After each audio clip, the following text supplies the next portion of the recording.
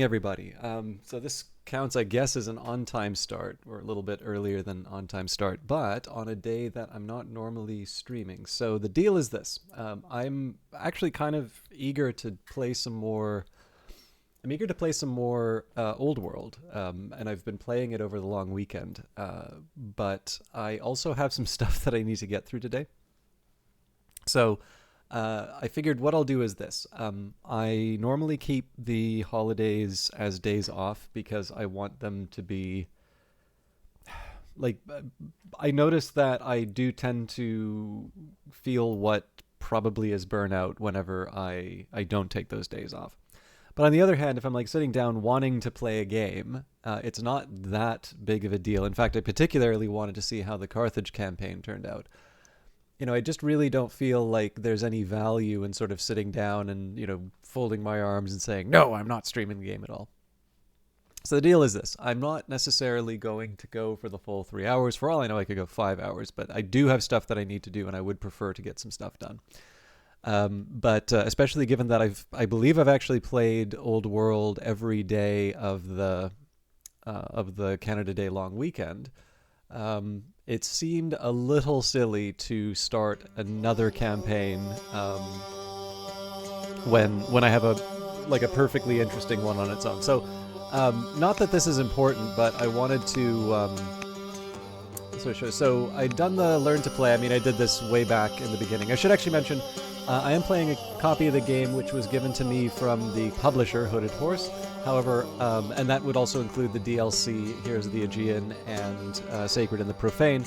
Although I should mention that I was actually someone who had streamed the game and was given a key from the developer way back when it was an Epic exclusive. So it's a game that I'm definitely very fond of, but I have received, sort of, as always, if you receive a thing of value in order to do a broadcast or review or something like that, you want to disclose it.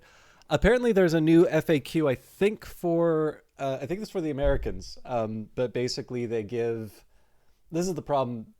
They give kind of a heuristic rather than a rule. So they sort of say it's like, well, what if somebody, gave me a key a year ago and I'm playing this thing again, or still playing it, and they sort of give an example. Well, that's an indication that you probably really like the thing, and it depends on your audience and so on and so forth. So it doesn't outright say you have to disclose. It definitely seems to be a bit more forgiving on it. But this is the problem, is like, I don't actually know that much about my audience. I have a bit of an idea in terms of what people are interested in. I have a bit of an idea in terms of feelings. But, the fact of the matter is when you're a small broadcaster, you don't know where your next viewer is coming from.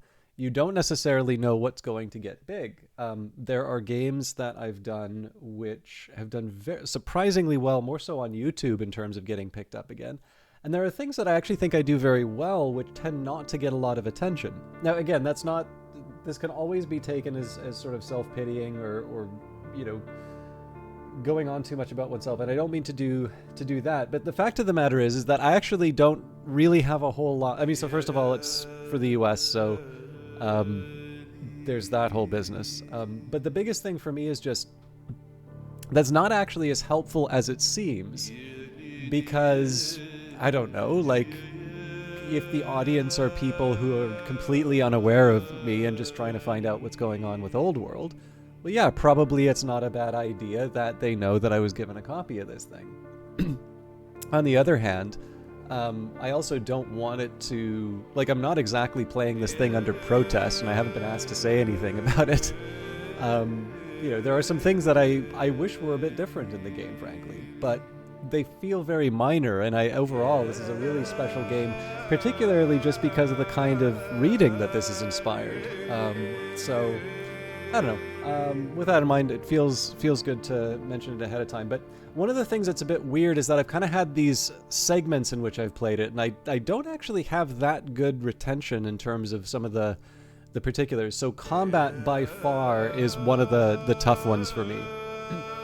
I still, even though I have played this game a fair amount at this point, I mean, probably not by the standards of like the most dedicated in the Old World community. So if I just take a look at the Steam time, which obviously doesn't include the Epic time, it's 214. Okay, I'm a little surprised by that, but 214 hours according to Steam. And then, however much was spent in Epic, and I definitely prioritized the Epic one for a while. So, at this point, you sort of think that there are, at the very least, you sort of have a grasp of the mechanics, and you, the more sort of fundamental surprises are in the rearview mirror.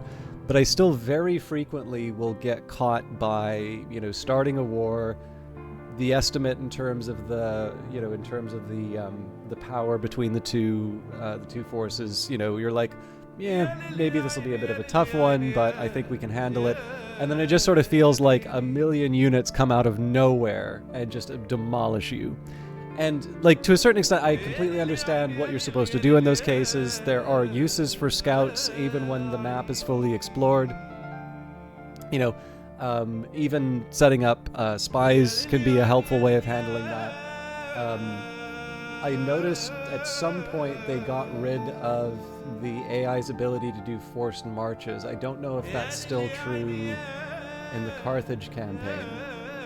But yeah, I mean, it's something that the developers have recognized. But I will confess, I think the biggest thing that I can say is that the AI feels very, very good at fighting, and to a point where I actually feel that I am not equipped to do the kinds of calculations that it's capable of. And this definitely leads to a few points where I just feel like... Actually, you may notice that some of my play style is actually avoiding combat as much as I can, which is a little funny given that I'm seizing destiny in the Rise of Carthage.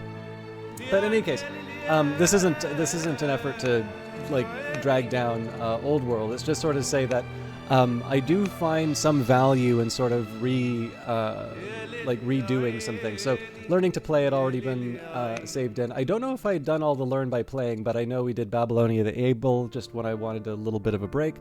And then I did Egypt the Just and now Persia the Good on my own. So at some point I need to try Rome the Strong to finish that out. Heroes of the Aegean, we pretty much got stopped straight at Rise of the Macedon. And we are finishing off Rise of Carthage. It's given me the check mark because we have achieved a bronze victory, but I definitely want to do more. We're only just starting to cross the Alps with Hannibal, so... but yeah, I don't know. That's... a really meandering way of saying, I like this game a lot. I really want to play this game today. So this is why I'm doing it. But I was given a copy for promotional purposes. So if you are making a buying decision, and now is a good time to do that because it is currently discounted with the Steam sale. Take, I suppose take the fact that there is a, I've been bought off for, take that under advisement, I guess. Okay, so it's been a little while, excuse me, since I've done this. There are definitely a few things that I need to pay attention to. So we have a few goals. So one of the things I'm trying to do right now is achieve as many of the goals as I can in the campaign. There are 4 undiscovered, 2 active, and we've already achieved 6. So I think training 10 units shouldn't be that hard. I think we had a game plan for killing 20 Roman units in Italy, but that's kind of an open question. And then we did actually manage to sort of save Syracuse. We have Archimedes working for us, which is fun. There he is right there. It's uncouth. But I was thinking about something here. I'm not... So it's shameful to admit, but I actually have something of a gap in terms of my understanding when it comes to Hannibal.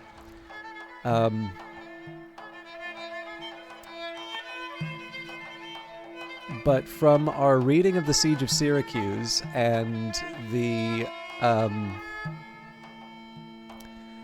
and a little bit from the description of the scenario, if I recall correctly, one of the...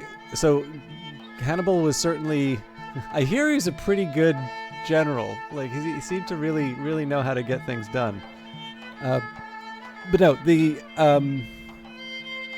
I believe one of the defeat was less about what happened in Italy and more the fact that there was a counterattack in North Africa. And the game has sort of said that you want to keep some units home. And if you notice, we don't actually have a whole lot home right now. So there's a couple of ways I'm going to handle that. Right now, I've been sort of treating this like it's just a sort of standard game of Old World. And there are a number of things that I want to do, both militarily as well as sort of as a in terms of there's like a plan that I want to implement, and there's a few different steps to this and different reasons why. So one thing I'd love to do is regain control of the Mediterranean, but that is surprisingly difficult because they've just got this massive fleet. And so generally, if I have one ship poke out, then, they just kind of come in and barrel over me. One of the other things that I'd like to do is... Oh, actually, I have...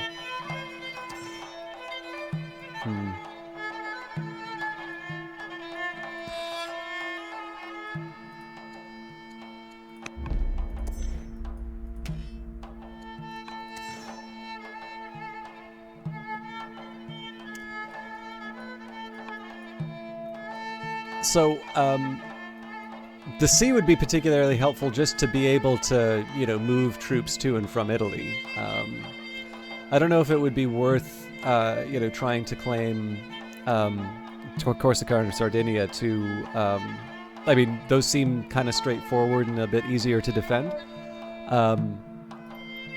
It isn't necessarily tied to any of the main goals, though. So I don't know if that's worth thinking about. But yeah, anyways, getting the sea power, obviously that helps me out in terms of moving units to and from my main source of units. The other factor is just simply arming North Africa again, because if it does turn out, I mean, let's be honest, the way that most of the scenarios go, you hit a certain threshold, and then it's sort of surprise, a whole bunch of units showed up. And obviously there have been some cases where I do things a little strangely. So for instance, we made it we hit a certain goal after we'd been moving our units well over into Gaul. So we kind of had to move back and deal with the Roman counterattack, but we managed to pull it off, right? So I'm not too unhappy with how that turned out. But likewise, I would imagine that if there is the counterattack, then that's going to happen after I achieve a particular goal, and I'm definitely going to want to be prepared. Like, it's nice to have a master philosopher and all that, but maybe we start investing a little bit more in the military. And I think what I'm probably going to do first, Neutrino V, it's been a while since I've caught you live. This is one of my favorite games. You've been enjoying it on and off since early access. Hey, same here. I've actually never really I've never played either of the scenario sets to completion. So as you can see, we've made it to bronze for the Second Punic War, but I'm actually going to be trying to do a little bit better. But yeah, so first of all, I mean, it's a little bit harder to turn down, building miners and such. But I definitely want to make sure that I have a few units just sitting around. I mean, if nothing else, just having them sitting around in things like barracks and all of that would be nice. And then, of course, where I can, I want to make sure that I've got the iron and stone to be able to support additional construction. But I have rambled enough, so let's take a look at our production options. So we built a Kothon, right? So that was going to be working towards towards naval units. I mean, that's kind of tempting to start right now, but maybe we make sure that we have an archer in each of our cities before we go too far.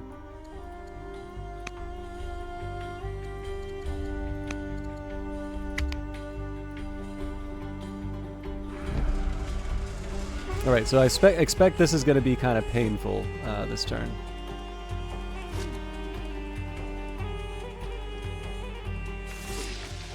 Well, I suppose it's just as well I found out some of these things existed now. These were expensive, though. Jesus.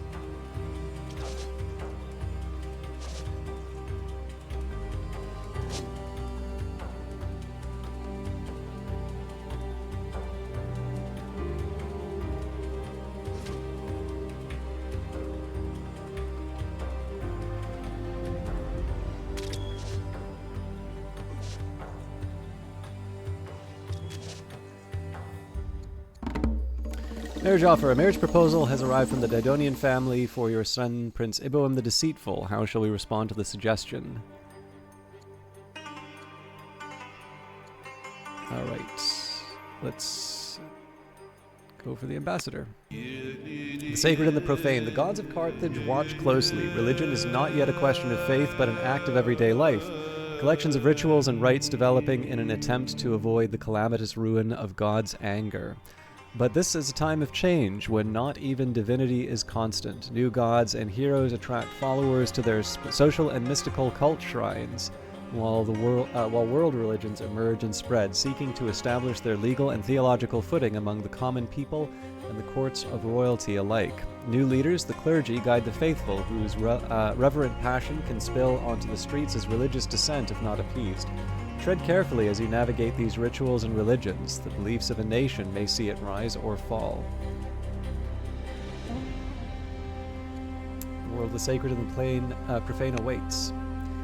Alliance with the Gauls. Shortly after the army of Hannibal Barca descended the Alps, the Gallic envoys approached our soldiers with an offer of a formal alliance. The Gauls have previously served in our armies as mercenaries, or just allowed peaceful passage past their lands, but now they wish to go further and declare their allegiance to us. Gauls believe that Rome would eventually subjugate them and attempt to erase Gallic culture, while a relationship with Carthage would be built on mutual goals.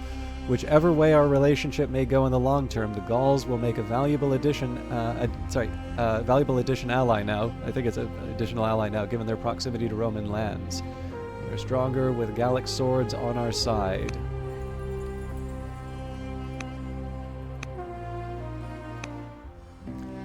Mere days after his marriage to Princess Consort Birik, Prince Iboam the Deceitful visits you privately. I cannot stand the creature with whom I've been matched. Why would you do this to me?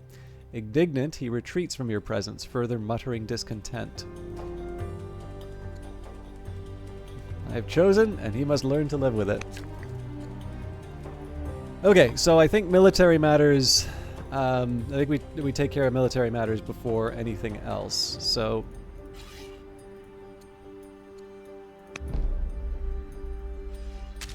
I feel like this is going to take a while. I wonder why they're healing.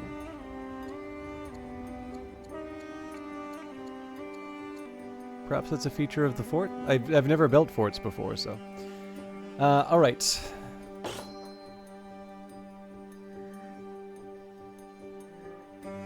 I could kind of run like a lemming into the units here. I'm not crazy about the fact that this thing's already unlimbered, but... I do need to find a better way of sorting this all out.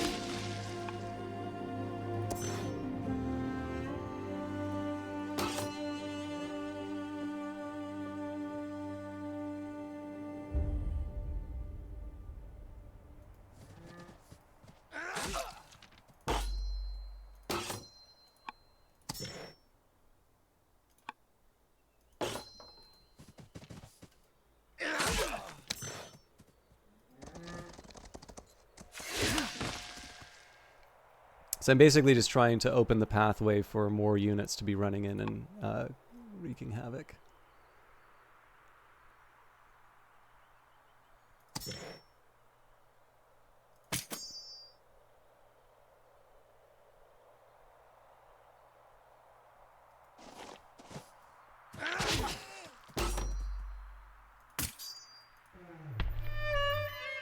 Seems like I hit my limit there.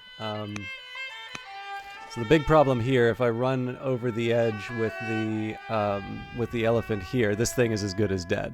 And I do need to get ready for the fact that they're going to be dropping heavy things on us pretty darn quick.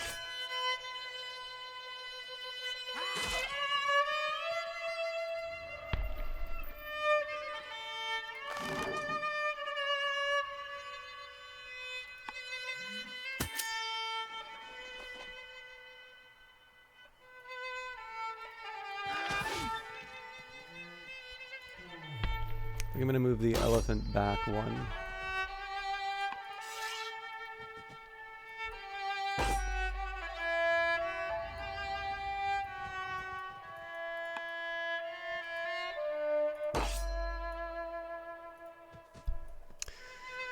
Okay.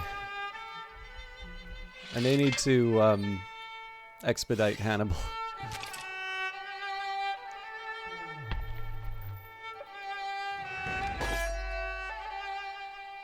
Nope, these guys are still around.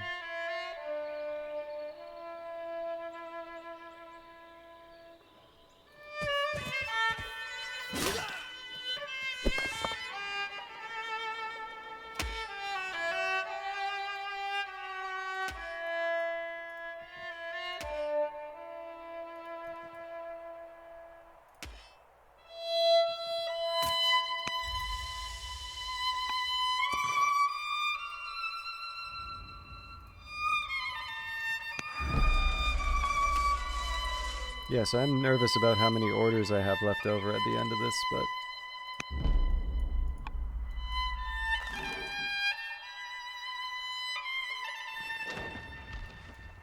I'm also keeping the heavy stuff from, like, clearly the onager would be far more useful, here. Okay, let's... Ugh. I'm done with you. Let's maybe focus on some workers for a little while.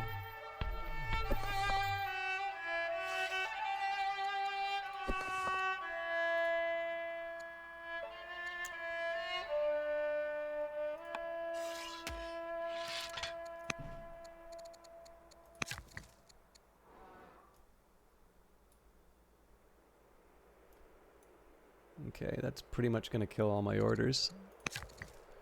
What about here? So this is about getting sort of the tools of war.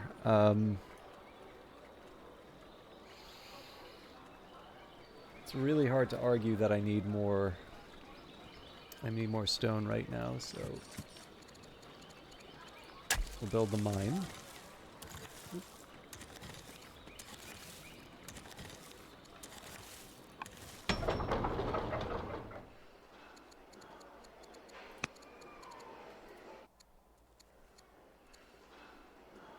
Okay, so this is one of these points where, again, I want to start making sure that we have the units that we need. Well, I have a couple citizens. It doesn't take us that much to make more. So I will actually build a stonecutter and a miner first. Then we're going to go archer and walls. Jesus, we're already done with the orders. I can't really afford to pay up for the additional orders. Yeah, this is kind of gross. Alright, well, let's take our lumps. We'll see how things go at the Alps. We've yet to kill a Roman unit.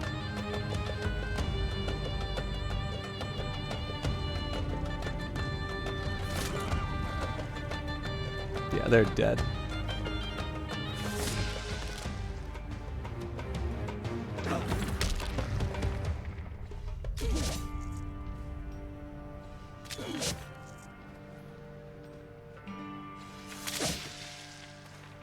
I think this invasion's over before it started. Like, I think there's just simply too many people here to do anything meaningful.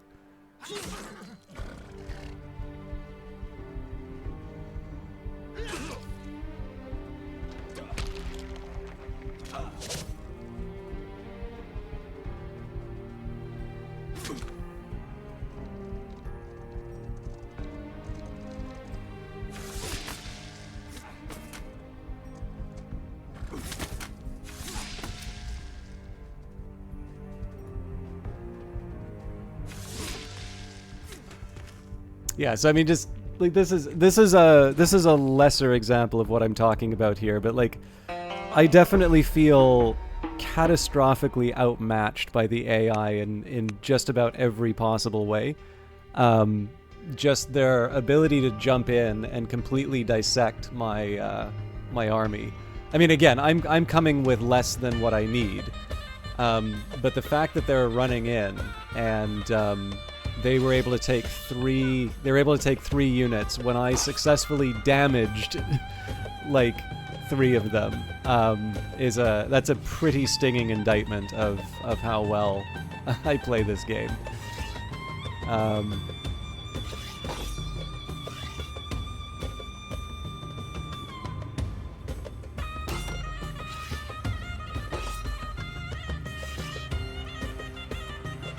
So I guess we cower behind our units here. The question is like, what do I do about this now? So it's all well and good for me to whine about it, but how do I stop the worst from happening? This is probably a waste of orders. Yeah, it's a waste of orders for multiple reasons.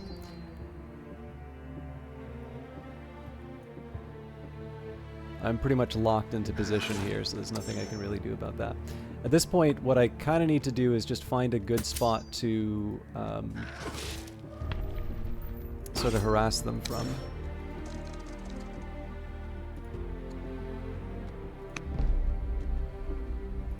Yeah, I'm useless here. Okay, so yeah, there's not a lot that I can do.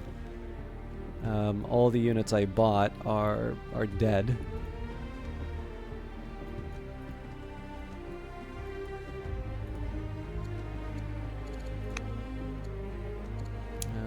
Do not want Archimedes governing. Okay, let's see how I can fix this horrible situation.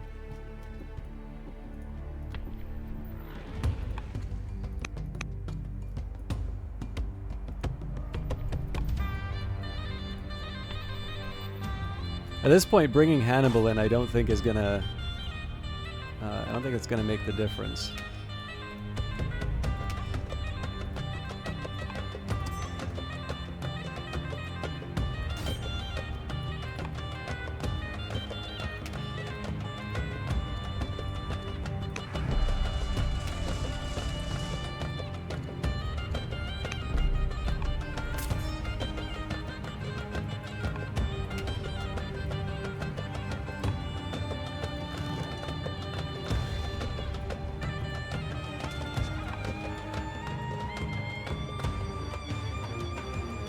Yeah, it's such a shame that so much of my turn is basically just spent getting units to run in, so that they can sort of run in single file and get annihilated.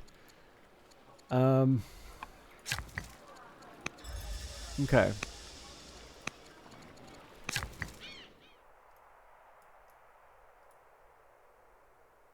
So I do want to try and recover some of my infrastructure.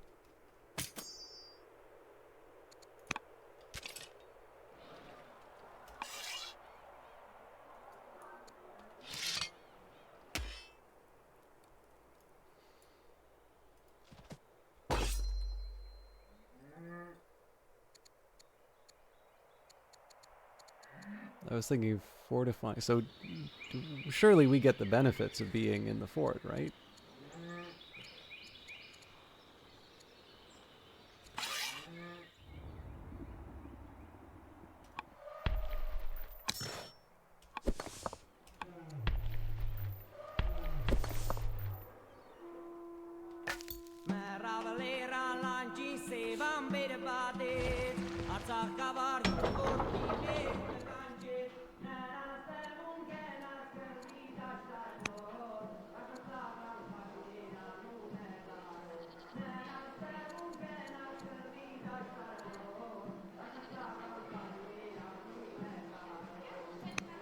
This will be the start of an effort to get the Navy back.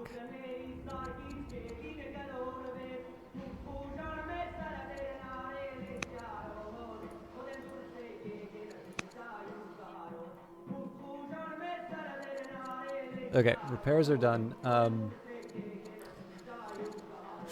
I don't really feel like I can afford to put the infrastructure... Like, there's a side that makes me say it would be good to do some more infrastructure, but I feel like we kind of need to keep feeding the machine up here, so Unless I really want to try hard on... unless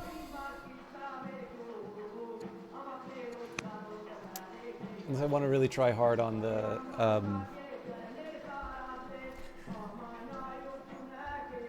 the Navy, but I don't think that's what the doctor ordered here. Okay. So this is a more ideal situation for most of my cities. This is basically a chance for me to finally catch up on some of these some of this infrastructure I've been neglecting. Yeah, so at minimum these guys need to have archers. Exotic pets. A delegation from a distant kingdom has arrived at court. As a mark of respect, they offer us a choice of exotic creatures to add to our royal menagerie. What animal should we choose? Monkeys are pretty cute, tropical fish are beautiful, or our menagerie is full enough. I like fish. So. Okay, am I truly without... Okay, fair. So now I get to now I can sort of afford to take a few other steps. So one thing I do want to do is get people trained up. Actually, I think that's it for moves. All right. Let's see what horribleness the scenario has for us next turn.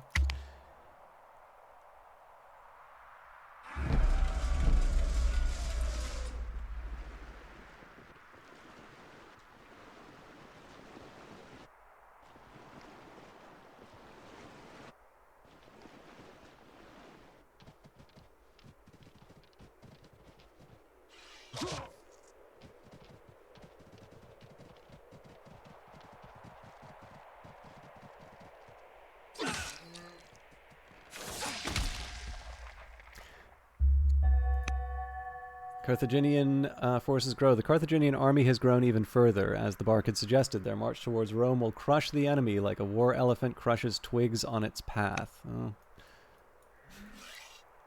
Let's not get too quick on that. This is just going to shred this unit.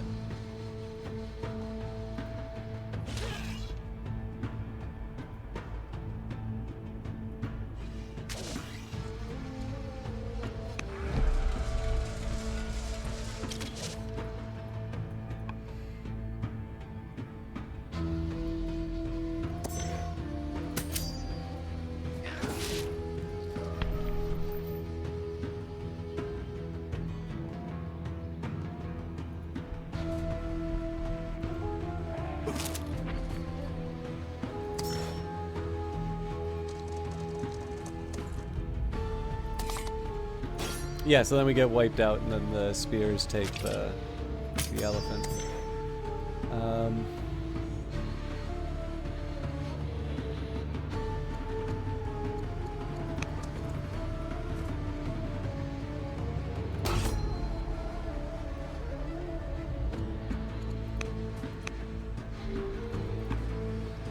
I'm not gonna lie, I genuinely feel like I'm in an impossible situation here, and I've been in an impossible situation since I last left the, like, since the save. The smarter move might be to just sort of withdraw. I'm not entirely sure. Like, what I think is gonna happen then is, I'm just going to have to deal with a succession of fights in this really tight area.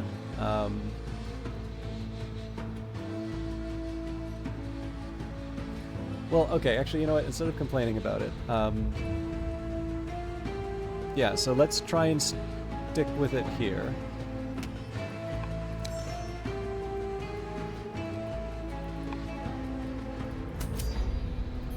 We'll do our best with what we've got, and then see how it shakes out. And I suppose in the worst case scenario, I can try reloading.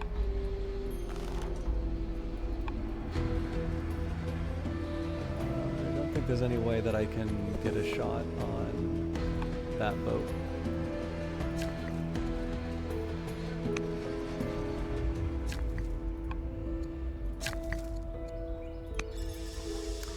Okay, let's get the work done at least.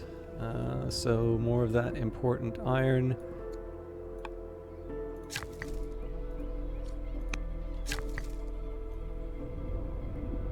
I think some of the nets are like a lost cause, but I mean that's the price we pay for not having a navy.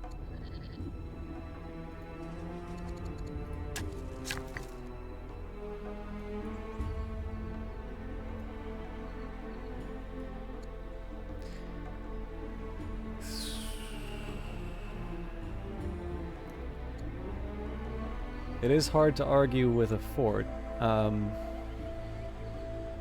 or a garrison, I mean.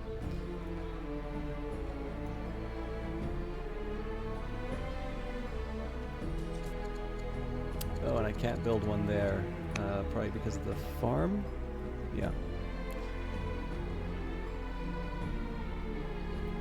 Alright.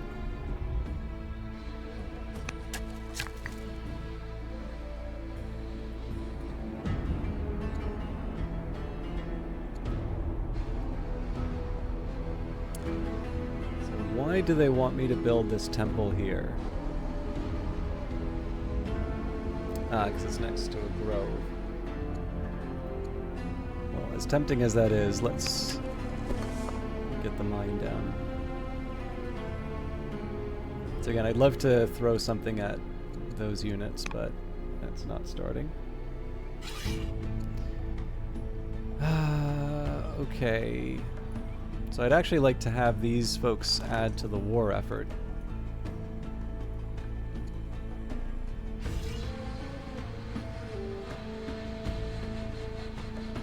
This is tempting. So is this, frankly.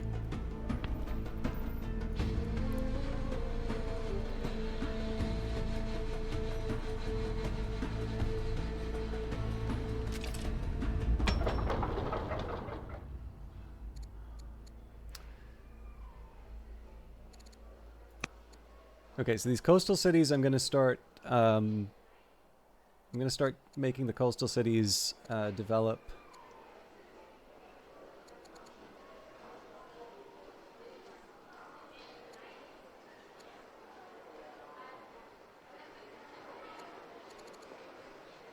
I don't really have any good. Yeah,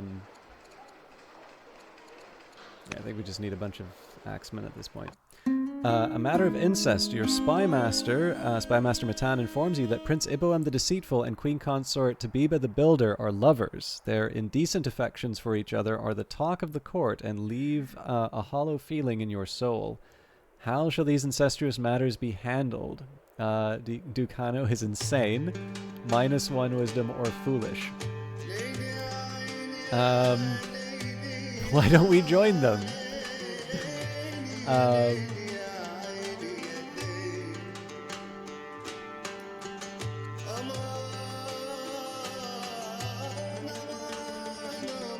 Hello, Algrins.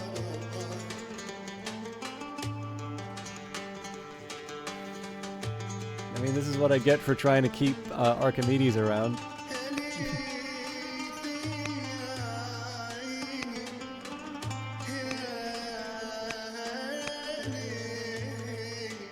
We only have one daughter now, though, so we probably want to work on the marriage.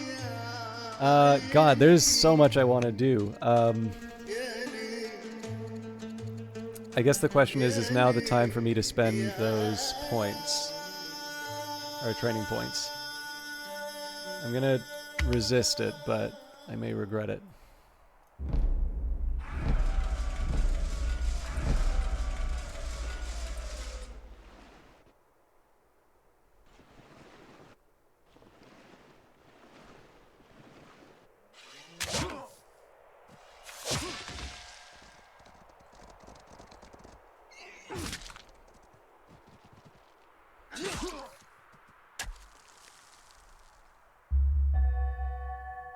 Reports of a tribal raid from a Libyan outpost near Leptis Magna. Princess Otir now has the builder trait. You've successfully exerted your influence upon General Hannibal Barca.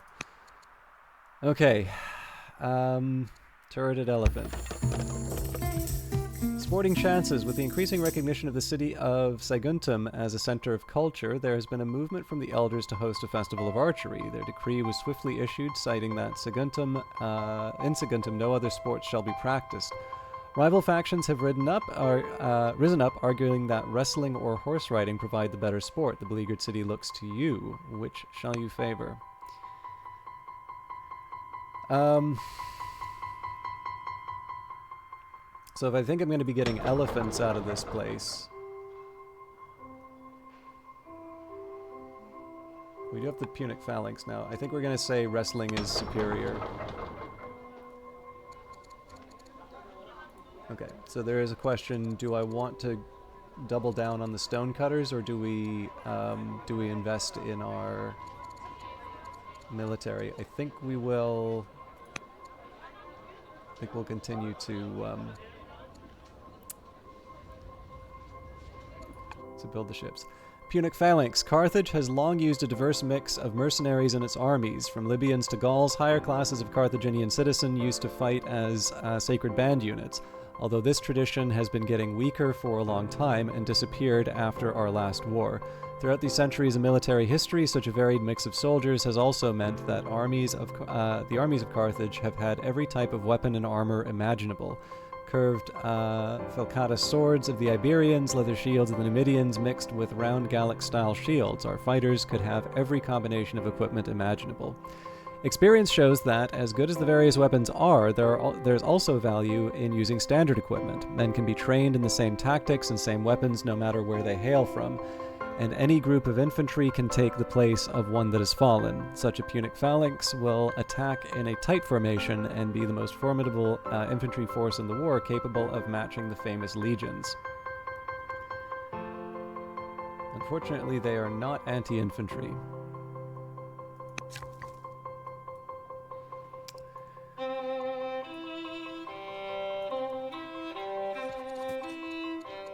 So one of the first things I want to do is maximize the number of ranges and barracks available. This is probably a lost cause, but also I'm going to back out.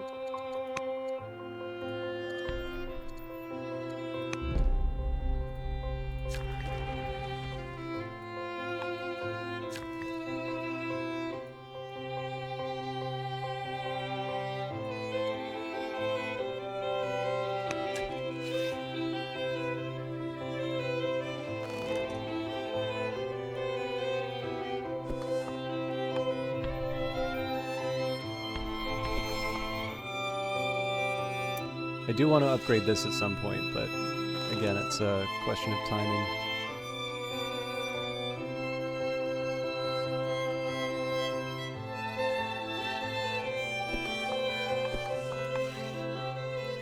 Okay, so I don't know if I keep these guys here. No, I think we try our best.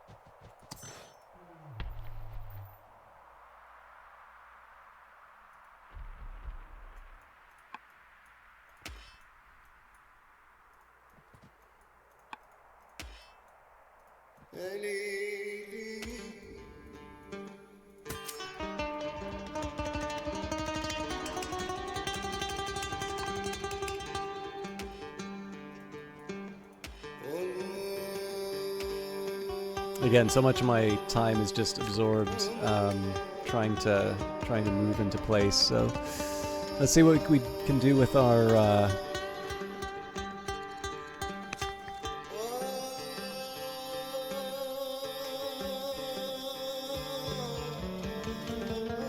okay.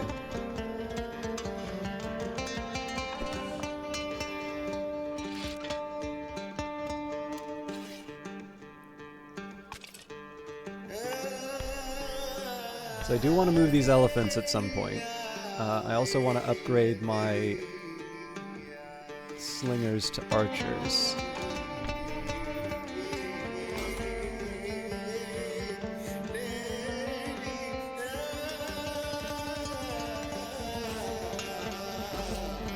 I'm thinking at this point maybe we burn the fort.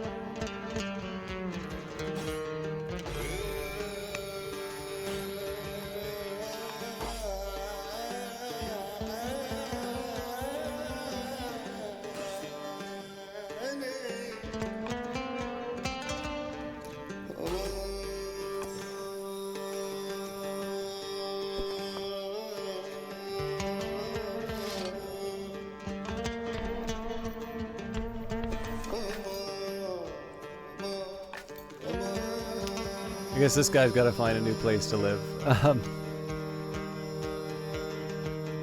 So much for the upgrades.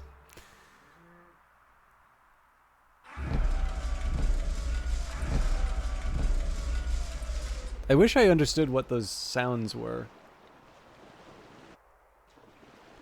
It also doesn't really feel like they're attacking the Gauls all that much, but that's neither here nor there.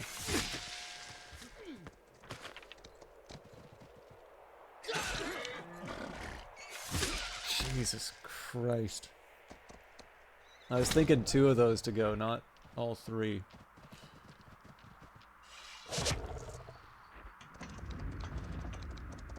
Like I said, I mean, I don't mean to be really mopey about it, but in cases like this, like I really do feel like this is one of these cases where I don't know what to do differently. Almost like it's sort of okay. It's just, you know, I'm never gonna understand the combat as well as the game does, and I kind of just need to hold on and just hope that I can kind of throw enough bodies to get around it. But it is. I think probably if I'm more reflective at, I mean, and again, this is kind of one of the reasons why I probably shouldn't have streamed on a holiday, because I do kind of feel like this, or like I do have a tendency to like just feel really, really tired. But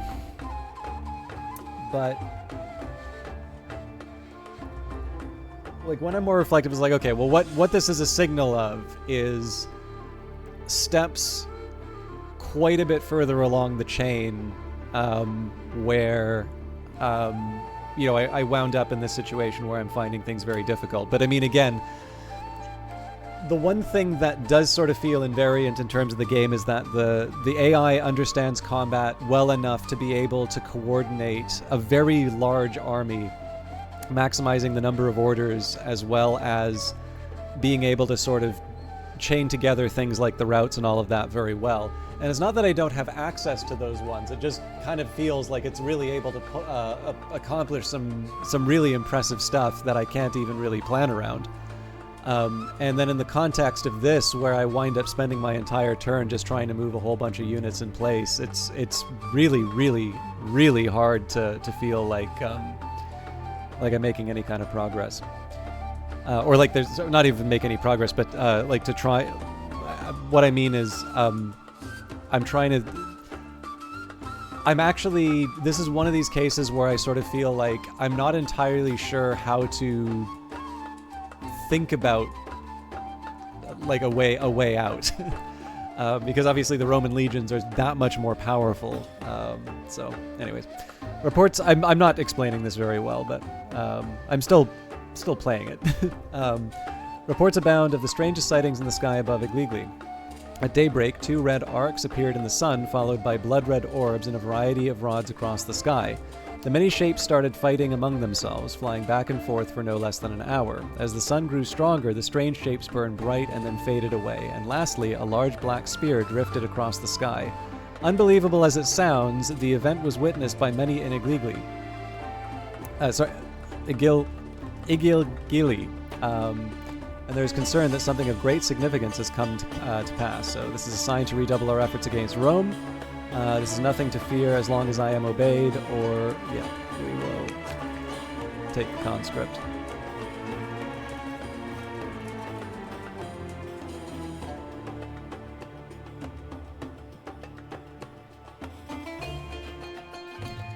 I feel at this point I probably should be investing more in military matters, so I think I can get away with a barracks here.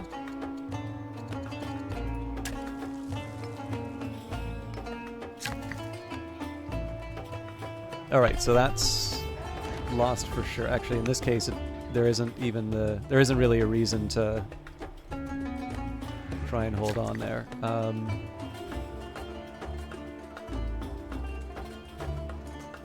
We'll get them mining things out. Okay, so this guy's already working the tile.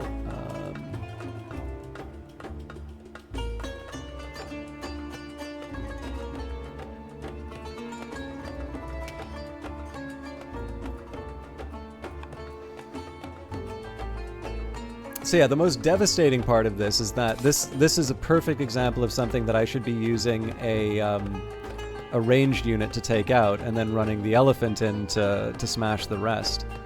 But all right, there we go.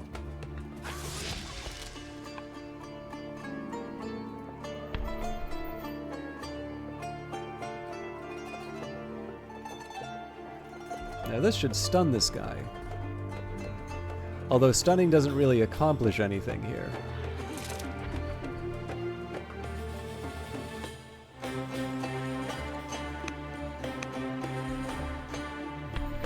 If I try to panic these archers...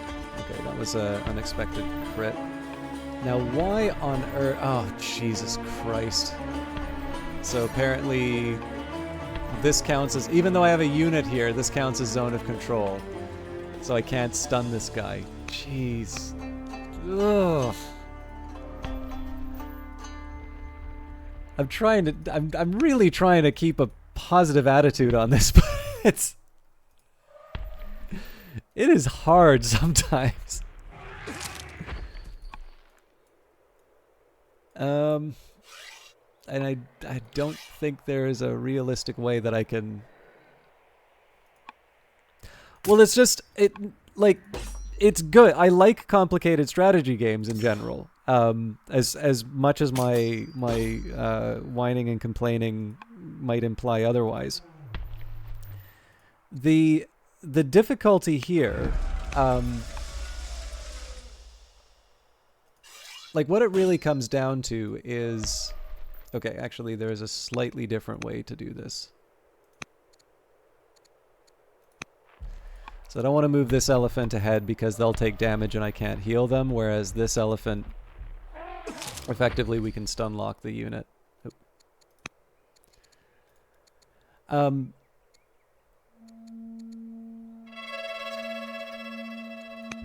We're always going to be damaged.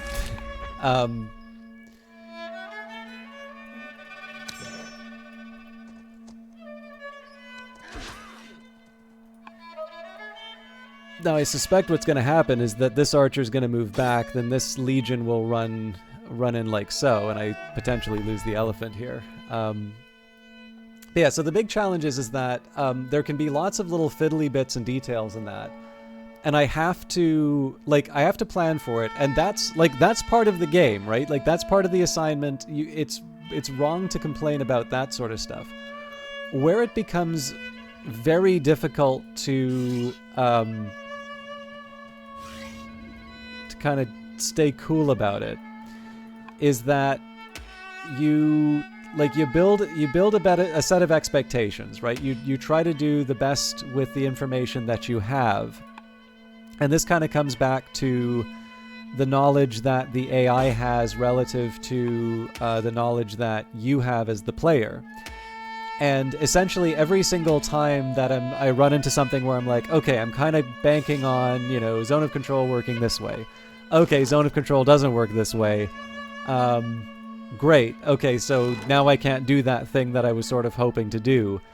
And it just feels that when I'm already exceptionally outclassed, again, sometimes it's fun to be outclassed because you're able to sort of overtake, you overcome tremendous odds, and you feel like a tactical genius.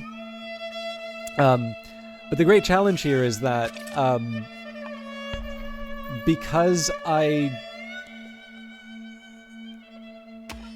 basically I don't know where the next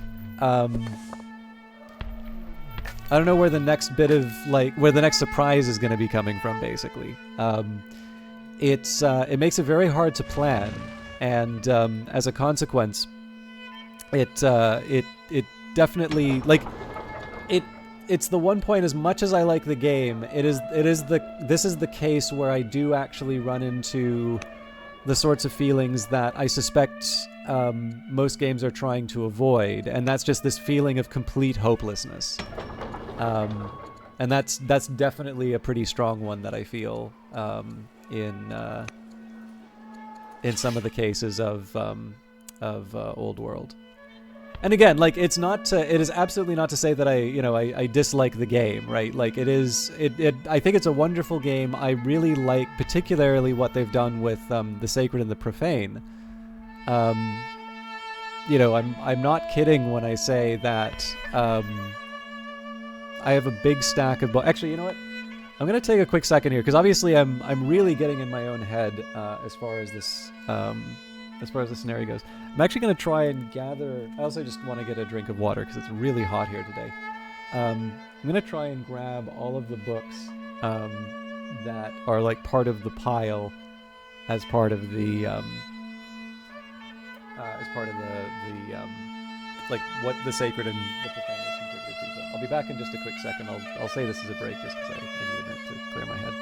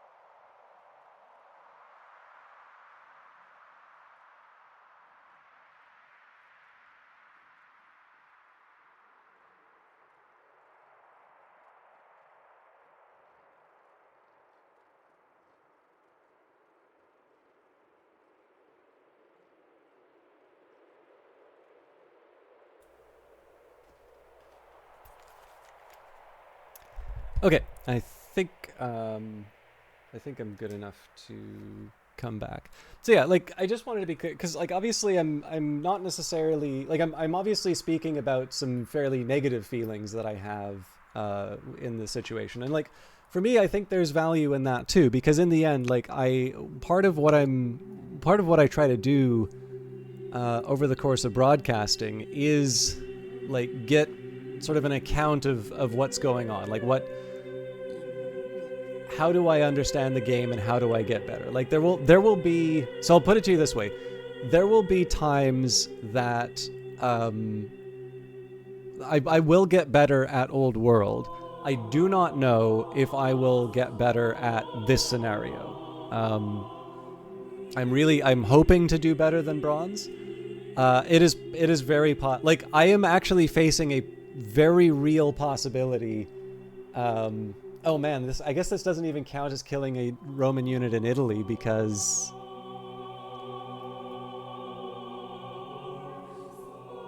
because we're on the other side. God damn it. So I can't even pull back and try and accomplish what I'm looking to do. Jesus Christ, this game really... okay, just to be clear, this is a scenario that warns you, this is a hard one, but man, They really do not let up. I am a little weirded out about this tribal alliance, though. Okay, you can move and attack with units of an allied tribe also found in city.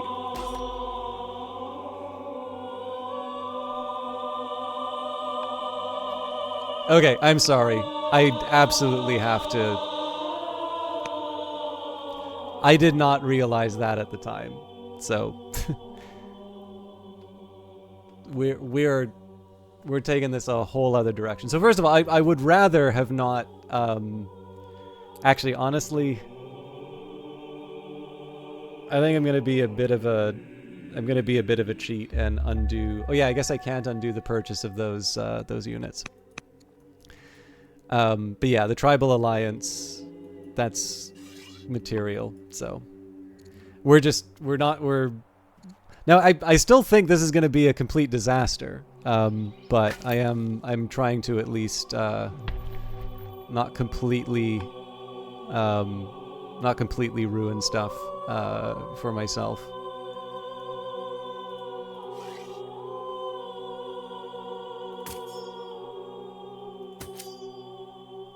I'm curious who they attacked. Anyways, doesn't matter.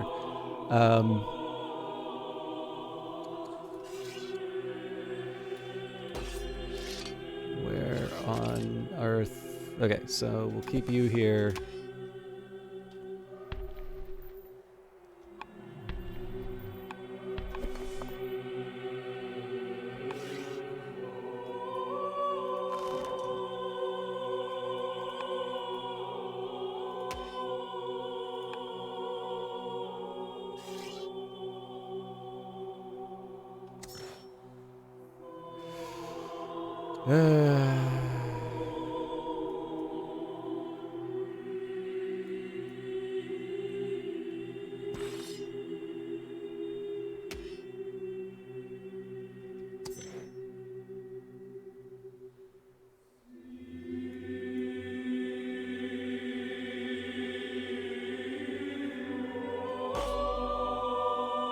I do need to apologize, by the way. It probably would have been a better idea not to stream today.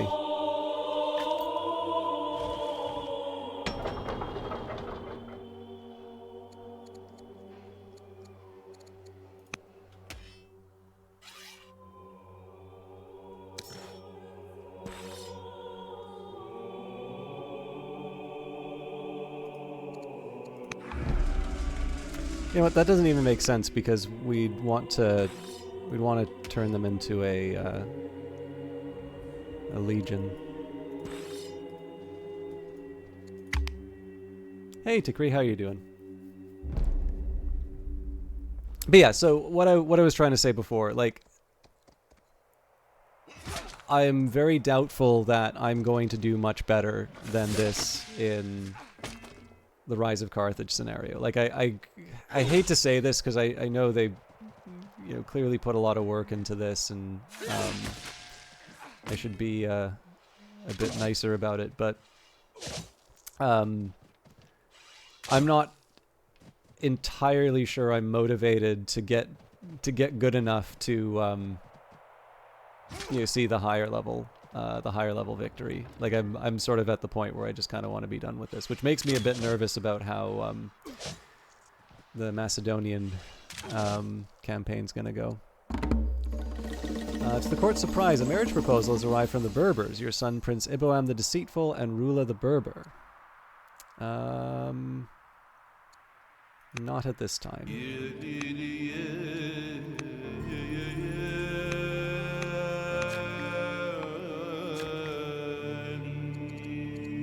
But yeah, so I feel I will get better at Old World, but I really don't know. I really don't know about this one.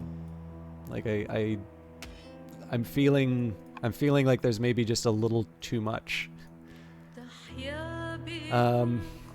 Okay, so wait, I don't get this. So we have a tribal alliance, but we don't get to...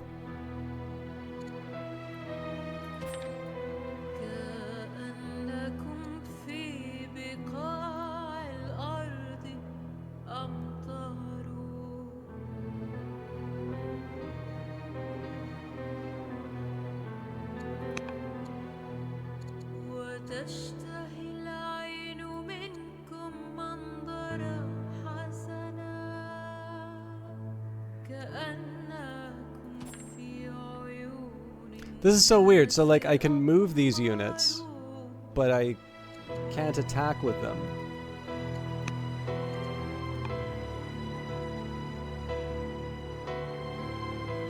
Okay, so I guess we're not reloading everything.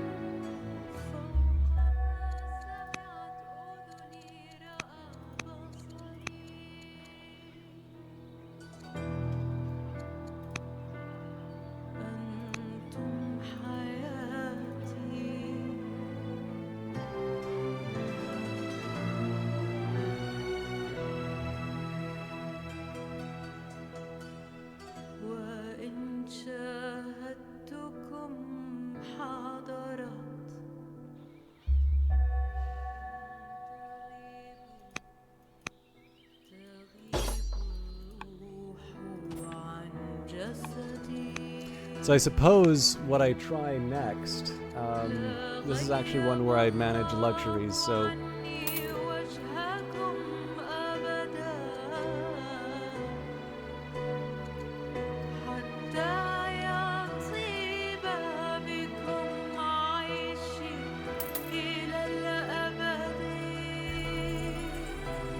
So obviously they've been decimated, but this is hopefully my lease on life.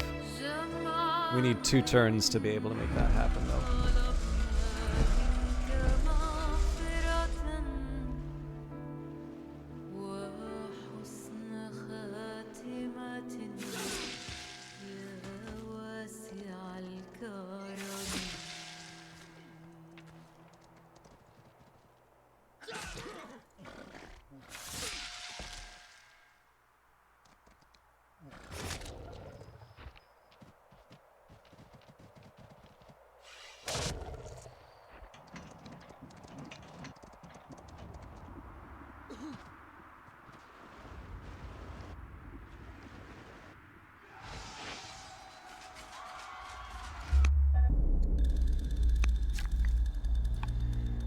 Okay, so we're doing that turn where I decided to reset again. Obviously, there's stuff that I would have done differently, but I really do not want to relive my most painful moments, so we'll work with what we've got.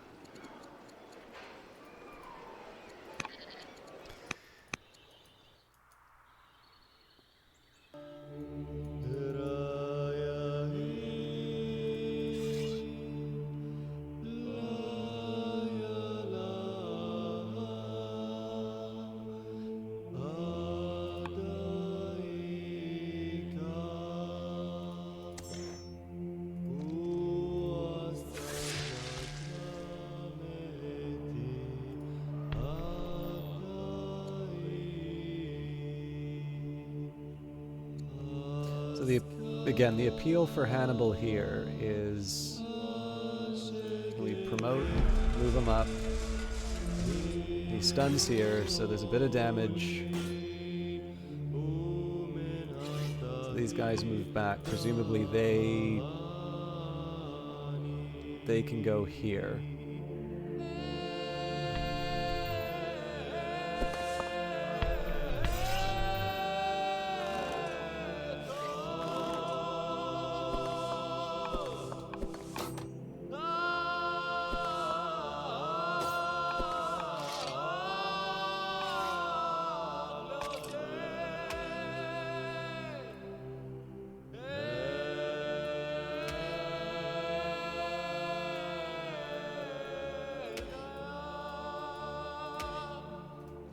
Now, it's worth remembering, right? All these axemen are considerably less than what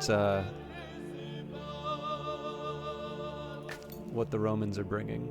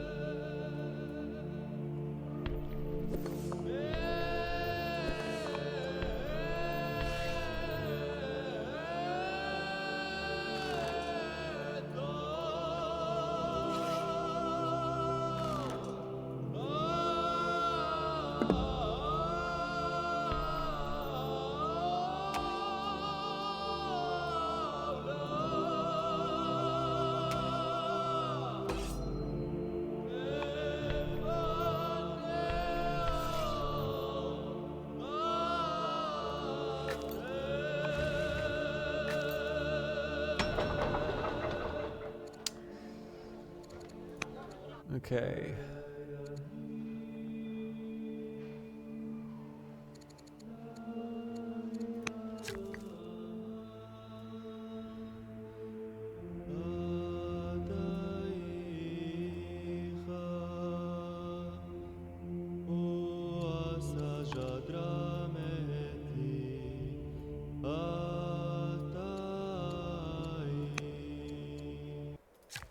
So I need to get the training up in just about every city I can.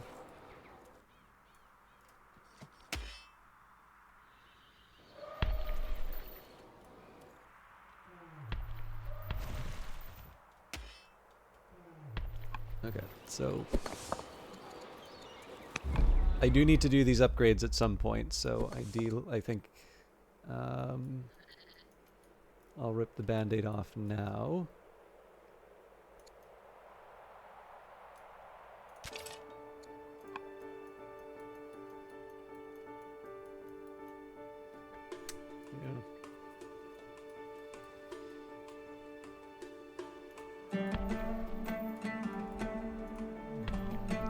Start trying to move the elephants back. Again, I'm expecting there's going to be some kind of a fight that happens near Carthage. Okay, so let's see the terrible consequences for these choices.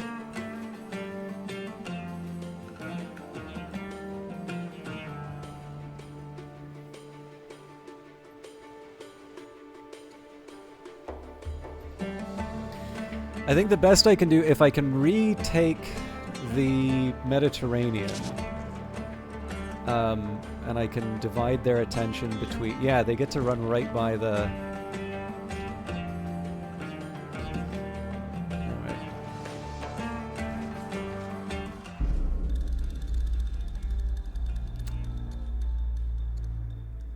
Yeah, gold straight out of the treasury works for me here. This guy...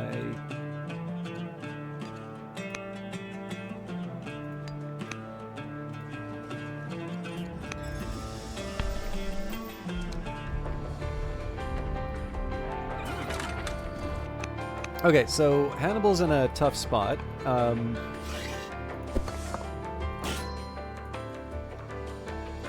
Potentially fatal, in fact, but I'm gonna try and go for the stun again.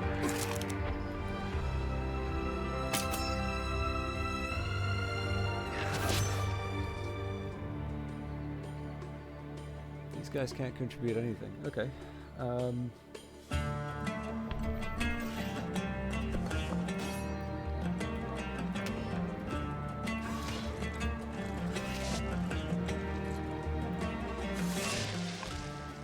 That was an unexpected boon. Again, none of this counts for kills, unfortunately.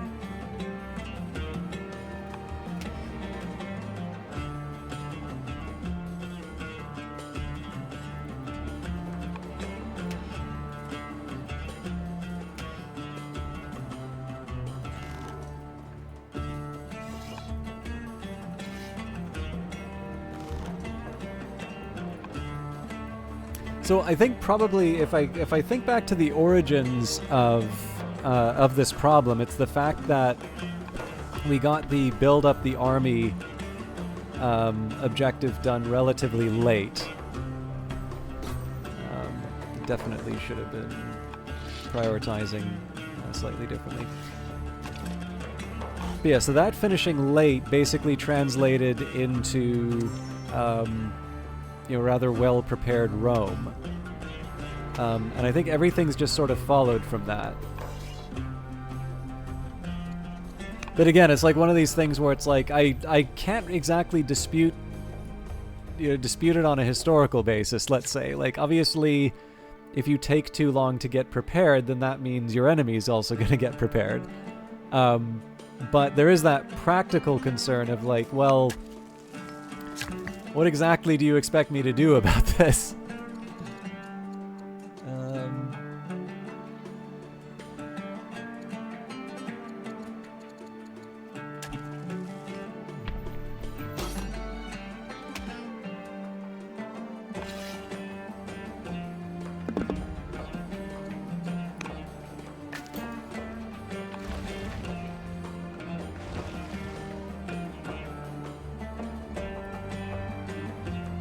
This is very tempting. The thing is I think he gets he gets swarmed by weak ships. So they're amphibious. They're a tracker. They're a grappler. So excuse me. There is a very real danger here that I get stunned again. One of your generals, Gisco, has put forward a suggestion. Following the recent combat between O'Quincream and the Roman forces, he wants to rename the ship as the Praise of Two Lands, a symbol that both nations will soon be under your rule.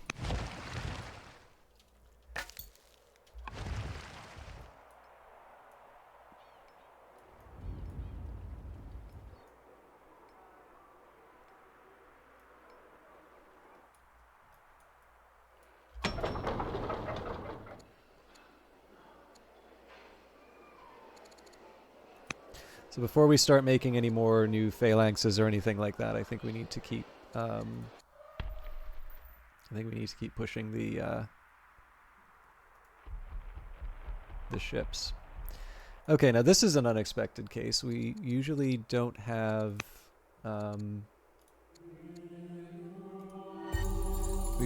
orders left over. So let's see if we can try and manage.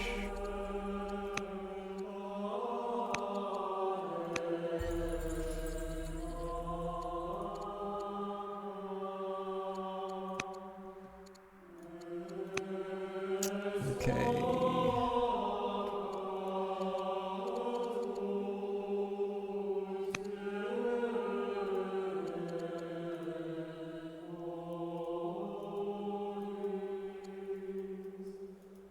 Then it wouldn't be a bad time for me to also take advantage of the improvements.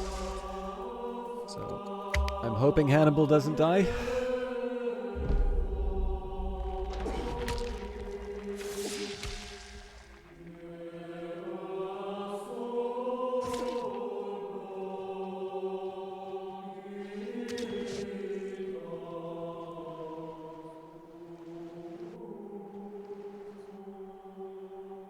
So that's not a huge shock, I think. Okay, no, the grappler's going away.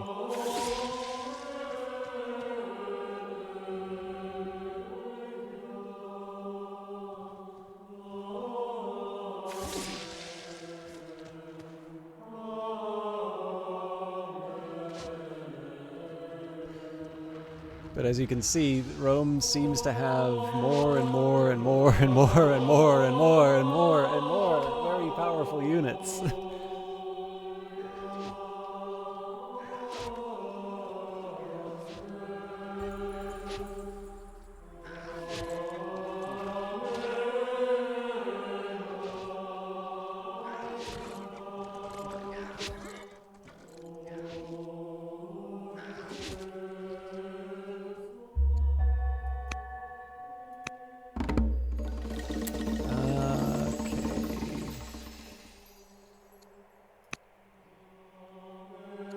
Lovely fish. Sometimes you catch yourself gazing at the court's new fish for hours on end.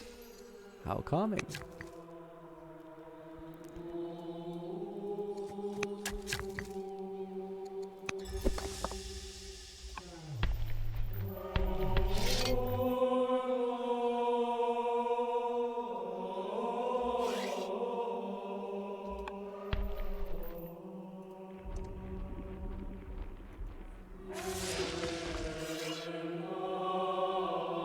Okay, keep you here.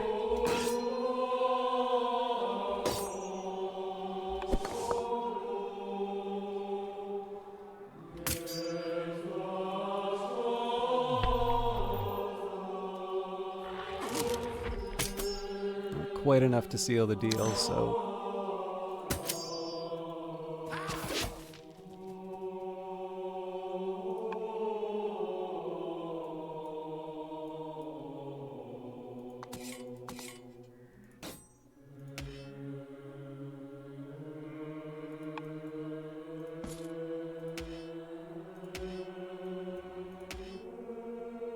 So I'm slightly curious if a stronger axe unit would be able to help here.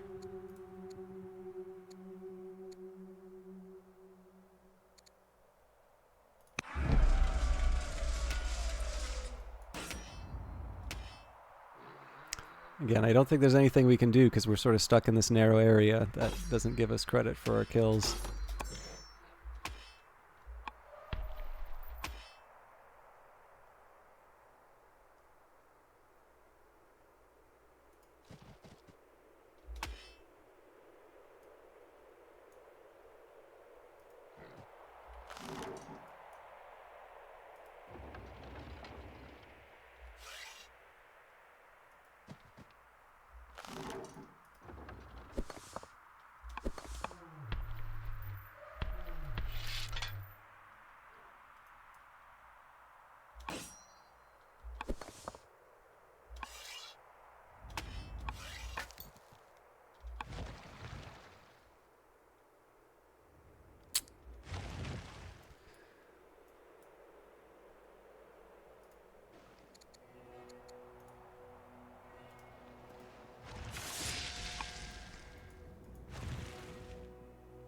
I'm pretty sure this is how I get stunned and killed.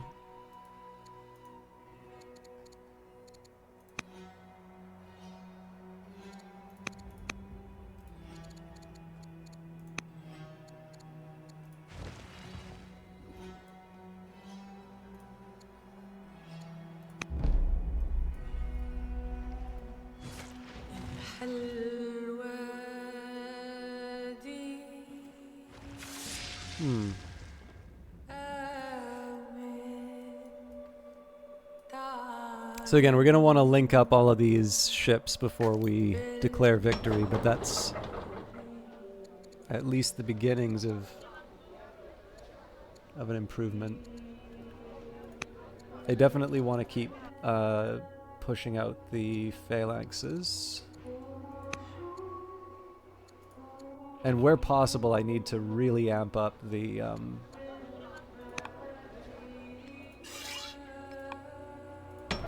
2 more archers, and I really need to ramp up the mines.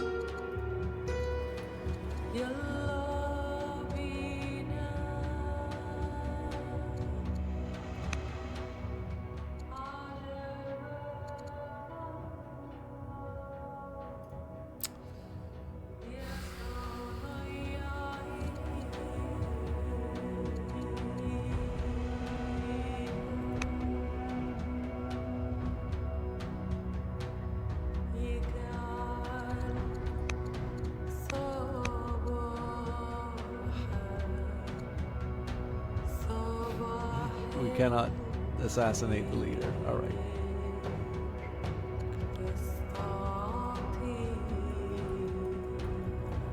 I'm trying to think if there's any other tribal groups nearby, but that's kind of it.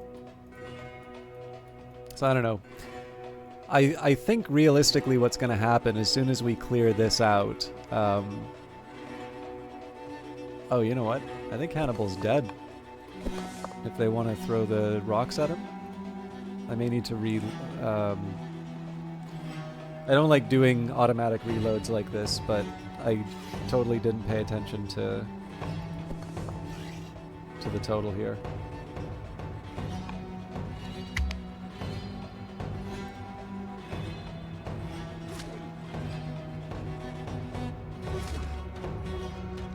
What I realistically need is 1 Roman city so that I can heal everything else up. But the idea of being able to get that far, like obviously the Gauls have been wiped out already, so... although I'll confess, that was an unexpected move.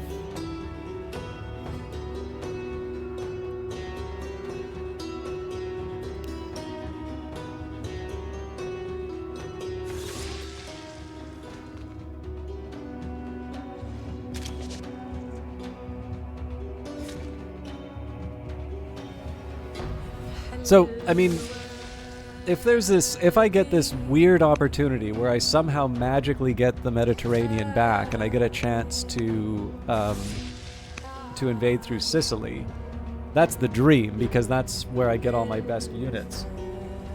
I just think that's decidedly magical thinking, the way that the scenario is set up.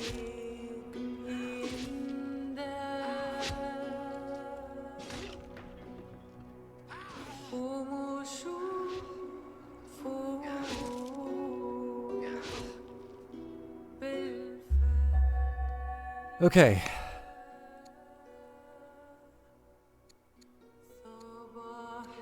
We'll go for the discipline. I suppose true to the to what I said before, we should invest in our military.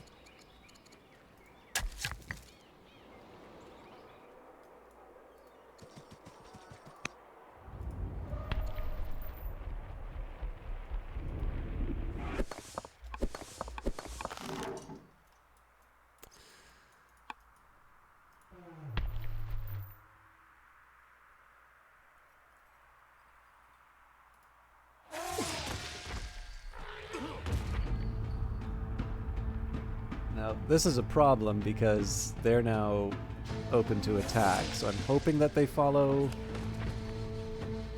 Yeah. Now that I wasn't expecting, so the game giveth a bit on this turn.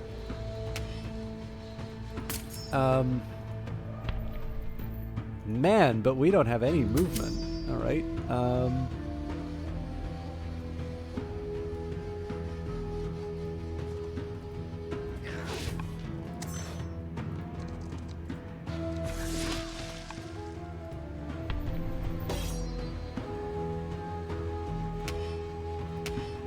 I'm thinking this is one where I should be willing to pay up for the force march.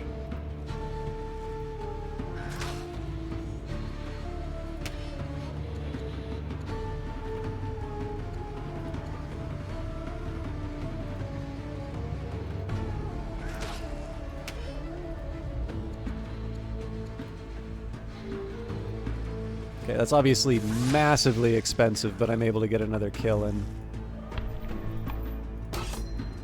So, I guess the question is, do I pay... Oh yeah, I've already paid up in terms of training, so I can't do any more of that either.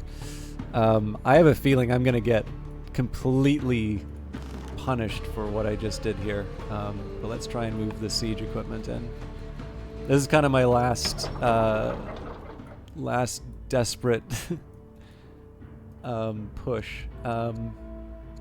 Okay, I should probably reconsider the number of ships that I'm building, but I'm gonna try that. Okay, let's see what the consequences are. So next turn, obviously we want to focus on the land battle first.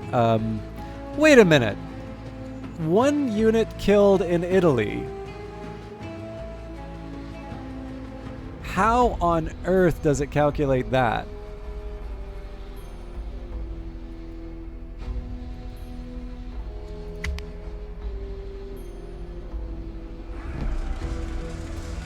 I'll still stick with it because I need to kill the spearmen, but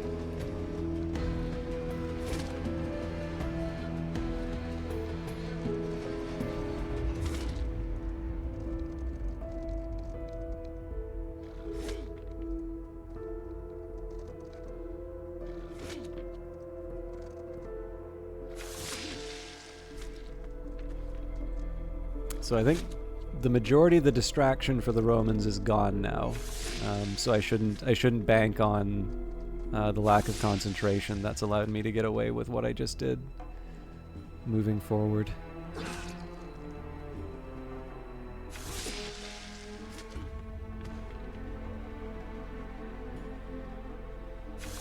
Yeah, they're already wrapping it up, actually.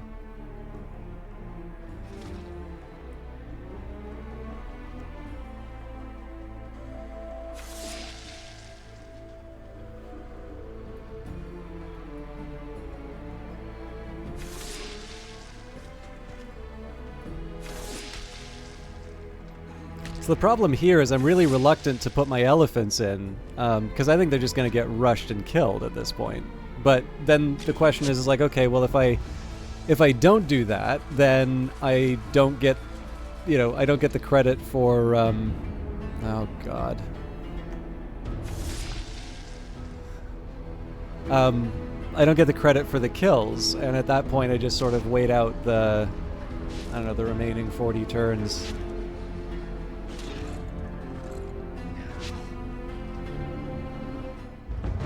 The recent attacks on Leptis Magna have inspired a citizen uprising. Our subjects have armed themselves and are taking to the streets to defend the city. The court asks you to issue a declaration celebrating this act of defiance. What will be the theme of your speech? We stand with Leptis Magna, we stand with Carthage. Mines of Lorien. Workers in Carthage have discovered a rich vein of ore in a local mine which would increase production in the local area. However, expanding the operation would require significant investment. Let's do it.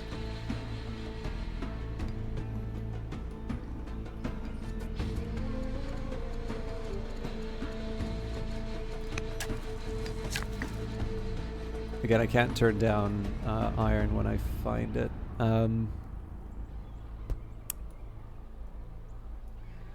There's not a lot of room for urban expansion. I didn't really think this through at all.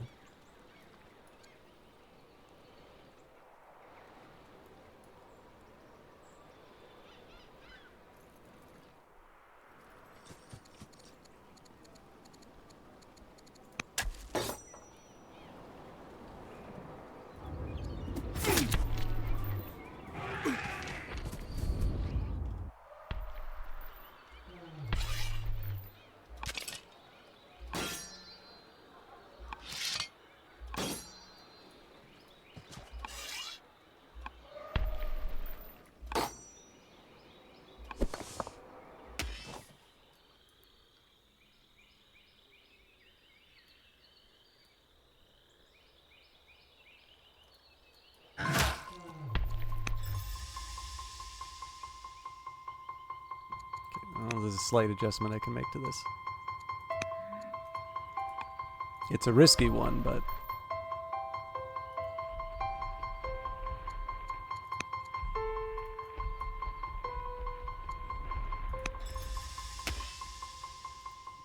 I really thought that would be enough to kill them.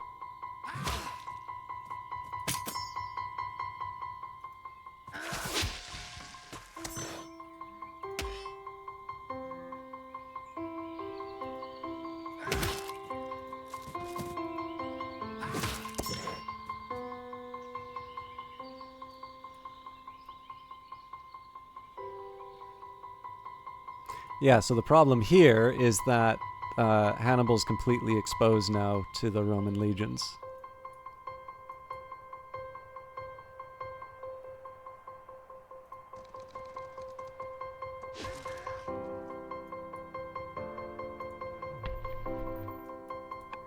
And I don't really have the training to be able to make any of this work.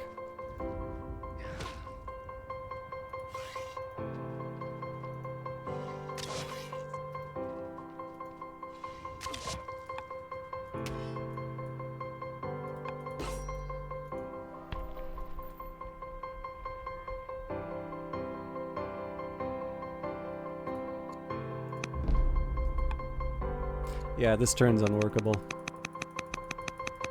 Like unless I just want to see my my most valuable units get wiped out.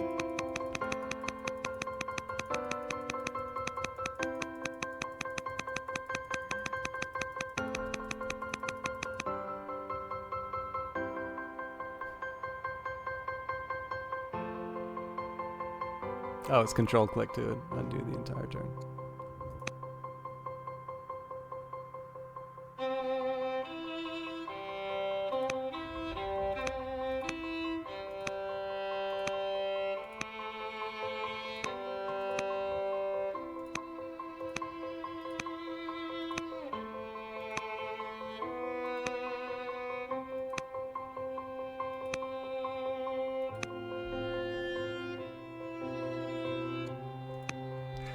So yeah, I mean, this is such a hard position to be in, right? Because the smartest move is to try and take advantage of a position where,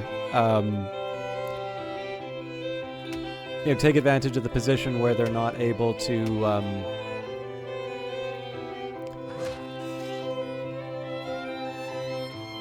to damage you as much, right? So these narrow passages obviously limit the kinds of attacks that they can do.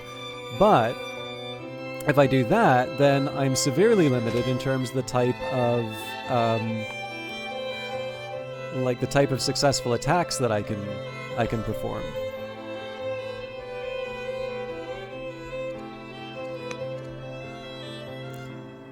Like, obviously being able to bring the elephants into play at some point would be kind of nice.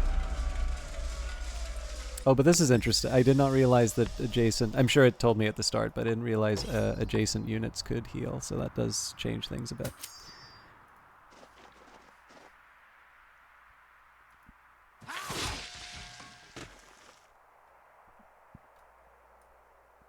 I mean, these guys are a lost cause.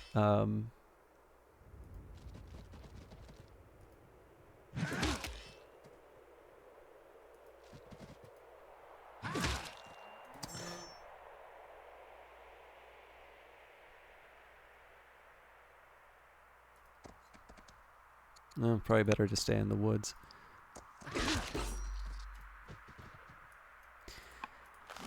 Alright, well, let's try and bring the artillery in. I don't see this ending well for me, but at least we have a couple of kills, some of which we even get credited for.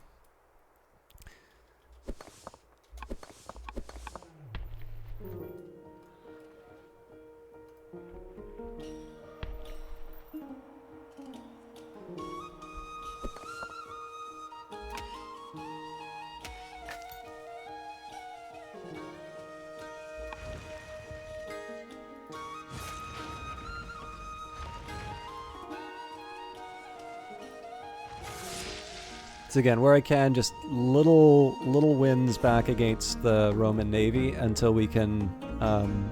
basically, the aim here is to slowly converge on this little cross here into Sicily. And then basically the hope is that even if the attack across the Alps is not successful, that we do sort of the reverse of what I think historically happened. That the attack in the Alps becomes a sufficient distraction that we're able to start nibbling away at Sicily and just sort of move the rest of the way up the boot. And again, remembering that this is with a considerably stronger force.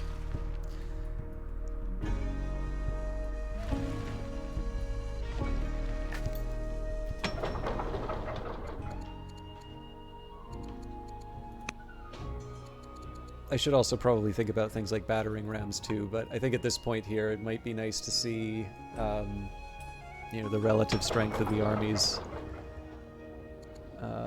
get to a more sensible number.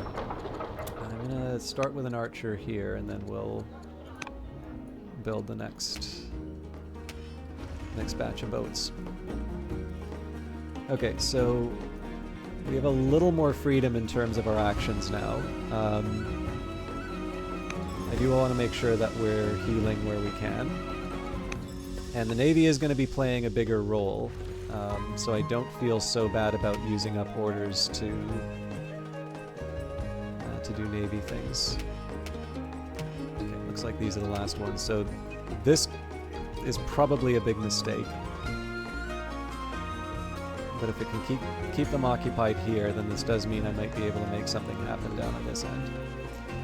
There is also a side of me that says, well, if the Gauls aren't going to use these units, maybe I should just buy them up. Hoplites aren't terrible units. They are strength 6 compared to the strength 10.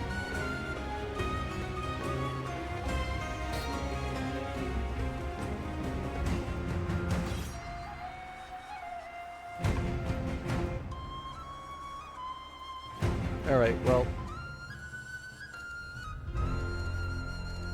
it was nice while it lasted. I should probably at least buy up some units.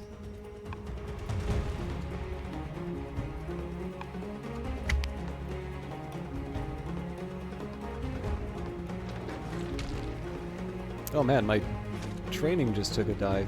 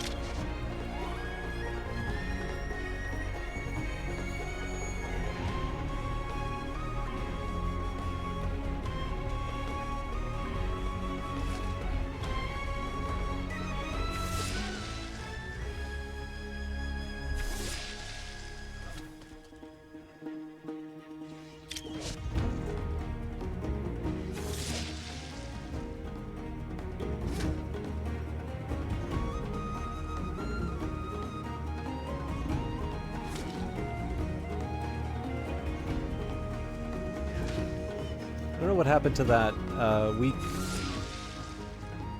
unit that we were beating up on.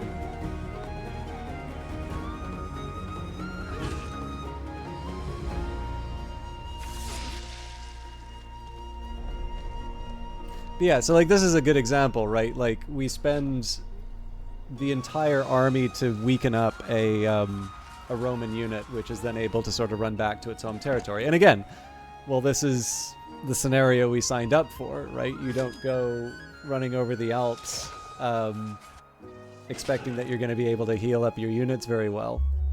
The Fallen Banner, after the fighting is done, a few survivors under Gisco of Rustar slink back to the capital. They bring reports that their banner was lost in the battle. Despite Gisco surviving, General Hazar Bulbarkar, strict even for a general, demands that Gisco should be publicly denounced for letting the banner fall. But the defeated leader was carried from the battle after an early arrow pierced his armor.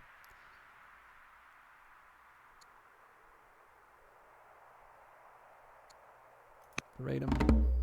At times when ruling proves stressful, you gaze at your beautiful new fish. Its movements calm you and make you hungry.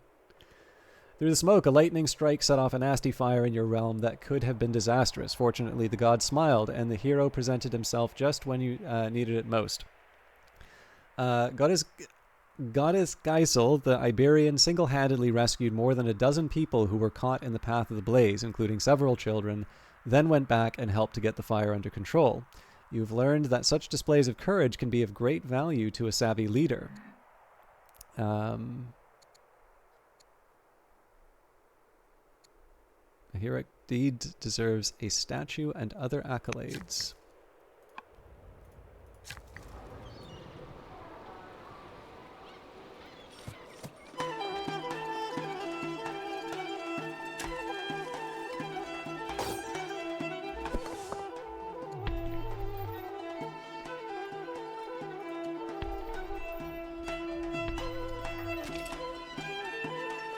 At least they're not very stronger.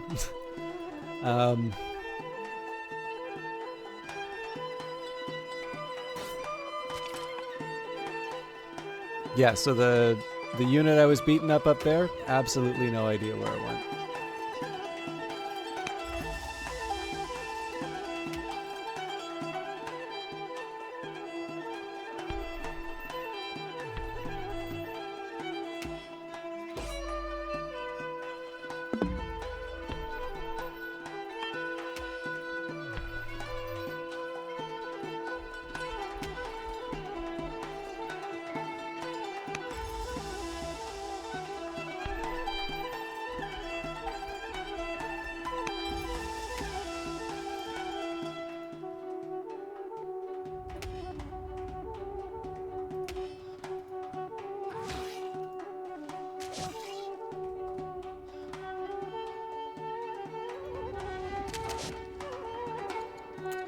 I think it makes a difference if I attack him from here.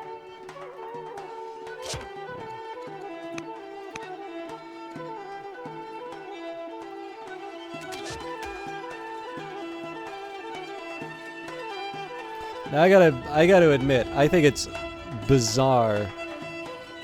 Oh, hang on. Is it? Okay. It's just because of my movement points. It's not sorry, because of training.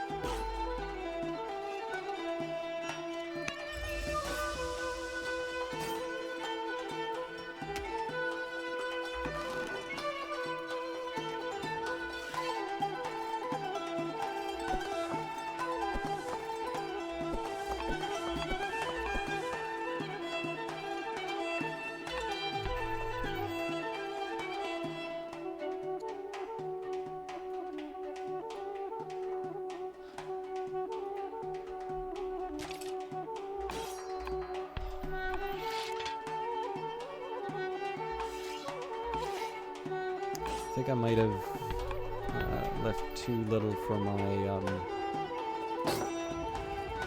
navy.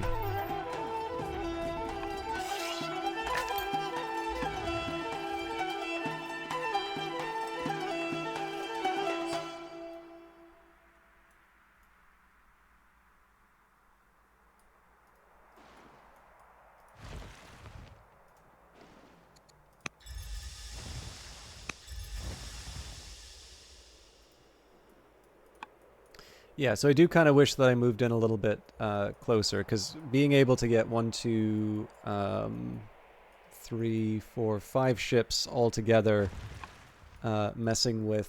Obviously, it's not going to be 2 Roman ships, but basically it's going to stop this nonsense of like one of them grappling and the other one sort of destroying my existing ship. But, I don't know, priorities.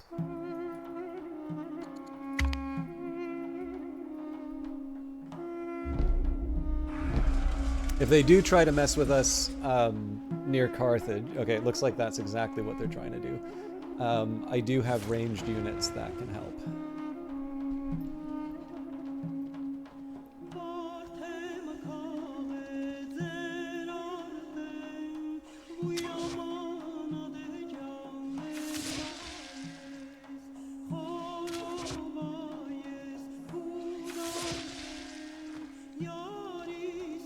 So that was sort of the contingency.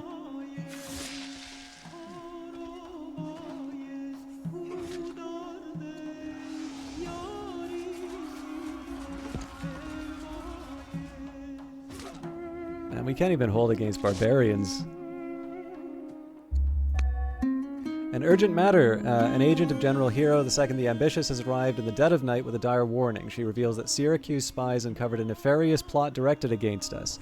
It seems that our enemies have sabotaged our latest wood shipment with some kind of voracious wood-eating beetle in a ploy to infect and ruin our entire wood stockpile. These beetles are also highly vicious and venomous, so the agent doesn't recommend any of our men get too close to the shipment. The beetles are extremely rapid reproducers who will spread throughout the lands if the wood were simply dumped, and also produce a noxious smoke if burned. The agent has only one solution. She has redirected the wood shipment to Syracuse, where they have a special acid which can dissolve the wood and beetles harmlessly. Hero II, in his benevolence, asks for nothing in return. Indeed, he is grateful for the opportunity to destroy such a scourge. Seems suspicious. Fetch the royal entomologist. Recall that wood. When you return back, the agent has vanished. Pretend to have fallen for the scheme, but have the wood sabotaged before it reaches Syracuse. Okay. So the thing about this is, I do actually need...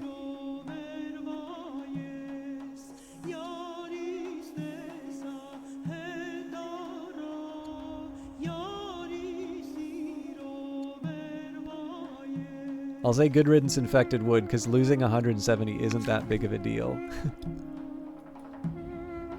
And I figure having Syracuse on side isn't a terrible place to be.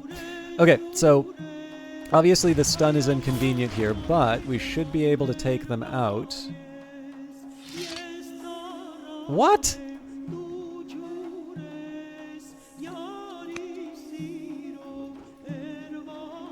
Alright,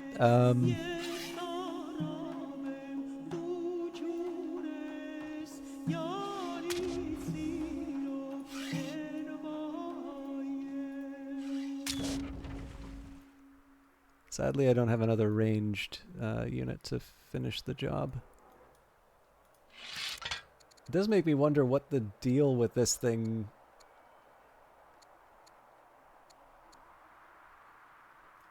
Yeah, okay, it's just one tile.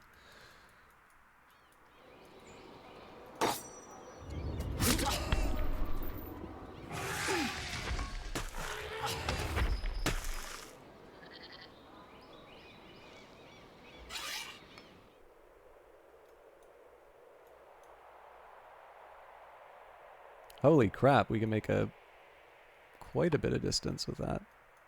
It's not going to make a difference. I don't think I should be spending the points on it, but...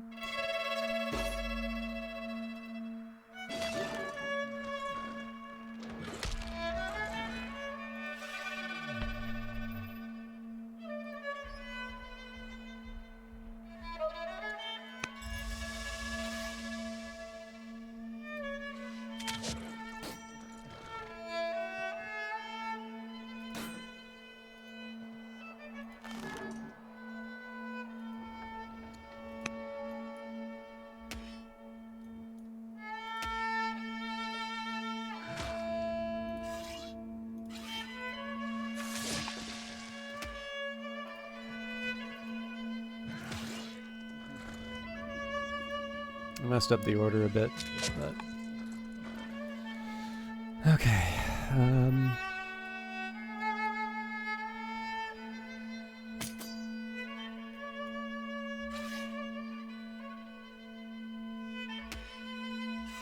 I think I need to focus on the Navy at this point, so let's, I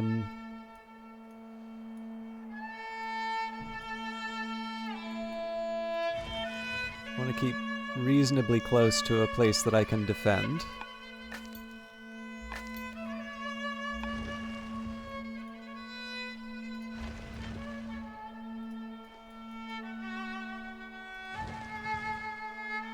Now, one thing I should be focusing on is, like, anchoring, so I think this would be a good start. So essentially what this allows me to do now, in an absolute pinch, I can take units from Africa and put them up through Iberia and that. I don't want to do that. The focus is going to be to take Panormus and run my units through Italy.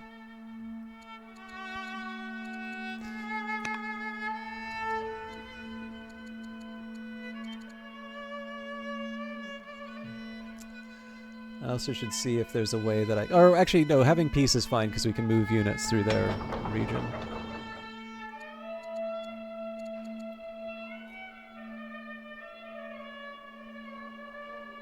I think I'll make another Quinquirim, but I think maybe we start making phalanxes to run up through.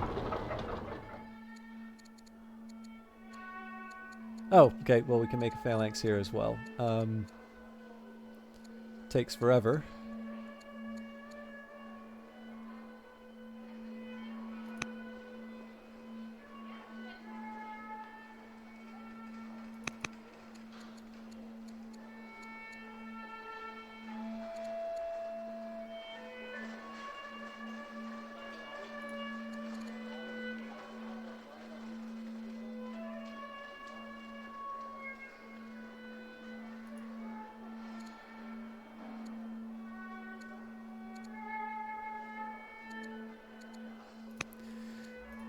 That's way too long to wait on that stuff, but that's what I got.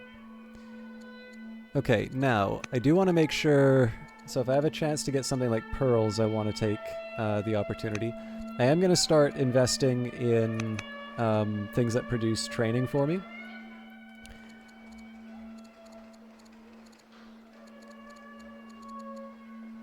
Otherwise, I think I'm still going to focus on boats on that side of the map for a bit.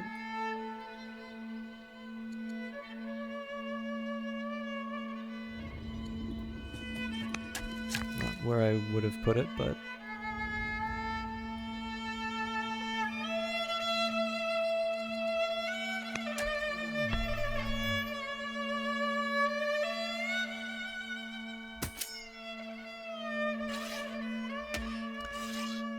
Apparently I've got 8 points left over, so I do actually have some ideas here.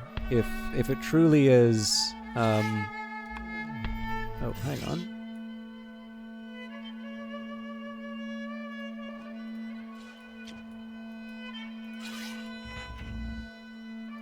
Unbelievable.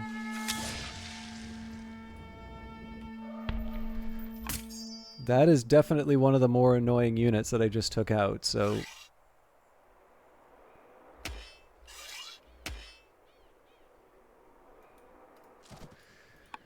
Okay, let's see where it goes.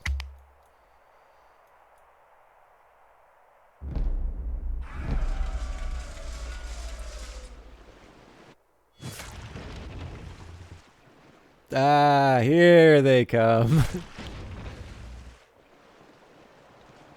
I was wondering when this nonsense was going to happen.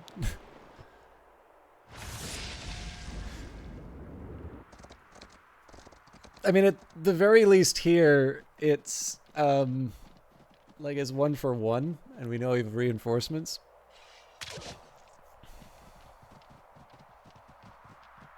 Man, the Romans...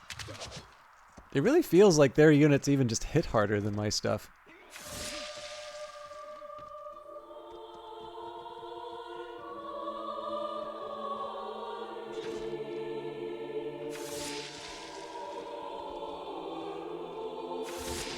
So like I'm specifically thinking of the the archers, like compared to what I was doing. Anyways, doesn't matter. Archimedes is done.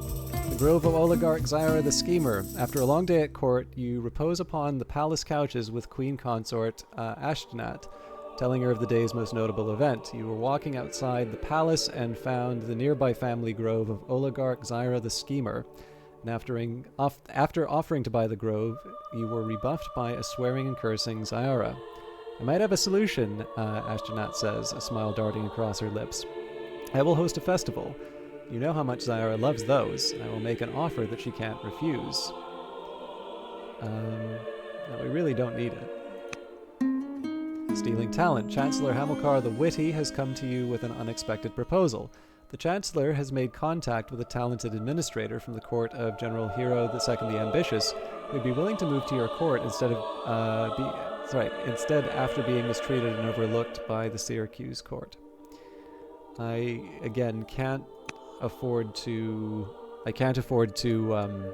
annoy Syracuse here. Queen Edga is a leader after your own heart. The two of you are kindred spirits, and she's been spending increasing amounts of time in your court. Whenever you can spare the time, you can get together. It is good to stay in such close contact with your peers, and given your similar outlook on life in the world, it can sometimes pay unexpected dividends as well. Recently, such an opportunity has arisen, with Edega offering to provide training for some of your troops, if you will but maintain her officers while they are doing so. What say you? That seems pretty affordable.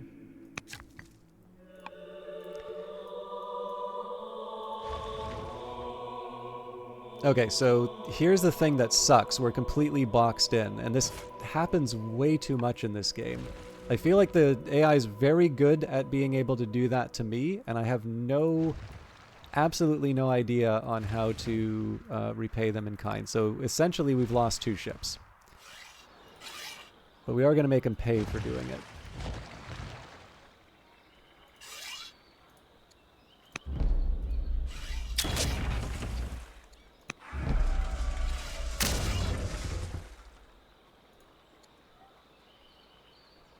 So I think if I pay for the promotion, it takes up the... Yeah.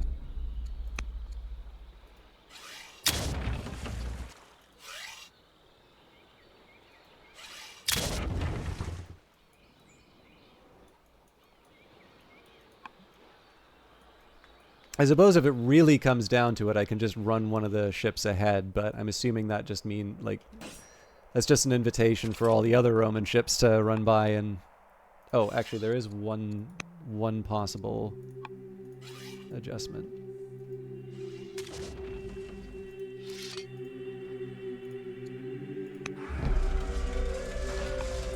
finally get some use out of this.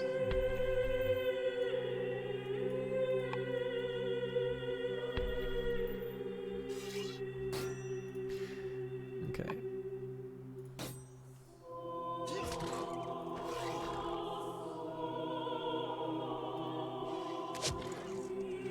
Now I was hoping not to have to use the onager, because this is such a waste. Are you kidding me?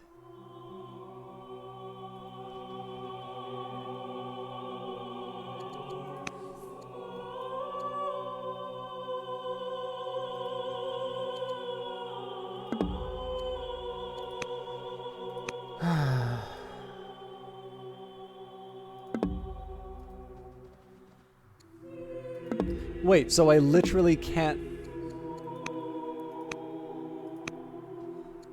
even...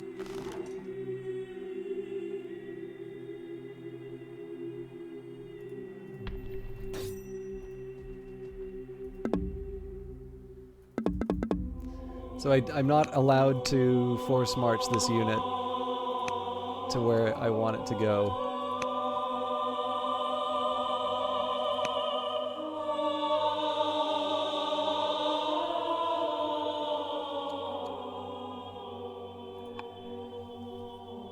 How amazingly frustrating, because that's basically a dead... it's a dead archer.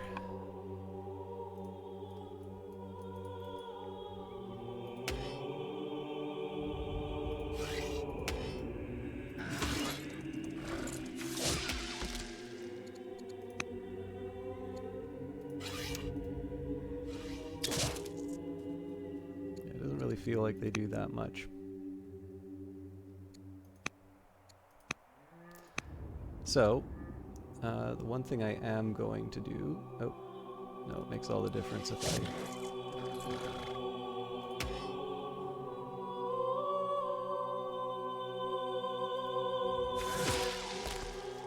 So again, that's a dead archer there. It's not exactly worth it.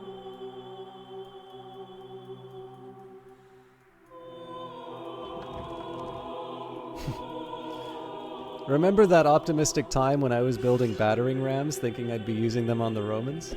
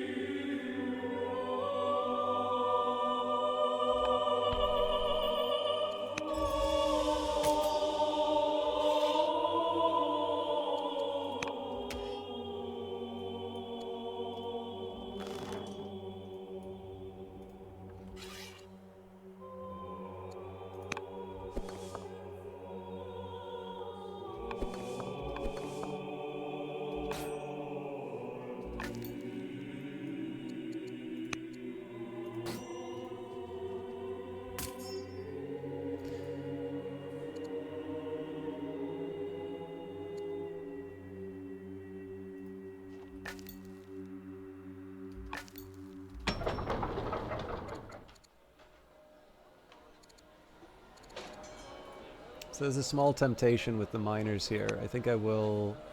no, you know what? It's a mistake to do anything but crank out units. Now there is a reasonable question in terms of waiting 10 seasons for things like the Punic Phalanx. So I think what I will do here is play around with the officers, because at least that's contributing to the global pool.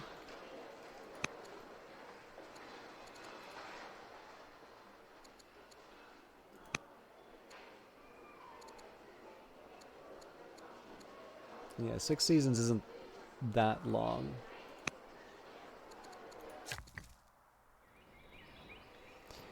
Okay.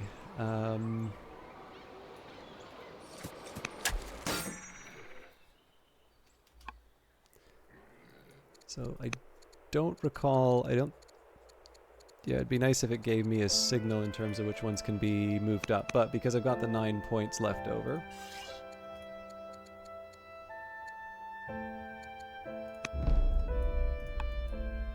we'll promote what we can.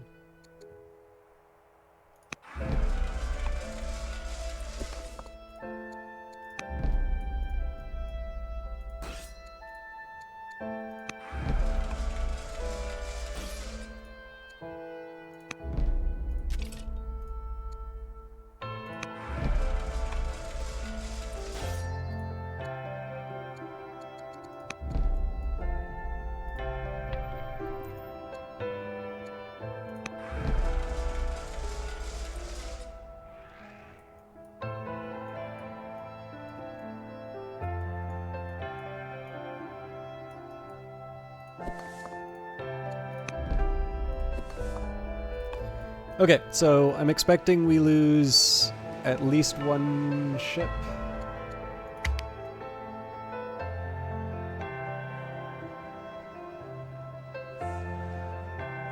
That's unexpected. No, it's not. Because the rest of the Roman Navy shows up out of nowhere.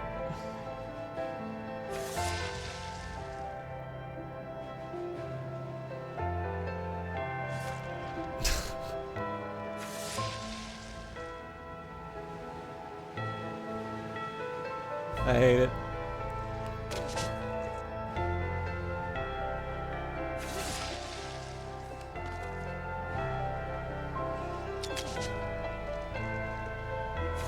Yep. See, this one actually pisses me off a lot because it's so obvious I was trying to move my hoplite to protect that, and I didn't even have the option to. I didn't even have the option to force march. So there are a handful of these, or actually, sorry, the majority of these. I'm actually willing to say that this is me being whiny, and that this is the game working as intended.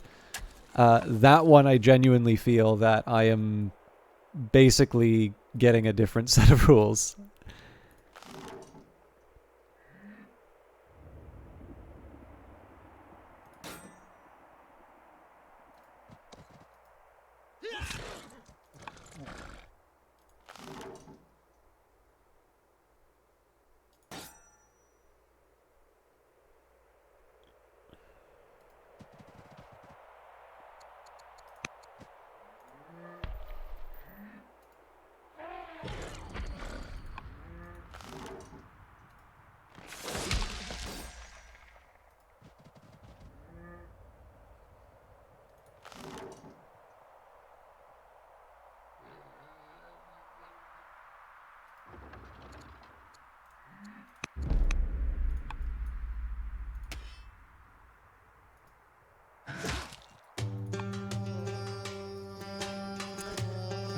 I do need to think a bit about how I'm going to escape.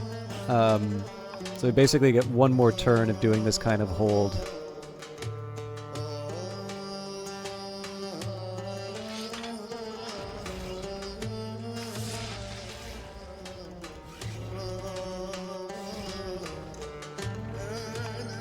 Now, the thing that really sucks about this, right, is that we felt like we were on our way to being able to cross into Sicily, and that's obviously quite a way away now.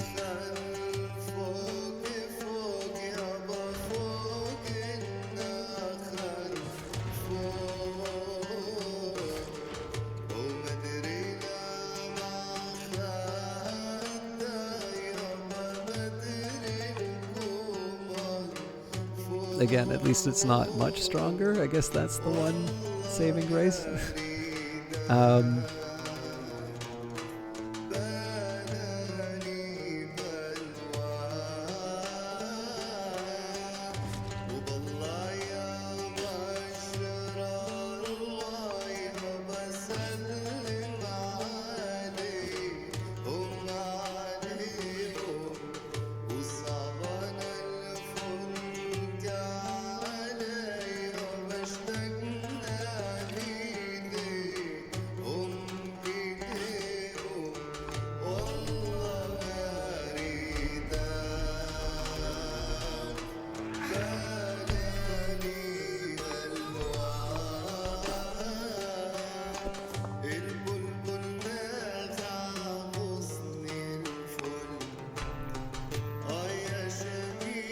say I do question the decision to stick around here, but I'm gonna do my best just because it is gonna,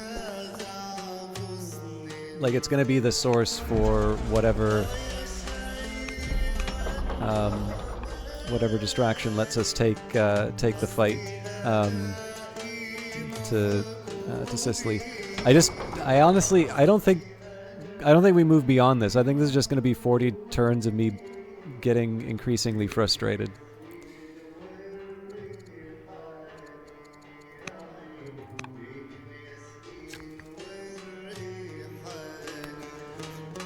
Okay.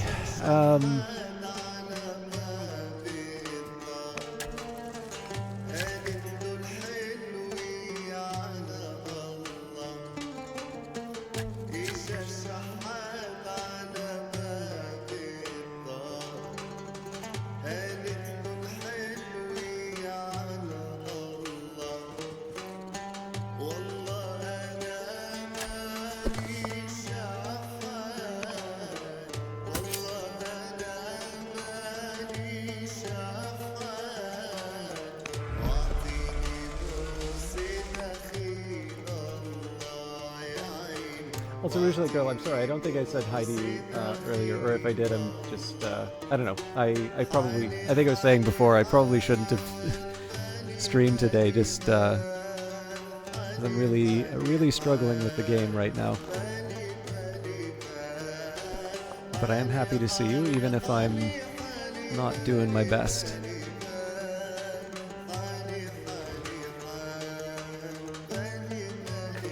I did not use those orders well.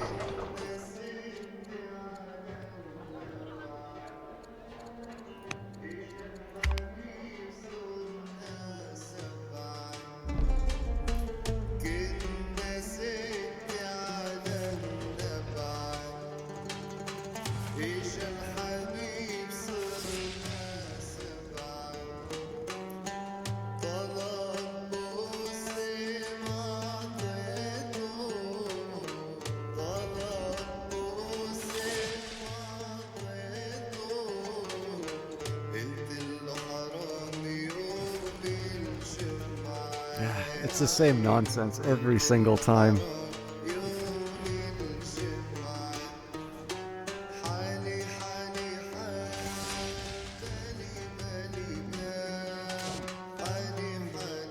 So as far as I can tell, there are 9 Roman ships just prowling around waiting for me to show up.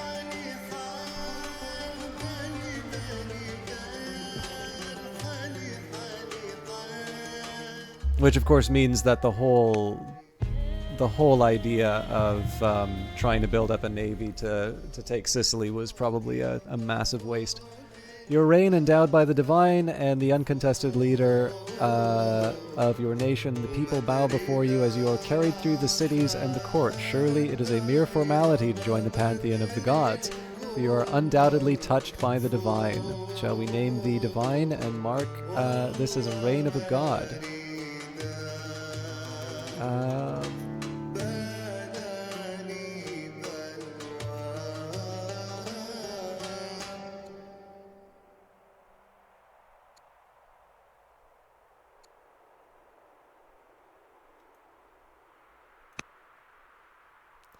Oh, Christ.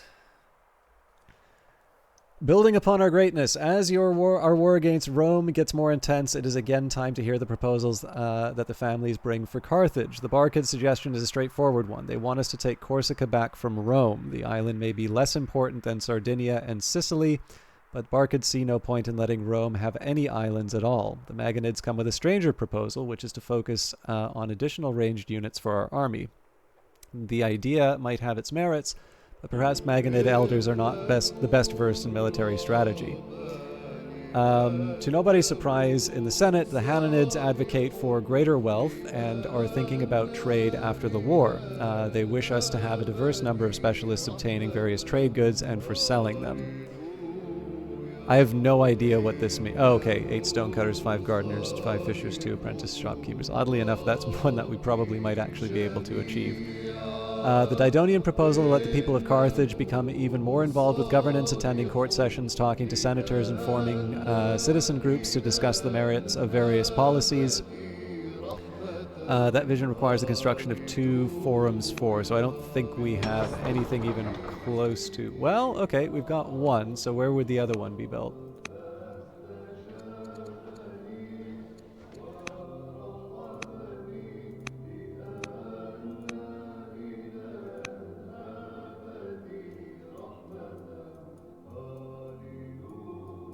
I guess the other question is, so forum 4... What's the requirement? Because they always love sliding in. Yeah, requires legendary culture. Okay, so it's not enough just to...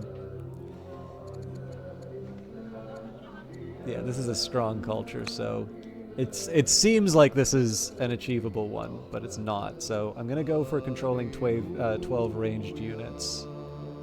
Well, okay, actually, this will give me a count of what I currently have.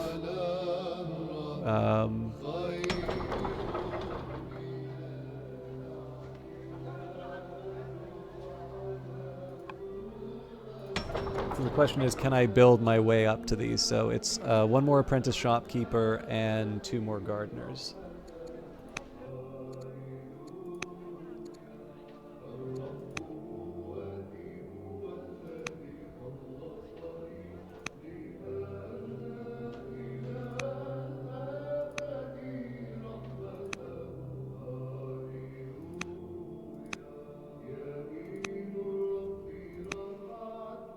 Okay, so we've got 1 gardener, 2.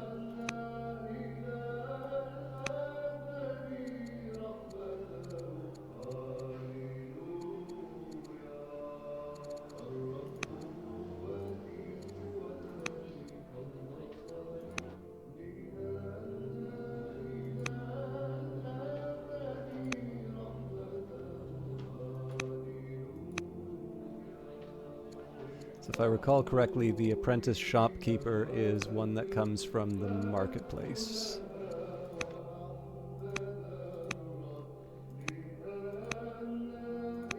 10 season gardener, 8 season.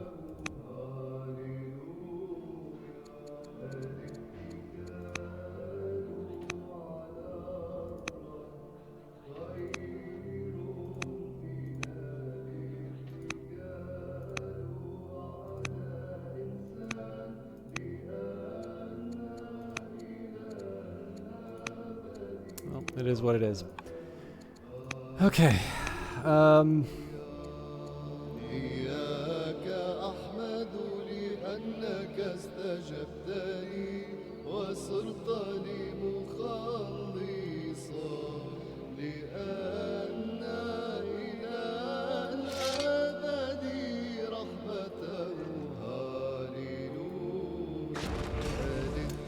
Surprising. I might want to be kind of careful in terms of how I angle this, because there's actually a lot of area for me to attack.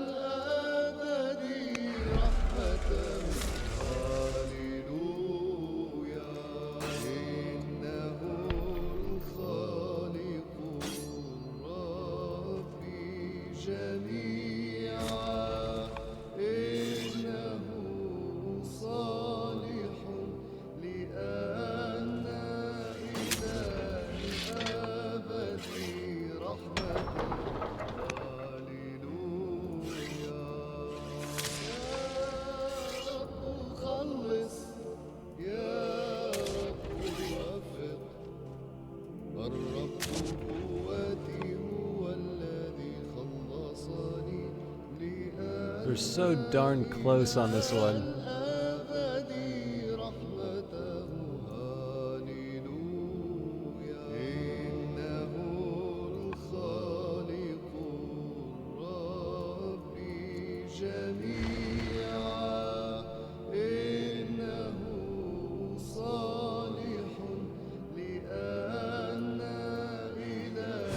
This is going to be a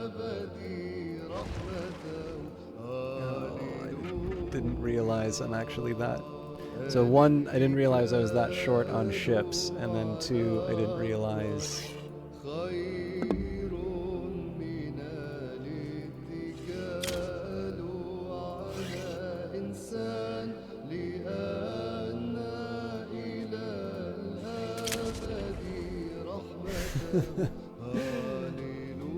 Oh, come on!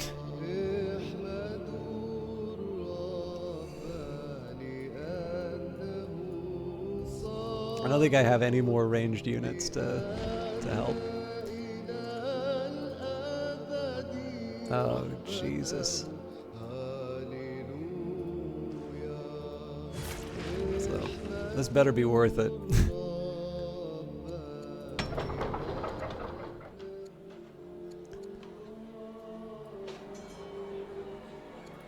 Okay, so one thing I'm going to take a quick look at here will be my workers. So I figure maybe Hadramentum is the place where we put down a market to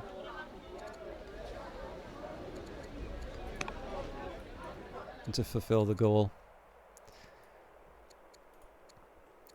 Numidians ally with Rome. In a surprising development, King Syphax, the Numidian king, has declared that Rome and the Numidians are now allies. Oh, Christ. While Carthage controls a lot of territory that used to be Numidian, the Numidians have remained a respectable power. They have been happy to stay out of our wars with Rome, and indeed Numidian cavalry have been a valuable part of our armies, but something has clearly happened to compel this declaration by King Syphax. Some courtiers say that Rome has promised to cede a good portion of Carthaginian land in Africa to the Numidians once they defeat us. We have, of course, no intention of letting that come to pass, but nothing good can come out of the Numidians' decision. We should prepare for things to get worse soon.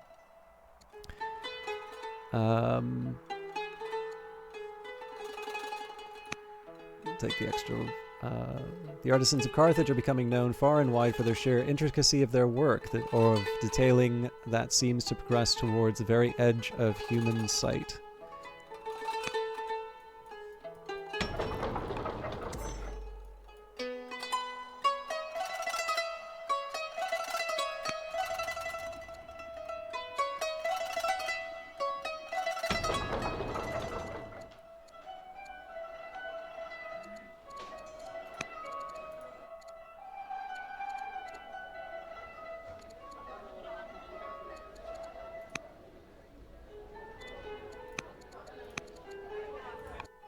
Aspiring officer, a young officer in Malacca has rapidly risen through the ranks, impressing our top generals. They see a bright future. Let's add a new general.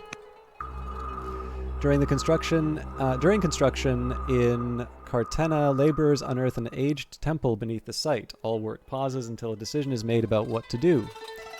We can send devotees to tend it, or tear it apart for building material. We don't need stone that badly, so... to say end season, but I want to make sure that we... Yeah, so we haven't actually taken any actions yet.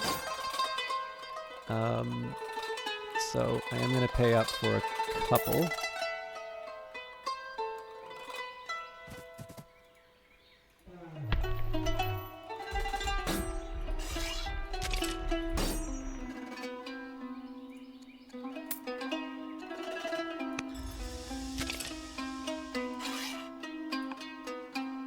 So archers may still cause us trouble here, but...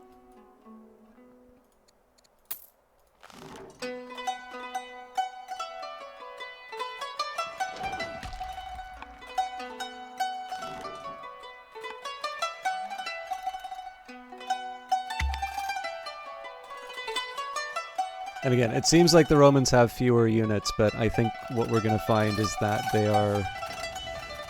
Oh, that is so unbelievably frustrating.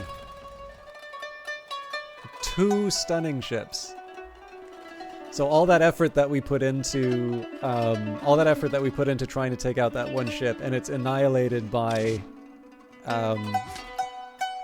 2 ships with its special ability.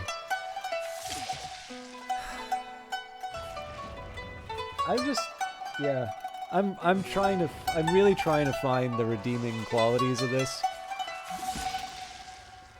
What? How did I just lose an elephant to the...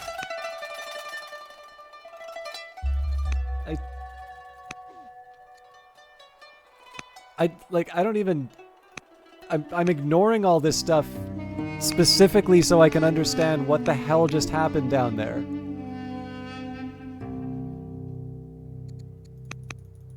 Ah, God, this is so frustrating. I do need to load. Actually, honestly, I hate doing this. I'm just gonna completely ignore that previous turn.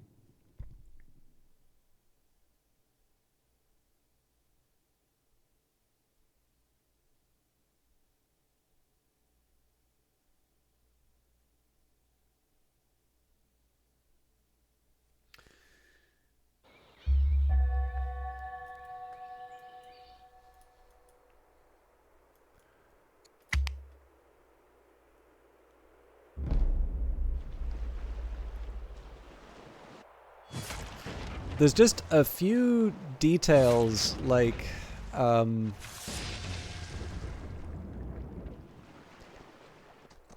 like hearing that drum sound. So it's like something's obviously happened, but I have no idea what. And then, yeah, I don't know. I'm sure there are lots of players that find this a very straightforward scenario, but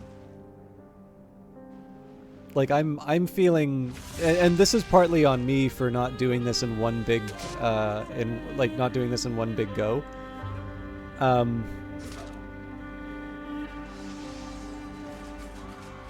But the fact that, oh, hang on, is this where the elephant dies? No. Oh, I see what happened. Okay.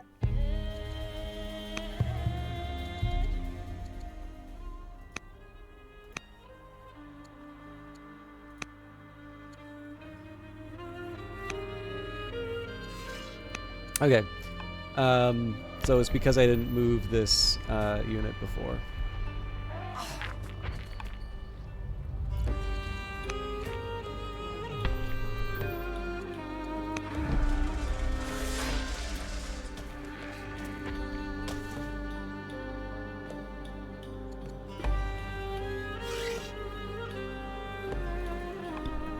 Okay, back to this nonsense. Yeah, so like, part of this is on me for taking a while to stream this, because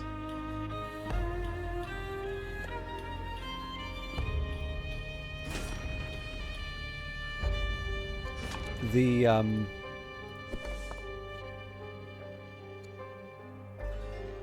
like, I think the idea of trying to retake the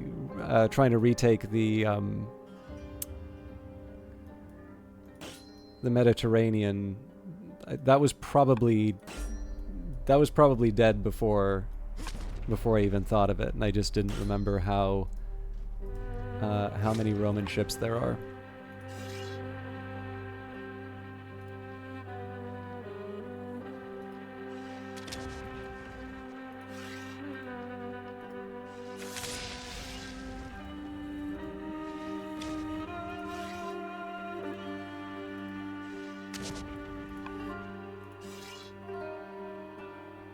But yeah, I will say, like, the principal frustration just keeps coming back to the main one, is like, I feel so frequently in this that I can't even really prepare for what I get hit by.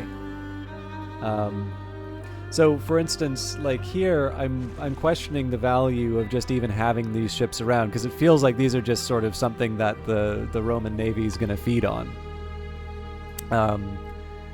And so it's like, well, what's the point of building, what's the point of building these ships? Apparently you can't put them back into, oh, you can, okay. So that's a small bonus.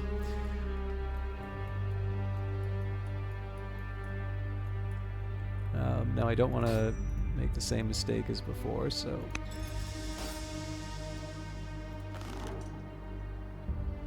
Clearly my preference would have been to hit the...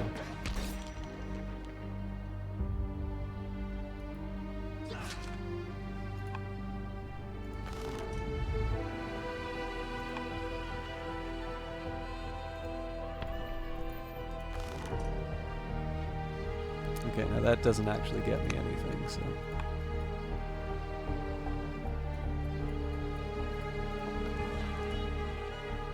I'm moving this thing, but there's no point. It's not actually going to do any damage. So what I probably should be focusing on are the workers.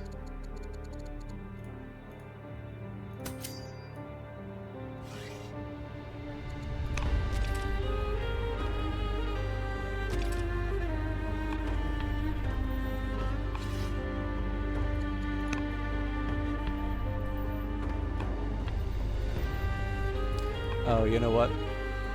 Okay, let's... I can't do it for all of them, but at least the ones that are moving towards Rome.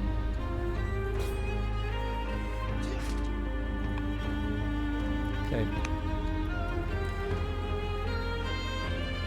So it's corny, but because we know the Numidians are coming,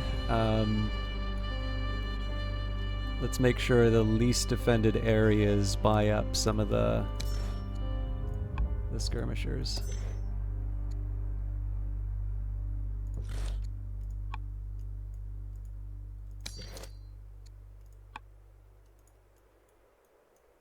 So it's not like definitely I'm going to need to focus some units on it, but if I can punch up the Roman navy a bit, then we'll redirect our forces to deal with the Numidians. Okay.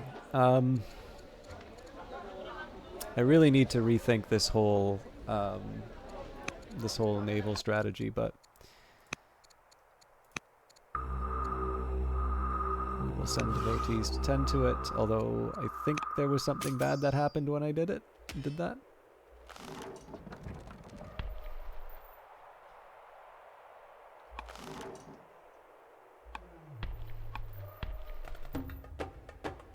I'm not quite ready to go crashing into the Numidians yet, but...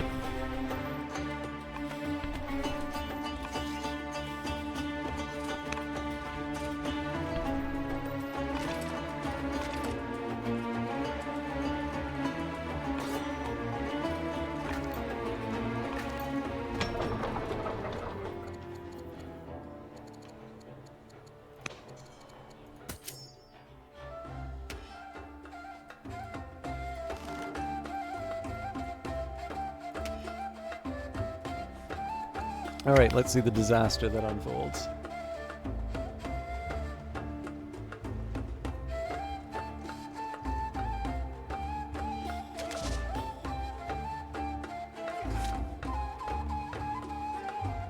That's gotta be a dead unit. Oh no. Now it is.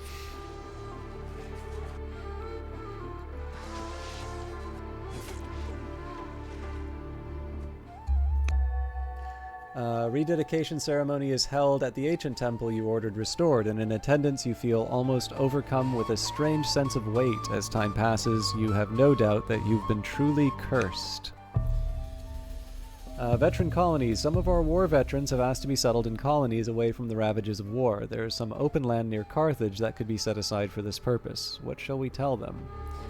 They've earned a place of their own, increase their pay and put them out on the front lines. They're fighters, not... No. They've earned their place.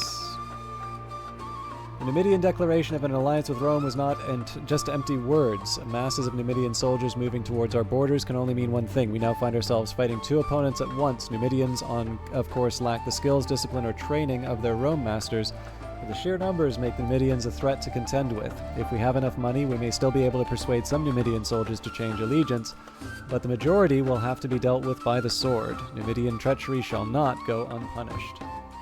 It's never going to end peacefully.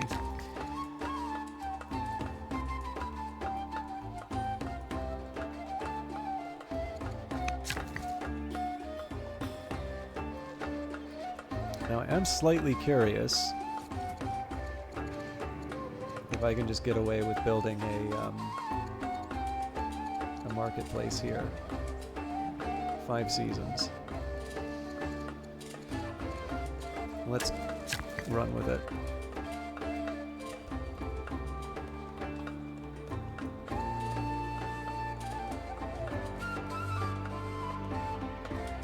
So this placement sucks for, like there's no other urban buildings I can build, thanks to those 2 farms.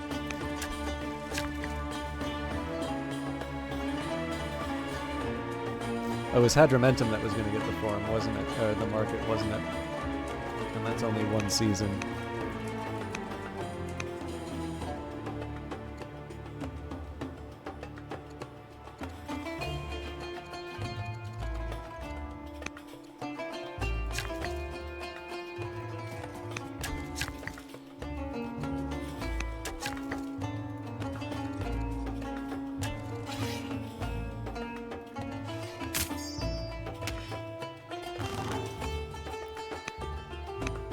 Okay, so I gotta start thinking about... I need to start thinking very carefully about what I'm doing in Rome.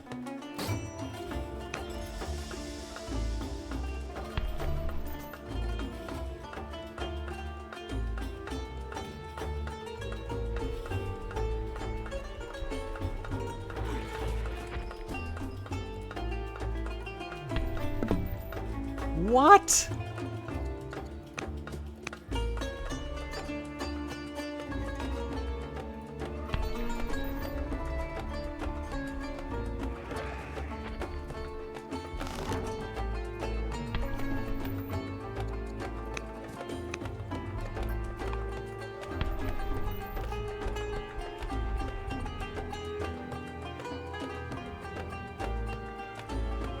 No worries, Vanguard Master.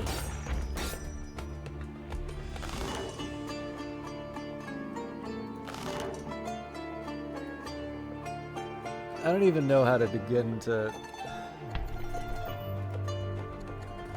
And then I don't get the option to force march again. So, like, I so obviously have a chance to kill a unit here. And instead what's going to happen is I'm going to stand there and take it as it gets as I get completely cut down.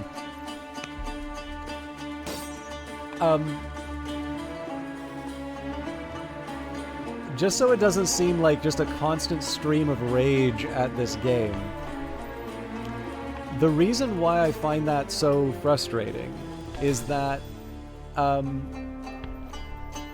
like when I kind of talk about it feeling like there's a different set of rules that the game plays by, for the most part, the way that it, I'm also wondering why this place keeps spawning random slingers, because this is, I think, like the 3rd or 4th time this has happened. So what I don't mean to suggest is that I think this is like literally true. Like I don't mean to try and suggest that I think that the game cheats. If anything, the way that the game changes the rules, it actually changes them in my favor in terms of things like not letting the AI do the whatchamacallit, the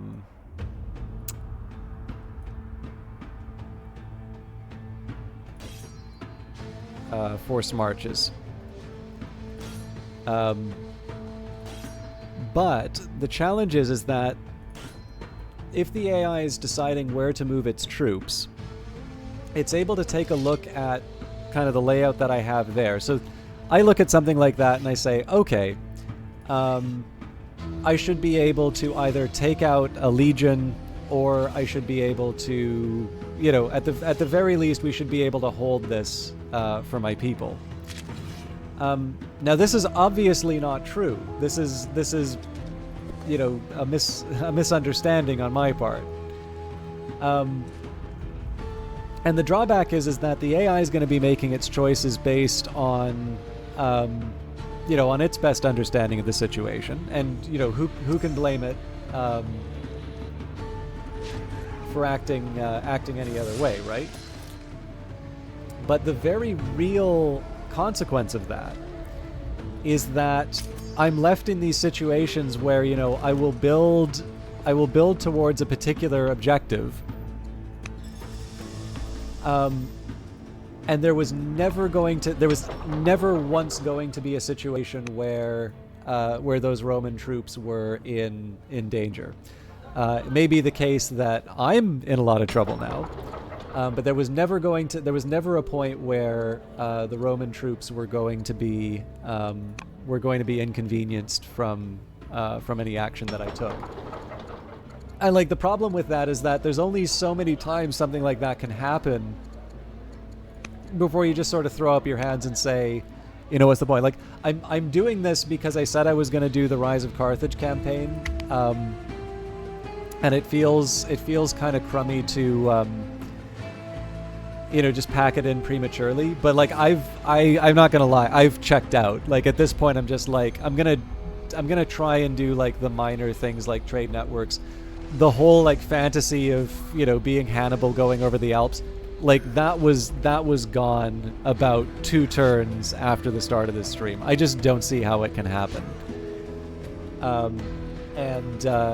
And yeah, I mean, it doesn't feel great. I like this game a lot, but I would find it very difficult to recommend this scenario. Turreted elephants. Our African elephants have long been very effective fighters. These huge animals strike fear into the heart of the enemy. They are surprisingly fast, and a spear strike does more to enrage them than harm them. The riders on top of the elephants are, however, vulnerable. They lack any kind of special protection and must concentrate on controlling the animal. Now Carthage can employ turreted elephants, and as we have found a reliable way of constructing a wooden turret that remains stable on top of the elephant. Located behind the elephant's trainer, the turret provides him with some protection from the rear, and more importantly, 2 or 3 other soldiers can ride in the turret, striking approaching enemies with a long spear or perhaps firing arrows. This advancement will make our elephant armies an even more terrifying force. African elephants can be outfitted with a turret, upgrading it to a turreted elephant in any city with a stronghold. Okay, market's done, so again, we still want to be focusing on iron. Now, I do need to be careful in terms of my unit's health. I don't get a route.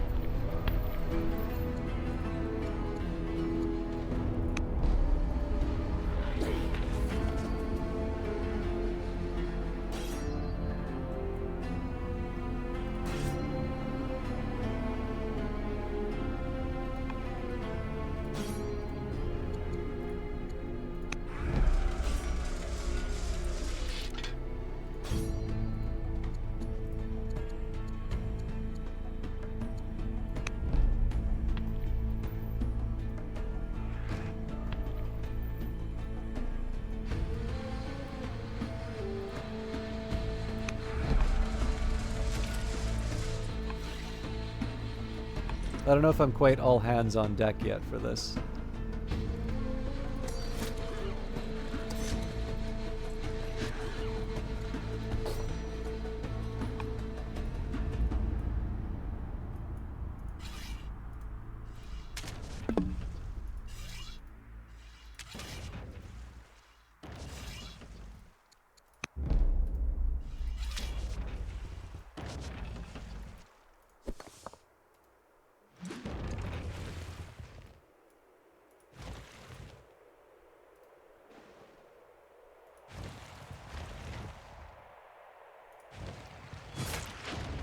So I have a feeling I'm just going to wind up stunned and pissed off again, but...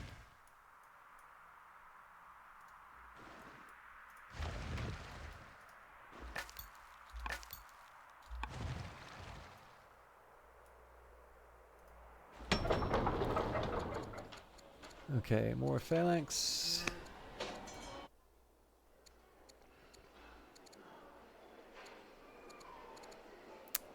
I'm out of wood.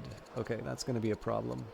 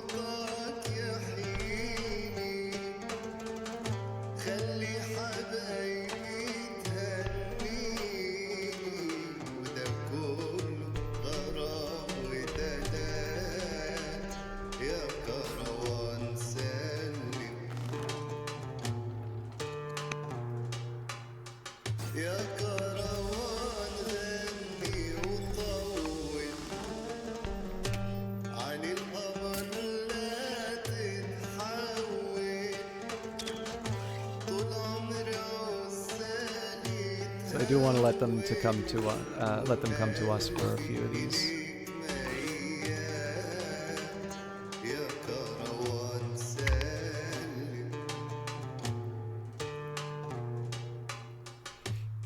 Well, I can't say I'm surprised.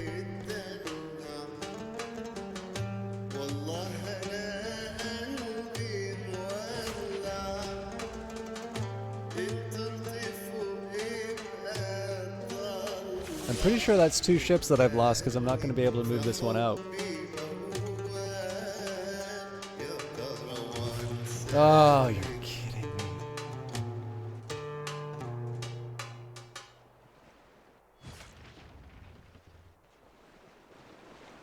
The grappling is just the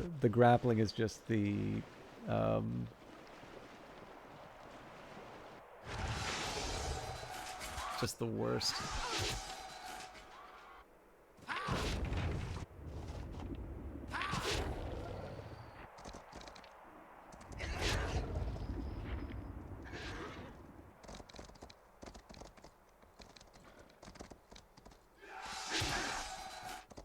I don't know. I probably should have just taken the holiday. I'm sorry it's not a better stream, but we'll get through this. Then I can go back to... I'll try, I don't know, Piers of the Aegean, maybe Against the Storm instead, but... General Hannibal Barca is distressed at the falling out between yourself and his fellow Barcid family member, General Hasdrubal Barker. It does not reflect well on his leadership as oligarch for the other Barcids to be at odds with the crown, and he would like to intercede on your behalf. This would hopefully improve your relationship with General Hasdrubal Barca. Shall Hannibal Barca set out on this intercession mission? Go nuts. Cornelius Scipio strikes Carthage. With the Numidians now attacking Carthage, Rome launches its own attack. Okay, we knew this was going to be a thing. This is clearly meant to be a fatal blow to Carthage. Consul Cornelius Scipio leads an invasion force that landed on the African shores, not unlike the force Carthage defeated in the previous war. This time, things will likely be more difficult, as Rome is confident that it can win the war right here and now.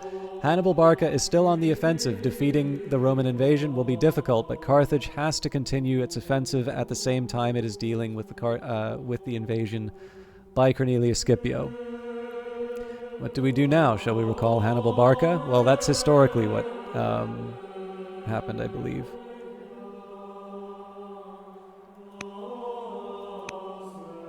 The Senate deliberates. The Senate of Carthage faces a difficult choice. Roman troops are in Africa now, threatening all the main cities of Carthage. In the meanwhile, Hannibal Barca is on the offensive and has scored many victories due to his brilliance. Nope. We've spent the majority of time ferrying Hannibal between Iberia and the Alps, and then we never really got across.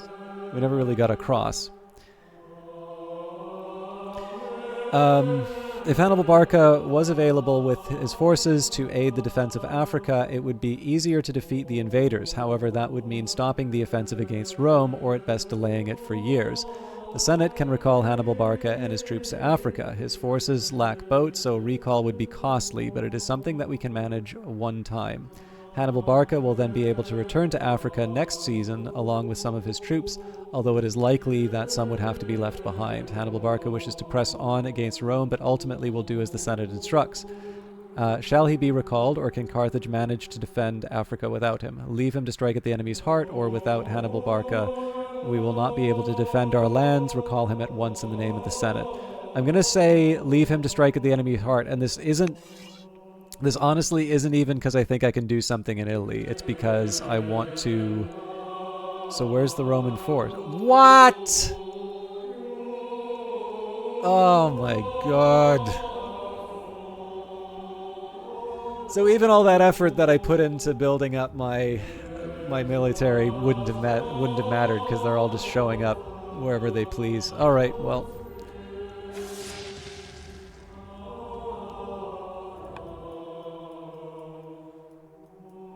What's a little more misery, right?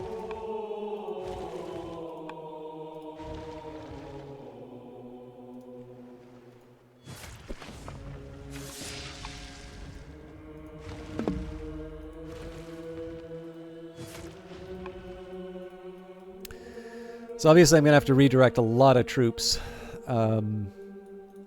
in short order.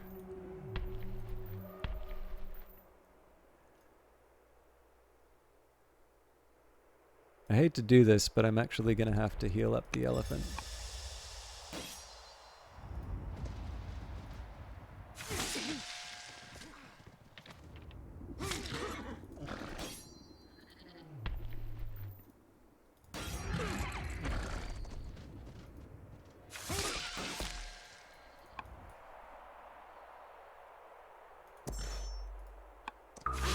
Tribal hero, as your elite nomad skirmishers search through the cleared Numidian village, there is one survivor that they missed. Cloaked in mud and hiding by the bank of a small stream, the young man is there for 2 days before being able to move without being caught by your patrols. Now there are reports that the young hero is traveling around Numidian lands, raising an army in retaliation for destroying their home. Prepare for a fight. Of course.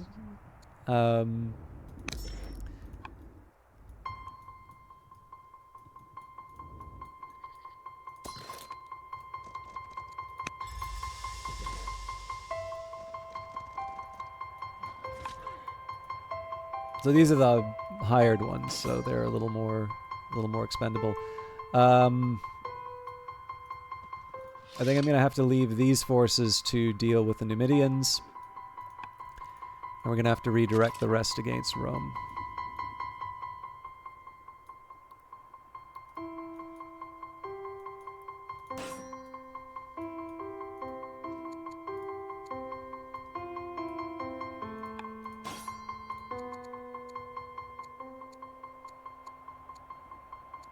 I don't know why I would choose fierce over brave.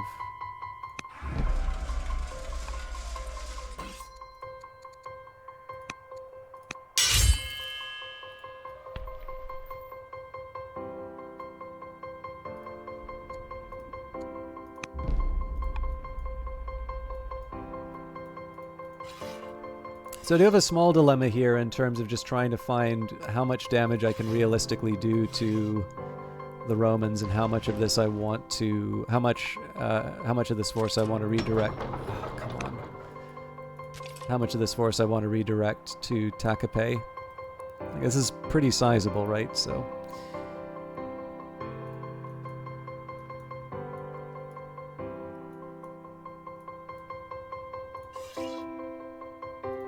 I think this is an all hands on deck kind of a situation, so.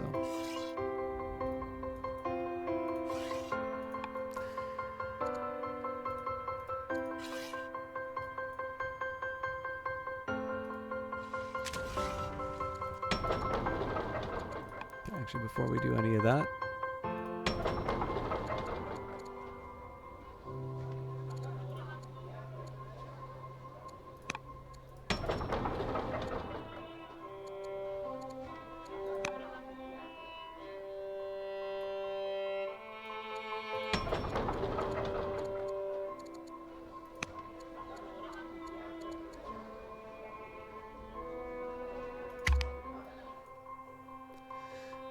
so we're going to be short on reinforcements for a while, too.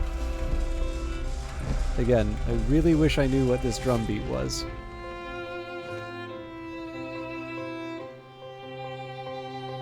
I think it's fair to say I'm about to lose my entire fleet. Either getting stunned or getting attacked. So 1, 2, 3, 4, 5, 6, 7, 8. 9, 10. So there's at least 10 ships in the Roman Navy.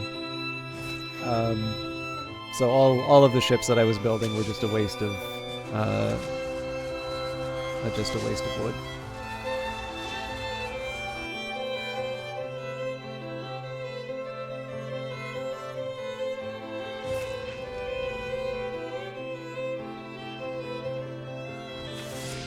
Yeah, there was no point in building it. Like every single ship that I built was a complete waste of time.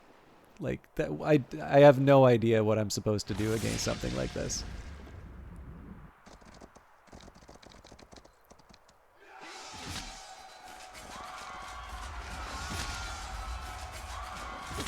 I guess the one good bit of good news is that they seem to be ignoring the elephant, so that can heal up. The bad news is I'm pretty sure Oea gets lost.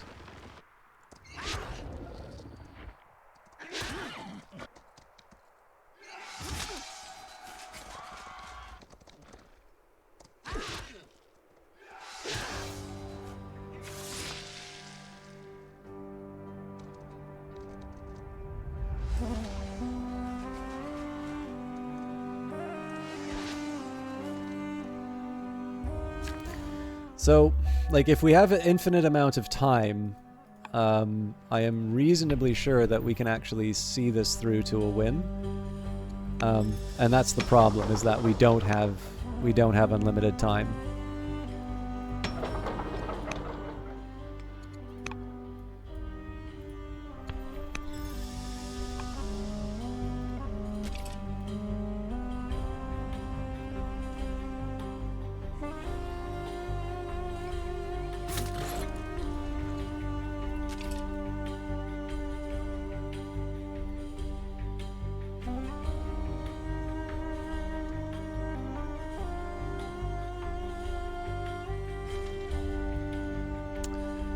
Try our best, though.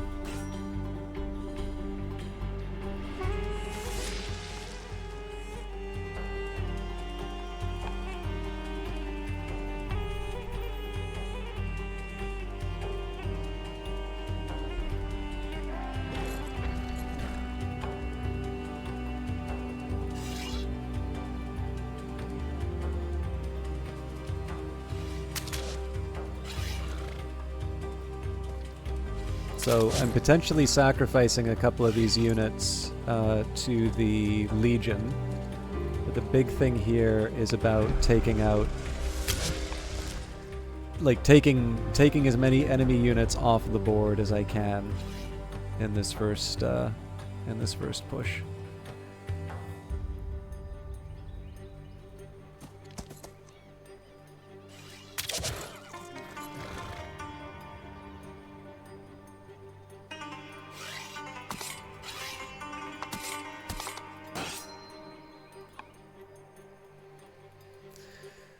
Okay.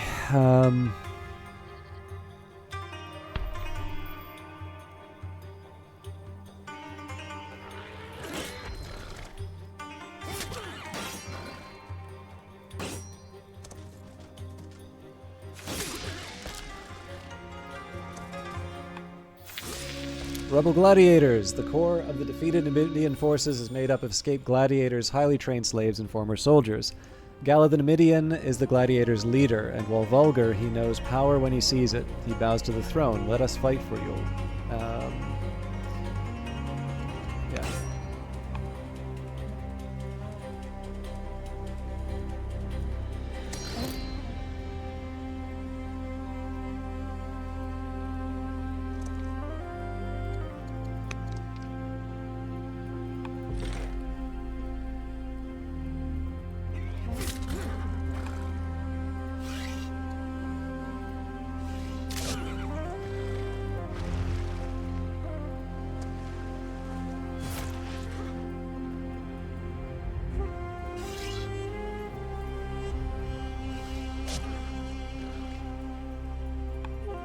I do also have the option of buying up the units, right? So,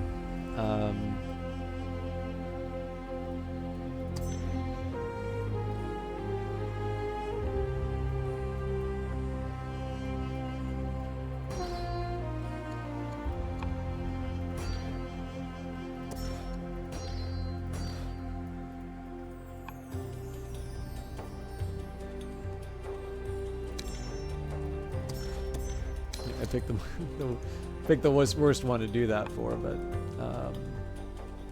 the principle still holds.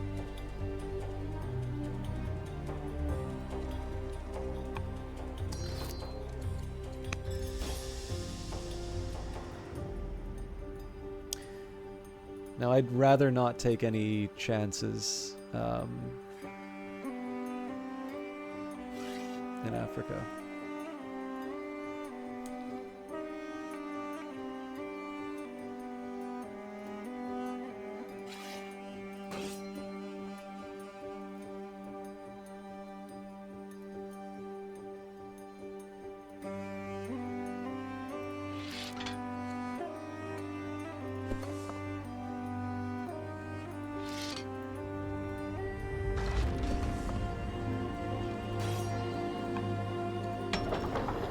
Okay, Carthage should still be making Punic phalanxes.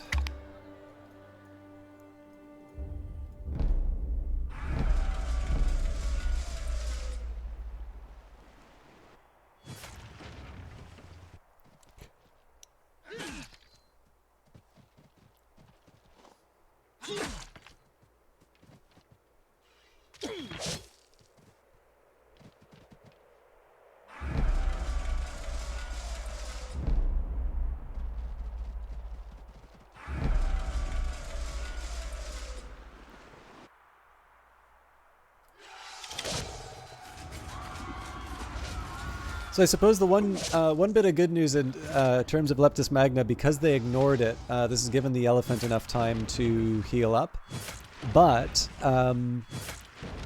it's also redirected their forces.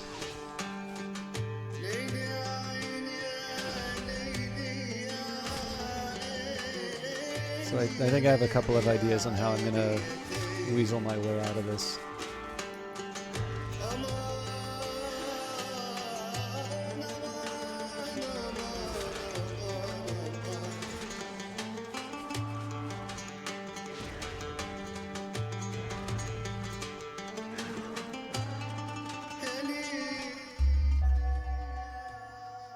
You've started the goal. Seize the islands by capturing Panormus and Corrales. Never gonna happen. Your doctors and diviners have warned you that the end is near. Time to get your affair in order. Court merchants have arrived from Syracuse with an offer of trade. They believe our nations would grow and prosper from improved trade relations. I've not been using my civics at all, so I don't mind giving them up, but you know what? I need the orders. The problem is that I'd be giving up 37 food, so that'd put me into a deficit. So I'm actually, weirdly enough, going to give up civics for food. Retaking our islands. The war continues, and it is now clear that there will be no better time to retake the Mediterranean islands that are rightfully ours. Rome seized Corsica and Sardinia over 20 years ago, seizing upon our weakness in the face of the Libyan and Numidian uprisings, and despite us having a peace treaty. At the time, Carthage was in no position to defend the islands and had to let Rome get away with this treachery. Carthage is far stronger now, no it isn't, and no longer has to accept the humiliation of losing the islands that we ourselves built up, and that were already Phoenician back when Romulus and Remus were being suckled by a wolf. Our brave troops shall sail for Corsica and Sardinia and retake both. So we will need all the wood that we can get to strengthen our navy, or superior training will win the battles for the islands. No, we need the wood. But again, like, I gotta be honest with you. I have absolutely no idea how they expect me to do this. So in terms of the Roman navy that we can see, 1, 2, 3, 4, 5, 6, 7, 8, 9, 10, 11. I have made 2 concentrated efforts to build up. Let me just double check those numbers again. So 2 here, 3, 4, 5, 6, 7, 8, 9, 10, 11. No, 13. 13 ships, and God knows what is sitting around the area here. I've made 2 concentrated attempts to rebuild my navy, and both of which have basically suffered the same sort of fate, which is I have one ship kind of poke its head out, and then it gets ganged up on and completely destroyed by these wolf packs. So in terms of the Roman navy,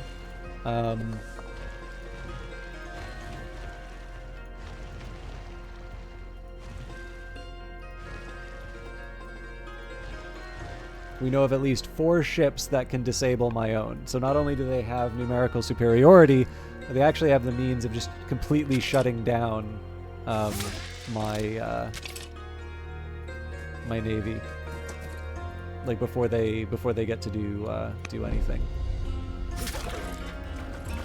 But we will focus on the things that we can deal with.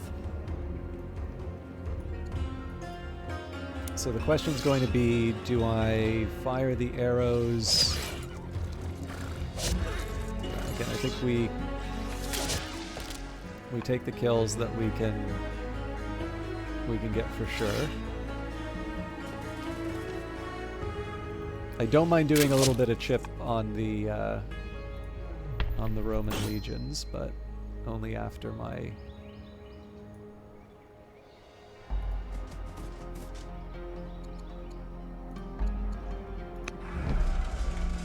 Hey, Bredist. It's been a challenging one this time. Are you kidding me? Okay, so due to weird zone of control rules, apparently I can't move through my own units to...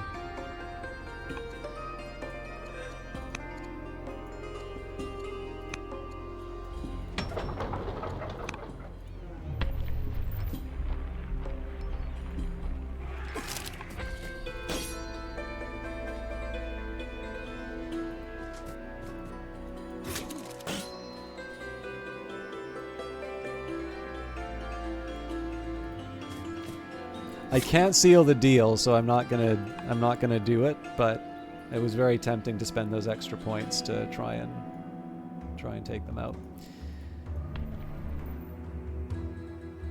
I think we're gonna show up too late, to be honest, but okay, so if I do this, my worry is the elephant's health. So they can do up to 1, 2, 3.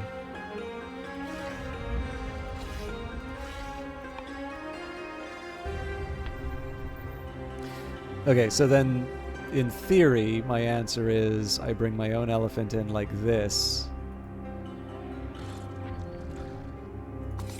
But then I just open that unit up to dying.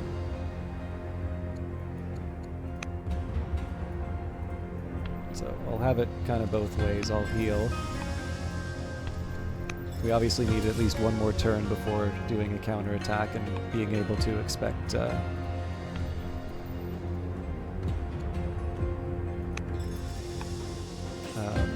expect to keep all the troops.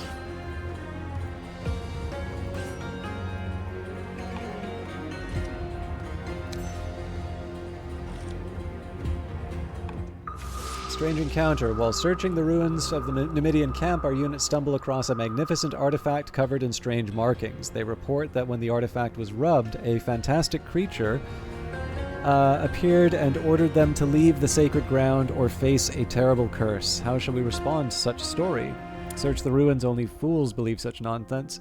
Keep the architect so that our scholars may study its magic, or leave... I'm going to take the money here for reasons that will become apparent in just a moment.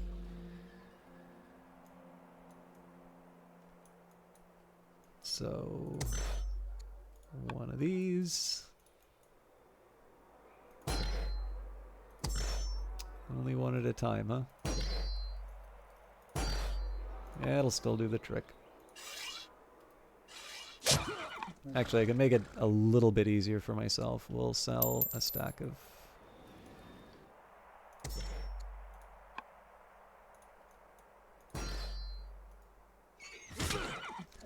You know what? I bet there's a slightly better... Well, there might be, but I think I just opened myself up to more attacks.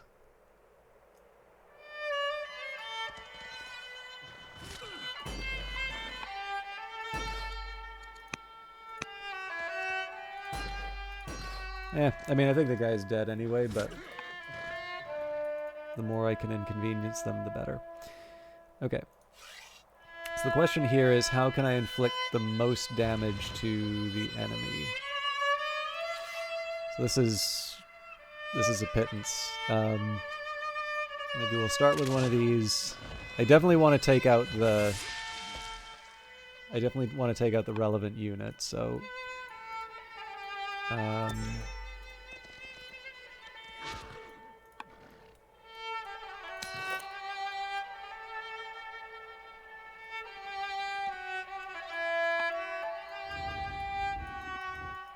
so again, we don't know exactly the extent of the Numidian force, but we've basically secured 2 of the city sites. There's 2, maybe 3 that remain. The majority of the fight's going to be here, but assuming that the Romans don't get to do another surprise attack, we will. I think we'll be able to see it through.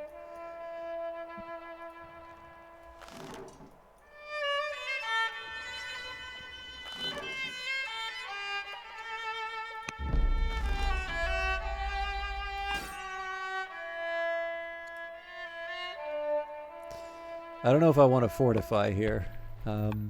This is more of a holding position.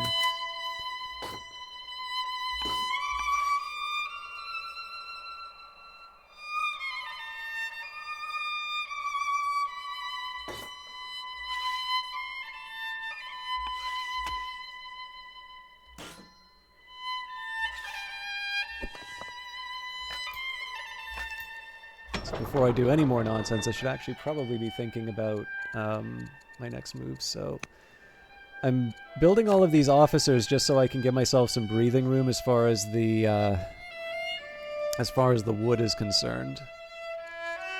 I don't actually have a very good answer for acquiring more wood. Like, I got a few little places that I can build some, but it's pretty dry.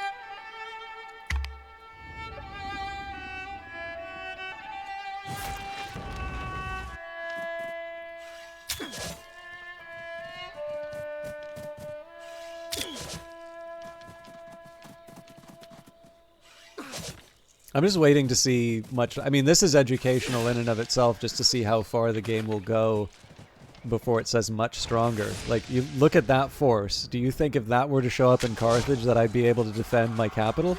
No.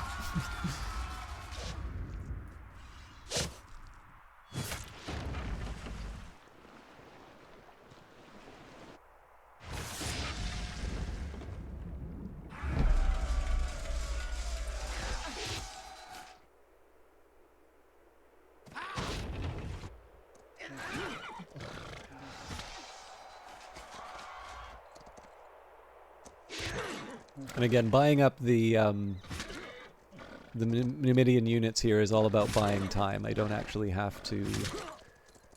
They don't have to be alive at the end.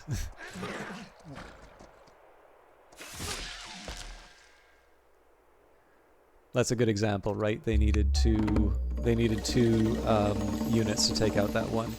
To the court's surprise, a marriage proposal has arrived from the Berbers. Your daughter, Princess Otir the Pious, and King Saladis. Wasn't I supposed to be dead? Not this time. Although she is the last of the line, so let's get a family marriage to the Barkids going on here. Okay, so first priority is to take out the Romans.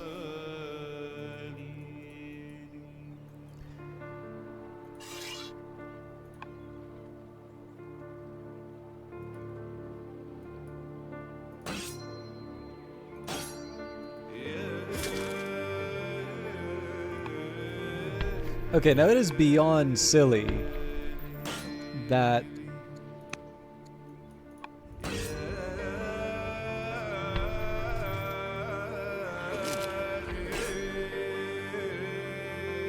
okay, so that works a little bit better.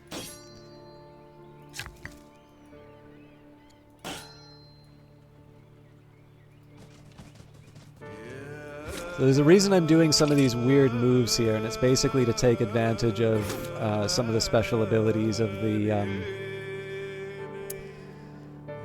spear units and such.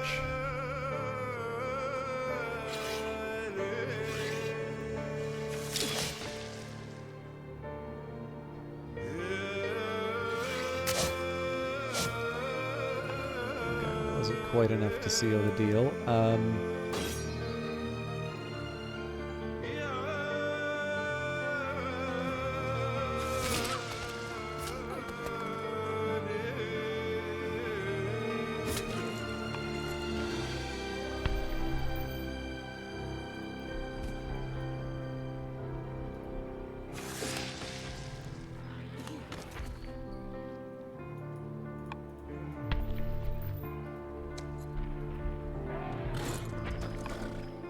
So again, it's a heavy amount of damage, and I think if they get a crit, that might even take out one of the units. But it is the last of the Roman units. Actually, weirdly enough, no. Okay.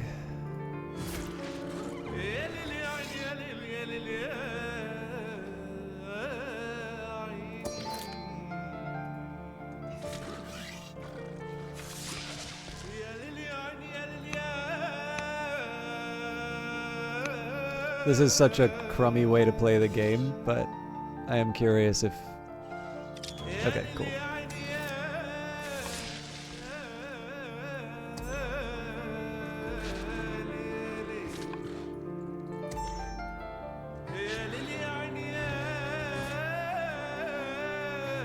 Alright, I think the the phalanx is gonna show up too late to be useful, but I can't hire the bad guys.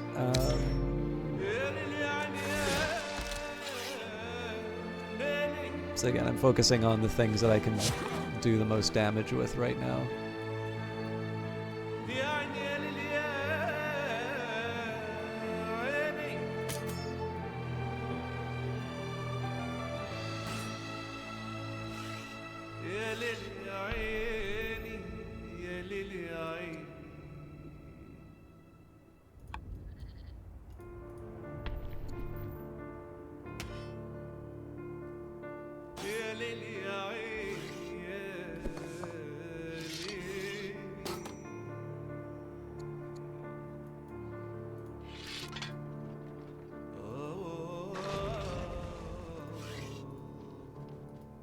This is one of these infuriating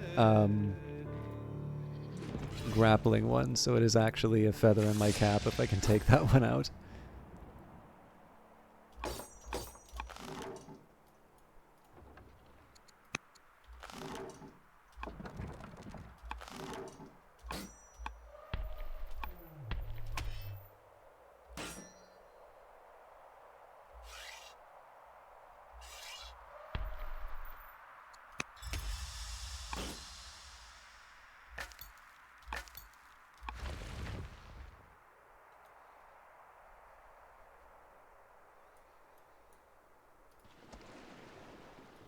Not exactly how I plan to be using my navy, but it does the trick.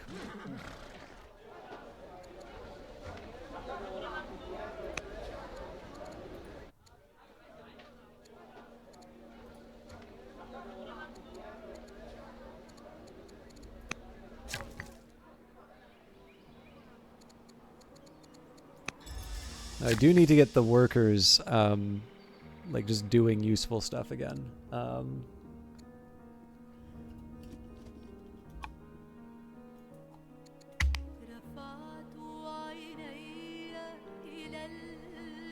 So I think at the very least we should be able to get up to 9 goals achieved. I don't think we get anything beyond that though. Like again, the idea of taking out 9 Roman units in Italy, I don't see that happening. Depending on how they count invaders in Africa,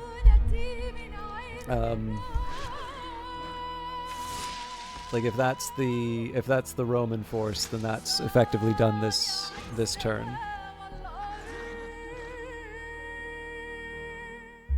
Syracuse has successfully stolen research from you, but was exposed in the process.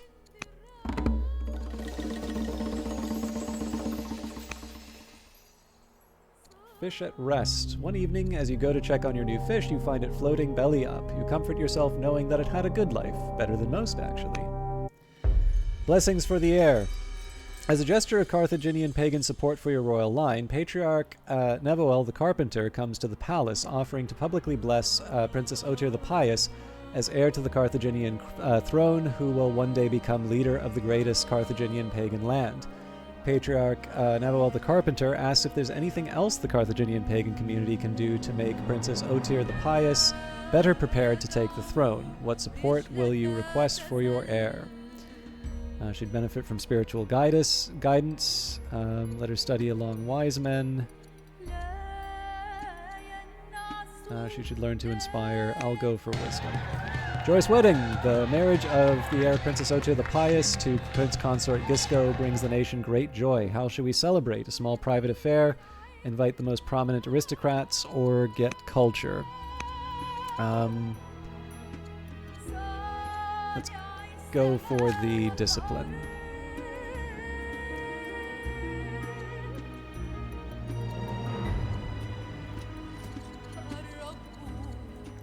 Okay, now normally I like to focus on war matters, but I am actually going to try and get my workforce back up and running. Because if there's only one more event for us to worry about, then the rest of the aim really has to be on trying to achieve one of these goals. And I figure, in terms of killing Roman unit, well, this probably won't count as killing units in Italy, but I figure if we're going to try and do something, maybe we start with Carolus and then move to Panormus. But I mean, if I had to do this again, and honestly, you'd need to give me a pretty strong incentive to make me subject myself to this again. Actually, the better move is this one, because it damages the grappling ship. Anyways, we'll worry about that later. But it's really clear that if you want to go for the epic victory, you have to rebuild the Carthaginian fleet. I just don't see there being any other option.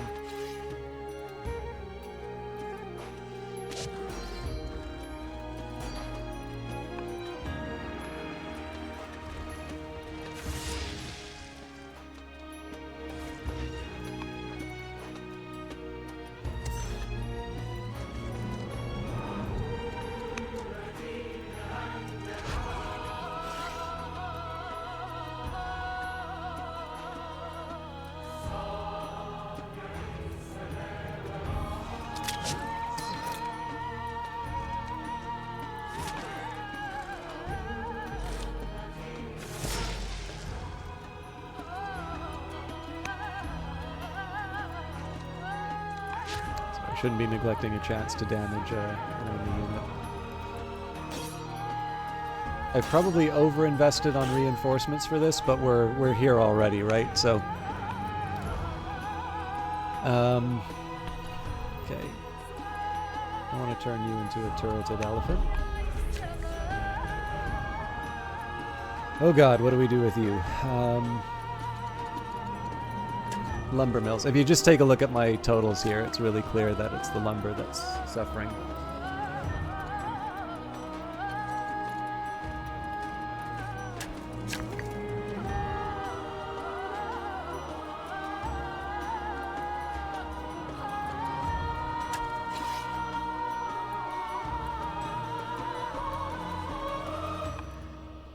Okay, let's try and find a relatively fresh... Well, there aren't any relatively fresh units, so... This is game music, Edgemarian. I should actually mention that this game has an amazing soundtrack, but the experience that you're getting, and again, my whining about the state of the scenario notwithstanding, there is a special streamer mode. I really do feel that this game, like, it's a black and white difference in terms of the game, with its full soundtrack and the one that you play as a streamer. And like, I'm happy that they included the option, because I actually didn't stream the game for a while, just because the rights holders for the full soundtrack are a bit aggressive in terms of how they enforce the rights. Which, again, just to be clear, I think it's completely fine for musicians to do that, right? It's just, I would like an option to be able to share my stuff too, I guess is my only thing on that. And it definitely feels the pendulum sort of swung the other way in terms of some of those songs. But I mean, like, they have stuff like Philip Glass in it, so it's like these are not small works that are being used. But yeah, it is a really just a truly excellent soundtrack, and it's one that I definitely want to highlight, but I particularly want to highlight the fact that there is a lot more to it than may be obvious, just by virtue of the fact that I'm playing my heretical version. immersion. Alright, we'll pay up for the order. I don't actually think we're going to be able to kill any of these, but...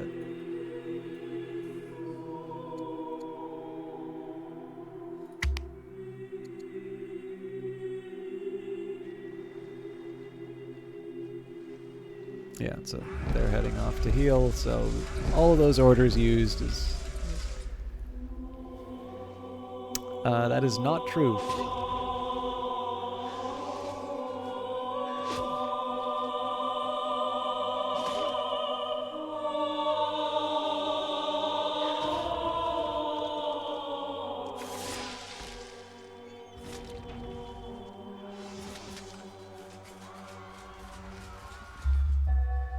Alright, my wife's dead. We've completed the goal: defeat the invaders in Africa without recalling Hannibal's army.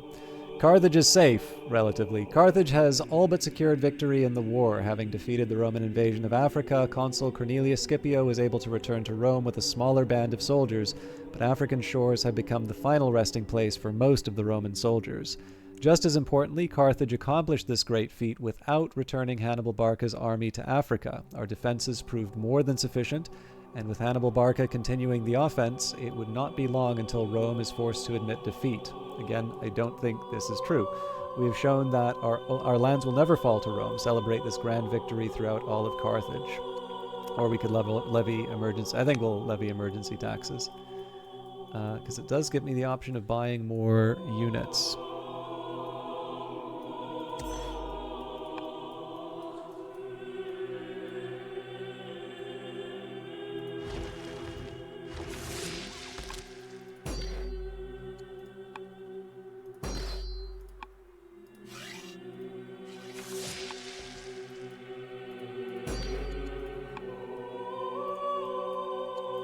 Religious intercession. Patriarch Navuel the Carpenter feels that Spymaster Matan's zealotry for the faith of Carthaginian paganism has been waning recently. He would like to intercede on your behalf and thereby help to improve your relationship with Spymaster Matan. Shall Navuel set out on this intercession mission? Yes.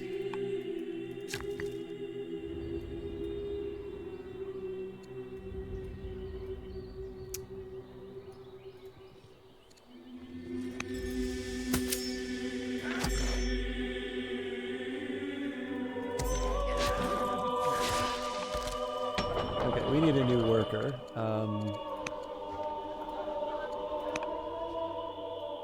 I'm also curious what the deal is with the gardener. Okay, so we've got an apprentice shopkeeper in 2 turns. But something's happened to the gardeners that I was building.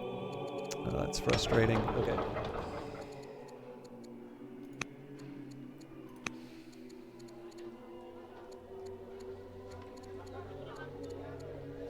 Hang on, let me make sure that's right. Yes. Okay, so we were working on 2 gardeners.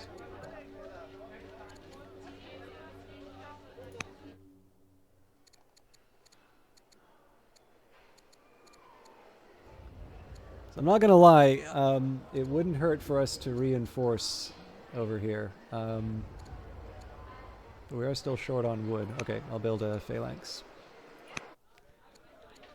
Okay, worker makes sense. Field officer. Yep, that makes sense. I mean, I guess I gotta get this guy. I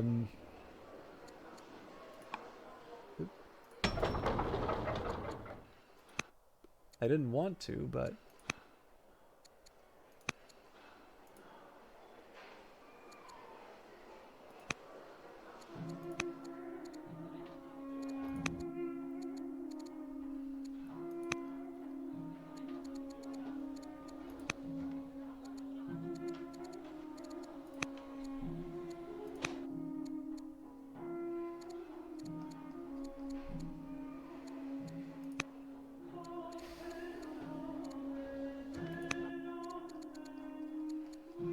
Yeah, I don't know what happened to that. Like, we very obviously were making a gardener earlier. There was one that was like a 3-turn job. I mean, maybe we lost... I know there are a couple things that have been overrun. Well, that's a farm. Ah, okay, there it is. So yeah, that worker is going to make all the difference. Okay, on that note, so we need to heal the workers first before they go to work. Skip the scouts. Now, can I hurt the enemy?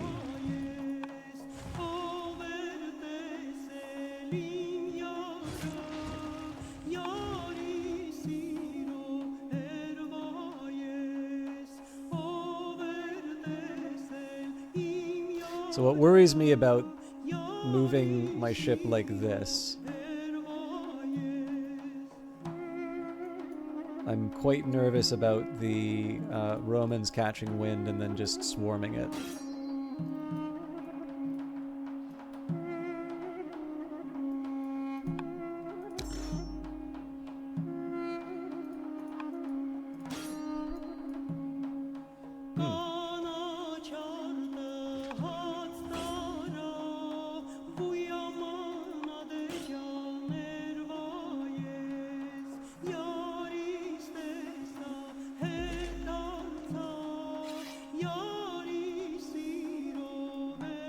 Okay, I think they get to calm down a bit.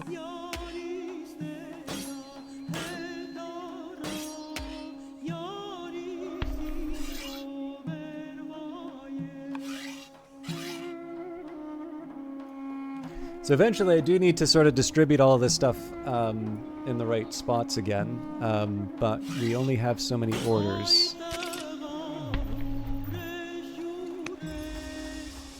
Well, there is one thing I can do, which is start walking the elephants back. And then heal.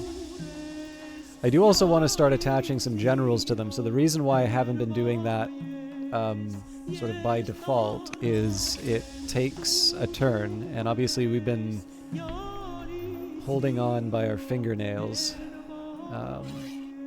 So if the aim is to do a proper invasion of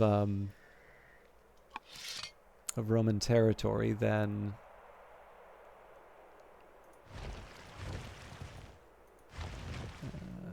that wasn't the one. This was the one. Wait a minute, so why is its health so good? I think the answer is that that wasn't the one, but we do have the potential to take this one out, so...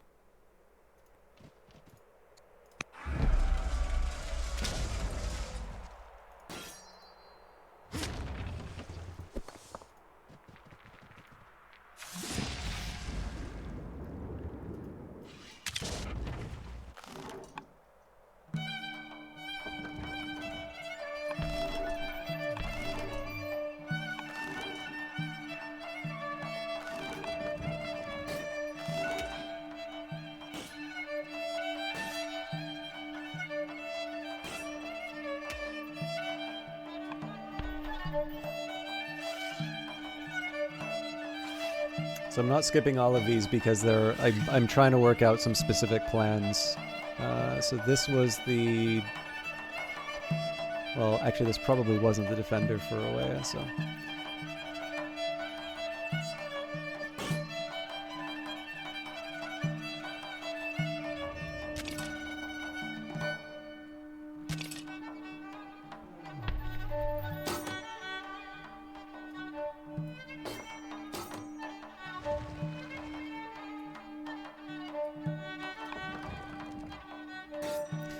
Okay, so I think I'm at the point now where I can start moving units up and then also trying to promote.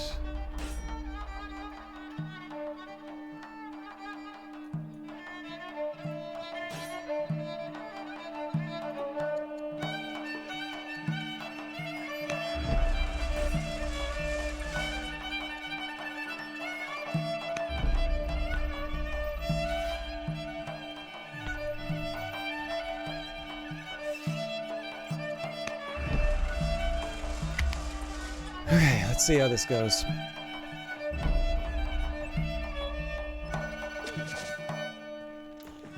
So So I'm effectively going to have 30 turns to, well, less actually, to take 2 cities. But the catch is that over those 30 turns, I also need to build, a navy that's going to break through.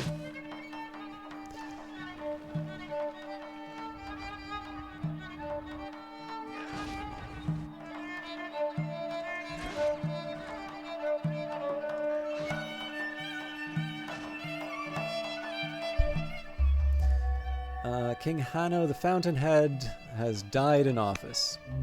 At the funeral of King Hanno the Fountainhead, you are approached by Governor Hero II the Able. I owed a debt to Hanno, and he was not able to repay it. Allow me to repay you in his honor instead. I'll take the cash. Your coronation has been met with a wave of patriotic fervor as subjects from across the nation seek to serve the new ruler. How shall we harness this enthusiasm? Organize a labor corps, train with the army to increase morale. We actually already have quite a bit of training already, or encourage artisans, we'll encourage them to move to the capital. And as the head of Carthaginian pagan nation of Carthage, it is expected that you adhere to the tenets and practices of the faith and be seen doing so. With religion being integrated so closely into daily social and cultural life, the priests remind you that a lack of faith only builds a distance between yourself and your subjects. They offer to teach you about their ways. Will you accept? Teach me your ways. All right. At this point, it's kind of all over the map in terms of workers, but it's just because I need to get stuff done. We'll worry about sort of repairing the... Okay, this guy I think I need to heal.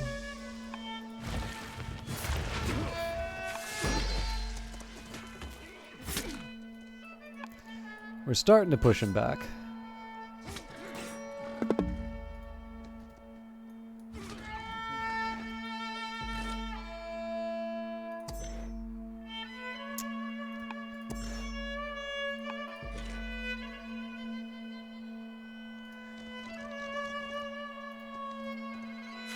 I wouldn't normally do that, but...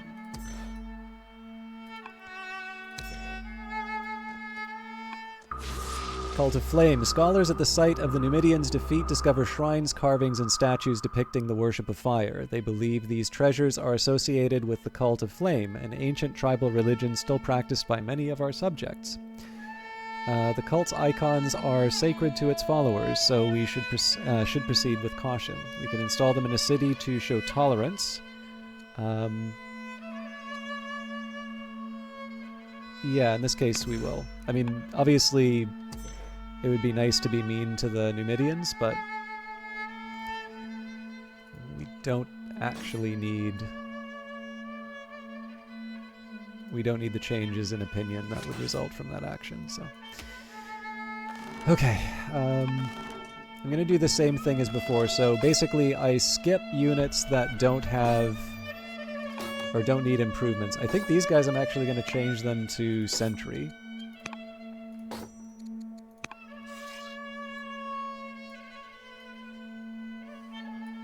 Unfortunately, they've kind of caught wise in terms of keeping their fleet alive. So the real prize is here, but...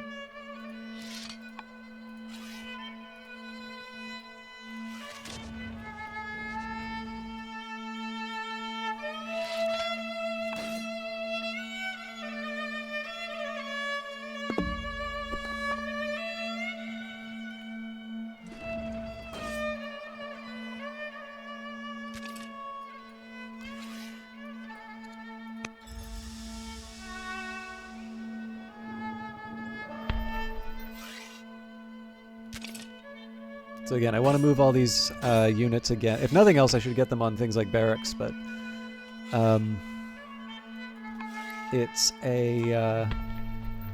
just a question in terms of how I'm using the time.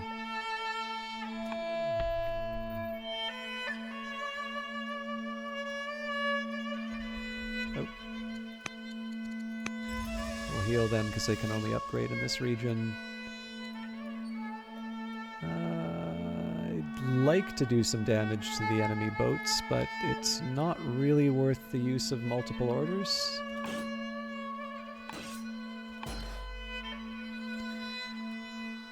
Okay, and where I can, a kill. I value a kill above pretty much anything else.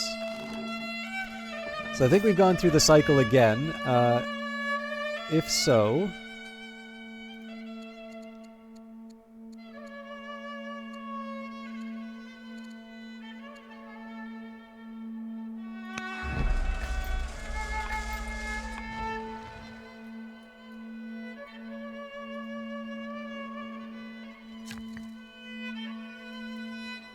Okay, they're all healed up. I will build the barracks. Yeah, so I think first priority is going to be movement in the west. So I want to get us closer to our group. Like, this is definitely not going to be the sort of force that I want to bring to bear on the Romans here, but it's a start at least. I've got 15 orders, so I think in this case I can afford to invest a bit.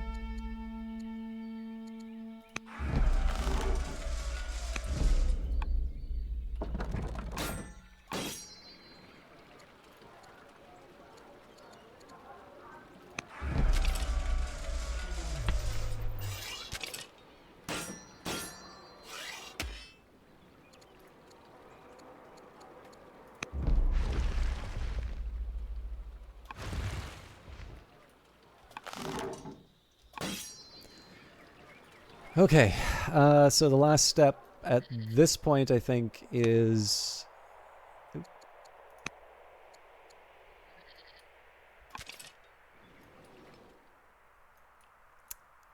we just need to move people to... Okay. Spearmen are nice, but they're not critical. Oh, actually, here's an interesting question. I don't see this... I actually don't see this unit giving me all that much. Okay.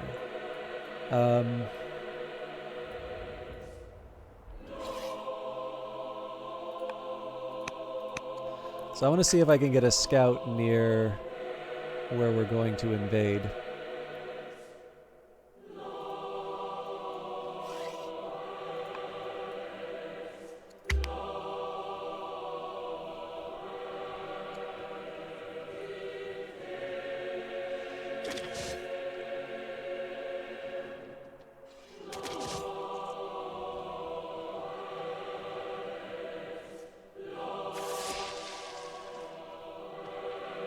But yeah, like I said earlier, the expectation here is that we walk away with 9 goals at most completed. I don't see a realistic path to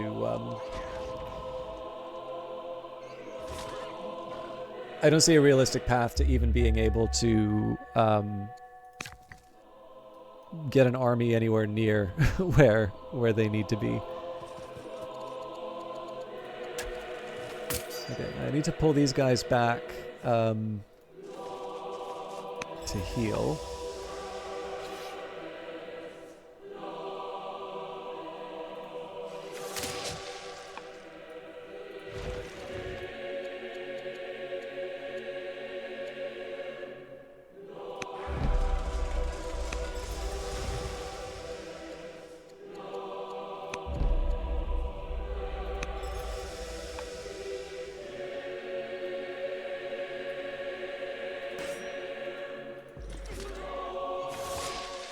So that's a kill. So otherwise I wouldn't have done it.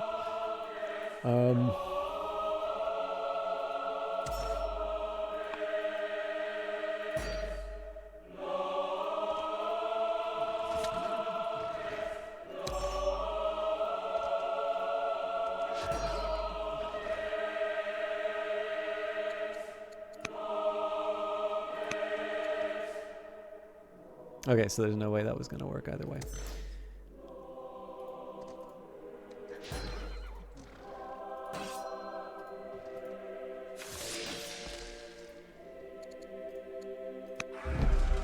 I think this is the last of the Numidian settlements. It'll tell us one here just because that's what we see. It is possible there's something hiding behind the fog. Okay, well, I'm happy to keep taking pot shots, although I don't think they're really going to move the needle that much. Oddly enough, the slingers are pretty good.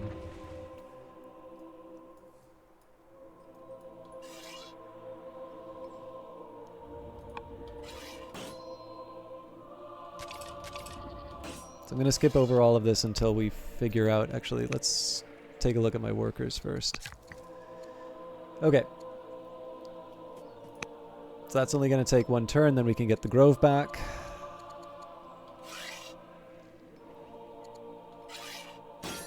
So these are kind of in the eastern part of Africa, so I don't quite know what I'm doing with them yet.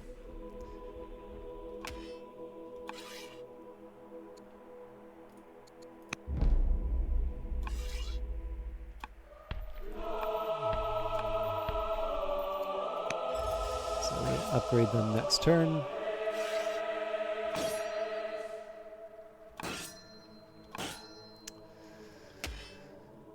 Okay.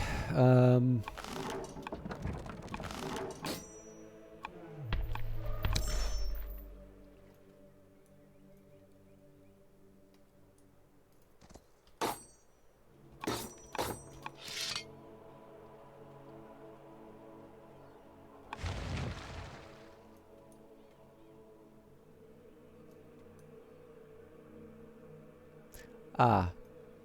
Okay, so the catch is that I don't actually have a safe place to put the ship. Because Carthage isn't actually coastal.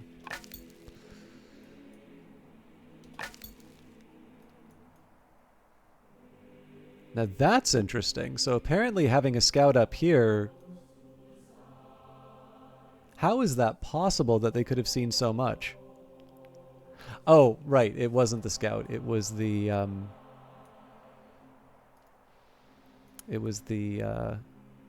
Gauls.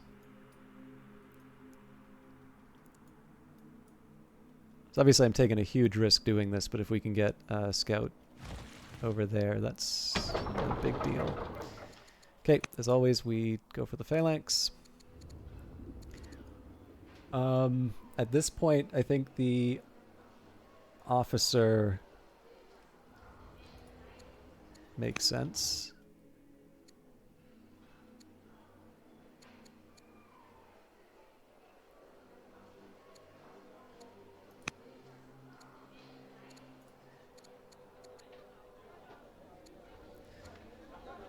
Okay, we've got the shopkeeper specialist.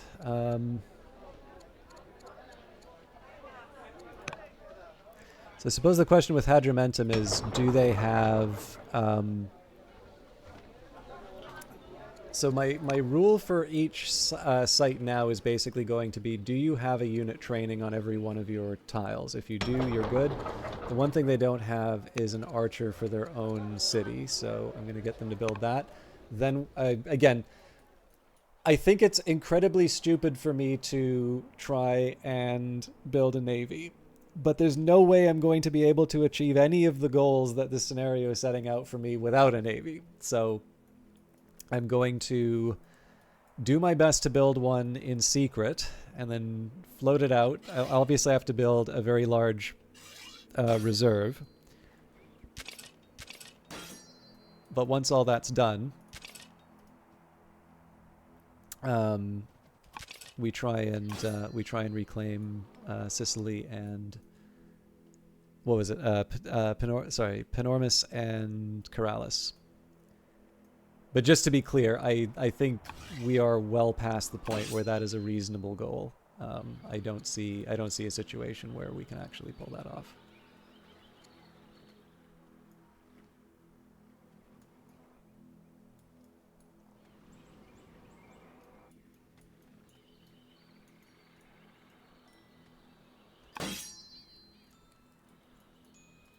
I should have been moving these guys a lot sooner.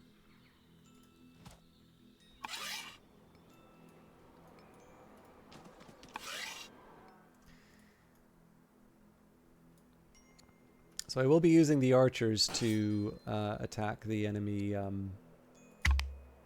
ships as well.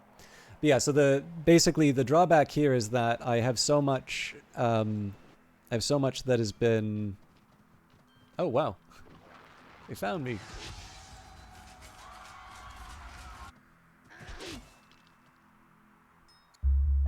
Himilko is governor of Takape.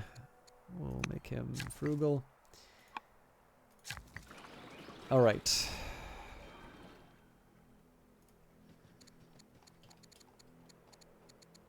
Lumber mills for all. Nope, except you.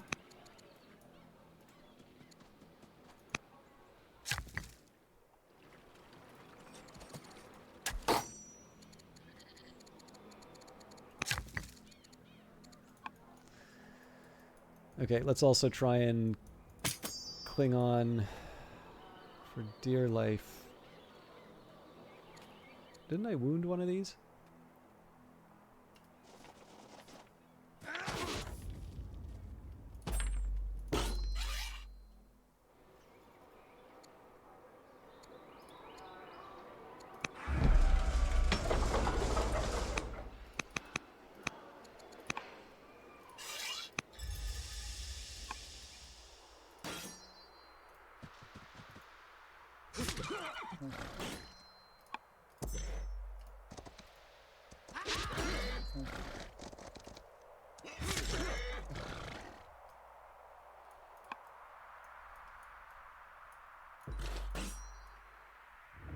Okay, I think at this point we need to start moving these back to...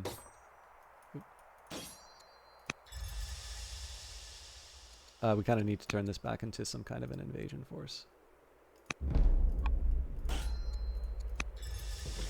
These guys I'm fine keeping around.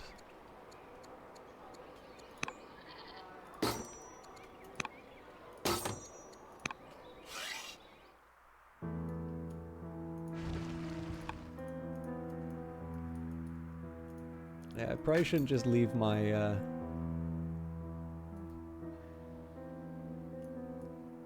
Oh man, that is so tempting. Okay, now this interests me. So apparently you can... No, you can't. Okay, I was going to say, apparently you can stack ships. So like, the way it looks right now, you'd think that this is the perfect opportunity to run in and try and make a bridge to Rome. This is three versus 3. But I know better. So, okay, let's get a little bit of, let's impose a bit more order. So, I am reluctant to chuck my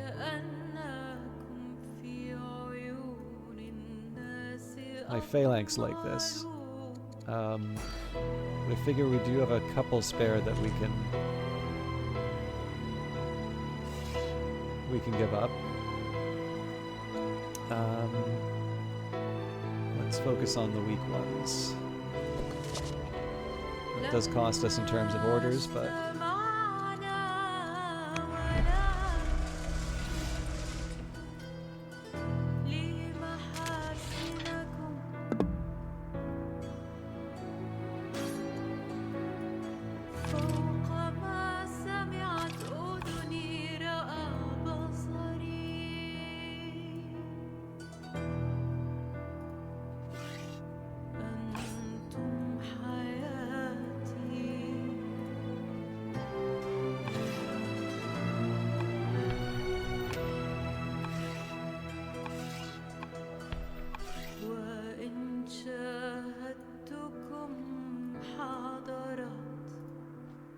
This is the point I should be kind of bullying the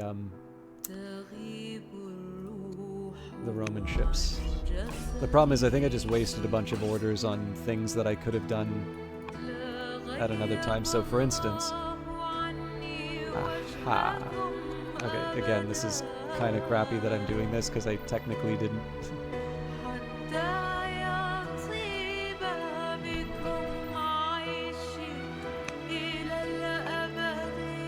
Hannibal. He does deals more damage.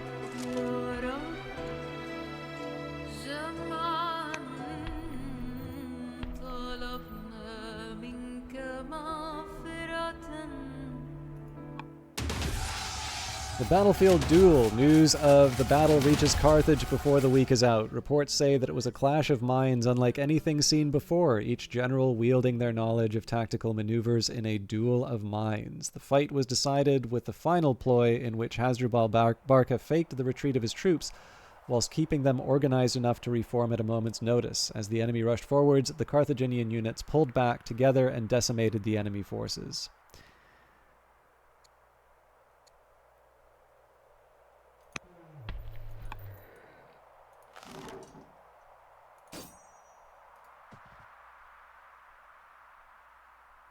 Wait, where did they run to?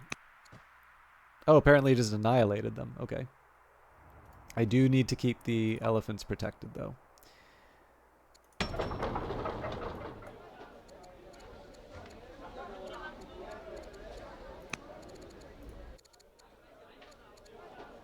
So obviously I feel very nervous about this.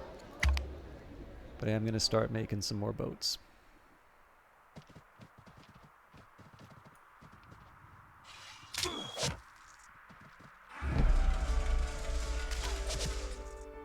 Oh, crap.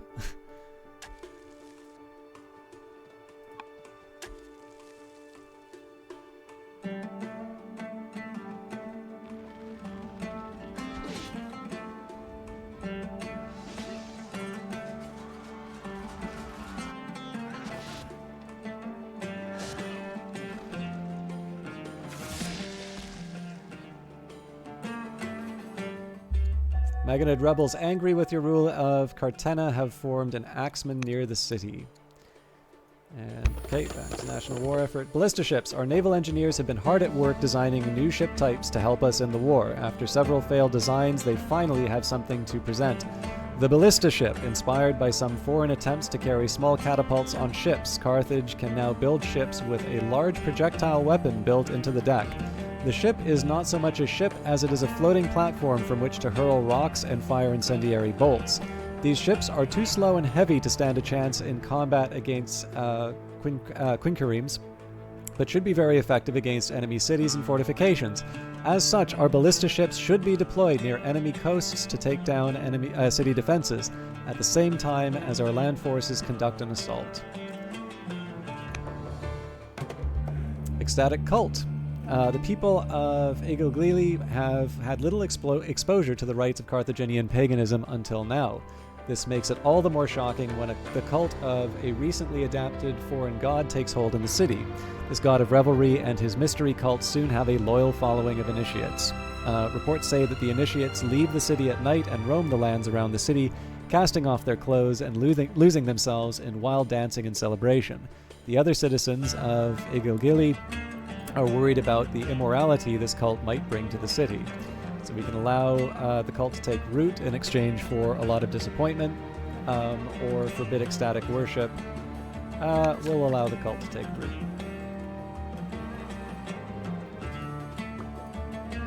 Okay, so again, the focus is on getting the tools for war, and that means wood.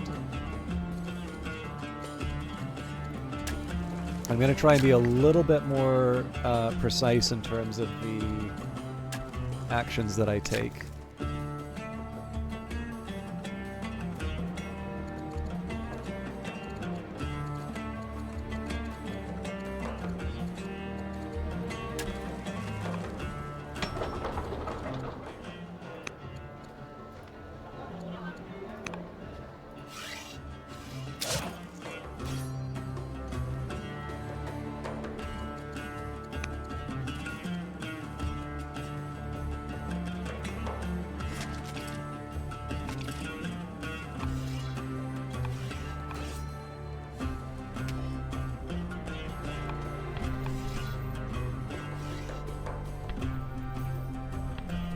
Not decided on a few of these yet.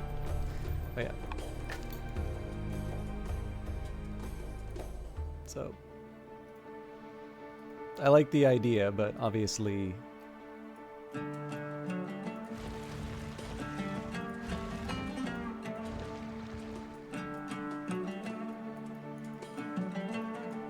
got 9 ships accounted for. I mean, again, it doesn't really mean a whole lot because stuff can move very, very quickly over water.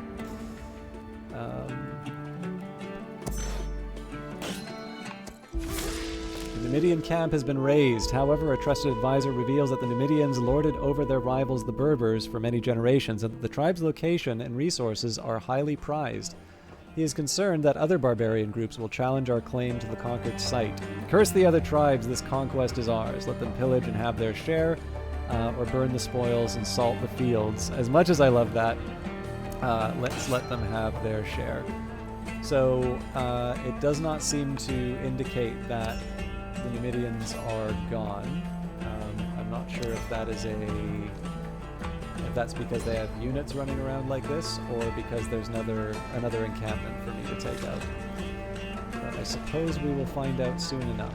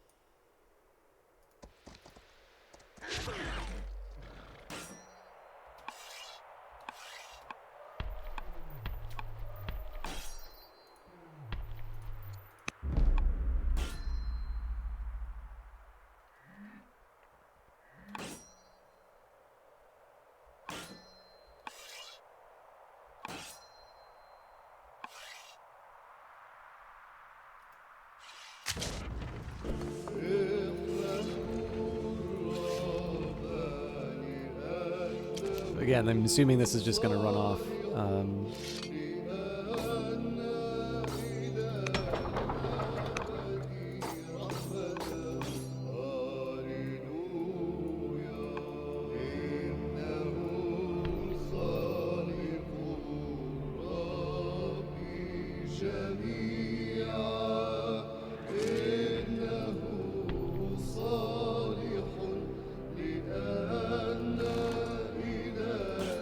Okay, so that's a general killer right there.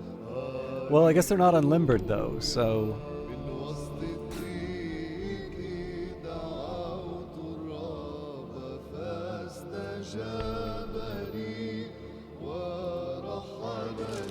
that should snarl up their plans in terms of being able to hurt us. Now, there's an opportunity here, but it's a really risky one.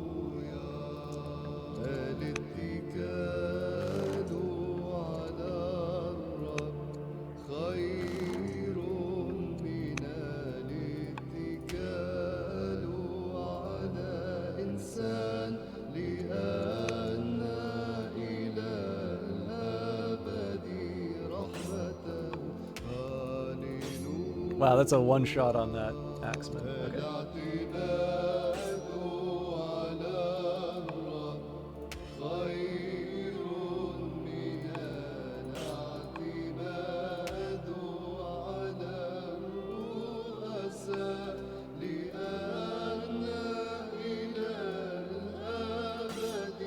Well, it doesn't kill it, so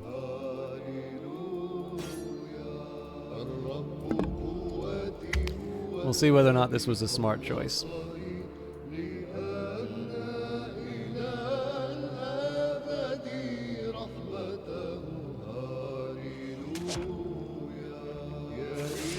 What? How? I'm sorry to do this. I'm utterly... I don't think it's unreasonable based on the previous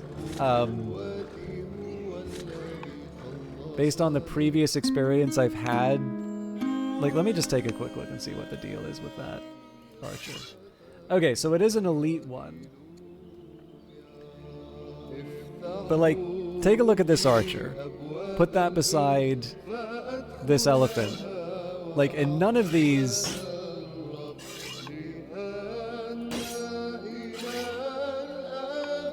So, Anyways, again, I'm sorry. Save scumming really sucks, especially when I'm just trying to slouch on to an ending to this infuriating scenario. But I'm really not sure what to do when the experience is so different. Um,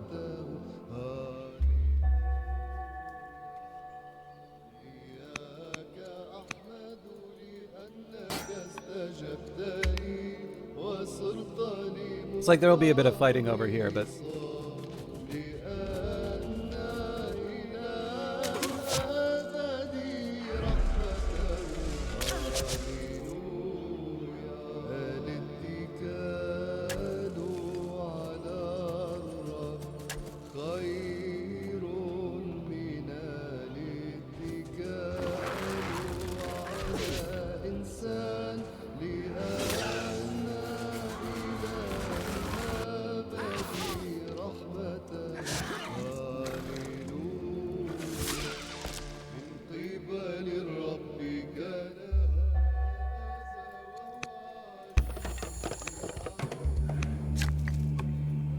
yeah, sorry, I just needed to take a bite. But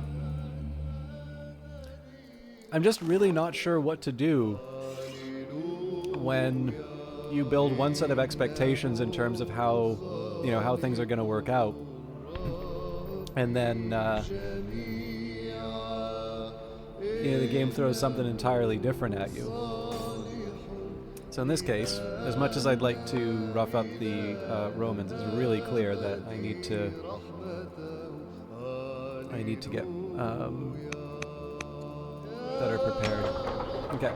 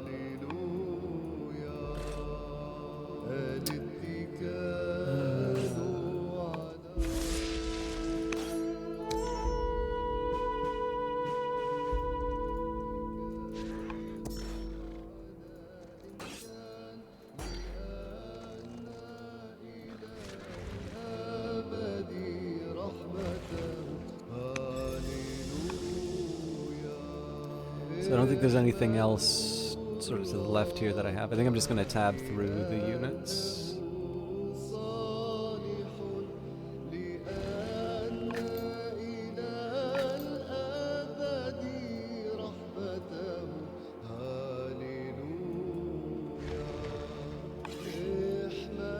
Okay, you can heal.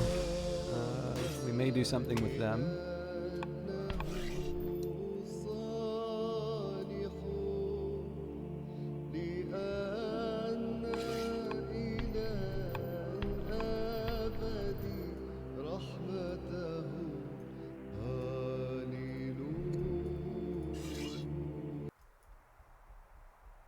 So it did occur to me one thing about constantly harassing the Roman ships with archers.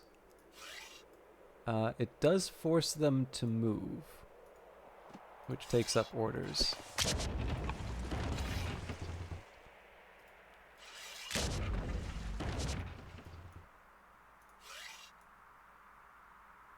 That sucks.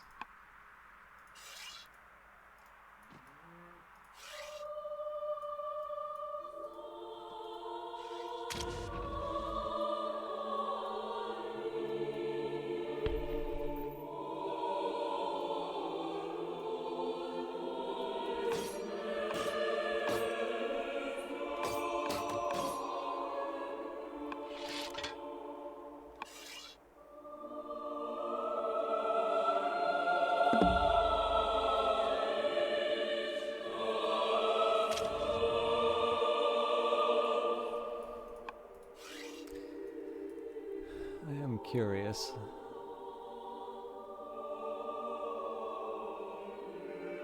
So it basically seems like I have 2 points where I can do a half point of damage, which isn't going to be enough to see that thing fall. So it's the sort of thing I'd be willing to spend points on, but hang on. Alright, that is some much needed good news.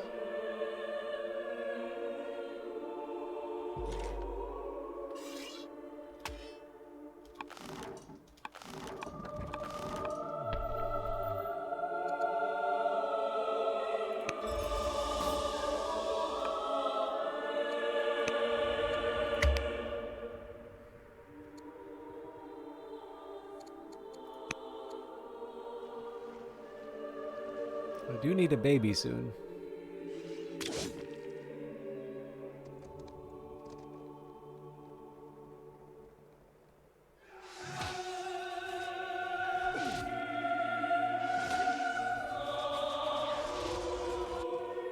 I'm kind of happy that they're focusing on the city and not on the worker, just because the worker can go and repair some of the stuff that's... Oh boy. Alright, Hadramentum, Oea, and Malacca. I didn't think that they were that upset, but it did occur to me that we did just have a change in ruler, so that's my bad for not paying closer attention to that. Fortunately, we have invested in our...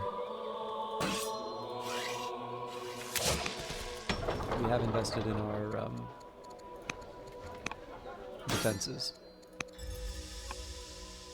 So, let's deal with the bad guys first.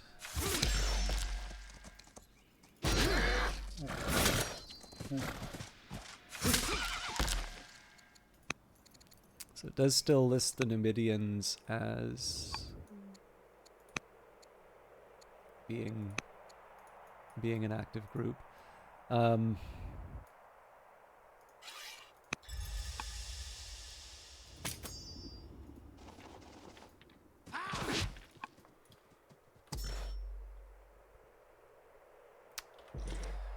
I gotta find a good way of making this make sense.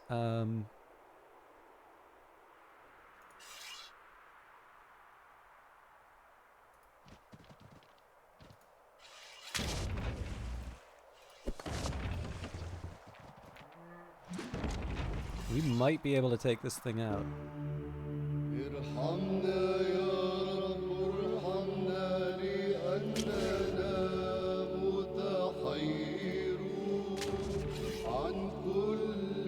No, wait, I miscounted. That's not archers.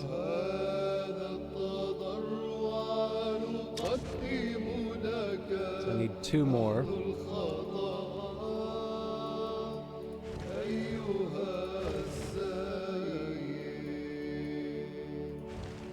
Obviously the temptation's to go around the edge like this, but that's a non-starter.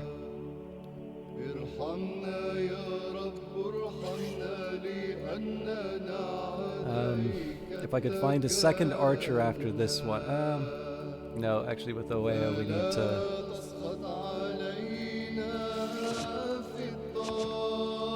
Actually, okay, hang on. This is a rare chance to take out a Roman ship, so what actually is this going to take?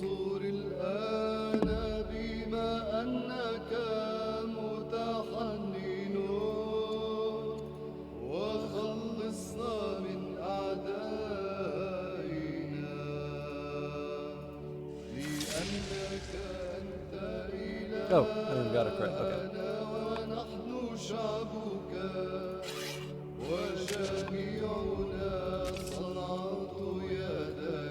So axe units are actually designed to go after spear, but it's what we've got available right now, so...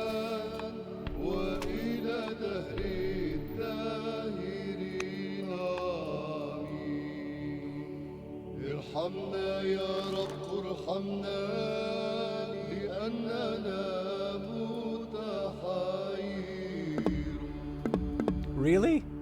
Are you kidding me? That is so frustrating. I thought the thing had been unlimbered forever. All right.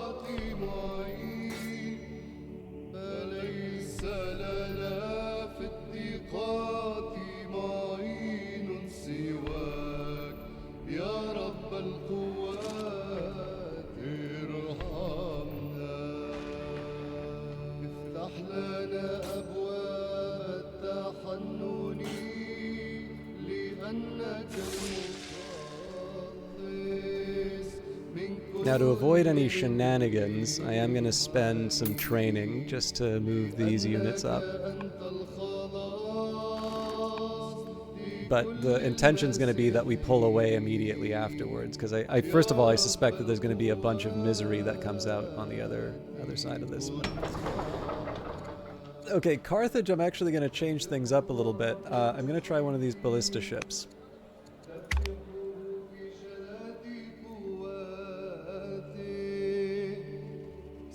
Yeah, there's no surprise. Are they going to take us out in one shot?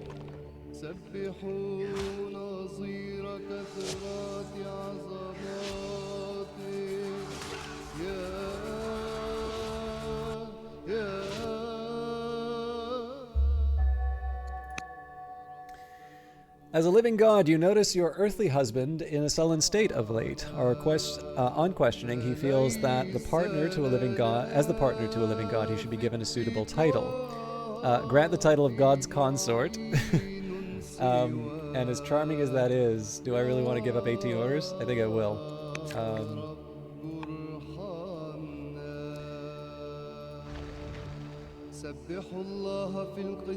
Wait, what? So why can't I, like, blow stuff up with this?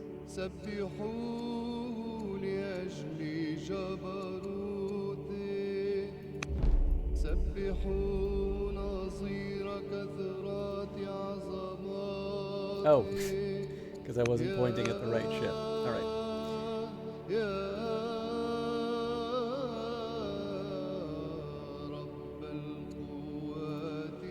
Okay, so you actually have to be, like, right in there. Wow, what a useless ship. I mean, this thing's just going to be lunch for the Roman fleet. But I did say that we were going to be focusing on the...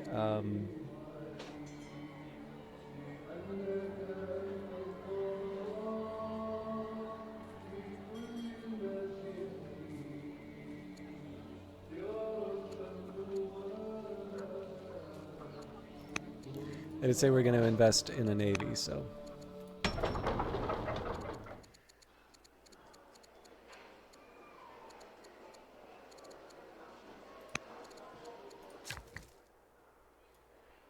Alright, more forests.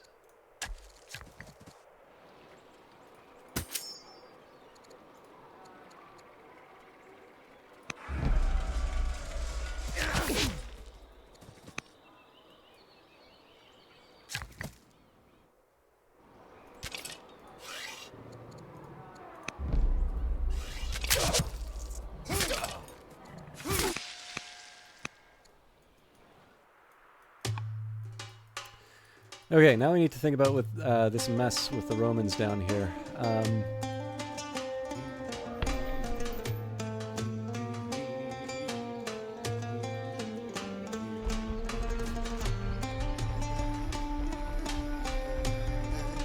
This is Hannibal, so I want to be a little more thoughtful on that.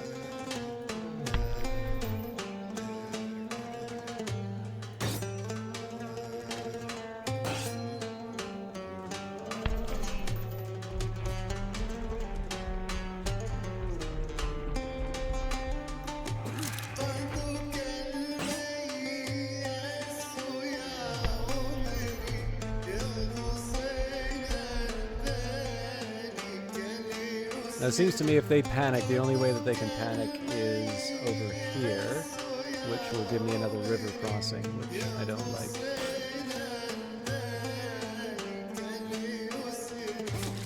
Do that. Promote first.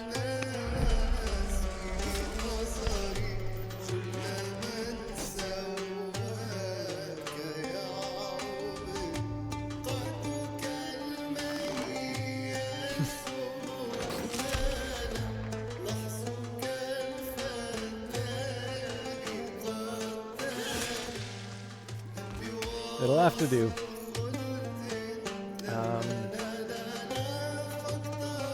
I suppose at this point we do the best that we can to just sort of protect everyone. But I suspect there's going to be some nasty stuff that comes out after us on the back end of that. Okay, I still need to find the Numidians.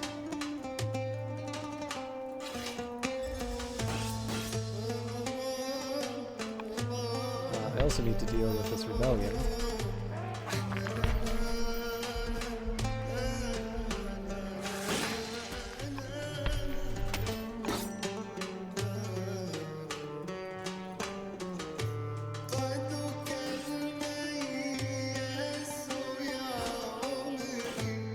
I was kind of hoping not to have to deploy those units, but circumstances changed. So no benefit to trying my archery plan.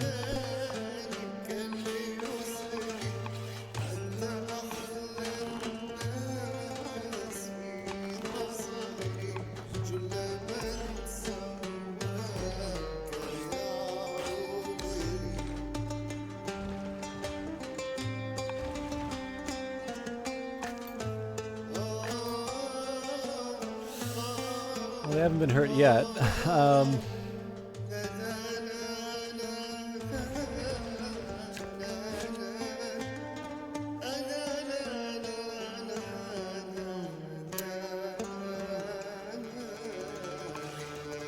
I hate leaving workers idle like that.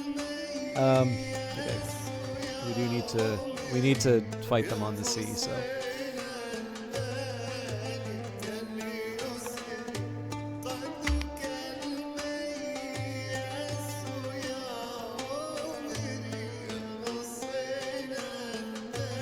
So, no surprises there, but they are attacking us very close to home, which means that we may be able to take them out under... Oh, Jesus. Everything just fell apart.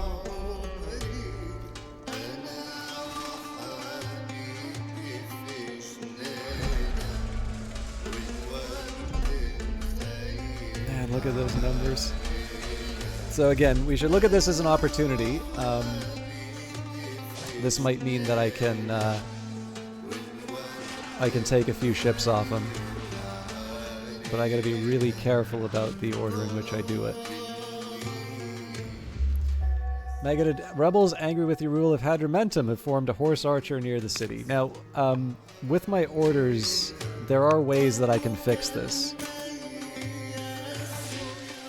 But let's take a look what's happening in the north first. Okay, so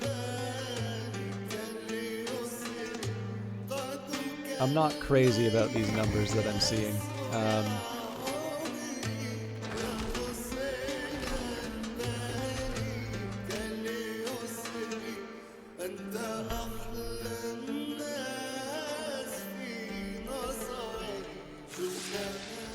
Oh, that was unexpected.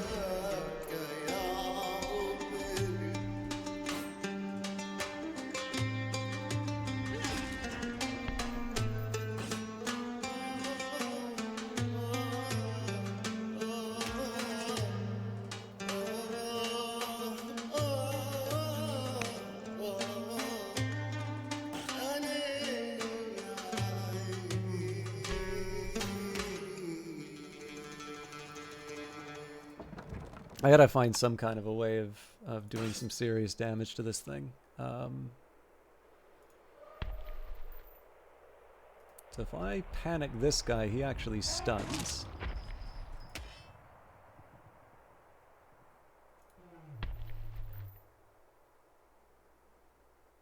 Okay, no, I see. Oh, wow.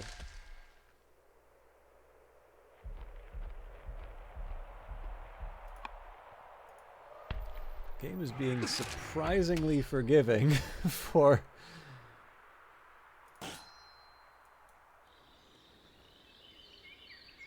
Right, this is a river crossing. That's why it's not as effective.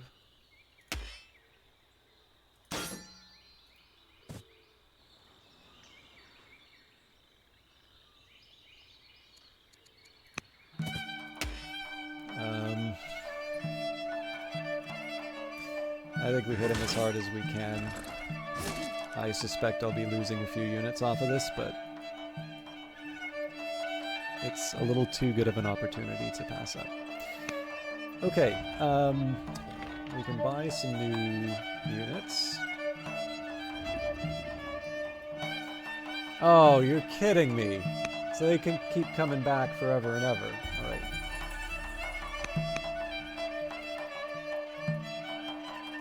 So our focus here has got to be, what can we do to take out... I think we kind of accept that we're going to lose this ship no matter what. So the question now becomes, what can we do to punish them for coming into our waters? And in particular, what I want to be doing is focusing on any enemy ships that have that that grapple ability.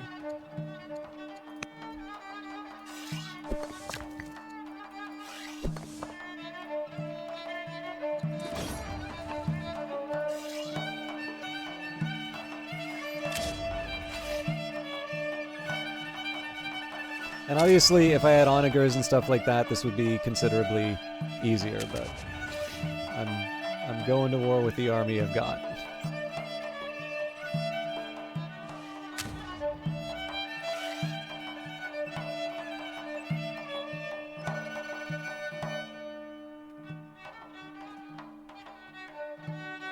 Okay, so this legion's become a liability.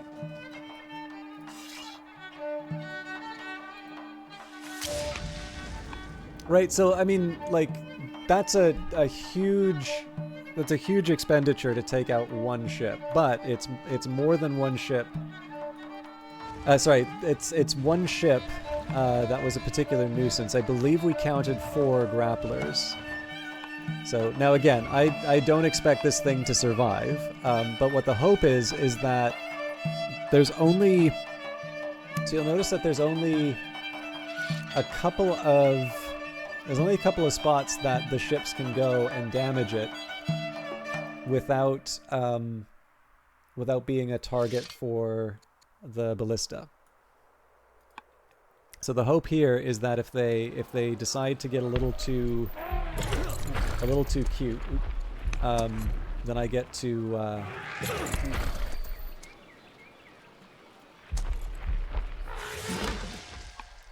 follow up with taking out another ship. And again, the ideal, of course, would be any of the ships with the grappling ability. Okay.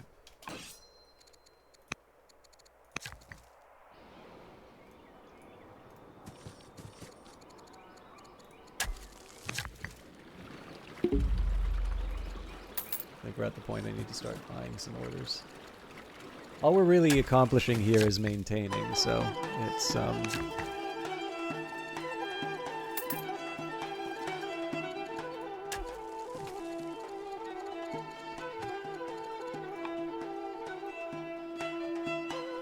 I would like to be able to move the ships a little bit more, but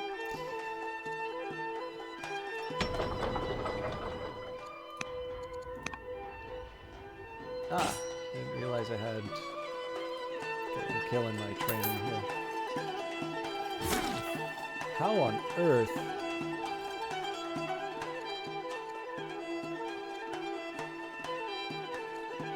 Pierce +2. Alright. Learn something every day.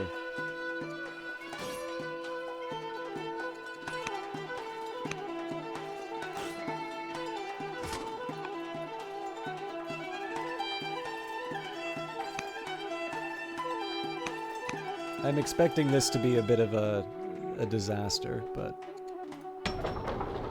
Hadramentum again. We're gonna invest in the ships.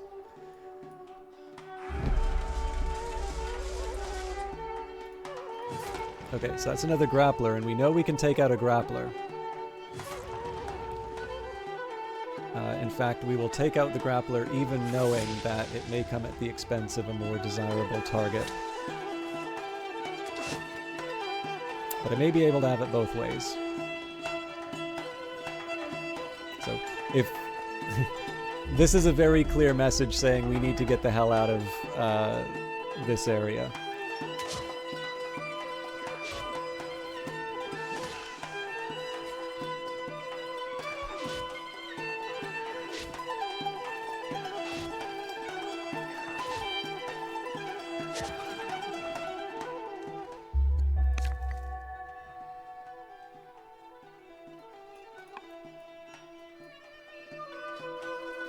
Okay, so,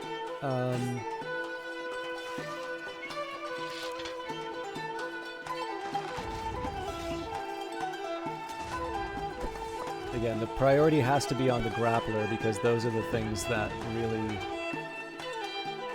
really crush us.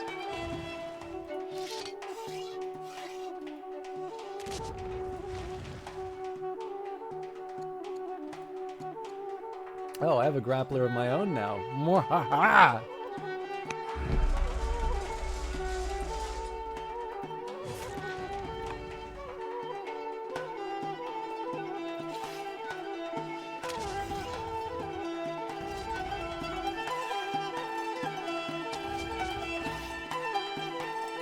Is this thing actually going to get away without... Thank God. Okay.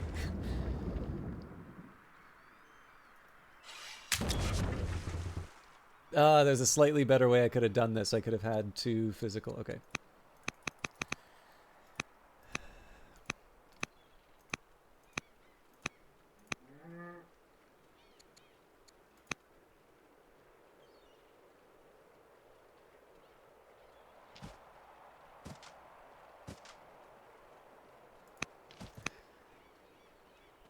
Again, because there are ships that are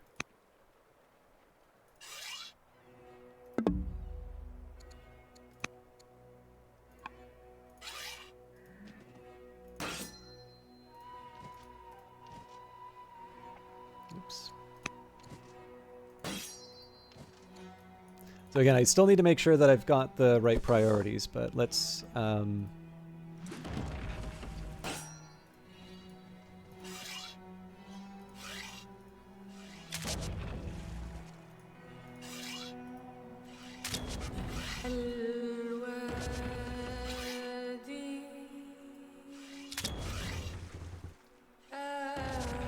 it's not enough to seal the deal.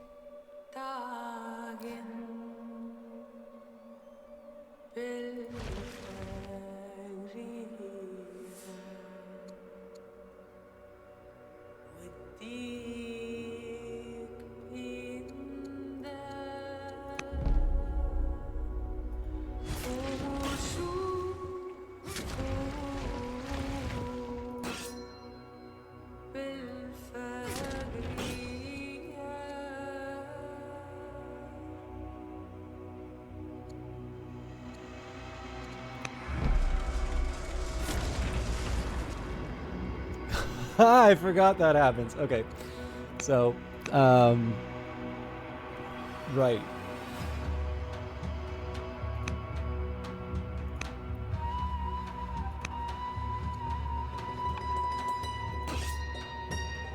Oh, that's still not enough.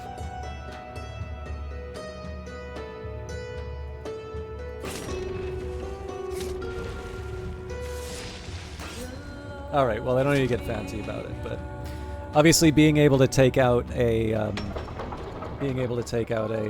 Roman ship or disable a Roman ship a turn is a big deal.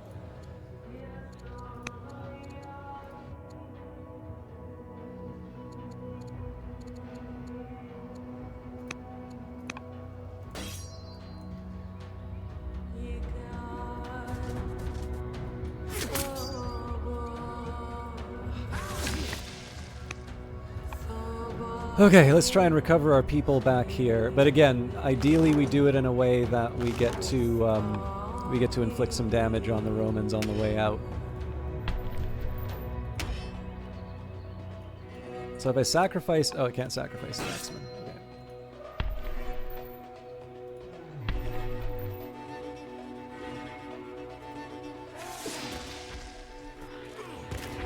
So the drawback here is that... Oh, I don't occupy the tile.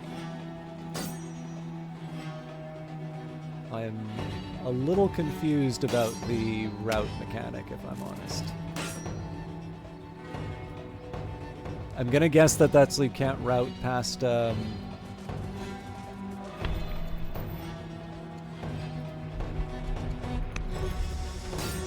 past a river, maybe.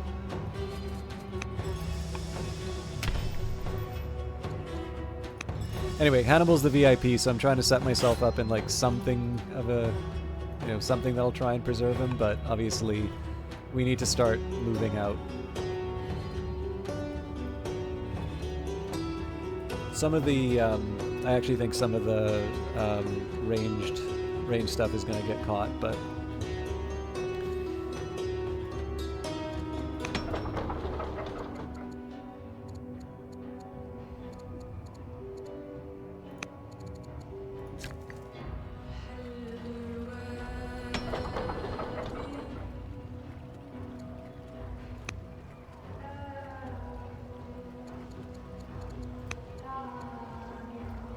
we got to finish the gardener first, otherwise,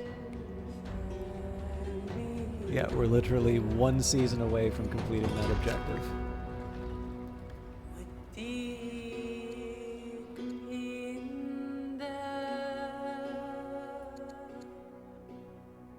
So I'm actually also going to tempt fate and put my worker at risk.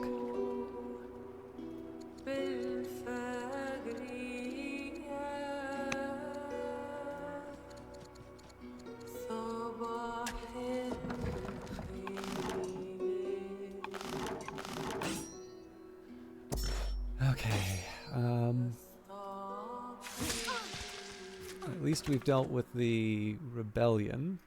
I guess we can repurpose the phalanx for that. I'm going to ignore the Numidians. So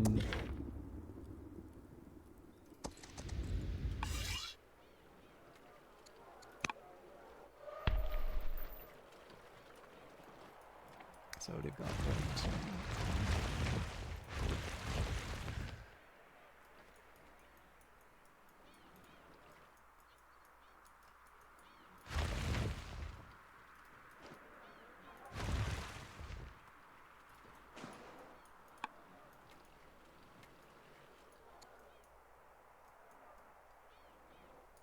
So it looks like I've got a total of 1, 2, 3, 4, 5 ships. 6 soon enough against 1, 2, 3, 4, 5, 6 Roman ships. Although again, we know that there's going to be... That's not the real number. But obviously being able to, like, one thing that's going to be big is if I can stun and lock people near the shore, that's going to get me a second turn to sort of beat them up. So I want to take advantage, I want to take advantage of that when I can.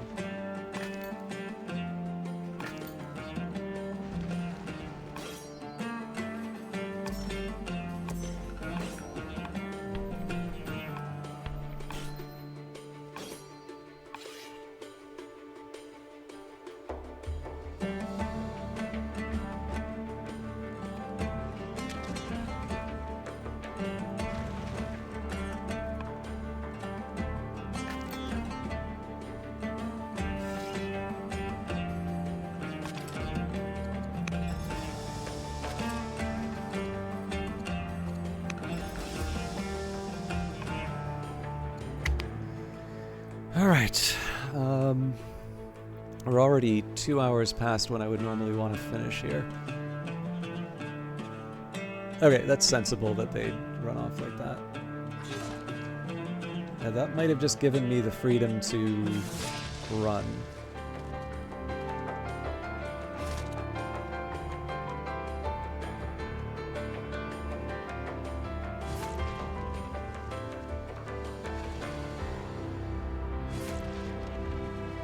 Oh, that's going to be a shame that we lose that.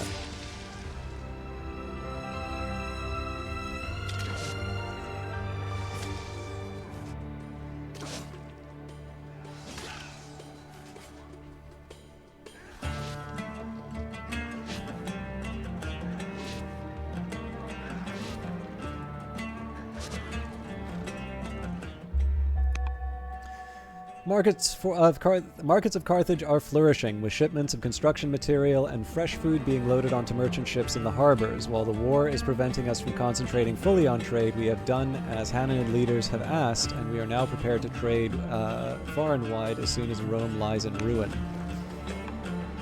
Okay.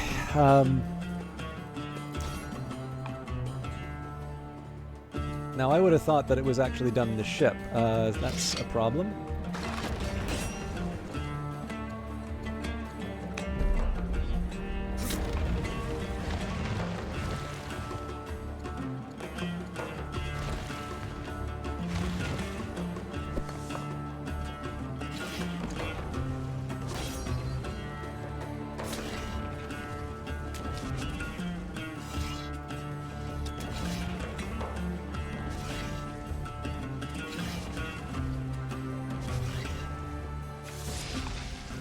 So, I mean, it's a one-for-one trade-off in this case. Not perfect, but we're getting there.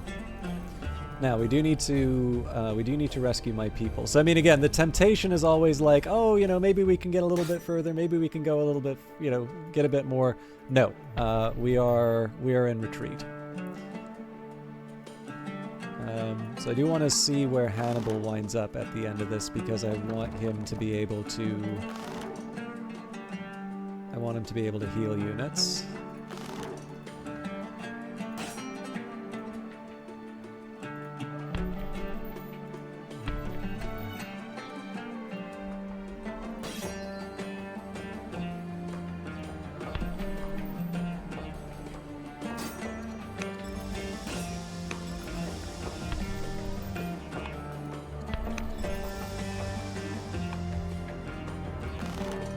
I mean, I always get the option of unlimbering, right? So if they do want to give chase, their cavalry is going to be running ahead of their infantry, and so we can fire the big rocks. Okay. And of course, none of this counts as killing units in Italy.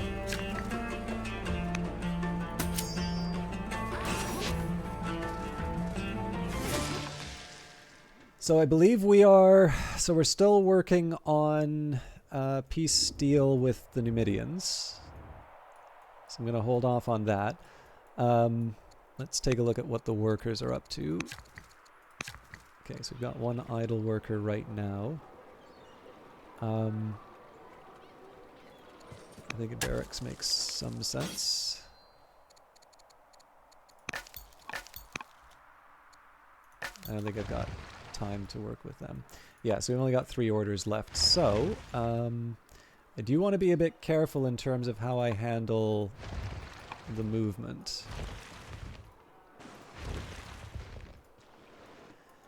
So the reason I felt okay doing that, first of all, the Roman fleet's already kind of occupied. I'm going to have an extra boat come out here, so that's 1. I'll have 3 ships on the side here. A 4th over the edge here. Now again, we're outnumbered as far as the Roman Navy is concerned, but we have a little bit more concentration, and so much of the fighting is centered on this area that I think we're going to have just enough to be able to push it to our advantage. And of course, as always, oh, actually, we have even more. But yeah, as always, we focus on. Messengers just arrived from Syracuse with an intriguing offer. Governor Hero II the Just finds himself with a strong military but a shortage of resources, and his message suggests perhaps we can both benefit from this situation.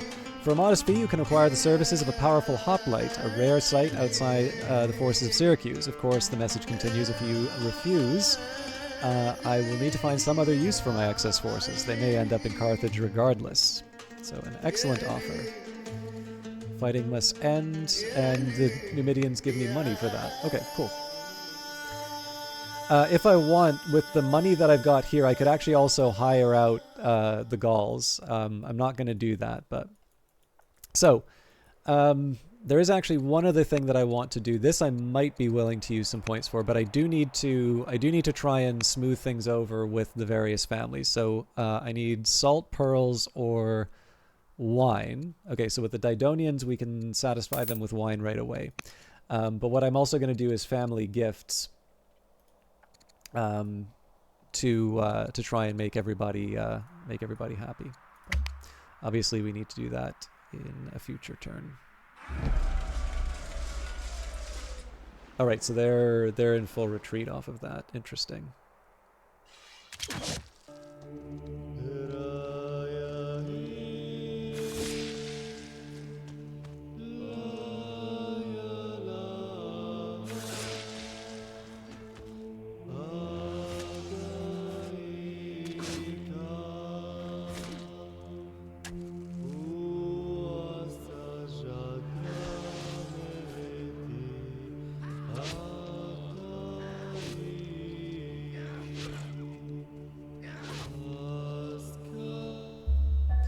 Reports of a tribal raid from the Iberians' encampment near Saguntum.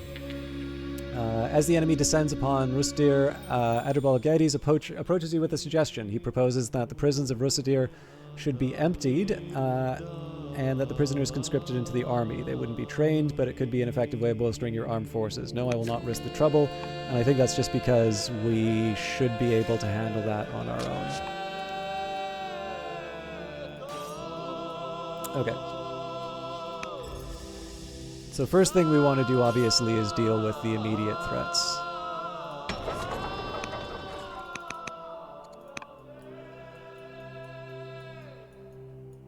Now, obviously, there's a huge temptation to try and rough up the Romans over here.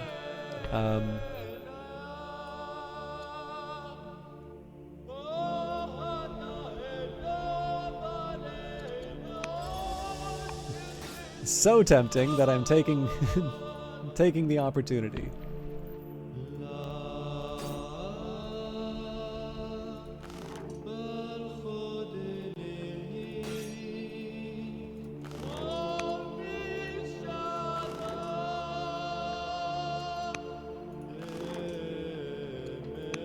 This is predicated on the idea that, oh, actually, this is a bad assumption. So if they focus their forces, they can actually take us out down here.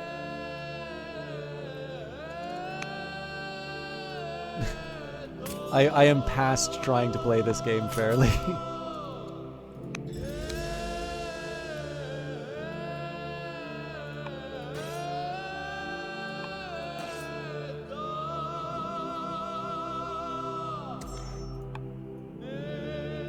Before I go too far, we should think about how much we can harass the... Okay, not much at all.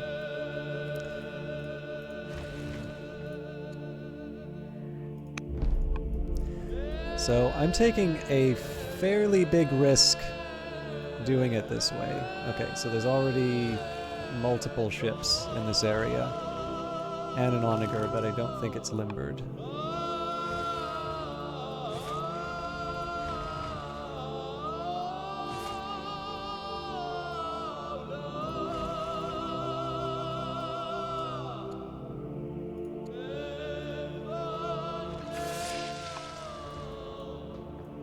Now, the obvious step would be to anchor one of these things and just have people pour into Panormus, but that's just not happening. So, next step.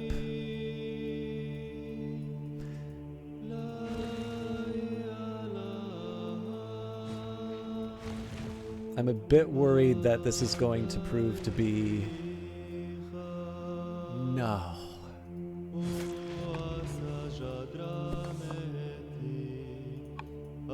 Get away.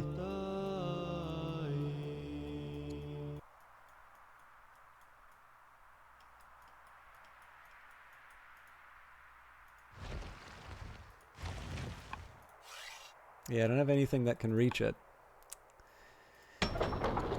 Well, we committed a blunder. No.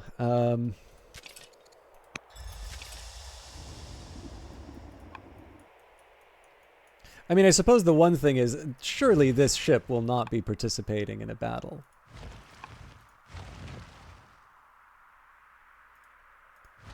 Although I do note how much damage this thing does relative to mine. Like, this thing has 20 hit points. I hit it with less than 20 hit points. I hit it with 3 ships. Yeah, I don't know. There's something funny going on here. Oh, I think I know why.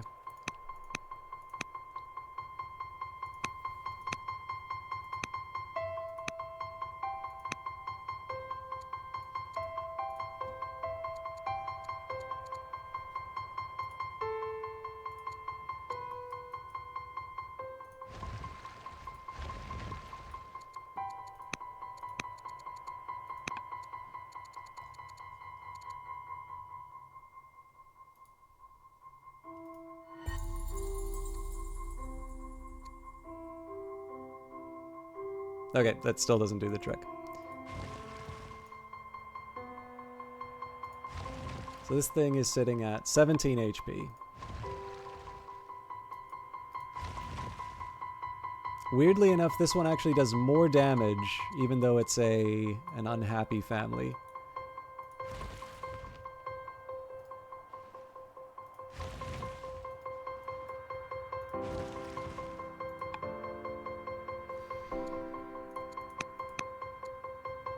So I suppose I could try one of those silly things that the AI does to me, and like like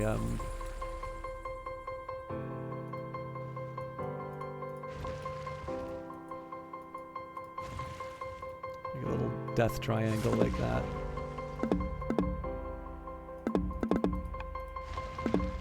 Why can't I attack? Oh, because I don't have the orders. All right.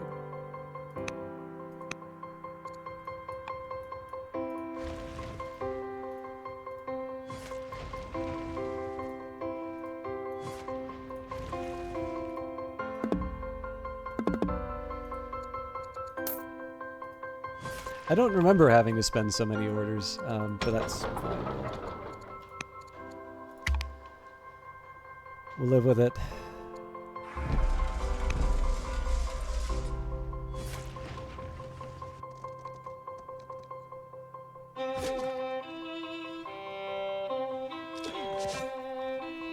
Now, if that's the only ship that they're bringing to that effort, that's interesting on its own.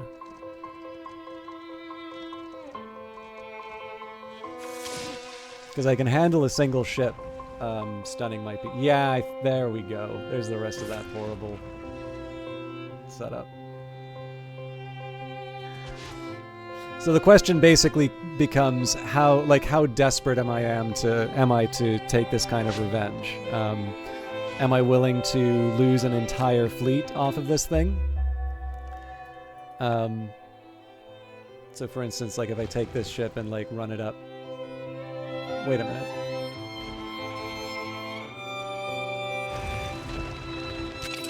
Please tell me that is not the ship that I was just attacked. Like, whatever happened here. The ship that I was attacking earlier is either fully healed, which is absolute nonsense. Anyways, it's neither here nor there. Let's take out what we can.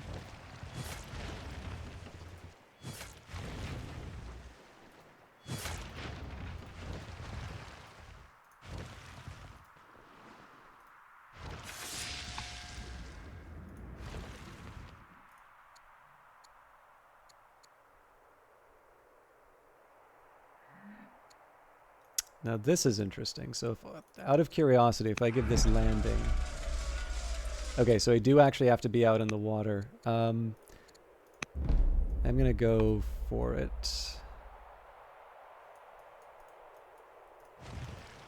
So I've got 1, 2, 3, 4 ships.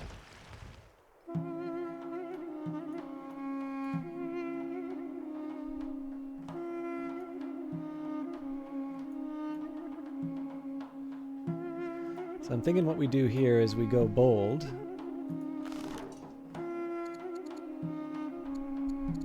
I guess there's no indication as to whether or not this thing's going to attack my ships. It's a big risk if they do, but at this point I kind of have to work with what I've been given. So the aim here is basically to make these extra ships work. So we're going to have a cluster of theoretically six ships, practically less. Or I guess fewer, but I don't know. I'm working with what I got.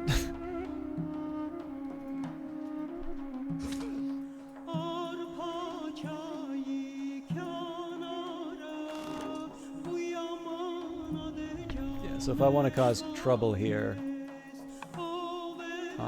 I think what I'm going to discover on the other end of this is that there's a huge Roman legion getting ready to take me out. Now, there is the temptation to buy these ships, but it's so expensive to buy anything now that...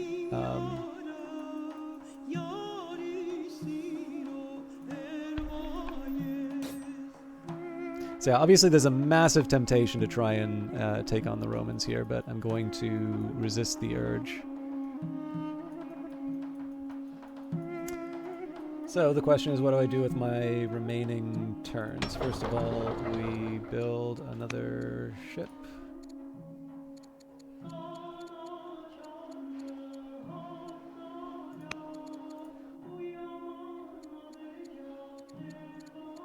Like, it's basically just failing. Oh, actually, you know what? Onagers. I'm overdue for building some of those. I mean, I don't actually have that many phalanxes when you think of it. They're all spread across the continent. Practically, I don't have that much to worry about if I can get... Like, basically, what this comes down to is, am I able to actually get a ship anchored and have it live for a turn to be able to claim Panormus? And in order to do that, I'm going to have to deal with a really powerful legion. Like, this guy's got just about every single buff known to man. I will actually take a minute here just to redistribute some of the...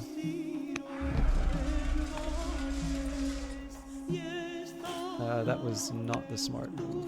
The smart move would be to assign a general.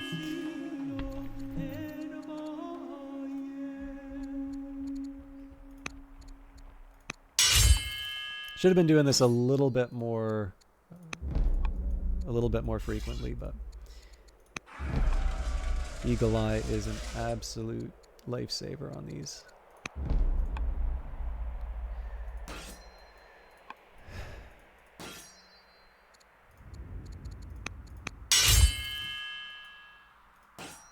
Yeah, so like this is the start of an invasion force for sure.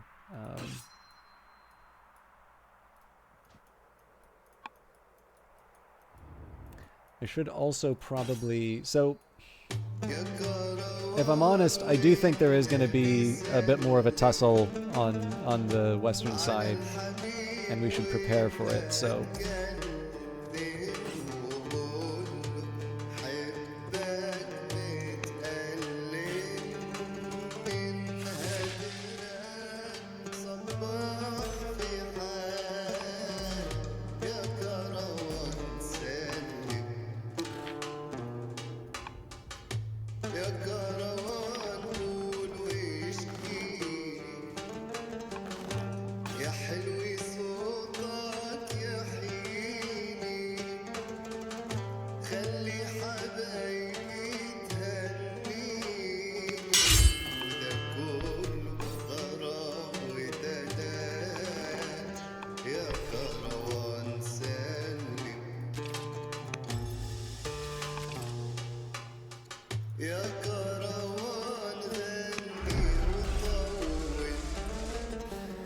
Okay, so we just assigned a bunch of generals. Hopefully that doesn't come back to bite me.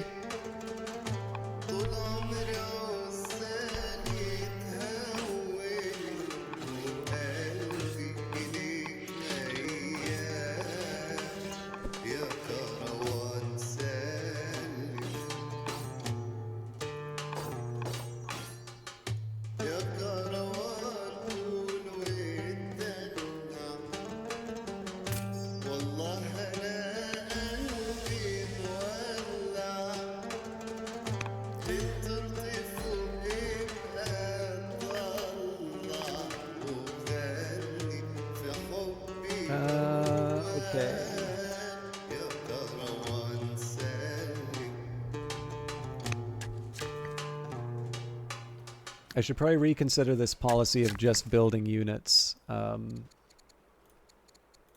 because I'm not expanding my borders in certain areas that I need to. So let's see what happens with the boats. I'm very tempted if they can't take out what oh, damn it.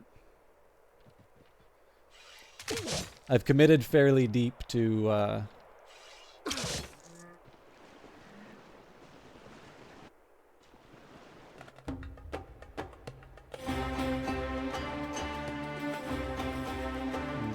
I think they're going to try and take 3. Yeah, like this is in this case, this is absolutely well done on the AI's part, but like this is definitely the sort of stuff that leaves me feeling completely outmatched. Like the way that they've stunned 2 ships, and they've left some of my weakest just sort of running around, waiting to get picked off.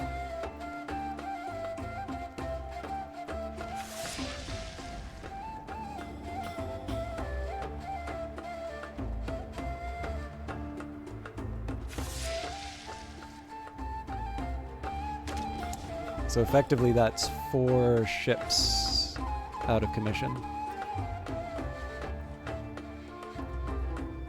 And I'll be honest with you, I actually don't see a conclusion to this that does not result in us losing all of our ships. I'm going to do my absolute best to pull it back and recover. So this is the one that stuns.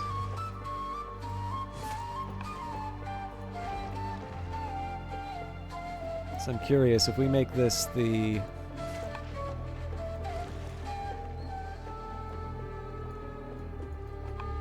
Well, actually, it's a little premature to be force marching at this point, but it's an investment for the future.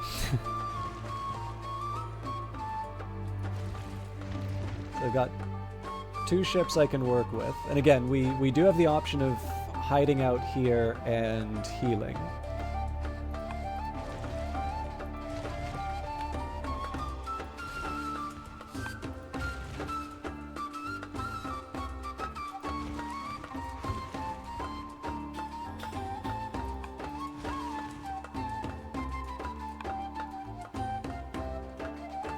So yeah, what I think a lot of this is going to rest on is our ability to I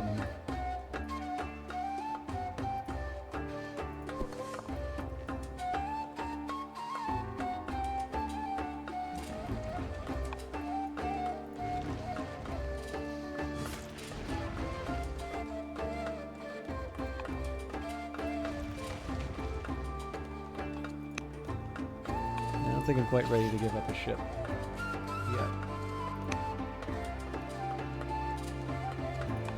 I mean, I've kind of already done it on this side, but that was in order to get rid of a grappler.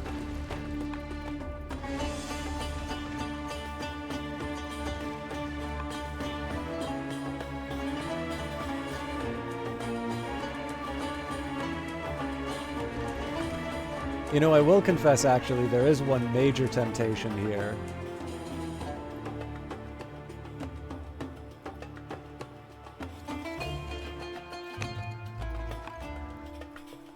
We need 1 turn for this thing to stay alive. So let's see if that can happen.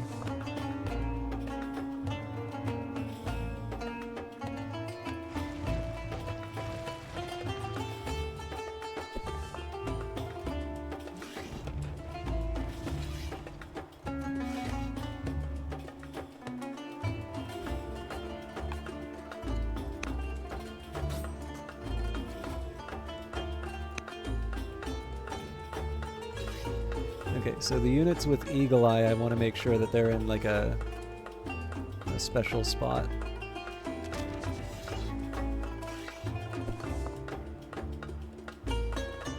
Oh, okay.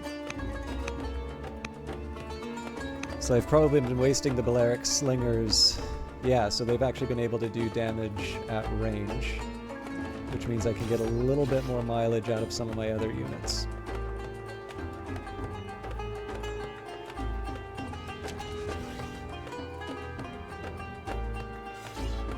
So obviously the units with like a high focus need to be prioritized right front and center.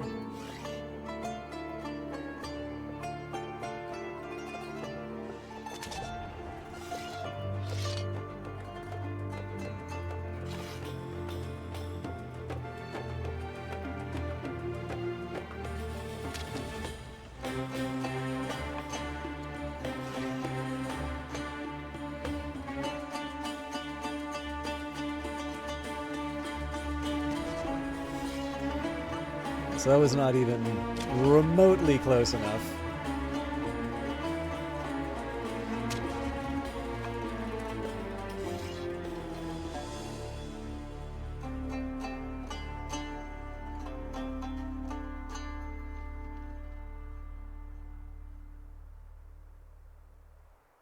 That's a shame. That was one with an eagle eye, actually, so...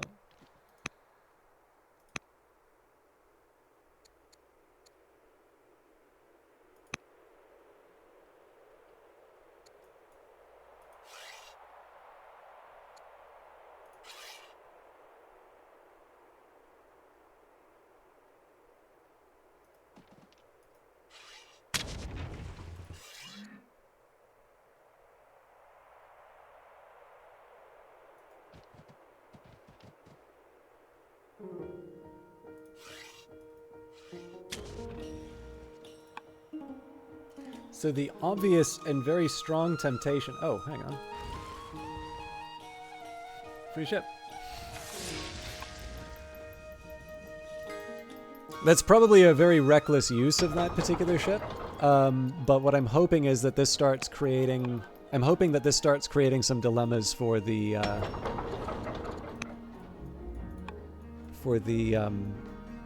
Romans. So basically the idea is this. The worst one that they could do is actually swarm and gang up on this one, because I don't have quite the same land advantage. So it's worth remembering here, right? We're still severely outnumbered. They've got 1, 2, 3, 4, 5, 6 ships to take us out. In terms of the damage that they do to us. So this is the one that stuns. This one will do 5, apparently 7 to us here. Okay, so this one apparently is just way too fragile. So in practical terms, it's basically 3 ships. You need 3 ships to take out 1. Now, on the surface, it looks like we've cleared out the path to Sicily. So the next phase of this is obviously to get as many land units as possible just crashing through and trying to take Panormus. We'll obviously do another run of this for Corrales, but one thing at a time.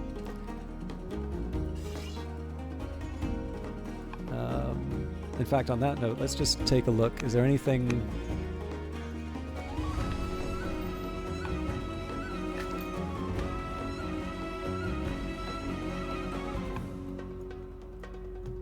I don't really believe this, but...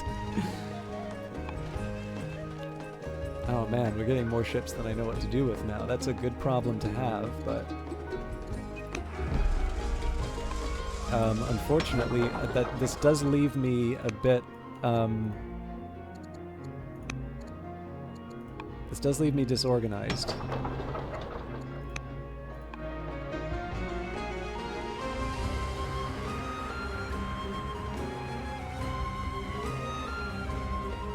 Okay, so in terms of the number of ships that I have just available, 1, 2, 3, 4, 5, 6, 7, theoretically 8.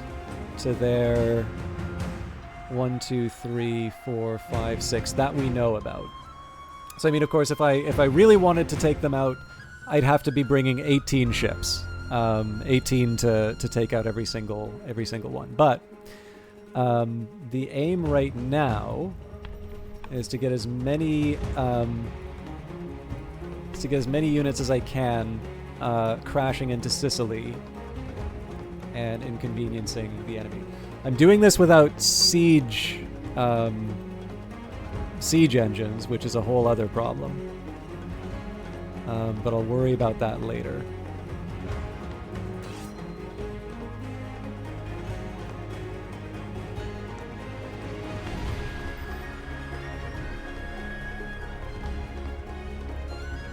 Okay, so let's see how the Romans react to this one. Again, I'm expecting some nasty. Oh, that's a big old line of "I hate you."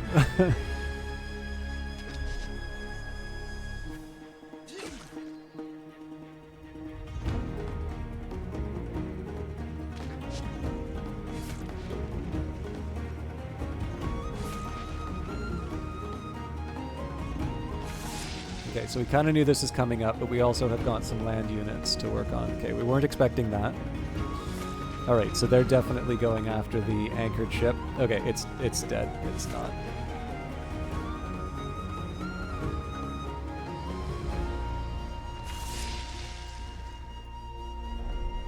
I genuinely don't know how you are supposed to handle this. It just feels that the Romans have everything.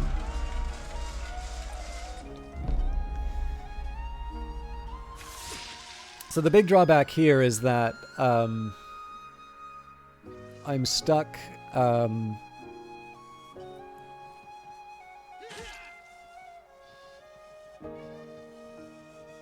This might get lost.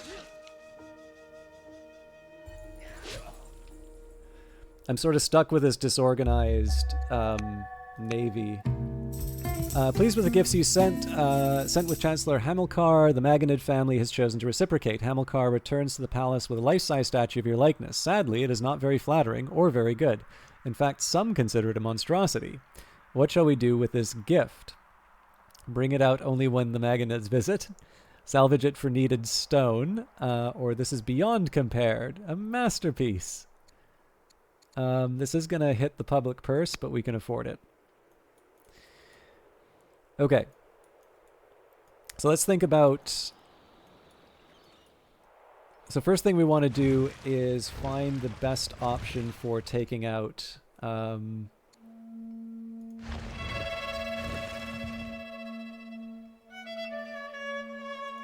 taking out the enemy ships. And these are actually at 19 of 20, so I'm going to need all 4 ships to do that.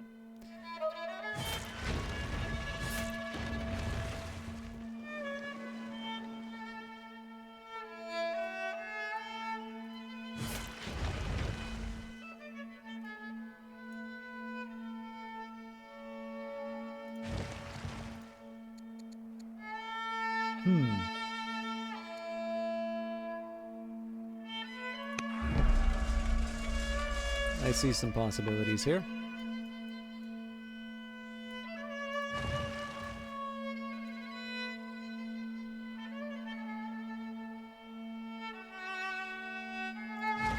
This is the one that can route.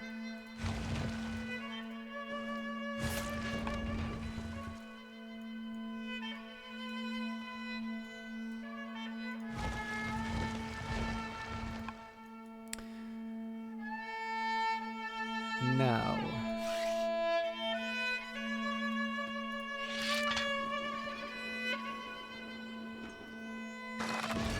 Whoa! Okay. That changes a lot.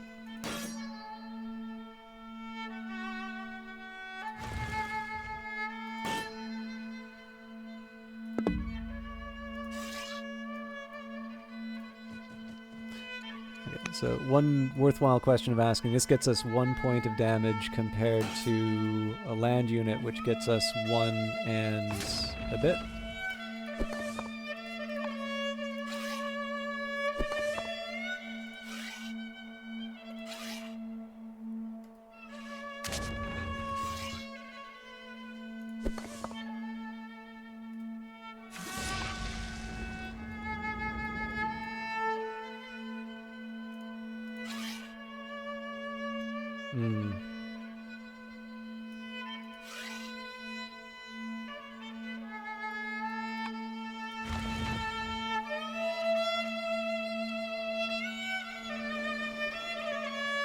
I wasn't originally planning on doing that, but I do need to make sure that I'm delivering some pain. So I actually don't mind us having... This is like our little... this is our little club to beat the Roman navy with.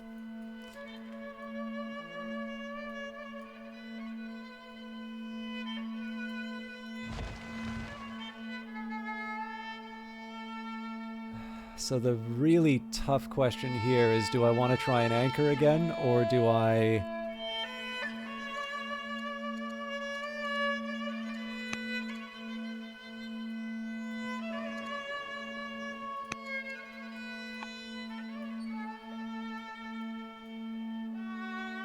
Because like we absolutely have the ability to take out this ship. I'm gonna count on the archers doing what they can to inconvenience the enemy ships.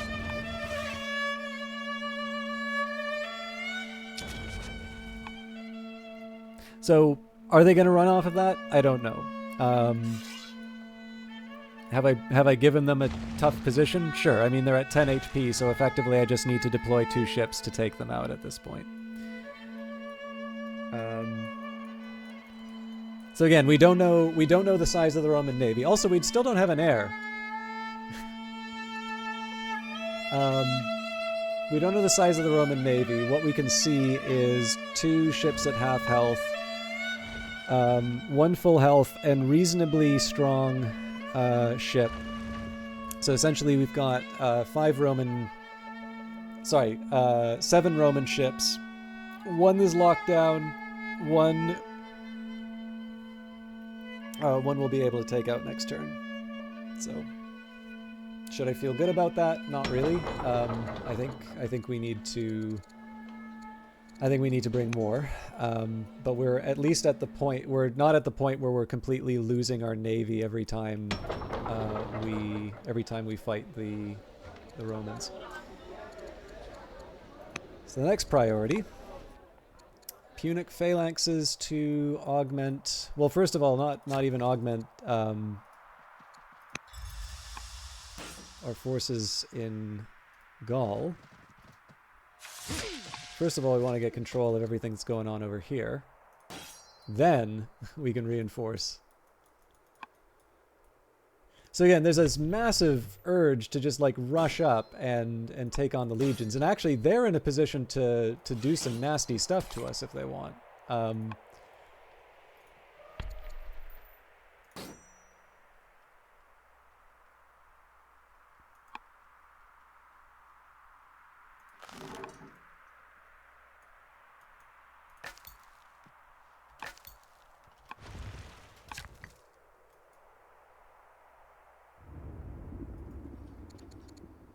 We really don't need more iron right now.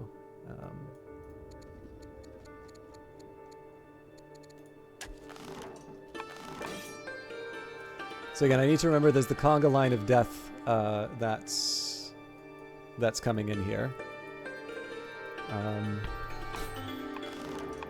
Against my better judgment, I'm going to stick around on that side. I feel like I should be making better use of those spearmen.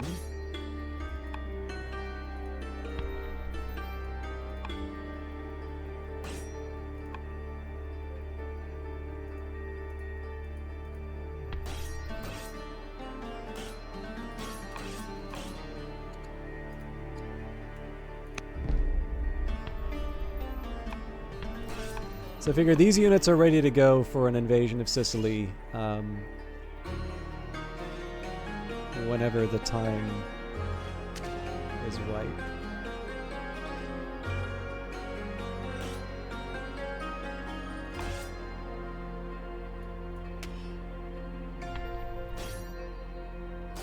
So maybe the rest of the work is just getting people in position, but let's see. And it is such a shame we've not been taking advantage. I mean, I figure 1 ship to move these guys into the fight. Okay, I think we're just gonna have to keep this guy here to keep Peace.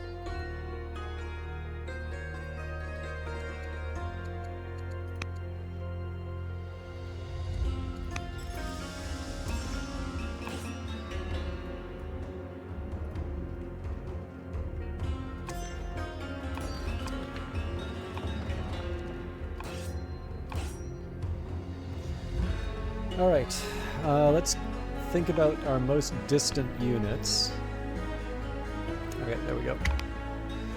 So again, if the anchored ship, it's very unlikely the anchored ship is going to survive, which is why I didn't put a ton of effort into, okay, they're almost certainly going to stun the anchor.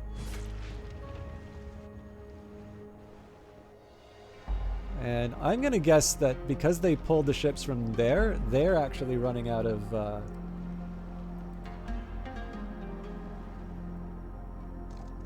I'm thinking that they're running out of ships.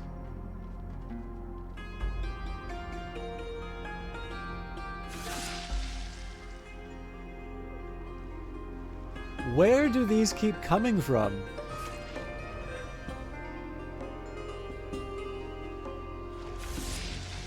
Like, I had a ship here that didn't see any. They've got 3. 4.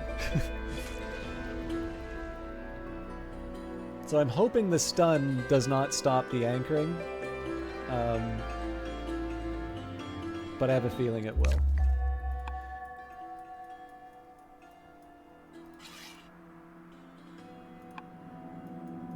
Yeah, stunned. Okay. So this is a big old mess.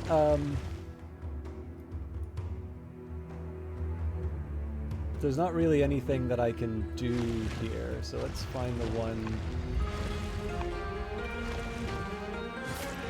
So that's the most annoying one to deal with. Well, hang on.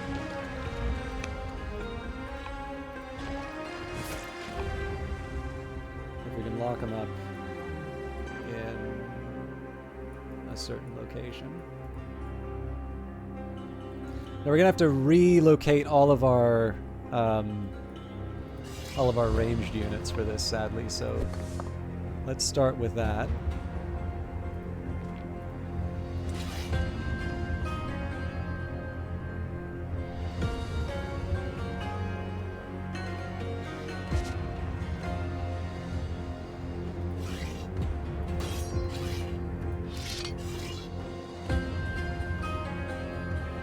Yeah, there's really not the same.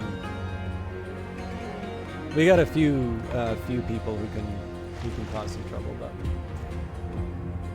okay. Now the overwhelm is definitely a powerful ability, so let's.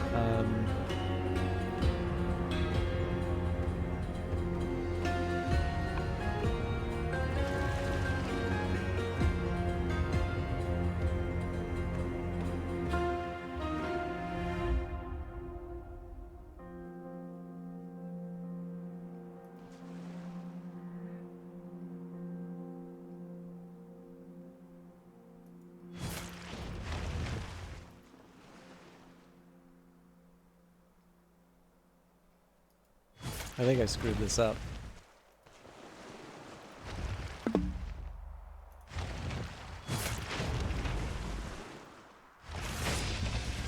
Okay, so that's all well and good, but how do I seal the deal on this guy now?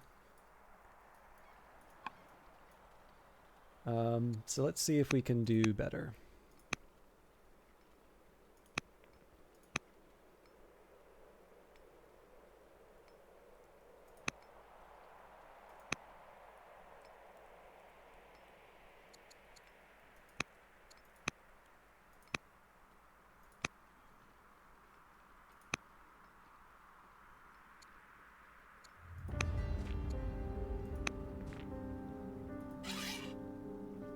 So I figure in terms of units that should be firing arrows, it's the one with the high chance of a crit. Okay, good. So obviously that changes the calculation now, right? Because I only dedicate 2 ships to taking that thing out. This guy's a tracker, this guy's got strike, so this is the stronger of the 2 ship. Okay, he's already stunned.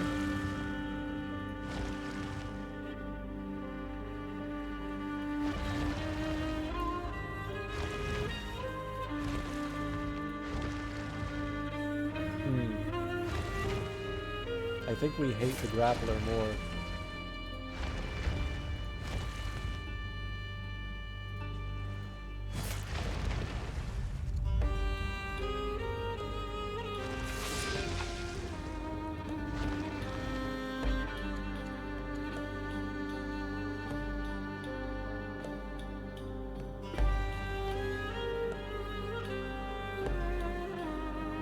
I am kind of serving this ship up to them on a plate.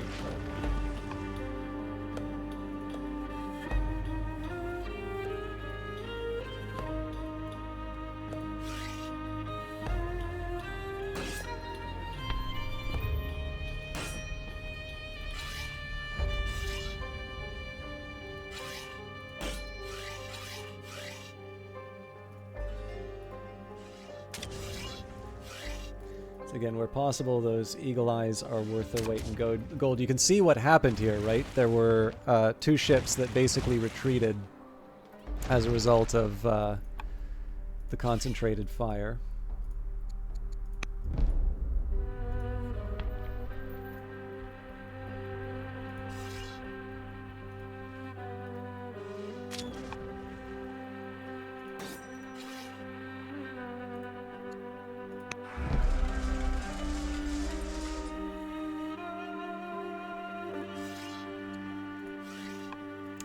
That's it for the naval component. That's definitely not as... I definitely don't feel as comfortable with that as the last couple of times I've had naval engagements. Just taking a look at the numbers. 1, 2, 3, 4, 5, 6, 7, 8, 9, 10. Okay, so apparently they can have more than one ship in the... Oh, man.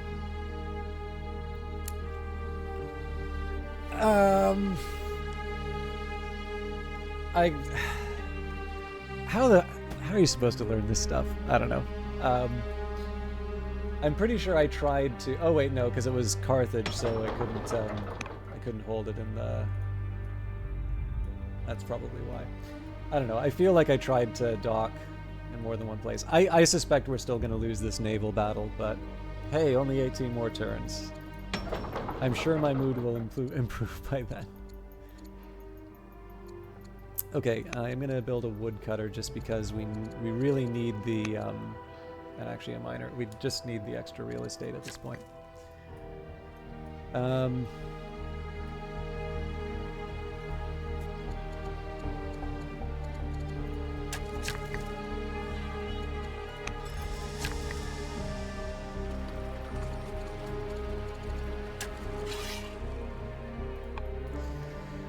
The other thing I'm trying to think of is, like, is there a tribe of some kind that I can, you know, I can buy up the units from? And it's like, well, sort of the Gauls, but not really.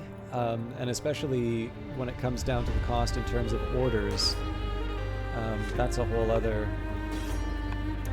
headache.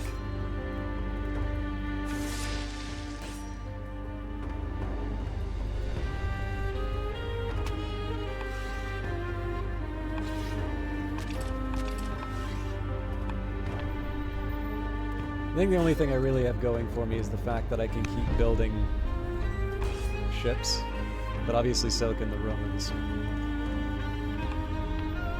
Oh, there was one thing, so I'm going to try and make nice with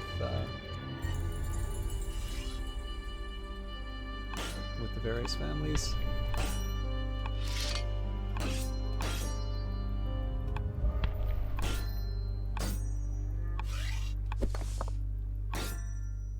Hang on. You mean to tell me I've been able to attack one of these things the whole time?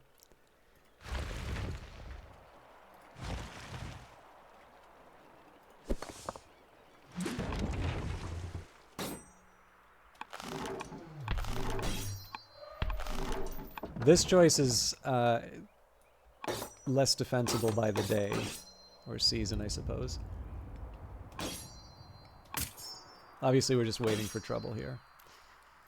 And these guys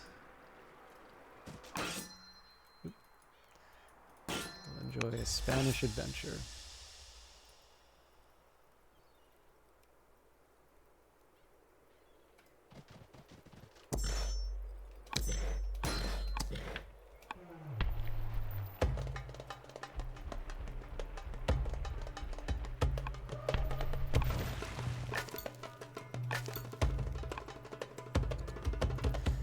Okay, I was not expecting to have leftover orders, so let's think about... Okay, so I can make the Barkids happy with salt. I don't think we have pearls still. Yeah, so, I mean...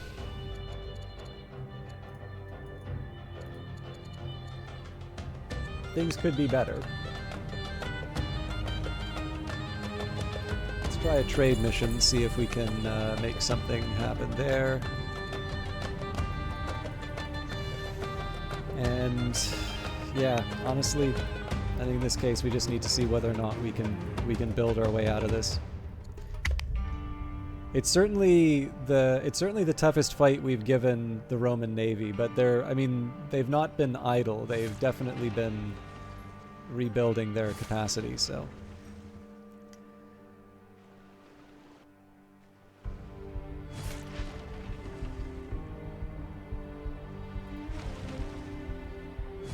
That one got left alone, though.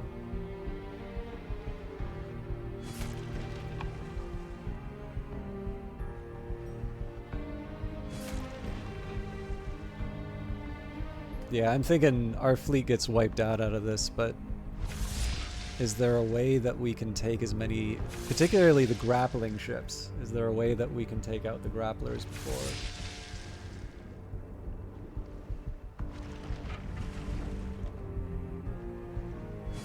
Didn't I stun that one?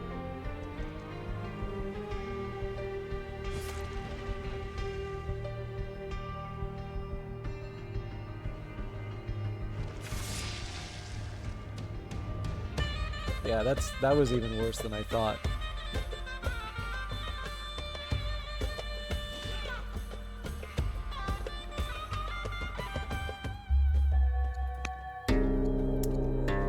Humble emissaries from Syracuse kneel before the throne, unable to meet your searching eye. We have come to request aid. Future generations of our people will remember your generosity. 9,000 is just way too much.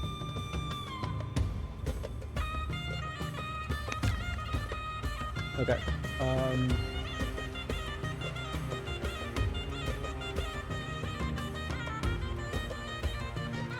Wood and iron. Well, wood, iron, and training, but...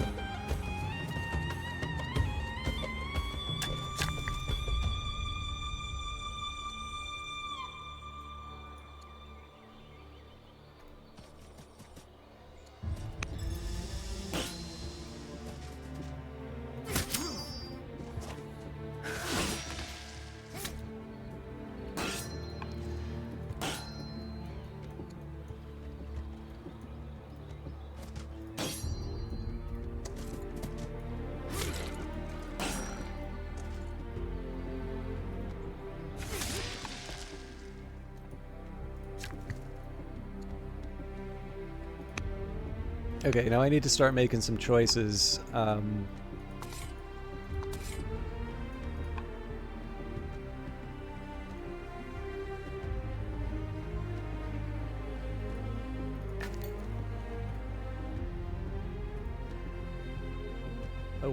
sorry, I thought that was only 2.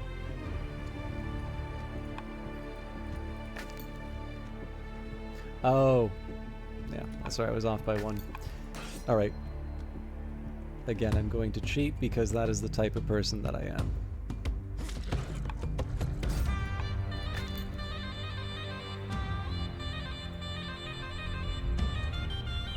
I guess there's no way for me to get better. I mean, I can go all the way in, but we already know what's coming in there, so...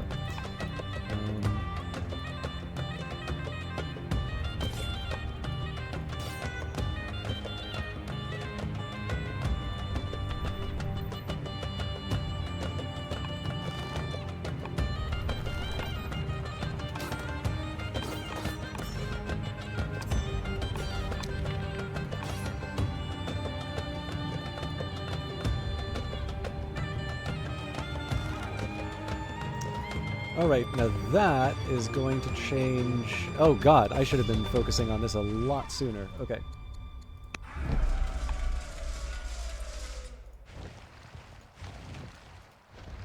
So first question, are there any grapplers? Yeah. But I think they've actually done a good job of protecting them.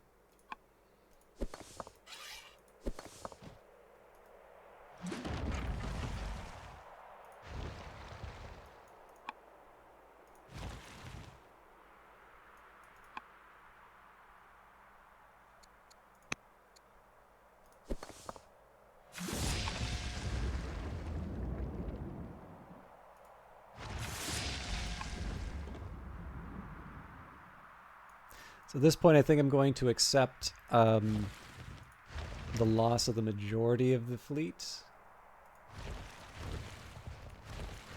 I mean, the loss has already happened, so it doesn't really matter whether I accept it or not. Well, okay, there's a couple things that I think I can do to angle things in my favor.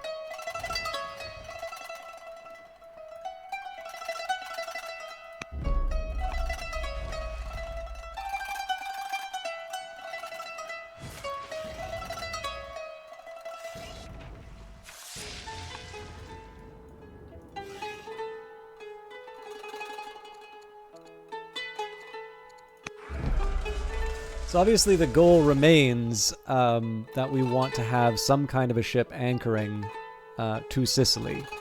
The problem is that we have a handful of ships. The Roman Navy has 1, 2, 3, 4, 5, 6, 7, 8, 9, 10.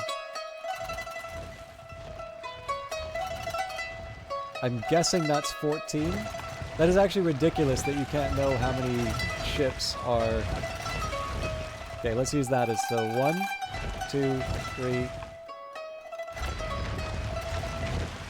1, 2, 3. Okay, I think this is so 1, 2, 3, 4, 5, 6. 6!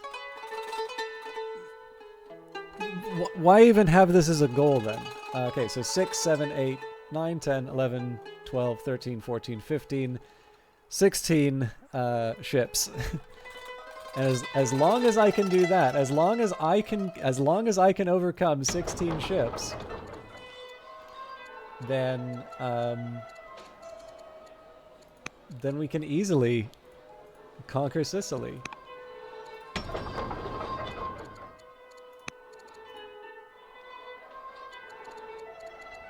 I am going to change from running everyone in as like lemmings, though. So that had a certain sense when it felt like we were making some progress against the Roman Navy. In its current form, this doesn't make any sense to do. What I am hoping to do, though, is entice some units in here. And I mean, again, as once we start getting the onagers set up, in fact, I'm gonna put them in here. I'll pay to unlimber. So this is going to get me considerably more leverage, and we're going to keep making them, obviously. But again, at this point here, I think we're going through the motions.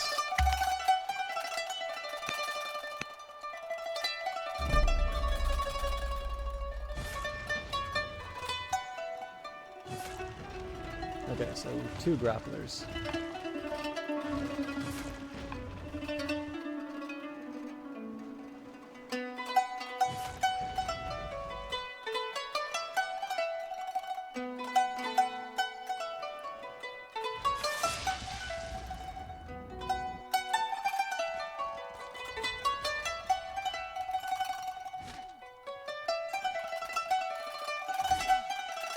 I don't think this guy can get out of this.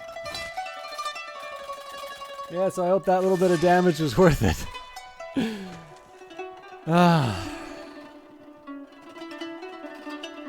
What, does zone of control just not apply anymore?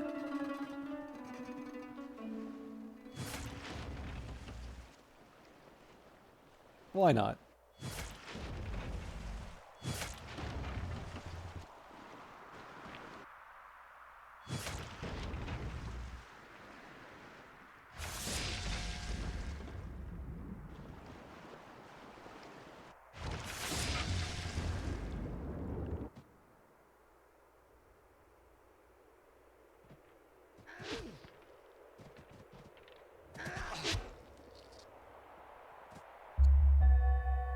Yasmin joins the court. A new court soldier. Yasmin has joined the court. Her experience in matters of war will help keep Carthage safe.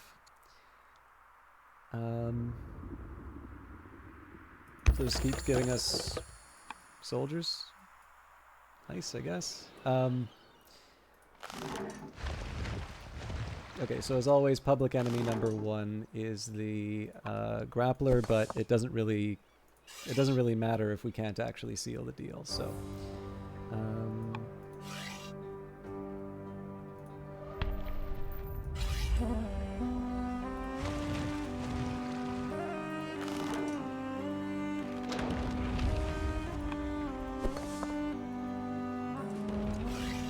This unit has to make way for the...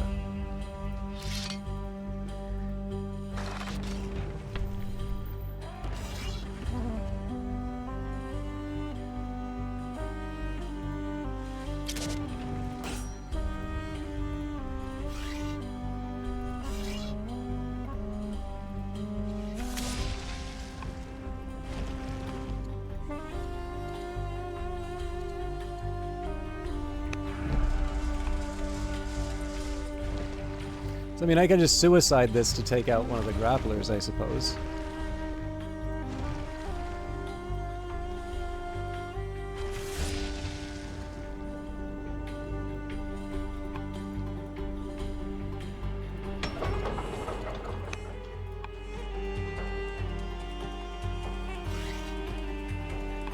So, let's think about what we've got available to us.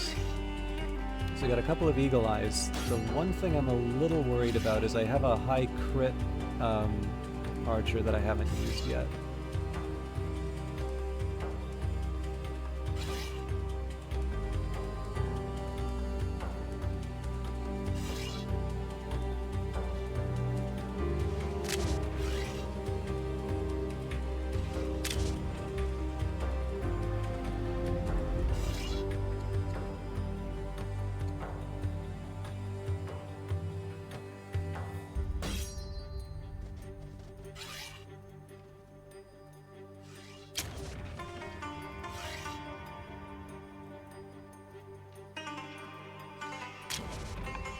To start, I mean, if I wanted, I could take.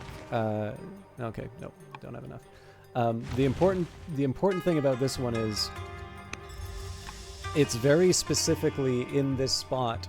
Like it's in this spot for a reason. Now, unfortunately, this ship probably ruined it. But hey, I'm gonna take the damage where I can.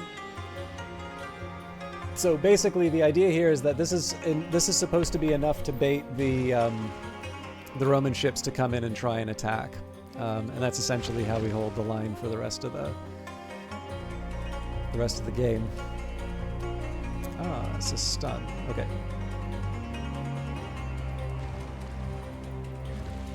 So I don't quite want to tip my hand that I have this one yet.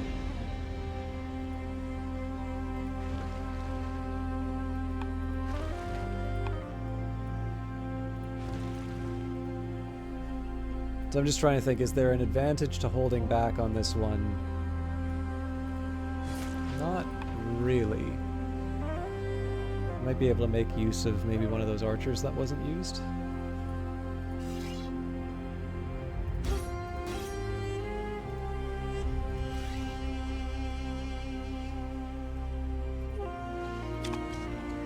Now, we gotta get out of here.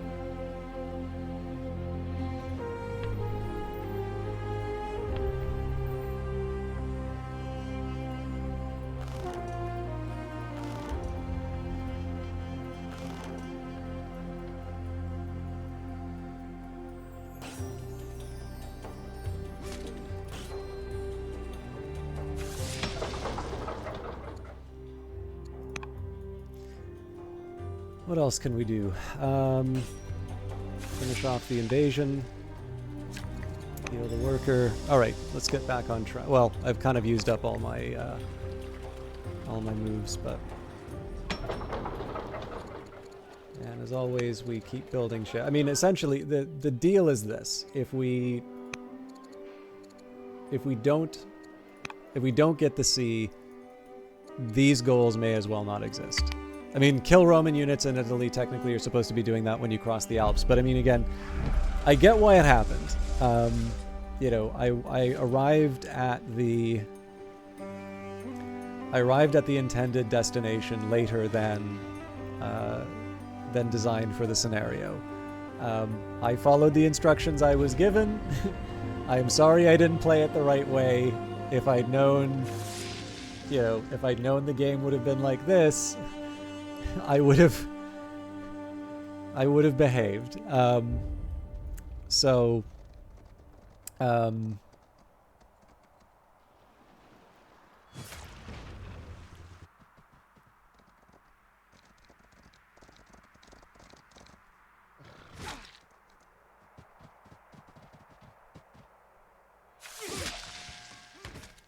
That's a rather aggressive move. But then again, the cavalry is almost certainly going to chew me up.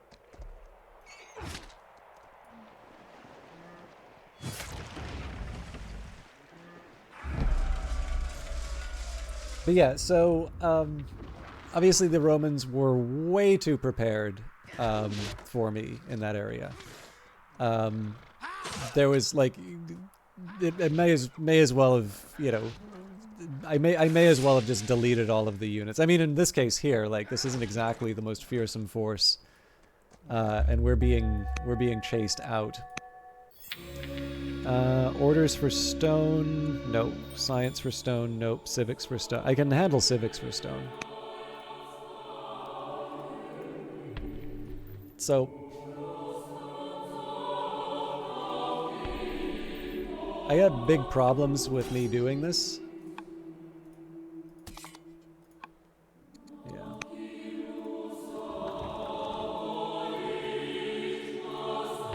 I need to be very careful with how...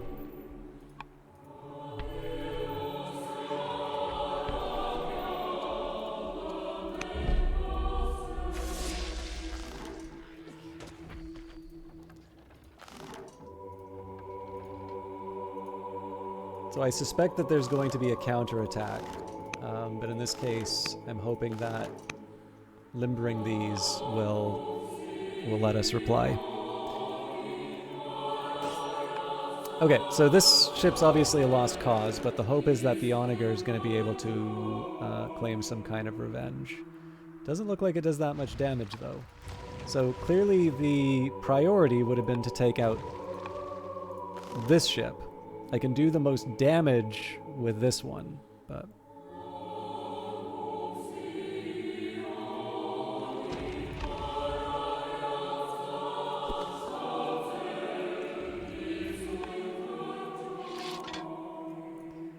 Okay, so this one gets moved away.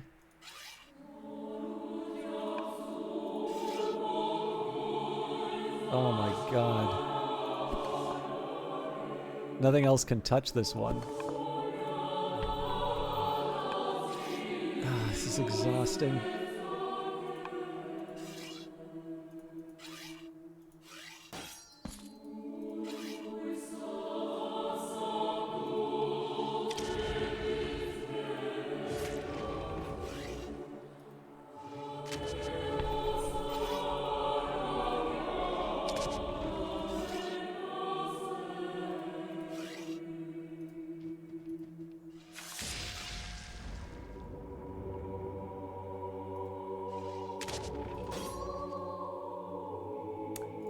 I'm a moron. Actually, you know what? Screw it. I'm not even... I'm so done with this.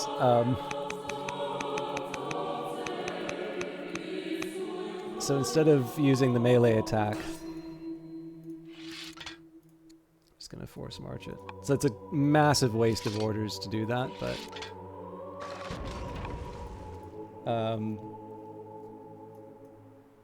I just don't want to bother redoing the whole song and dance there.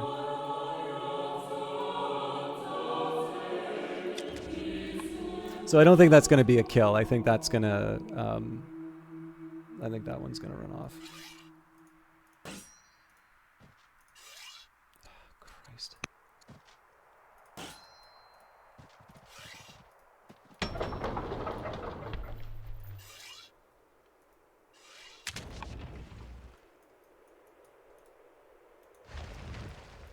So obviously the intention here is just to sneak these ships around the edge, and hopefully we can use them to clean up. I mean, again, most of this doesn't matter because they have enough to kill this ship, and they're just going to take the old ones, heal them up, and the fresh ones are going to be the ones that go after this. But like, what else am I going to do, right? We're in this situation. We've got 15 more turns. Nothing's going to change. We're just going to play this through to the end. I'm fully expecting a silver victory, and and then I'll say, that's the Carthage campaign, people. And I'm just going to try and come up with something else to do tonight because it's actually very late. And again, I do need to apologize. I mean, if you've been watching this long, something has kept you in here. I wouldn't personally watch this. I'm obviously very frustrated, and some of this is just, this is the game I signed up for, and I kind of acknowledge that, and yet I feel that there is a class of experience, let's say, in this that I don't know. I feel there are a few things here that didn't. I feel there are some cases here where no matter what I did, I don't think I would have seen the end of it. At least at my skill level.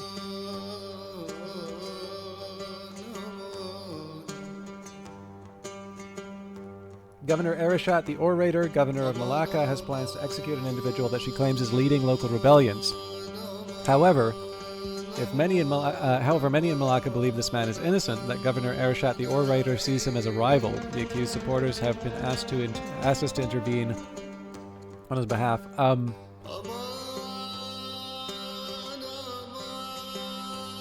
Political rivals should not be silenced. This will have implications, but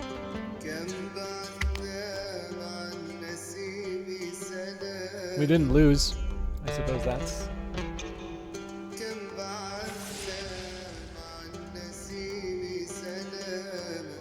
Yeah, so that's not a surprise at all.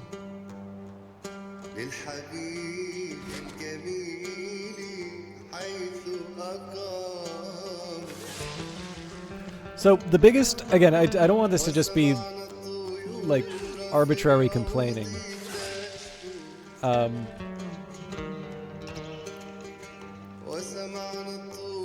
The big thing for me about all of this is that, oh, they know the ships are there.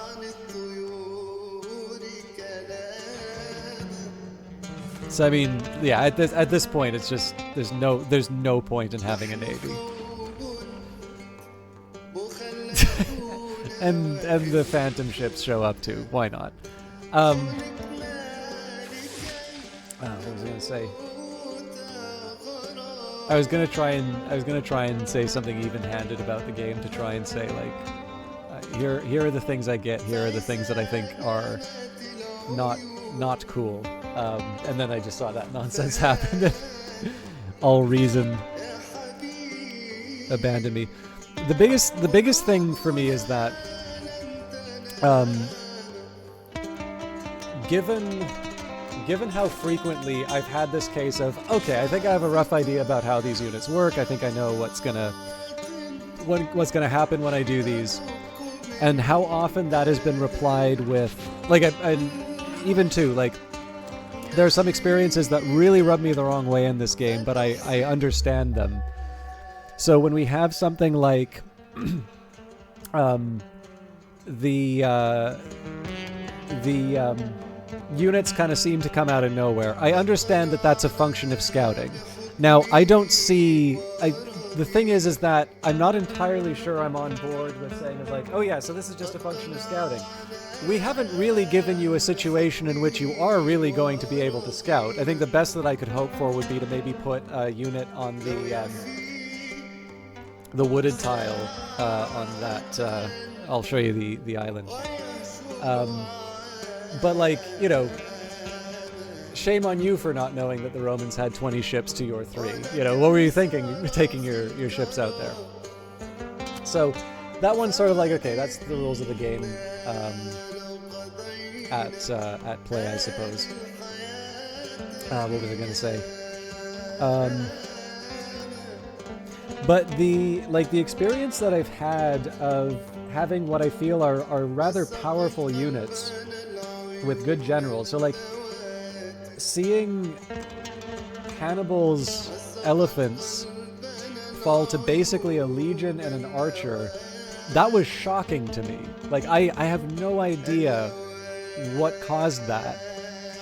But I actually don't see how you do the campaign on conditions like that. I understand having the Romans being more powerful, but that's ridiculous. Especially when you have these really narrow areas that you're supposed to get through, so I don't know.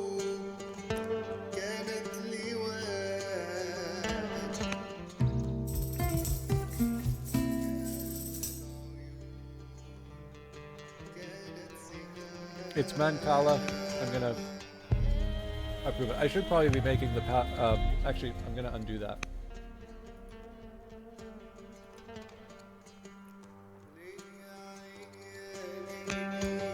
I'll make the families happy with me. Oligarch Kodmish the soldier meets with you to discuss court matters. He has recently taken up the mantle of family head of the Magonids in wake of Hishmat the Ruthless's death. He converses with you on various issues as you stroll through the palace garden until finally getting to the heart of the matter. My predecessor, Hishmat, God rest his soul, was uncommittal about your relationship. Based upon all the correspondence I have read, I came here to see for myself what sort of person you are. Empty the treasury and influence them. Why not? I'm going to take a minute here to organize my labor because the Navy is just a complete disaster. I was originally going to try and get people to... I was originally going to try and get cities to build some more workers, but even completely focusing on ships, we're still feeling the pressure.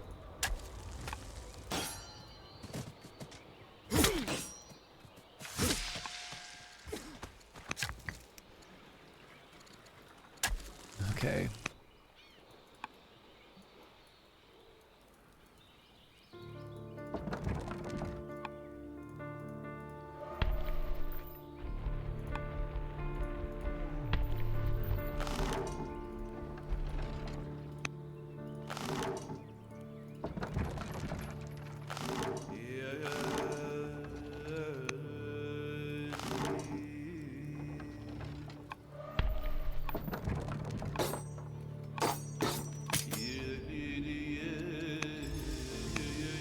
So, let's see what clowny business we can get up to this time.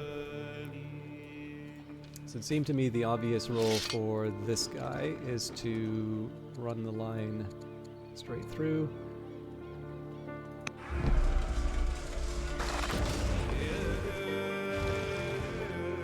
Now I could try to heal, but let's face it, this ship is going to die no matter what. So the question is, are we able to take out another ship?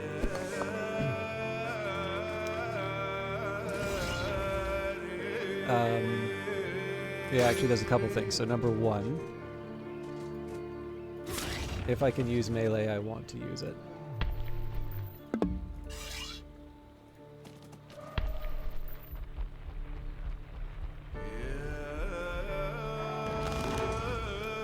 Close.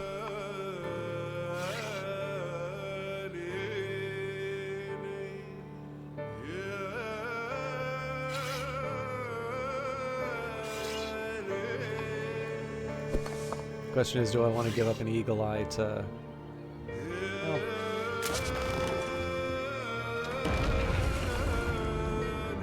that's a start.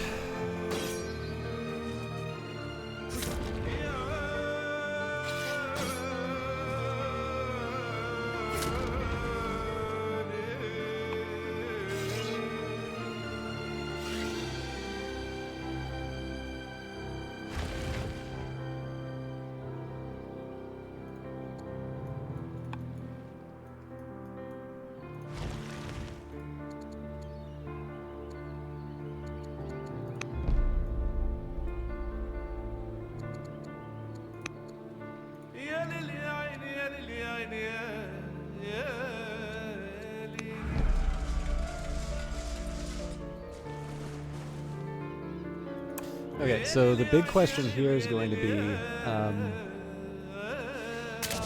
can we actually take this down from the shore? Do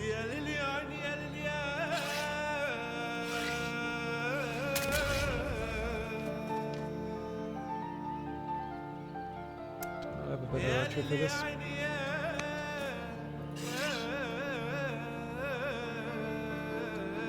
I'm using up all my eagle eyes.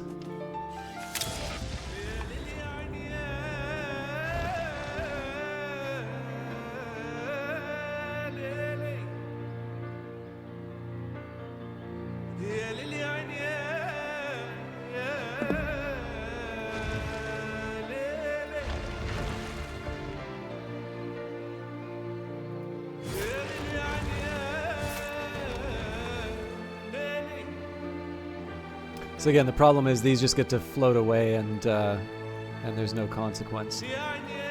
Although, if I think that these guys are toast anyway,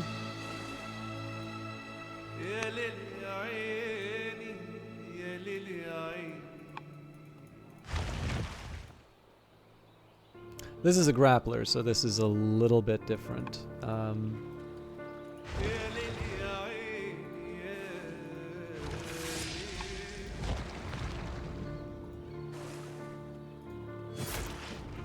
Still worth it to hold him in place.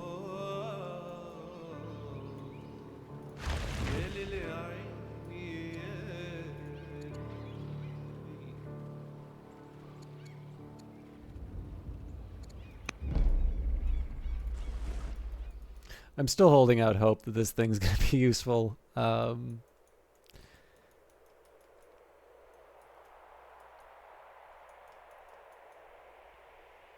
Now, I have no idea how I'm going to be able to get this scout to where it needs to be, but let's go another ship. I think Phalanx is for the rest of time for these guys.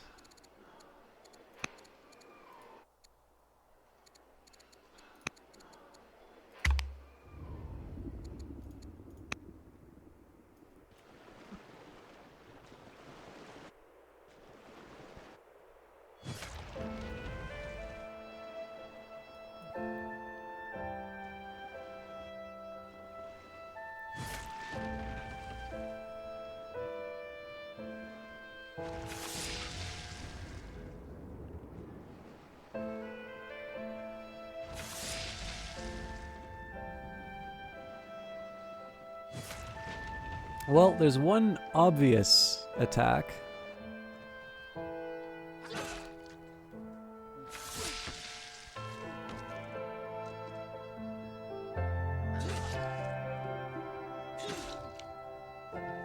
It's such a shame. Obviously, if we could have gotten, if we could have made that bridge to Panormus, the war with Syracuse would have been a huge advantage for us.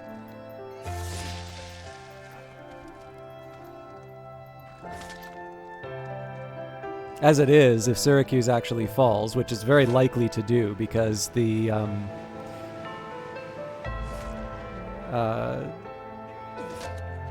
end of that war was a pre-scripted event. It just means that there's, yeah, so I'm gonna just have to contend with such a large force on a site that I need to claim.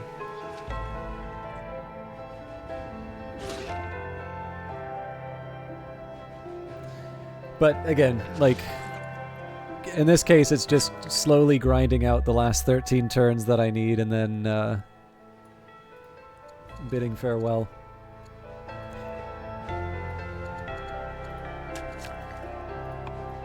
Okay, let's maybe deal with naval matters first. So, the obvious step here is to hit the 3 right down the middle.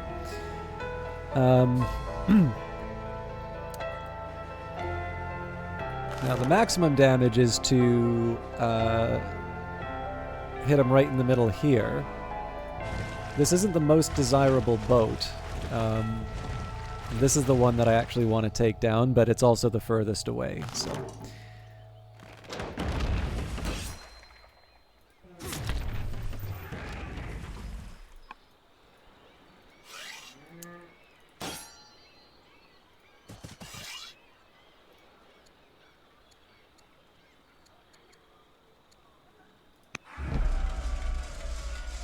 Honestly, that didn't really help, but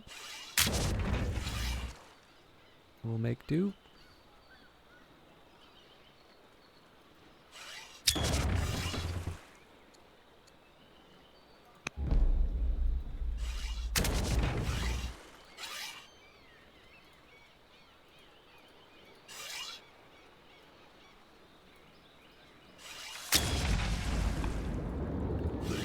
So it saves me the eagle eye for one of these two. Potentially. Oh, nope. There is not much left in terms of options. So yeah, my crit machine is completely shut down. So weirdly enough, this is actually a dead zone for attacks. Well, that sucks. Alright,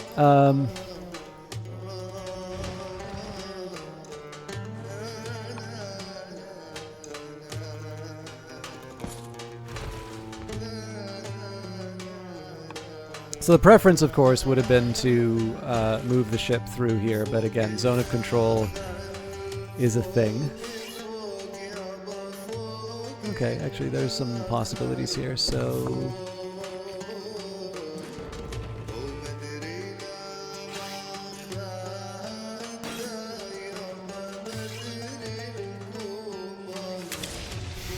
That was a waste of a crit, but... Alright,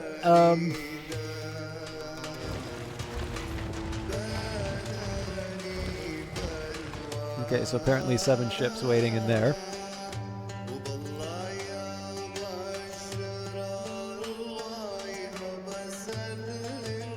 I mean, the other thing that I do is just I make a... I swarm Sicily with like 4 ships, and then we just pour all of our units into Panormus. The problem is that I actually don't know if I have what it takes to take Panormus anymore, because there's 2 major infantry units, and then there's an onager, and then of course there's the fact that the reinforcements keep charging through the area. But I'll worry about that later.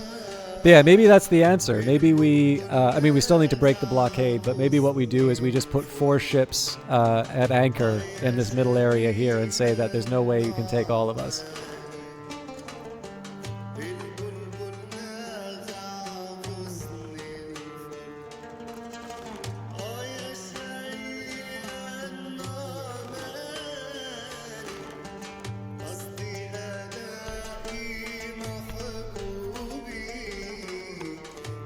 Alright, slouching on to Bethlehem. I don't even think I need to worry about the general for this one. I think I want generals for any efforts to take the islands. I do want to reinforce this side though, because obviously the Romans are running rampant and I need to be prepared.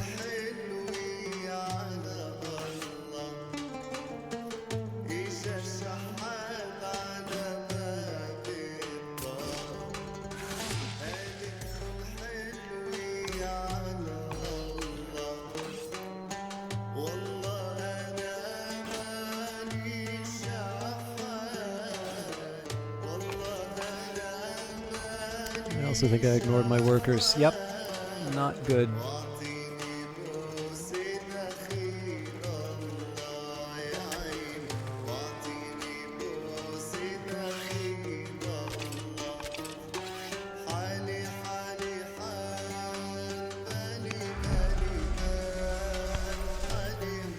Okay.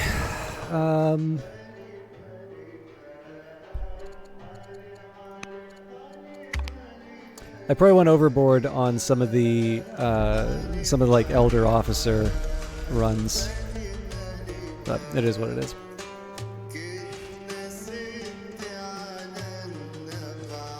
Okay, that's another opportunity for the siege weapon.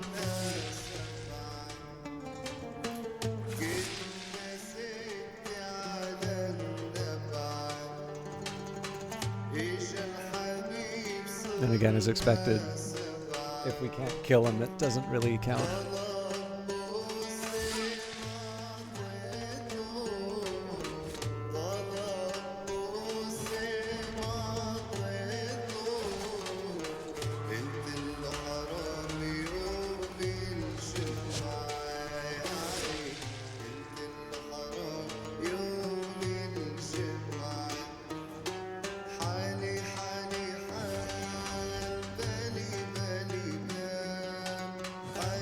So the lemming approach has a certain appeal, but with this number of ships, like I need to actually think about the number of ships I'm deploying for that.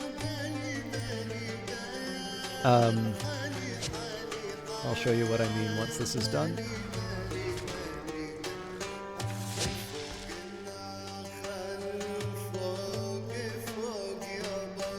This is so frustrating.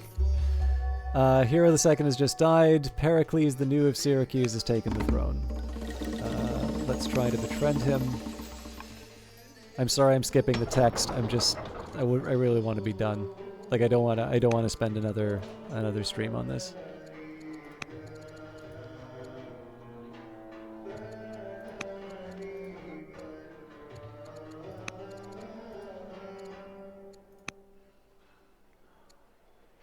Okay. So there is a weird appeal to clustering. So like in terms of the number of ships I've got, 1, 2, 3.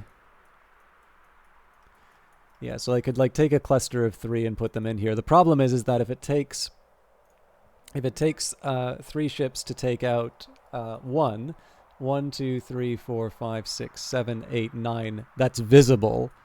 Then 1, 2, 3, 4, 5, 6, 7. So then there's another 7 waiting for me on the other side there. So that's just not happening.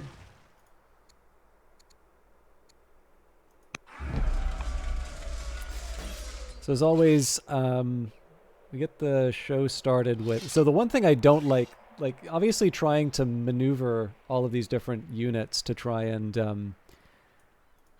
work out some sort of optimal attack is a massive pain. Because it winds up costing you a lot of orders and and moves and things like that. And again, an AI is really good at figuring that sort of stuff out. I'm not an AI.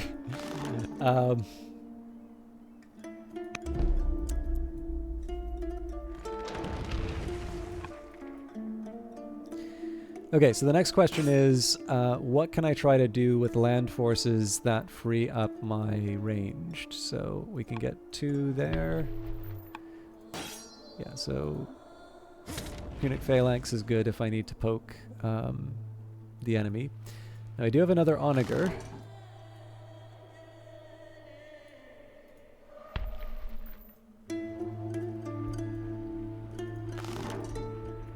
So we're not going to be able to use it right away, but we can at least unlimber.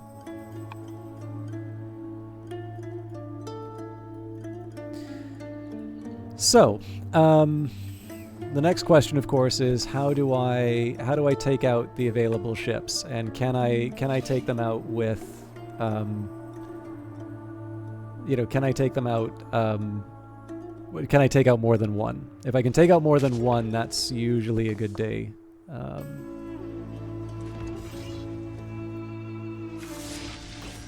So the reason I did it in that order, I did use up one of my Eagle Eyes, but now I get to use the Eagle Eyes on this weak one in the middle.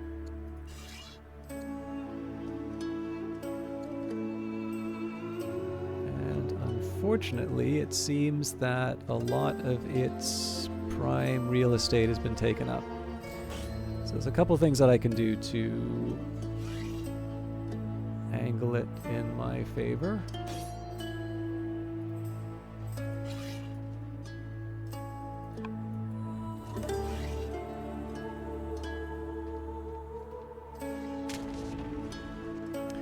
So honestly, I think at this point I need my highest damage or my highest crit.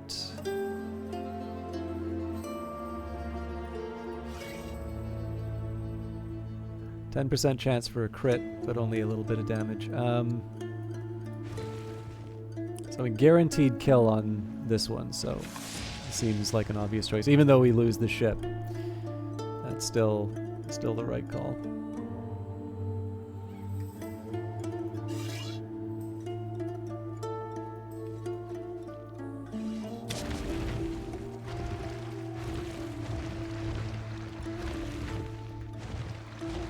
This is the one with the grapple.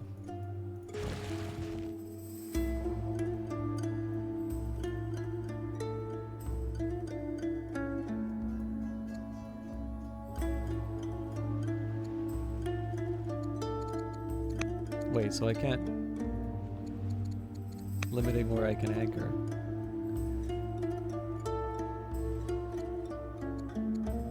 Oh, now that's interesting. So this actually would successfully create the bridge that I need. The problem is of course, as soon as they do that, everybody piles on, so...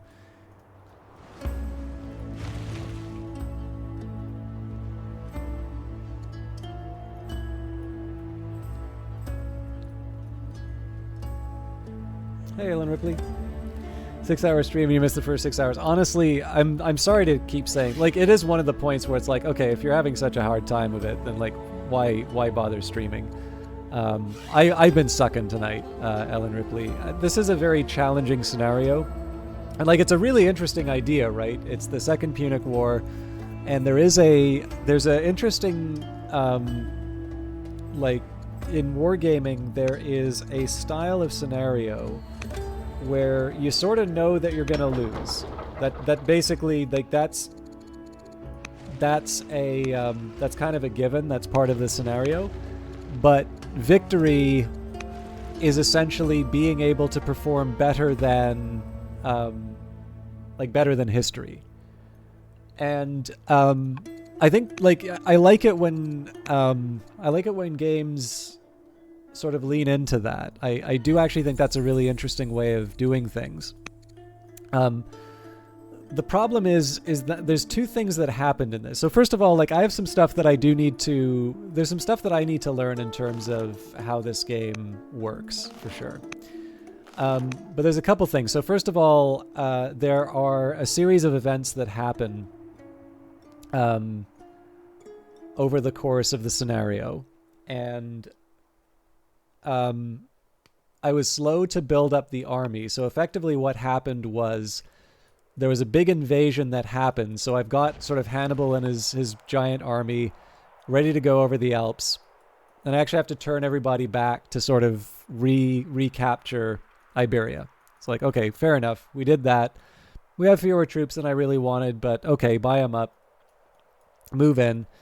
And then we get to the Alps, and there's basically this conga line of death of like the highest powered, like this sort of stuff. And the other real big challenge with that was that clearly I don't understand the combat in this game very well, because I was running into these situations where, like, I would have Hannibal, who is a uniquely powerful general, and basically between a very standard archer and then, like, this is obviously a really good legion, so maybe it was this one, but like basically it was that combination of the two, and the unit was dead. So it's like there are the sort of known unknowns of this game where I'm like, okay, I struggle with this stuff, but I'm gonna jump onto it. And then there's sort of this one where I'm like, I don't even have an idea. So, like, first of all, I think because we got to Italy too late, there was a force that I would never have any hope of overcoming waiting for me. So it's like, okay, well, that's fine, because if you spend the effort to defend, the north, then we can attack from the south. Well, it turns out, no matter how much I've tried to invest in my navy, the Roman navy, I don't think, has ever been below 20 ships. And so I'm just engaged in this incredibly frustrating exercise of, like, trying to grind out the last 12 turns, trying to keep my mood up, because I do actually really like this game. But just finding myself in a scenario which I'm, ill-equipped for. I think basically my biggest complaint about this is my experience has been you are playing a scenario where you play Hannibal Barca, and I didn't get to actually go over the Alps and be the big bad general. I did do the thing that didn't happen in history. I was able to keep Syracuse from being overrun. I was able to push back the Roman invasion in North Africa. And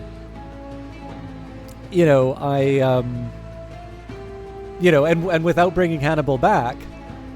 So in some cases, there were some things that were, done that didn't happen in history. But, like, the really famous thing, the one that would say, yeah, I really want to do this scenario. That didn't happen, and unless I've like completely misunderstood how Old World works, and I got to admit that is possible, right?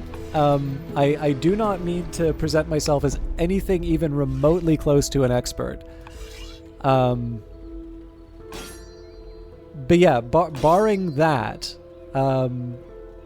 I've basically just I don't know, like I hate to say it, but I really do feel like this has felt like a chore. And I'm doing it because I sort of said that I would do it, and I do want to complete the scenario. We at least upgraded ourselves past a bronze victory, but I'm going to admit it's going to be very difficult to convince me to try and go back to this and get like a gold or an epic victory. It's just it was too just there's too much frustration for me to to be okay spending the time doing something like that. And I do really feel bad saying that, right? Because I do know that this scenario was tested, and it was like this was not just idly thrown together, as an afterthought or something like that. It really does feel like they wanted to put together something that was worth playing. It's just, for whatever reason, it's completely bounced off me. So, but we do our best. Now, this is actually a fairly clever move on their part, because like these are all really close, but I can't move the siege equipment. Also, if they take Syracuse, I've got a huge, I've got a world of hurt waiting for me. They're almost certainly going to. So like, if I thought it was going to be hard to try and get units onto Sicily, now I'm in for a rough patch. I completely forgot about these units. So yeah, I don't know. The fact that I think actually maybe one of the other things I can say, the fact that this can degenerate into just this extended 20-40 turn stalemate like this is one of the things that's kind of created some problems for me. The citizens of Hadrumentum trust in our justice and leadership. As a result, the city leaders wish to strengthen the legal system and encourage the more people to participate in the judicial process. They are considering the formation of Misophoria, a paid function that provides jurors with a salary. Such a position would be costly, but it would make Hadrumentum's courts second to none. Oh man, 55 orders. I don't think I can use 55 orders. And famine relief.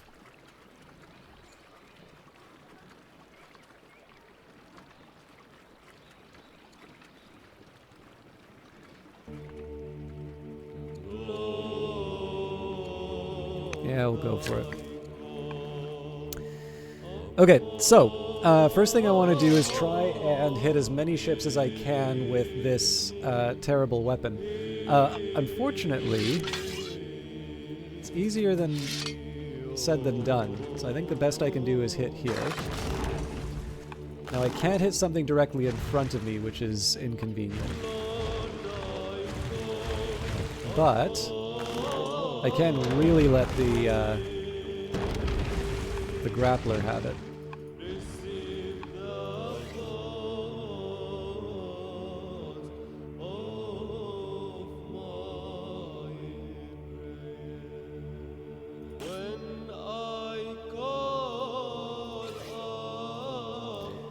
So I'm trying to move this unit back. Oh, all right. That's a rare bit of good news.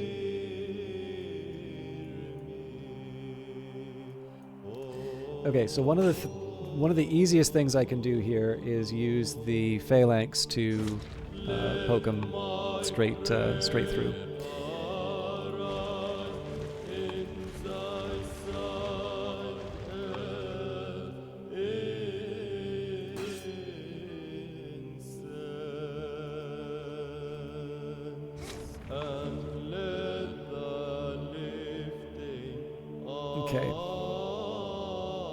So I think in terms of the surface, we've covered what we can. So the next thing that I need to do is pick a target in terms of the ship here. So this unit has Eagle Eye, which means it can sort of attack from anywhere. So I'll move back, hit him with one of these. So I think this is going to be the priority target. Now I've got a wicked, like major crit unit, so I'll move them close and hope. Okay, no luck on that one. So essentially what this is going to boil down to now is we're going to pile in as many units as we can. I am interested in any of my archers that have Eagle Eye still, but I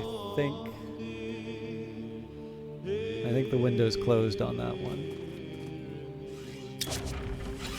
Oh, no, we still have one more.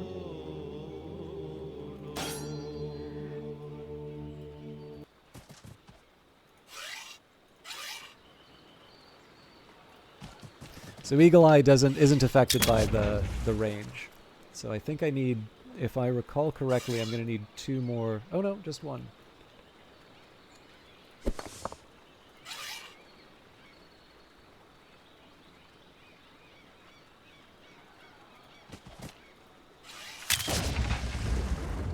Okay, that's encouraging. Now, part of what's going to... So obviously this is a nice weak ship that I can try and munch on.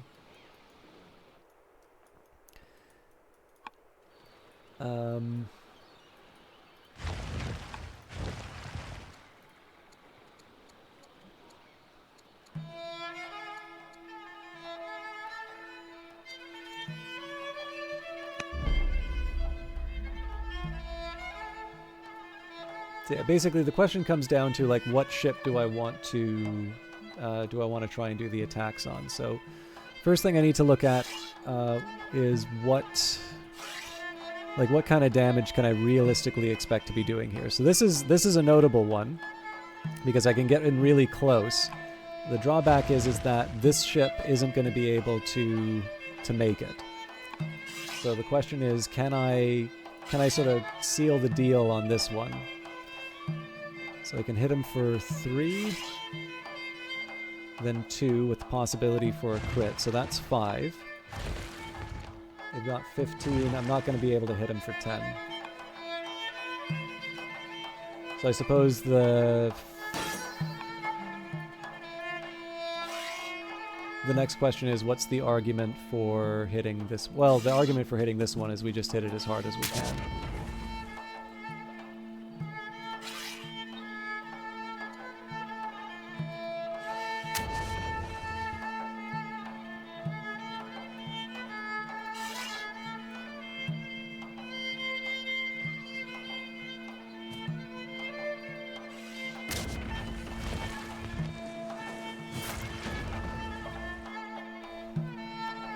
So if I want, I can try and push my people ahead and kind of claim a couple more ships. The thing is, if I stay put, then I can sail a nice little trio up.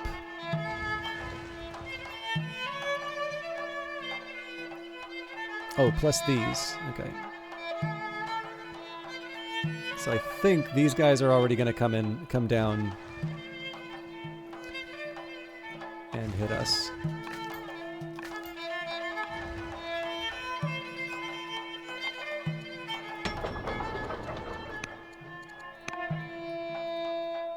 So again, just a reminder, 1, 2, 3, 4, 5, 6, 7, 8, 9, 10, 11, 12. And then, of course, all the mystery ships that are going to be coming through the side here.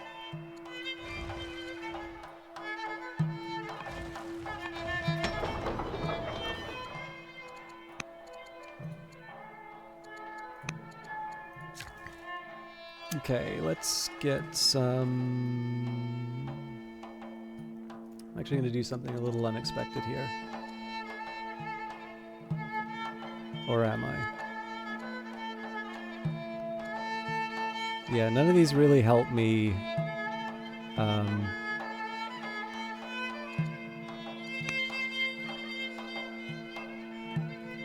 Actually, weirdly enough, I can build a lumber mill here, so.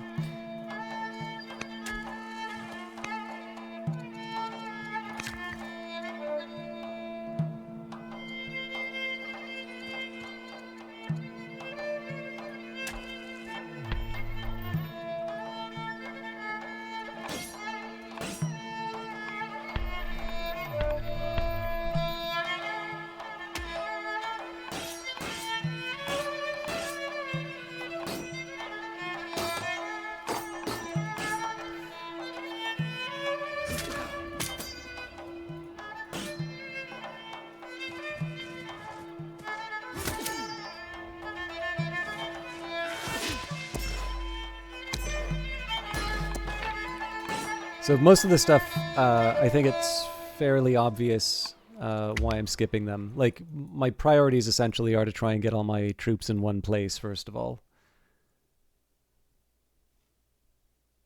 This could be a crash.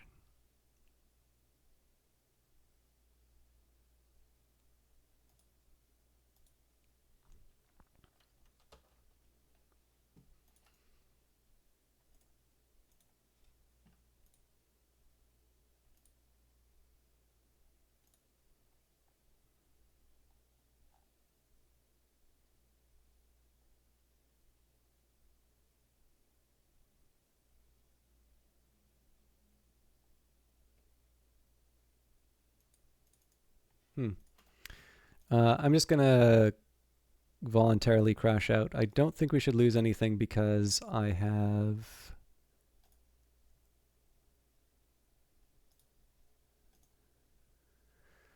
Oh, it's not even letting me crash out. Yeah, I mean, it's the end of the turn, so if Rome's taking their turn, then... Okay, this is interesting. So even though I'm trying to hit end task in the task manager, it's not actually...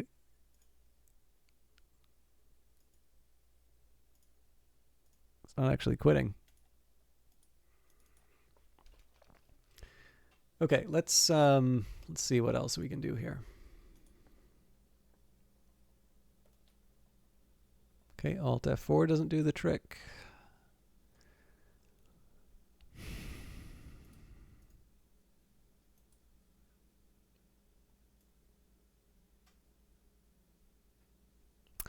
This might be one I actually need to reset the stream for, which sort of sucks because it's basically 6 hours of me whining and then 7 hours now, and then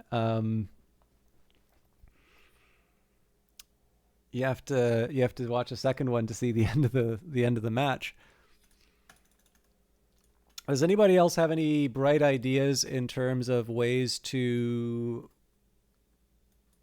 close a disagreeable program when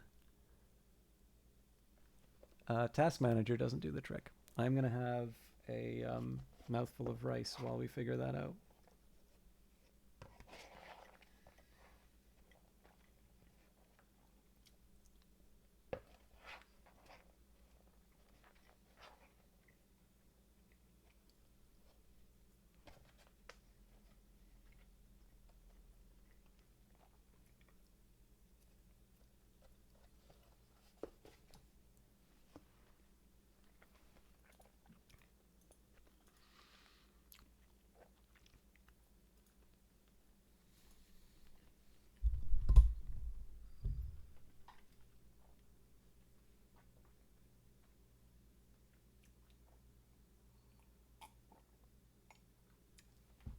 Okay, tell you what.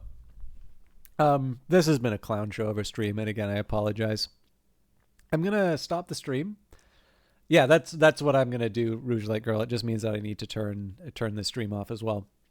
So, I am gonna finish this off for tonight. We only have basically 10 more. Oh, there it goes.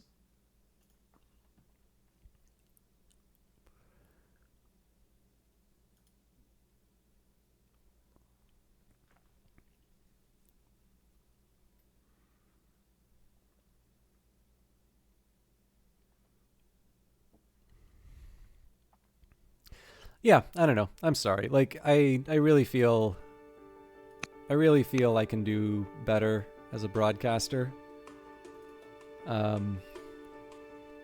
It is hot today. That's not the full excuse. I just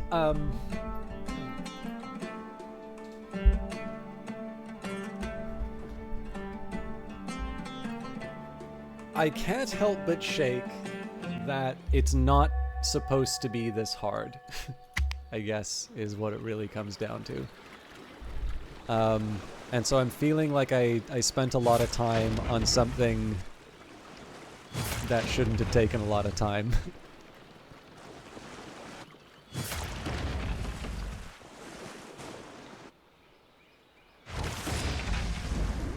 Okay, so we get to do the same trick as before. The fall of Syracuse basically means we are not getting Panormus. We can try, but it's not happening.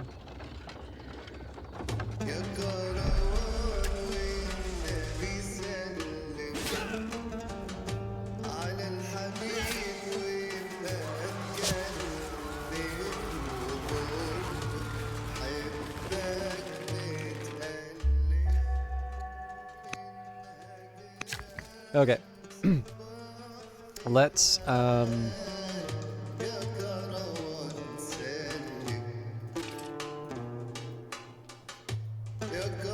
I'll confess I actually forgot to deal with these guys before, so this is going to be probably quite difficult.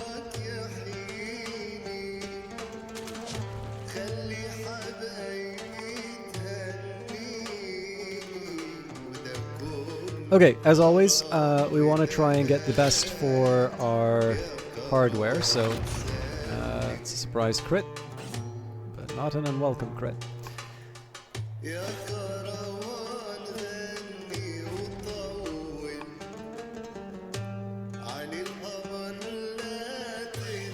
So the best option here is just to get a somewhat low-performing archer to do the cleanup job here. That frees up all of my eagle eyes for the tough stuff. Now it seems to me probably the best option here is to just get the onagers to hit the middle here. And then I think it's tough to say if I should focus here or here for the rest of the attack. We'll have to figure that out.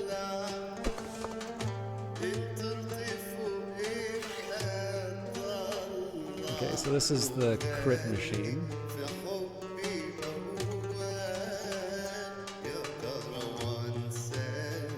So I have like a fighting chance.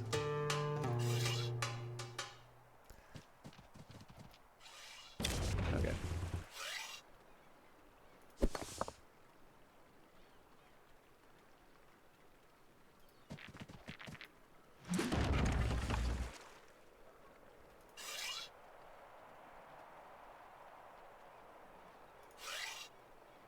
Oh.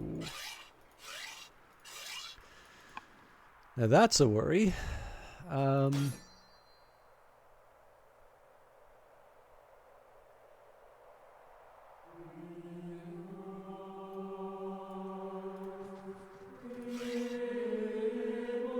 Okay. That's at least one more ship down.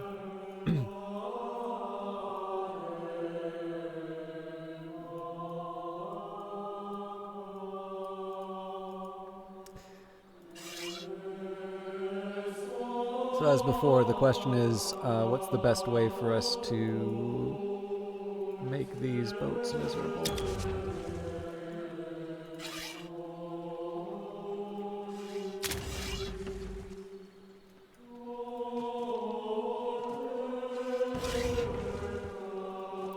So this crits. We have one more eagle eye, but it can't reach them. Oh man, I did not think this one through. Okay. I don't think we can take him out anyway, but...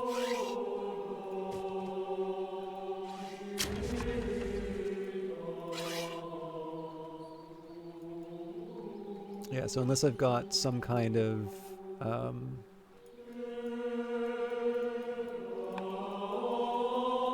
Unless I have a spare archer. That's it. So, I mean, the next obvious question is this the time that I would want to deploy the reserve, right? Because I've got technically 4, but realistically 3 ships that I can sort of run in. I've also got 2 here, right? So definitely these 2 can take them out. However, it's also fair to say that if I use them,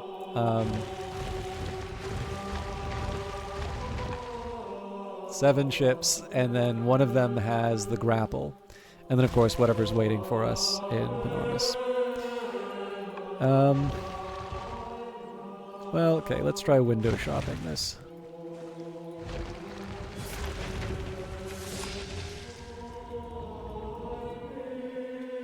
No, you know what?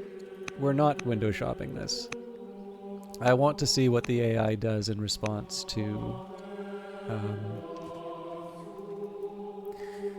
because there is the possibility that we just anchor a whole bunch of ships, try and take Panormus, and call it a day. I don't think that's going to happen, but... okay.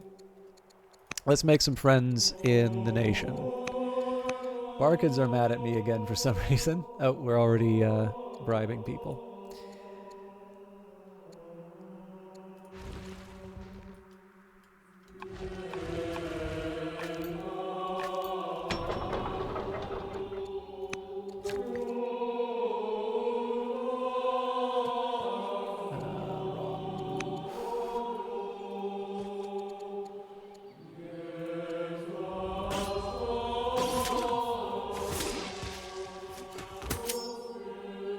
I can do a slightly better job of anticipating the enemy attack as well.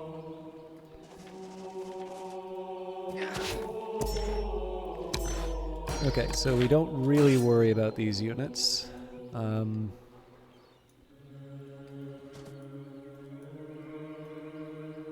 Where the hell did these guys come from?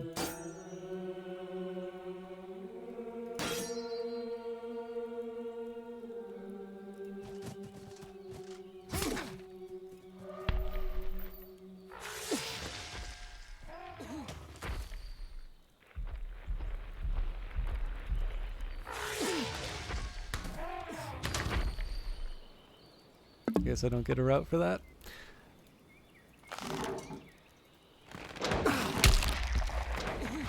That's wasteful. I should be using it on the ship.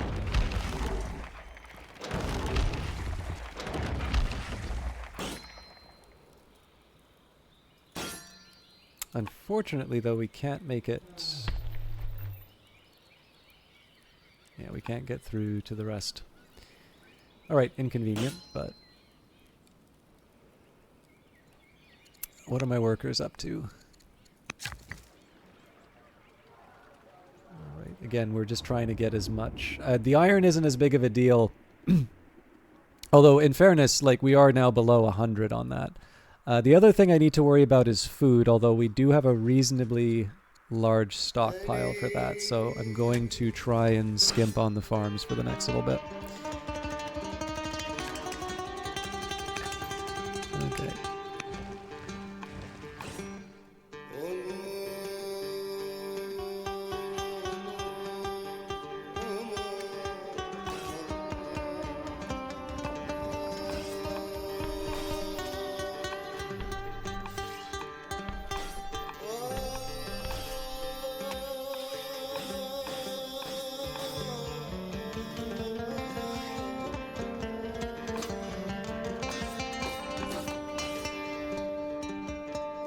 A lot of skipping going on.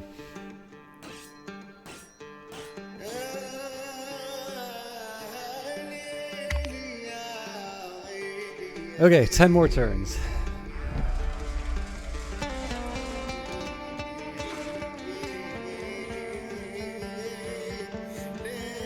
Okay, that's not entirely surprising that they went after those ships, but obviously it would have been better for me to be the one initiating that.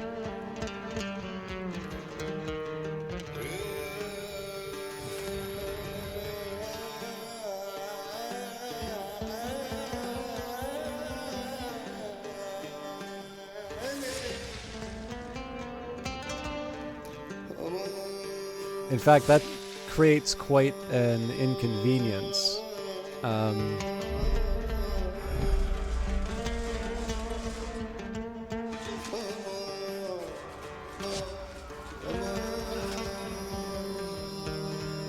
So I theoretically could have destroyed a ship for the same act. I'm sorry to save scum it, but like I said, I've obviously hit my limit in terms of patience. So the good news though is that I'm going to have to pay for it and training.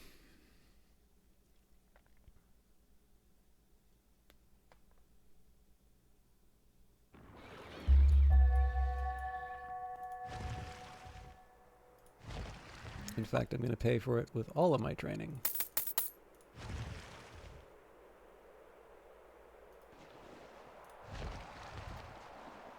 I do not have enough to actually do the attacks.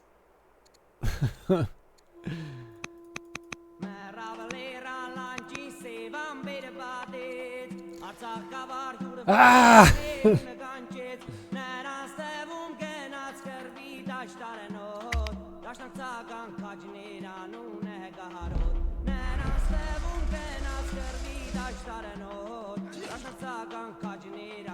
What I was hoping to do was just keep the fight by Carthage. Because the problem is now they're not in range of the onagers. So now I get to watch all this again. Oops.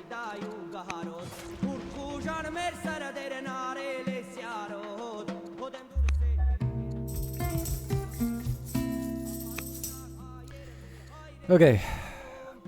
Did I lose a... No, I didn't.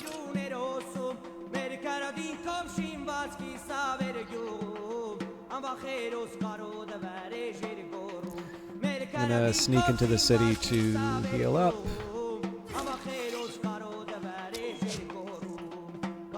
Actually, sorry, let's change that up slightly.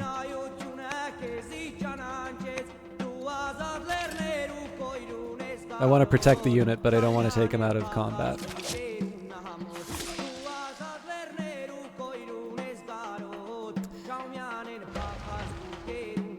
Okay.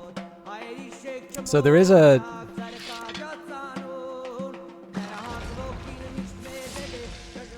the rather annoying feature of this, which is I can't move the onagers.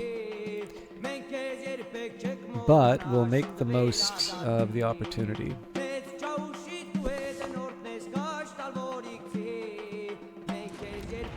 So I think I'm going to make this an Eagle Eye only. Well, at least for the start.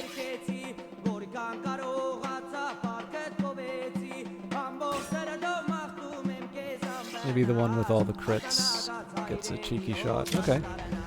Might be able to do something with that. The important step here is that I have to limber and unlimber these things, so I'm not gonna move them otherwise. Okay. I'm known as the Mighty, am I? So again, the temptation to run this ship in and just take this unit out is huge. But I kind of know if I do that, it comes at the cost of a favorable positioning for taking out more ships.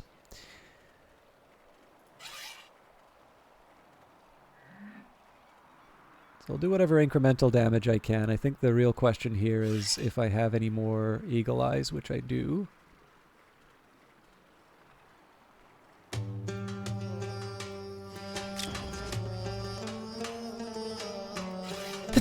Excuse me. Because with an once the Eagle Eyes are accounted for, you know, a lucky crit or a, you know, just a sufficiently aggressive run of, it's like, this is a good example. You know, that was just kind of conventional archers. Now, I suspect what happens is this unit moves back to Carolus and they bring in new units. Go Coxswain just because... Actually... Do I have something that can damage that?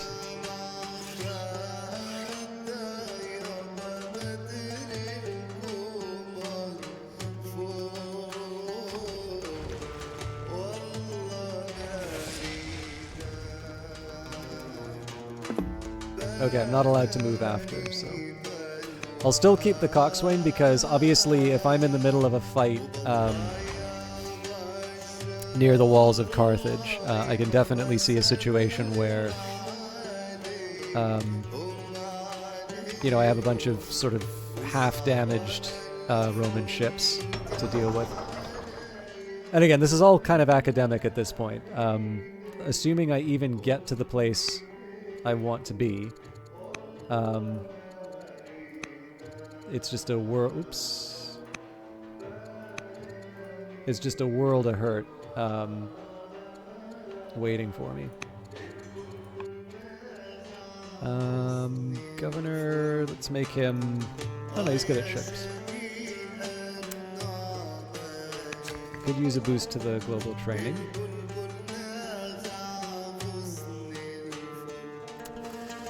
Alright, I am running out of things for this person to build.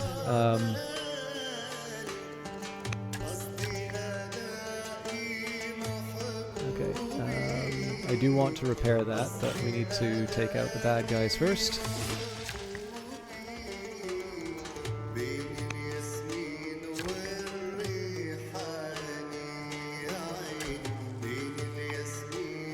Starting to run low on iron as well, so I may want to put some effort into some mines. Okay. Oh! The slingers are finally going to show their value.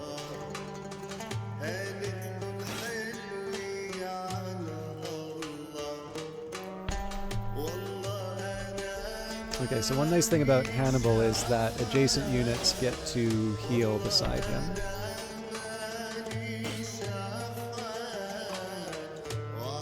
And unfortunately that uses up all my moves, so let's maybe make sure that I don't have any idle workers. Yep.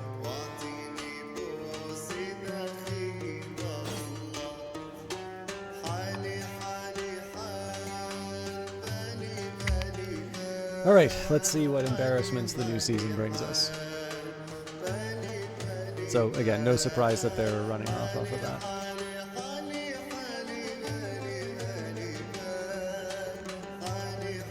So they're definitely moving they're definitely moving with purpose towards my group here. So the onager is going to be a particular concern, because if I group up everyone like I would if I wanted the advantage of Hannibal's bonuses, the onager is going to do a great job of damaging my people.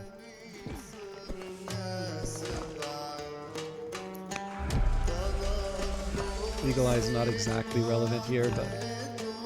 Okay. Now, surprisingly,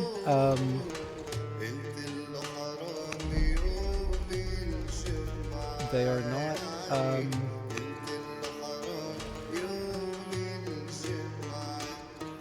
they're not acting. Okay, so I'm gonna... Again, this is absolute madness.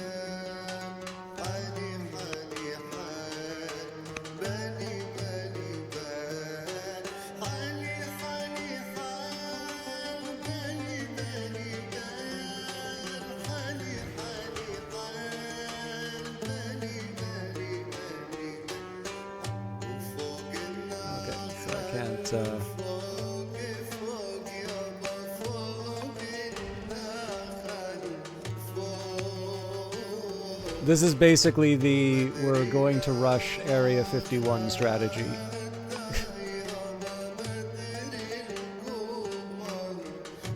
The problem with this is that we might be able to get on, we might be able to get to Panormus, we may not be able to get back.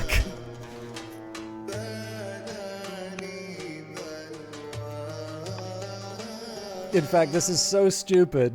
I'm going to save because I might just ruin my playthrough doing this.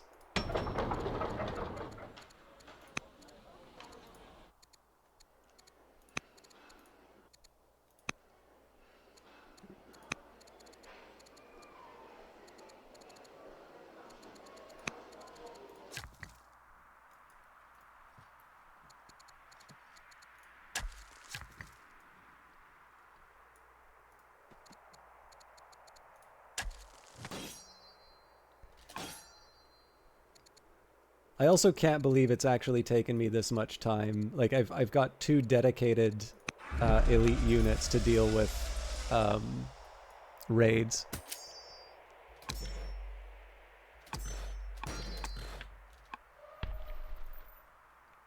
Okay. So I'm not going to skip any of this stuff. I need to see...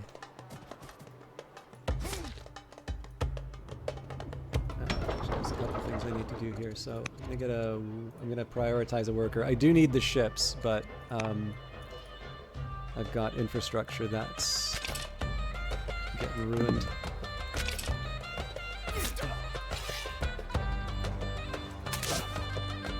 And there's another hoplite waiting to eat me. Nope, forgot one.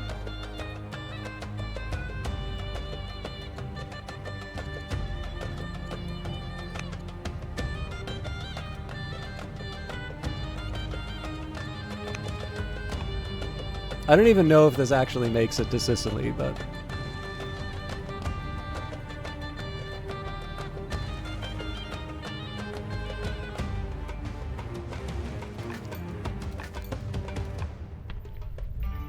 Okay, so the next step is, if we are actually going to be rushing it, I do need to make sure that my units are... Like, I don't want to spend too much... I don't want to spend too much getting them to, like, go where they're needed, so...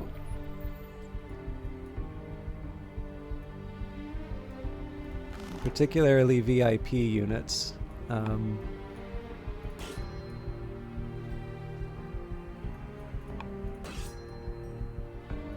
So, I mean, some of this can't be helped, right? Especially the ranged, but let's see how this goes. Now, again, I'm assuming I'm going to see exactly how big the Roman fleet is off of this. I don't think this wound up anchoring.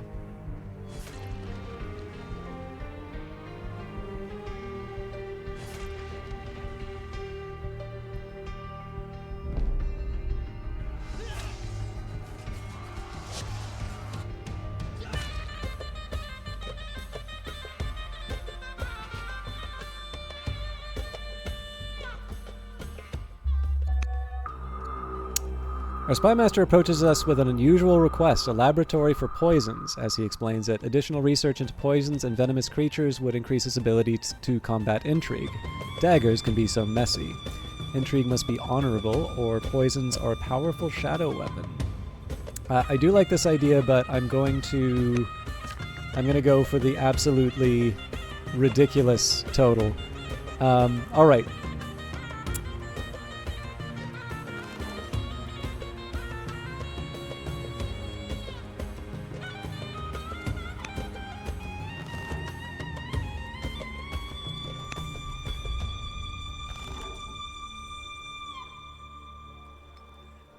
We begin the impossibly silly siege of Panormus.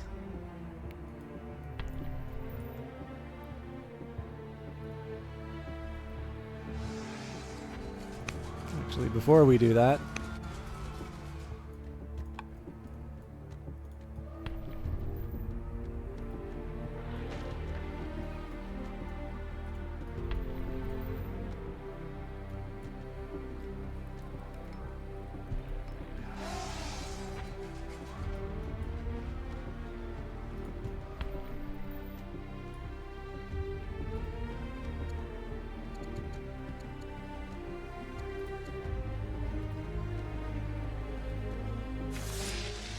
I can slightly improve that.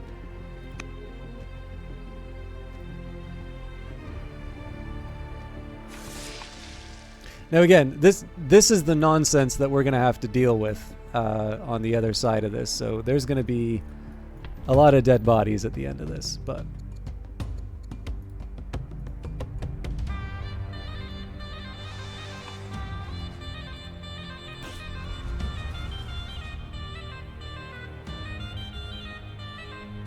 we're at least getting worthwhile signs that the first phase of this is working.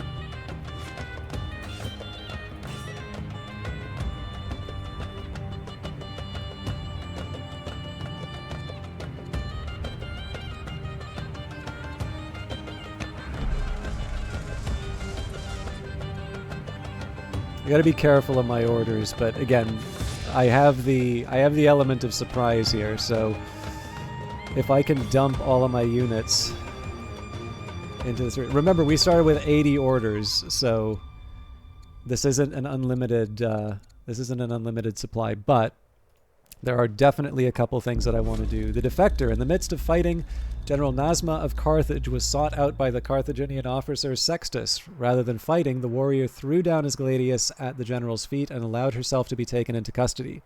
Questioning the officer after the battle, Nasma reports that he claims to be a Carthaginian pagan defector, choosing to fight with the nation that follows his faith rather than his homeland. Nasma doubts the story, but refers to your decision about what to do with the turncoat. Let's get another courtier. Okay. So what I want to do now is establish sort of a front. And then with that front, I'm basically going to follow up with, oh man. Just one more.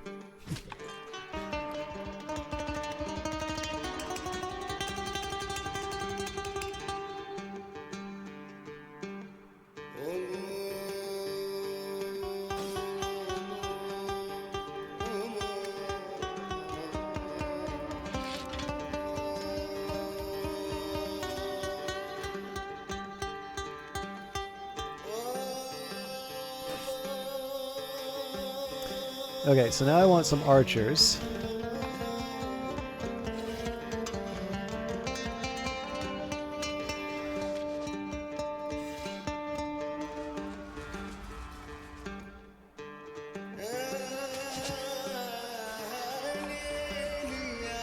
All right. Now, as you can see, I've already used up all of my orders, and we've got hell to pay on the back end of this.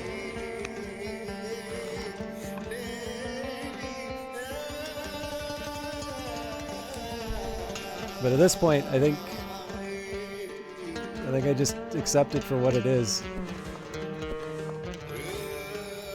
Okay, we're gonna lose this unit if we don't do anything. Yeah, so this was a special case.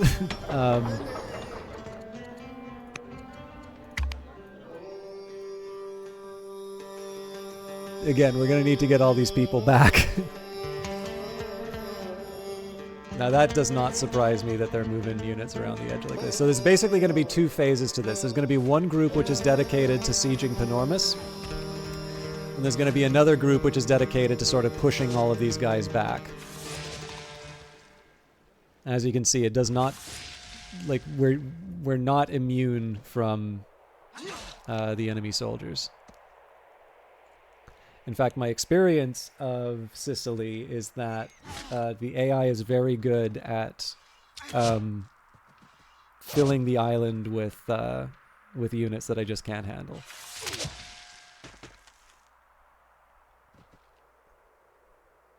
Like so.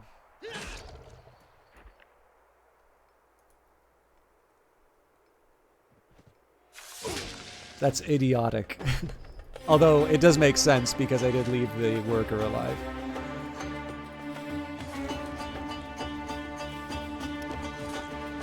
So I'm already feeling ill-equipped for this particular fight, but...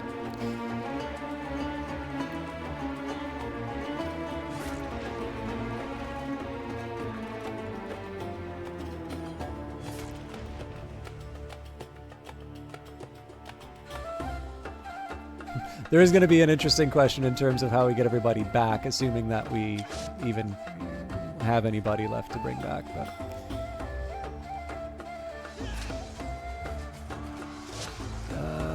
we might lose them.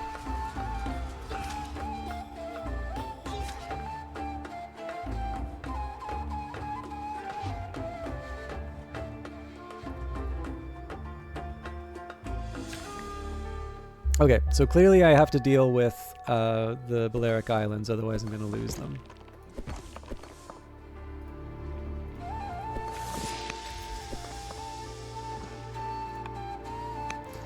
Okay, so first thing we're going to do is pound the hell out of the walls with the onagers.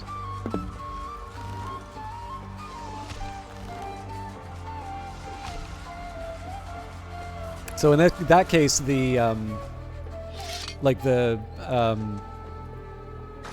the garrison is just straight up done.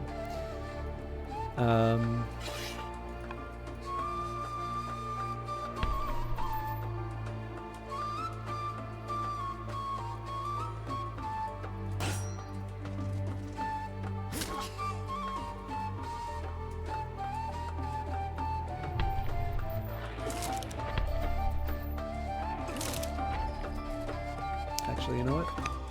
I need to show a little more finesse here. We actually need to kill the defenders before we...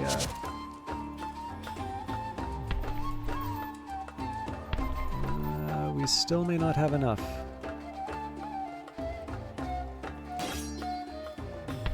Okay, so the elephants definitely do the most damage. I think probably this is the time we bring in reinforcements.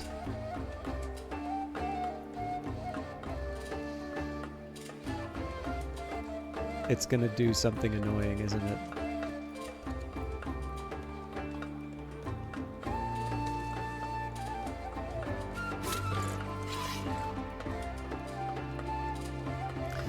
Okay, not great options here, but... So yeah, the drawback here is I don't have... Actually, there's one thing that I can do.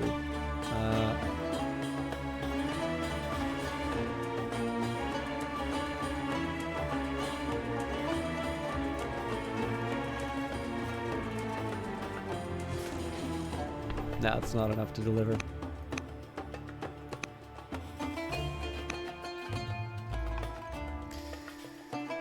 Okay,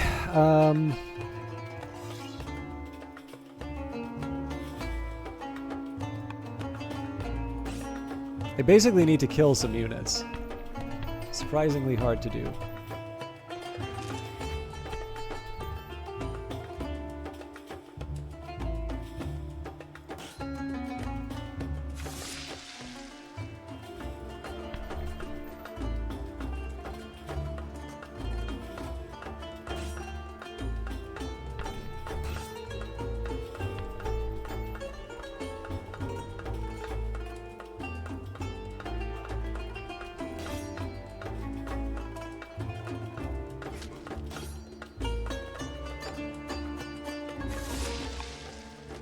Now, interestingly enough, I think this is actually the legionary is the more frightening of the two. But in this case, I'm just trying to put some points on the board.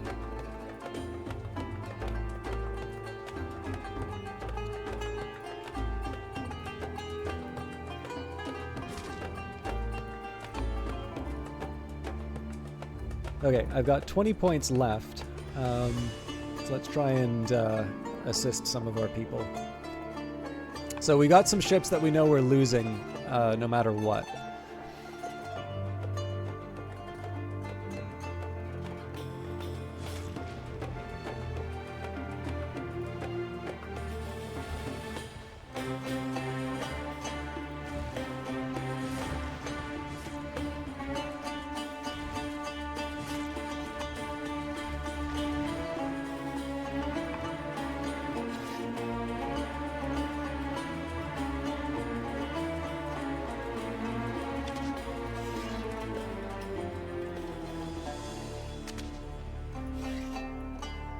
This is one of the Eagle Eye ones, so...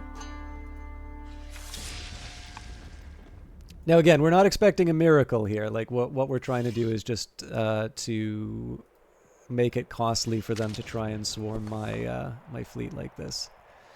And we are already done on orders. I should be a little more careful in my training, but again, this is such a ridiculous idea. Weirdly enough, I actually have a somewhat large fleet, like to replace the one that's being lost currently.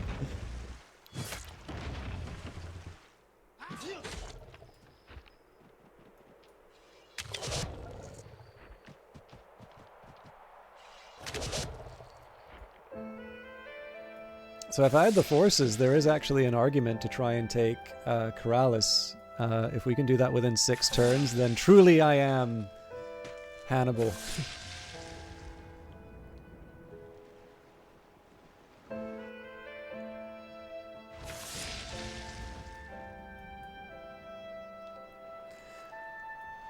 Being able to redirect these onagers towards something else would also be useful.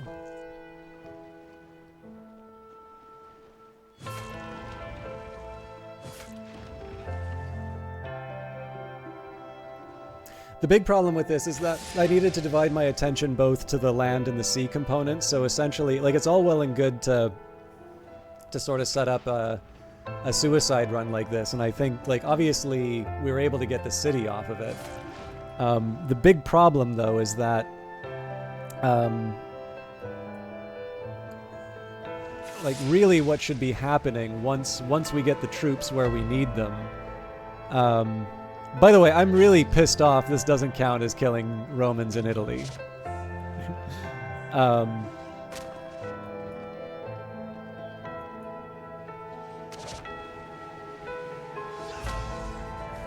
Oh, I completely forgot to heal this guy. We might lose this.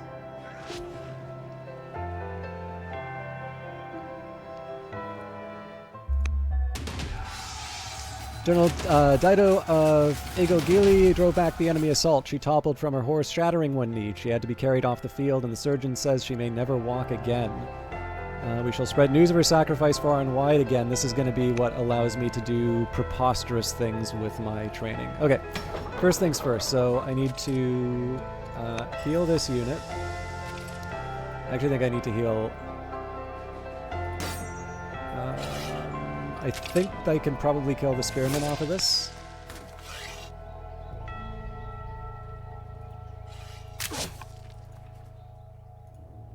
But again, like, we gotta do what we can. Now keep the boats going. All right.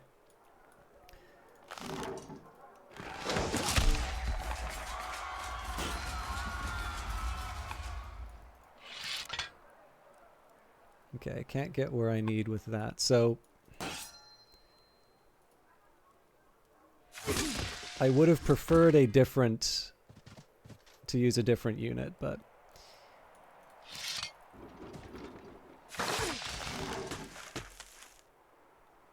I'm happy I can reach that.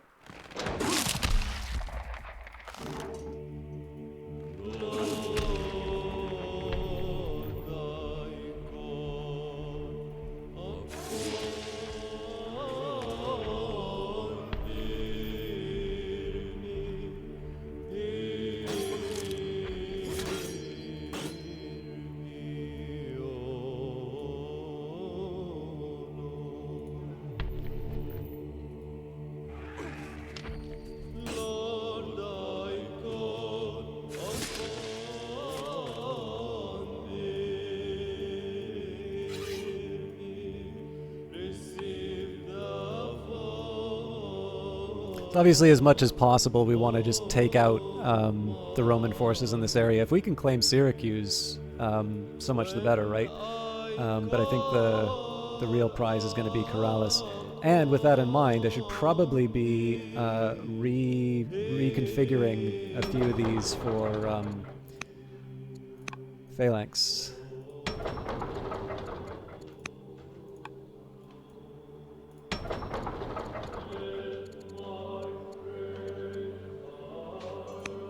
The elephants would be nice, but I just don't think I have I just don't think I have what it takes to bring him in. Okay, so the first major question is, what do I have available? Like, basically, at this point, it's what do I have available to take out the enemy? And where can I do the most damage?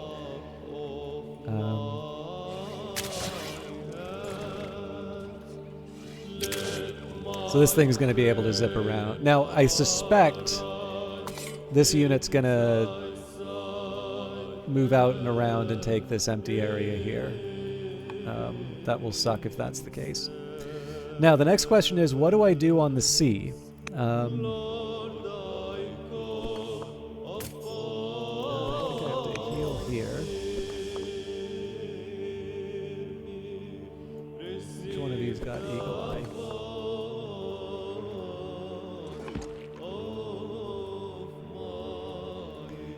Okay, nothing for me to deal with on this side, so I'm going to more or less ignore. Like, if it's not naval, it doesn't count at this point.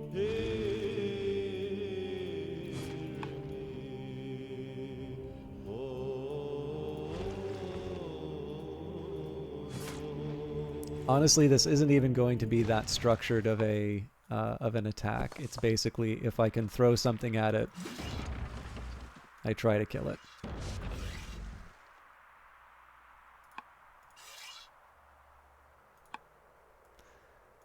That is mildly infuriating that I don't have one more thing to... Okay, so let's rethink this. Because I'm willing to bet... Yeah, so that unit can do effective things from a fair distance. Okay, who's got the best crit chance? We're basically waiting for a miracle on this one. Oh, actually... Interesting. Okay, so I don't count as having an anchored ship anymore.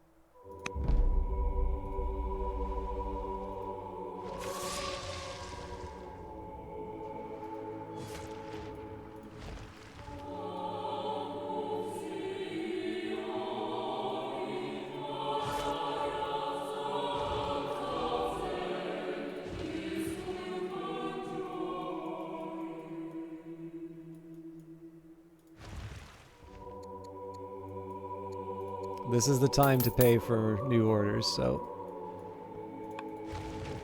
Let's start by seeing how many ships we can get in the area, and then we will follow up with... follow up with extra orders to sink enemy ships. Wait, is that all I have? Where'd all my ships go?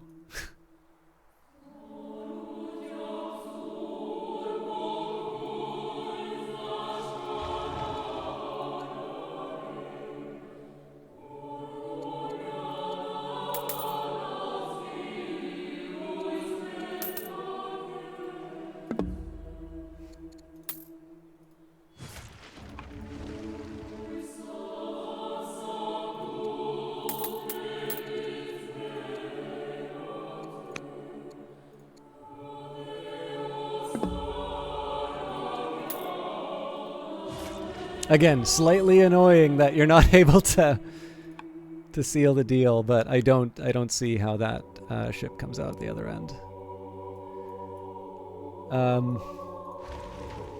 So the question would be, like, if I want to push, if I want to press the issue. Actually, you know what the crazy thing is? The coxswain probably could have. Yeah, this one might have been able to do something with it. Anyways, I'm not expecting miracles, but we should at least be able to give them a run for their money.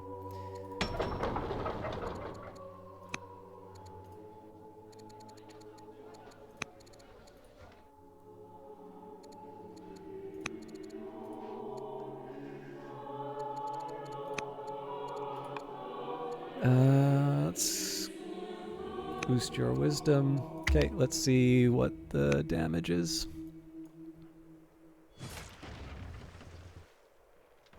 I will confess, I am rather doubtful of my ability to hide Sicily because of that stuff.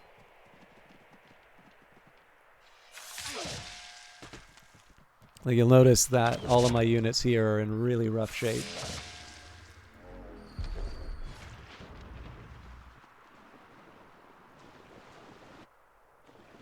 Now, weirdly enough, I think if I redirected the onagers on the enemy fleet, we'd actually have a pretty solid little...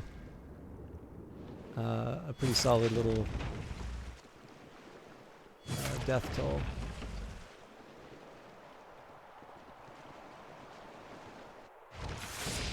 But the priority, obviously, is to claim Sicily.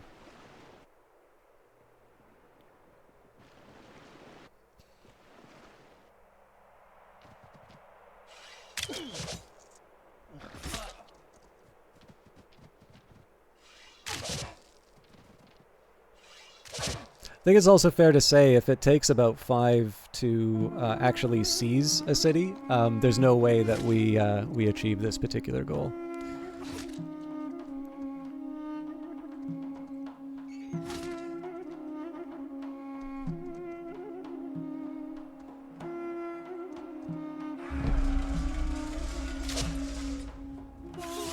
Yeah, no surprise they took us out there.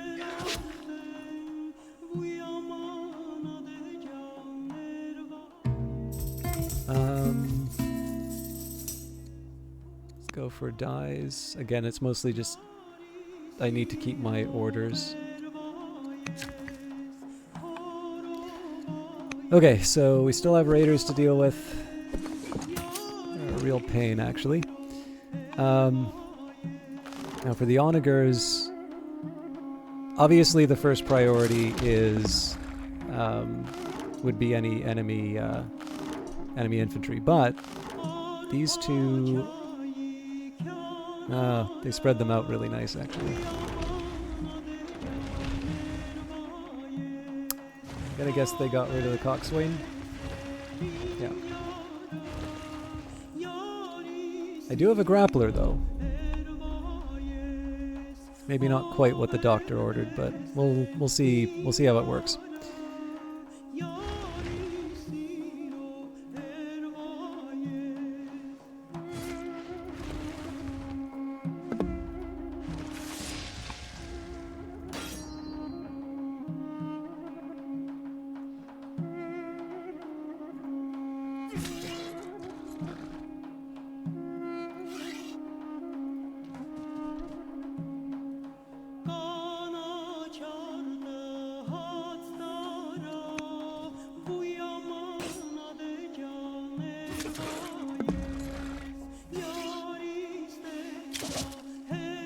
I cannot describe how frustrating it is that that does not kill that guy.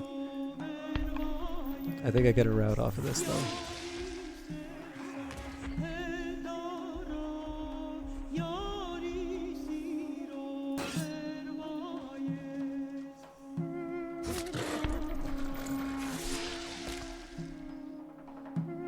So I'm fairly certain I'm losing this elephant, but I might as well lose it, like, doing awesome stuff.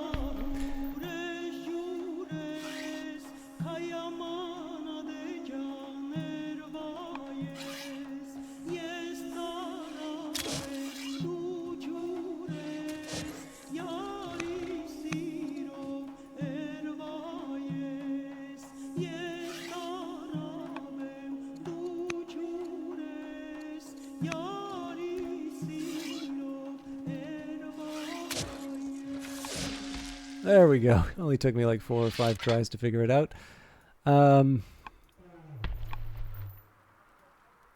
Yeah, we just don't have the manpower for this fight. Like, this unit's just gonna go tearing through everything. Assuming the onager doesn't just completely wipe them all out first. And because I am a tactical genius, I have left Panormus completely undefended. So this is very much the silly hour. Okay, so the brass ring is if I can kill this thing without using a ship. Next up, if it's got a grapple, it's a priority, but there's some conditions on that. So like I need to make sure I can actually deliver the kill.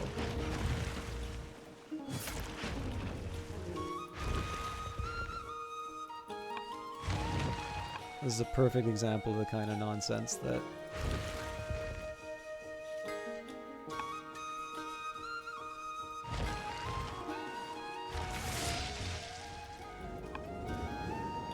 okay.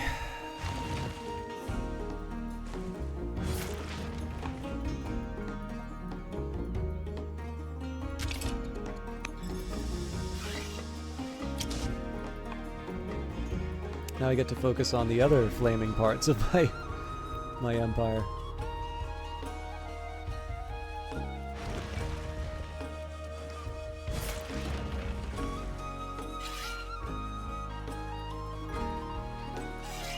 So I don't think it would hurt to consolidate some of the range units. I'm not gonna give. Actually, hang on.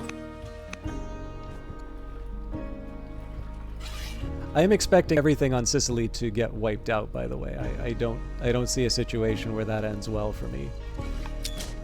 But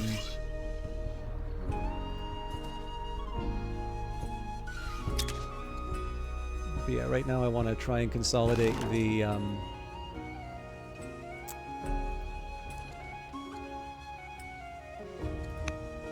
ranged units.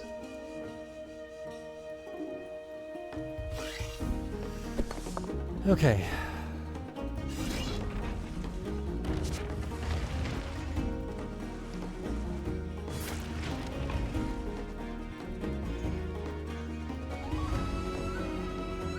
Hey, and you're still available. All right.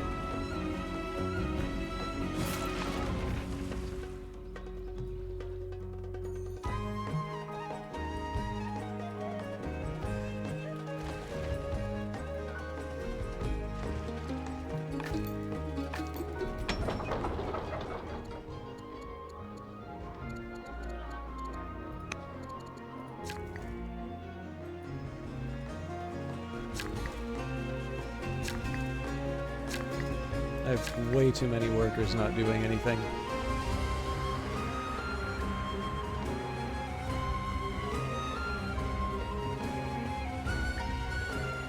I'm confused why they can't just walk forward, but...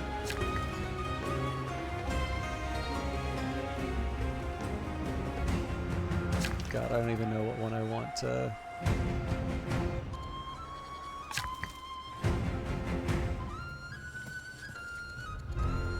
Why not? Oh, I had another archer. Alright, well, we'll end the season.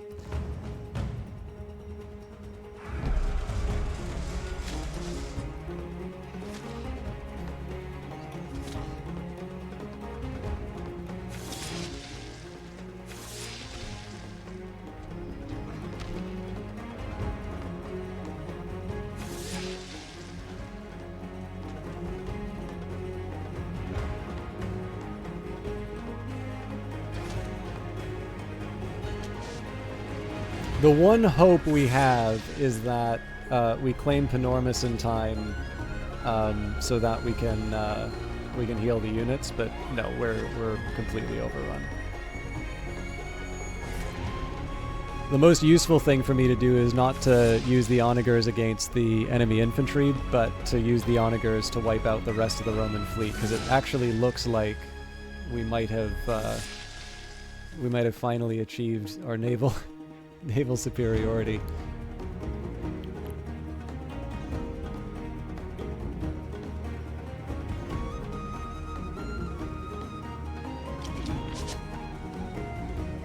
Or maybe not.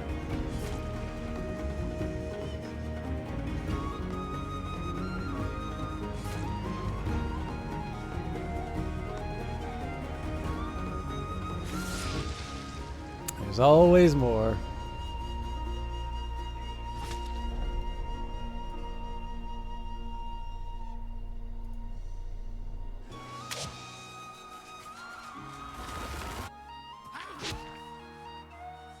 Yeah, like we basically don't have defenses for that city anymore. Okay, let's go for the one that gives me extra orders. I'm going to take a minute here and... Okay, fortunately that's... I don't think we can finish this off. Okay, so...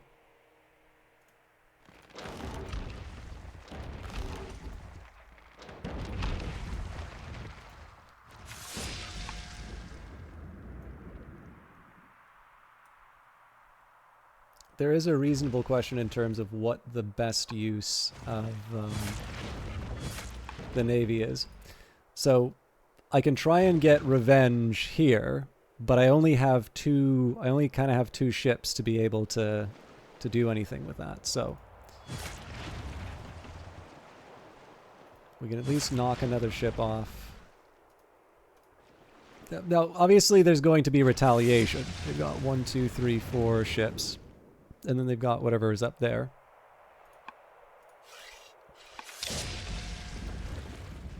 Now, if I want, if I felt like reinforcements would be a good idea, I can set up for transport. But I think what I'm going to do here is, for the remaining ships, I don't think a heal would be out of it. Well, this one's reasonably healthy.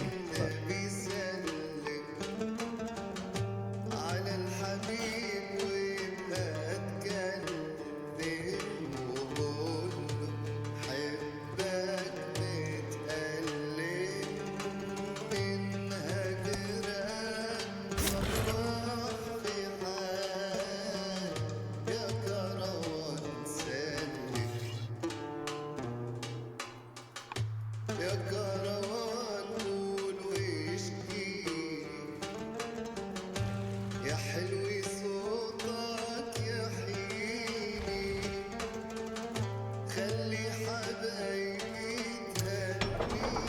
Okay, let's solve whatever madness is going on down here. So first of all, we're going to prioritize repairing damage.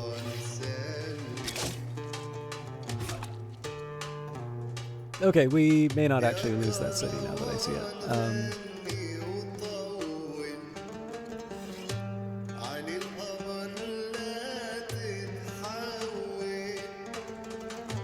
This seems like a very good way for this unit to wind up stranded. As tempting as it is, I'm going to avoid stranding it on an island. This poor Axeman is now one of my more senior military units.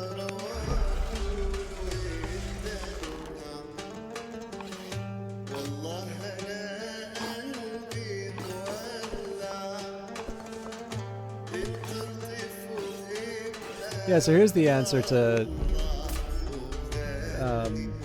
not having enough orders. If you lose your army, it becomes very easy to manage your orders.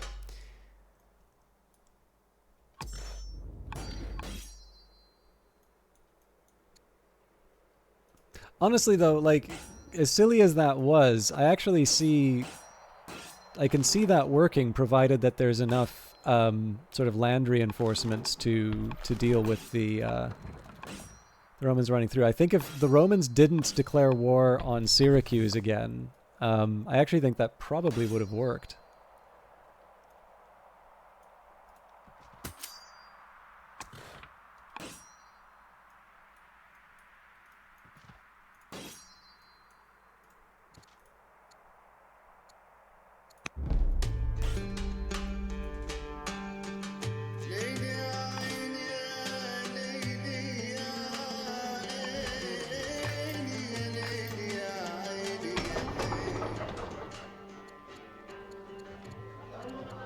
So we can't let up on the ships. We don't know what the Romans are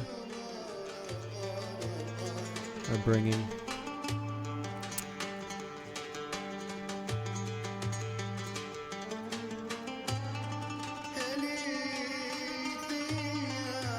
I'm trying to think if there's any easy improvements for me to put down at this point. Like specifically that helps the war effort.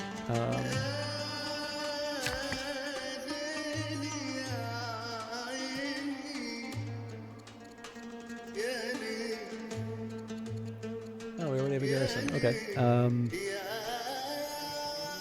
What am I doing? The food situation's a bit concerning, but again, we've got 3 turns at 81, so our food stockpiles, unless we use them to generate a bunch of special units, will be fine.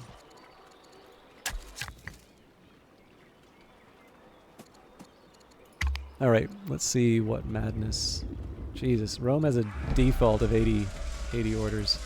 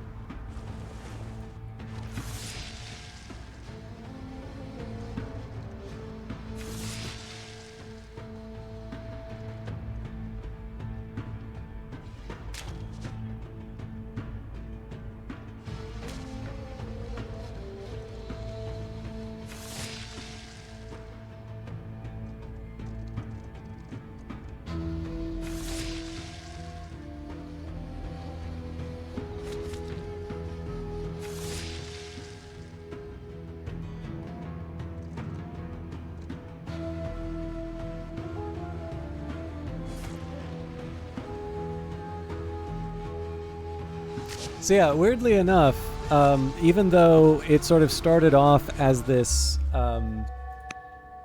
like, hey, we're doing this very silly, like, throw everything at it. I think if we had that sustained approach, and we just kept filling in the gaps with all of the ranged units, as opposed to sort of trying to do a half naval,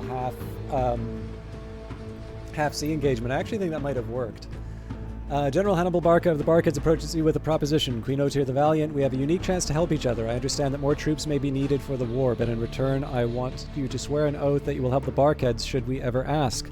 The Barcades are offering some impressive spearmen, which is not that impressive, for an unknown. Sure, swear the oath. Again, it doesn't really matter because I'm curious if they count as much stronger yet. Nope. The world ends in 2 turns. Okay, so all the onagers are gone. Obviously, the big worry would be if there was some threat that, or some possibility that the Romans would be able to use their their navy to come and hit Carthage. I didn't realize I had overwhelm, so I'm going to slightly adjust.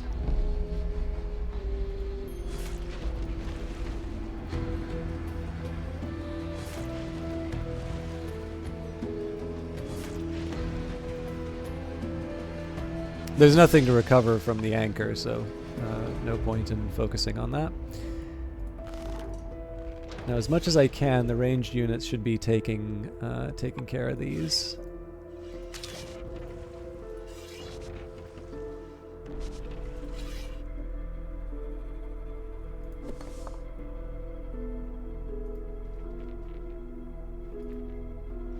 So I'm not using these units because it would be nice to bring them in against these. If the Romans really only have 3 ships left, that is spectacular news for us.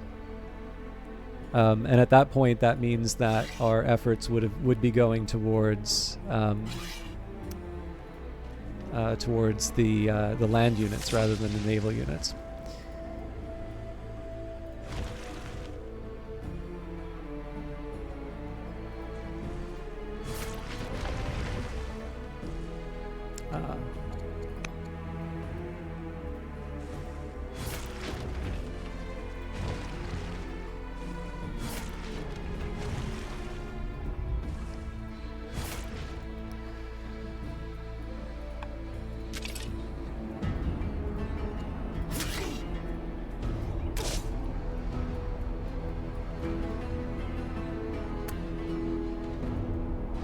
I'm a little surprised I don't have more. Oh, I do.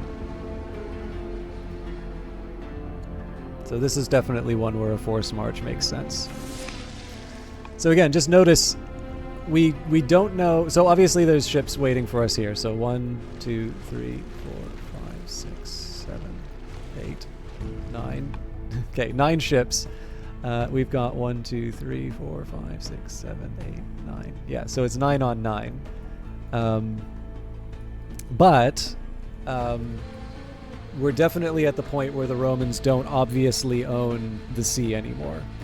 And of course, from that, we would be able to divide our attention between sea and land. So if this were a game that would extend past 78, like, I'm in really tough shape as far as the overall power of my military goes, and clearly I've not been using my food sustainably and whatnot. But I've at least potentially put myself into a position where I'd be able to, I'd be able to see the battles through. Okay, clearly I'm running short on iron now. It used to be that we were short on...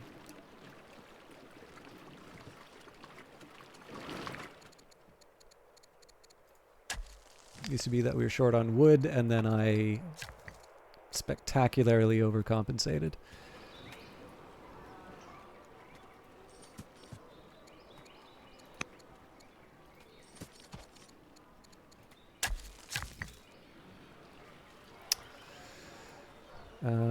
Again, the world ends in 2 turns. None of this stuff matters.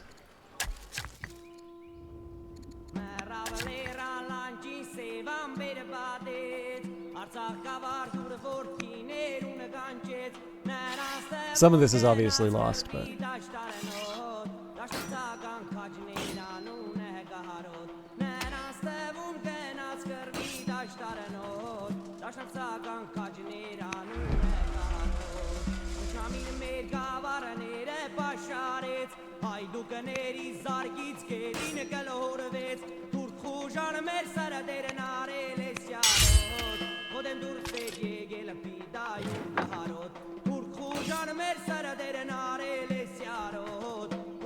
You're watching intently now. Can you give me a rundown of the campaign this far? 8 hours of me complaining about things that I felt didn't make a whole lot of sense. So basically, when we finally crossed the Alps, there was a Roman fort, like the conga line of death running at the end here. Essentially, in the Hannibal crossing the Alps scenario, Hannibal is essentially run back to the Pyrenees and is hiding out. Counter to history, Syracuse held and then was later overrun by Rome. That actually stopped us from being able to get Panormus. But we did throw back the Roman invasion. We did throw back the Roman invasion here. So essentially, the game is telling us, seize these 2 settlements. We made sort of half an attempt on Panormus. So essentially, I just built a bunch of ships and anchored them, and I said, you can't blow them all up, and move some units in. Now, the weird thing is that might have actually worked if I continued to resupply them with manpower, but as it is right now, we're just kind of trying to reassert naval dominance. We may actually pull that off, but in this case here, the world ends in 2 turns, so I'm kind of going through the motions. I felt really bad about this particular stream just because I was really grumpy, and I don't want to relitigate all of this stuff, but there's just some stuff that happens in this that I am really trying to make sense of. So I had Hannibal's elephant unit, and admittedly the legionary is a powerful unit, but it was a combination of a legionary and an archer that destroyed what is described as a uniquely powerful unit. And I'm like, well, how, what am I supposed to do with this, right?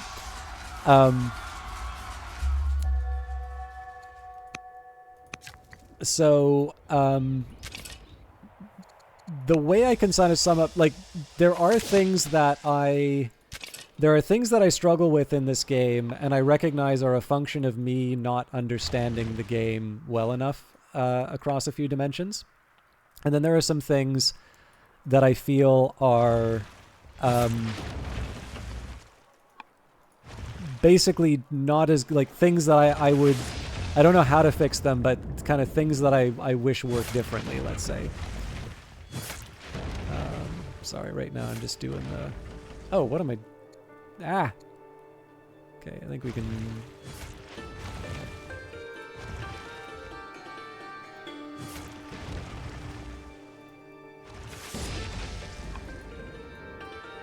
Again, they have 9 ships waiting there to beat me up, so I don't want to get too cocky with this. But yeah, so I think the summary of my annoyance can be when you play the Hannibal when you play the Hannibal level, you kind of want to do the Hannibal things, and that didn't happen here.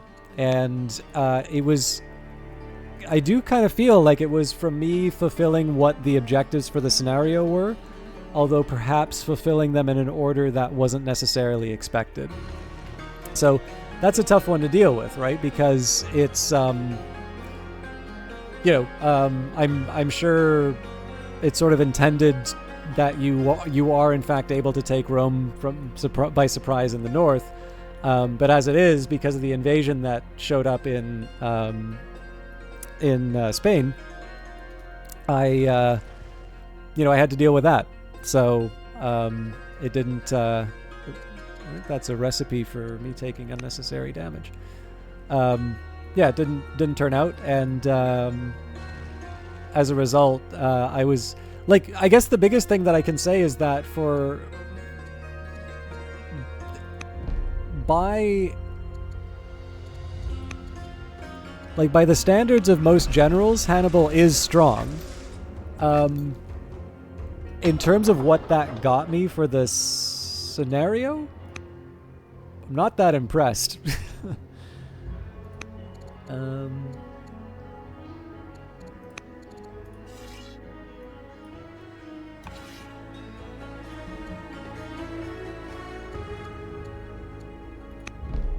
The extra range might have been nice, but...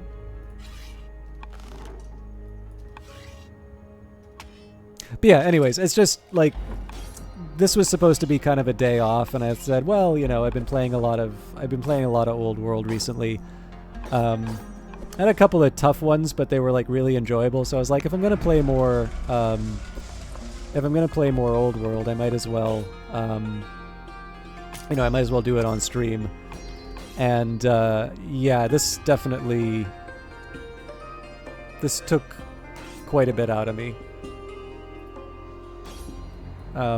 Which again is not necessarily a reflection on the game.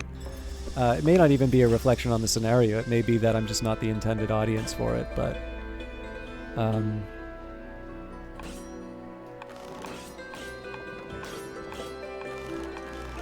so the funny thing is, even with all of this, I suspect I would struggle with the Romans. We won't find out, obviously, but okay. Let's make nice with the Barkid. Man, they're always mad.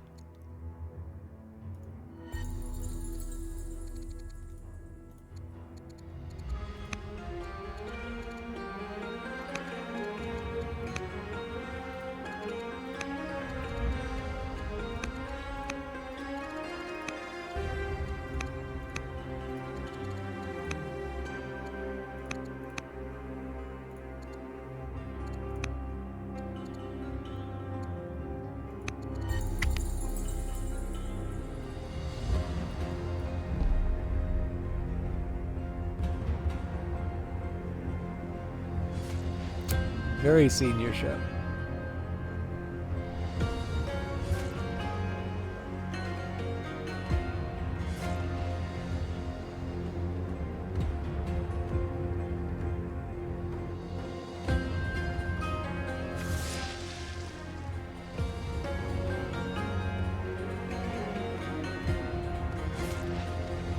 Man, they've got a lot more grapplers than I thought.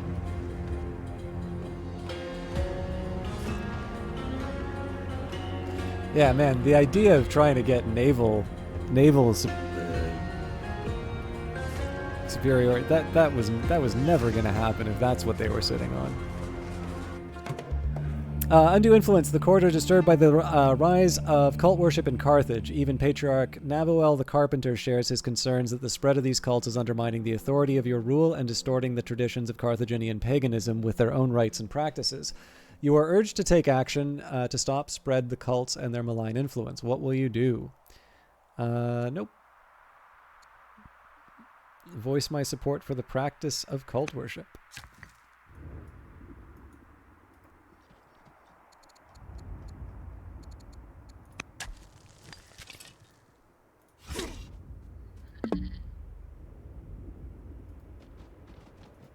Alright, we've finally gotten rid of this invasion. Again, like I said, the world's coming to an end, so it doesn't really matter what we do here, but... Oops, not that one.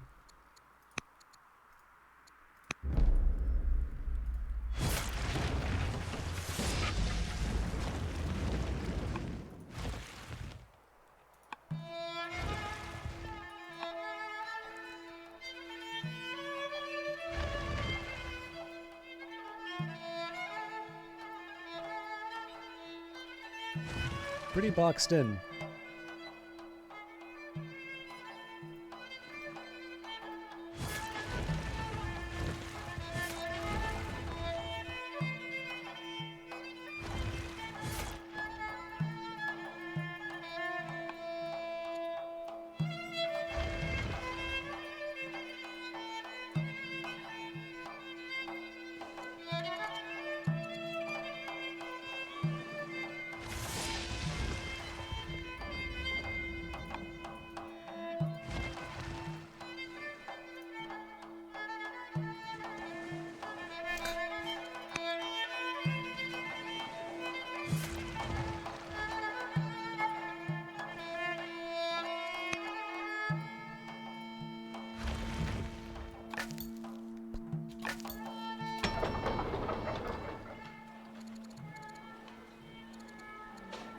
I mean, again, I'm building all these phalanxes, but there's so clearly never going to be a situation where they get used.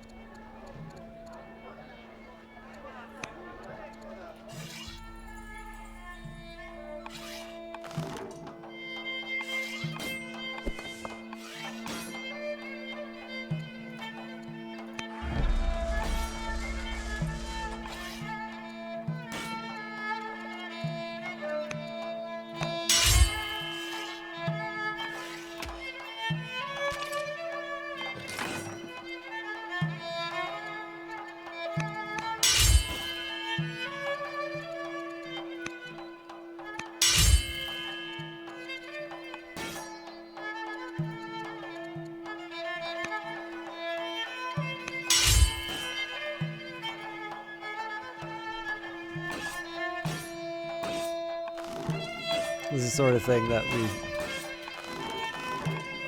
we should have started with when we were going to the Alps.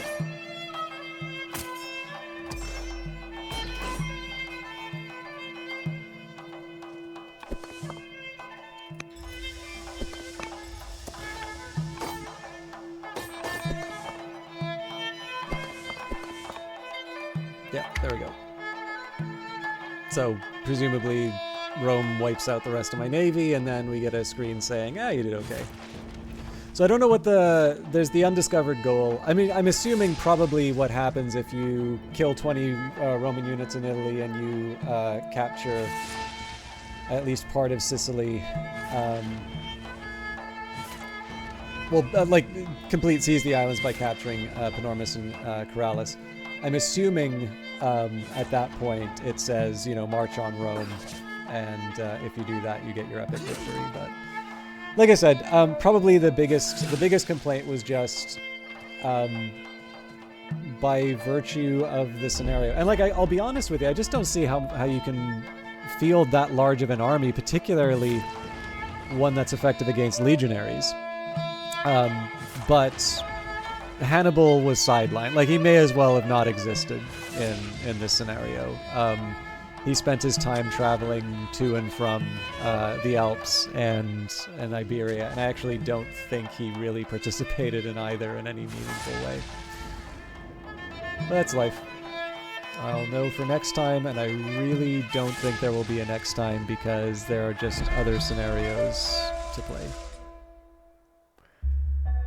Carthage has won a silver victory. You are known as Oter the Valiant. So, it's 9 completed, but... Carthage reigns victorious as Rome is doomed to insignificance. No other nation can even hope to rival the power of Carthage in the Mediterranean, and it is clear that Carthage now stands as the mightiest empire in history. Our economy and military have combined to create a great power that will shape the course of human history. Unexplored land lies to the north. Even we do not know how far this forested hilly region called Europe extends. Carthage will explore and dominate those lands, and it will go further east to claim the lands Alexander once called his. Even while defeating Rome, Carthage has accomplished other goals as well, and will be known for its beautiful cities, distant trade networks, and educated populace as much as for its conquests. You have brought Carthage to its destiny as the greatest nation of all. That feels like an overstatement of what was actually accomplished here. However, it is fair to say that if Rome's goal was to finally put us in our place, essentially they gave up a lot to claim the rest of Sicily. So we've just ensured that there will be 2 great powers, and perhaps we can say, because of the extra effort put into our economy, that we will ultimately, we've laid the foundations for the infrastructure that will one day conquer Rome. I have no idea how we would. So I'm interested in the graphs. So Rome had 200 military units, so almost double. Well, that's produced as well. Oh, interesting. So we were equal in terms of units lost. Units killed, we definitely took out the most. Rome took out a bunch of camps, but that's basically because Gaul's right to their north.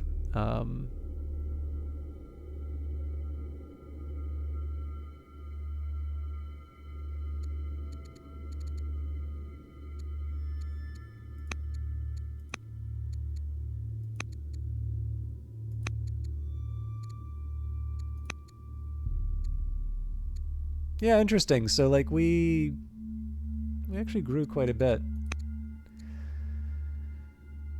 It's really interesting to see this, right? It's just 2 parallel lines going straight up like that. That's kind of interesting to see. There's definitely a point where they sort of jumped up, but I think what I'd probably really need to see would be... Holy hell. I'd probably need to see like the other thing I don't get is that if their science is this high and their training is that high, how do they pull that off?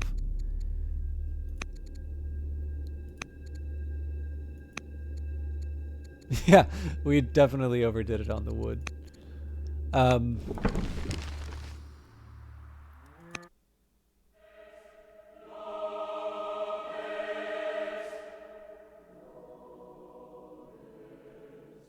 I hope I didn't mess something up. Anyways. What?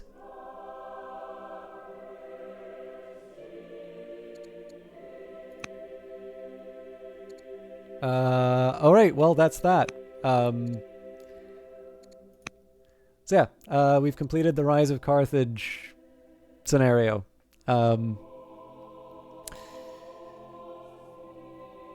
It would have been nice to get a gold.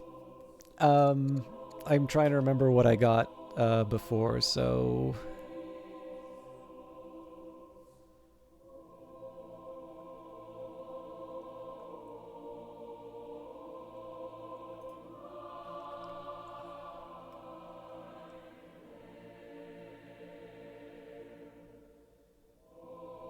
So I'm just trying to find my achievements for... So for Carthage 3, I did actually get gold. So Seizing Destiny was my worst performance. But yeah, I'm not opposed to doing more Old World. My question is, do I want to do Heroes of the Aegean right away? Because I think building a hegemony is going to be very similar to Seizing Destiny in terms of the difficulty of me achieving what I set out to do. Or would it be better? So under Play by Learning, we did Babylonia the Able on stream. Rome the Strong is kind of where they take it's kind of where they take some of the training wheels off. So first difficulty level where AI is not restricted in warfare, it will declare war more freely, and it will use forced march. Tribal raids also become more common. I think the noble kind of winds up being the equilibrium of like where you like that's kind of where I wound up at the end. But yeah, I don't know. Like I figure especially after that, maybe something something a step below. But yeah, the strong seems reasonable. The question is like, do I want to do that on my own time, or do I want to do that on stream? And then of course I have the options of like world maps or just normally playing. Lots to do. I do actually really want to do Heroes of the Aegean. The question is that worth doing on stream or not? Particularly if I, if I'll be honest with you, if I'm gonna act like I did today, and I do apologize for that, I probably should spend my own time on Heroes of the Aegean. Marathon was interesting. Ending the invasion definitely took a bit of getting used to, I think.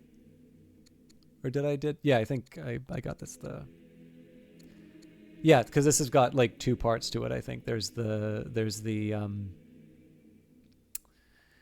Thermopylae, and then there's the naval battle, which is where I sort of first learned about grapple. But yeah, I will admit, like Rise of Macedon, Queen Olympias, Megas Basileus, and Diadochi, like all of these seem like really, really interesting scenarios to do. So it is one that I would like to try. But again, it's a question in terms of whether or not I've got what it takes. And as always, so in terms of civilizations or leaders that I've played as to victory, I've played a tutorial-ish Persia victory. I guess I've done Egypt to victory as well, but again, that was more in a tutorial. Dido, I actually think that would be a scenario as well, or like a learn to play. I think I've done Nebuchadnezzar on my own. He is also one of the learn to plays. Oddly enough, as much as I like Ashurbanipal, I don't think I've actually played to a win with him. But in terms of the things that I'm like most interested, probably like Rome, Greece. I'm warming to Carthage, Persia, and probably Babylonia is most in line with my playstyle. But I don't know. If you want to see more Old World on Monday, let me know. There are other Hooded Horse games that I can play. I do sort of feel like it wouldn't be a bad idea to have a break, but I don't know if it's just a question of having a break from that particular set of scenarios as opposed to the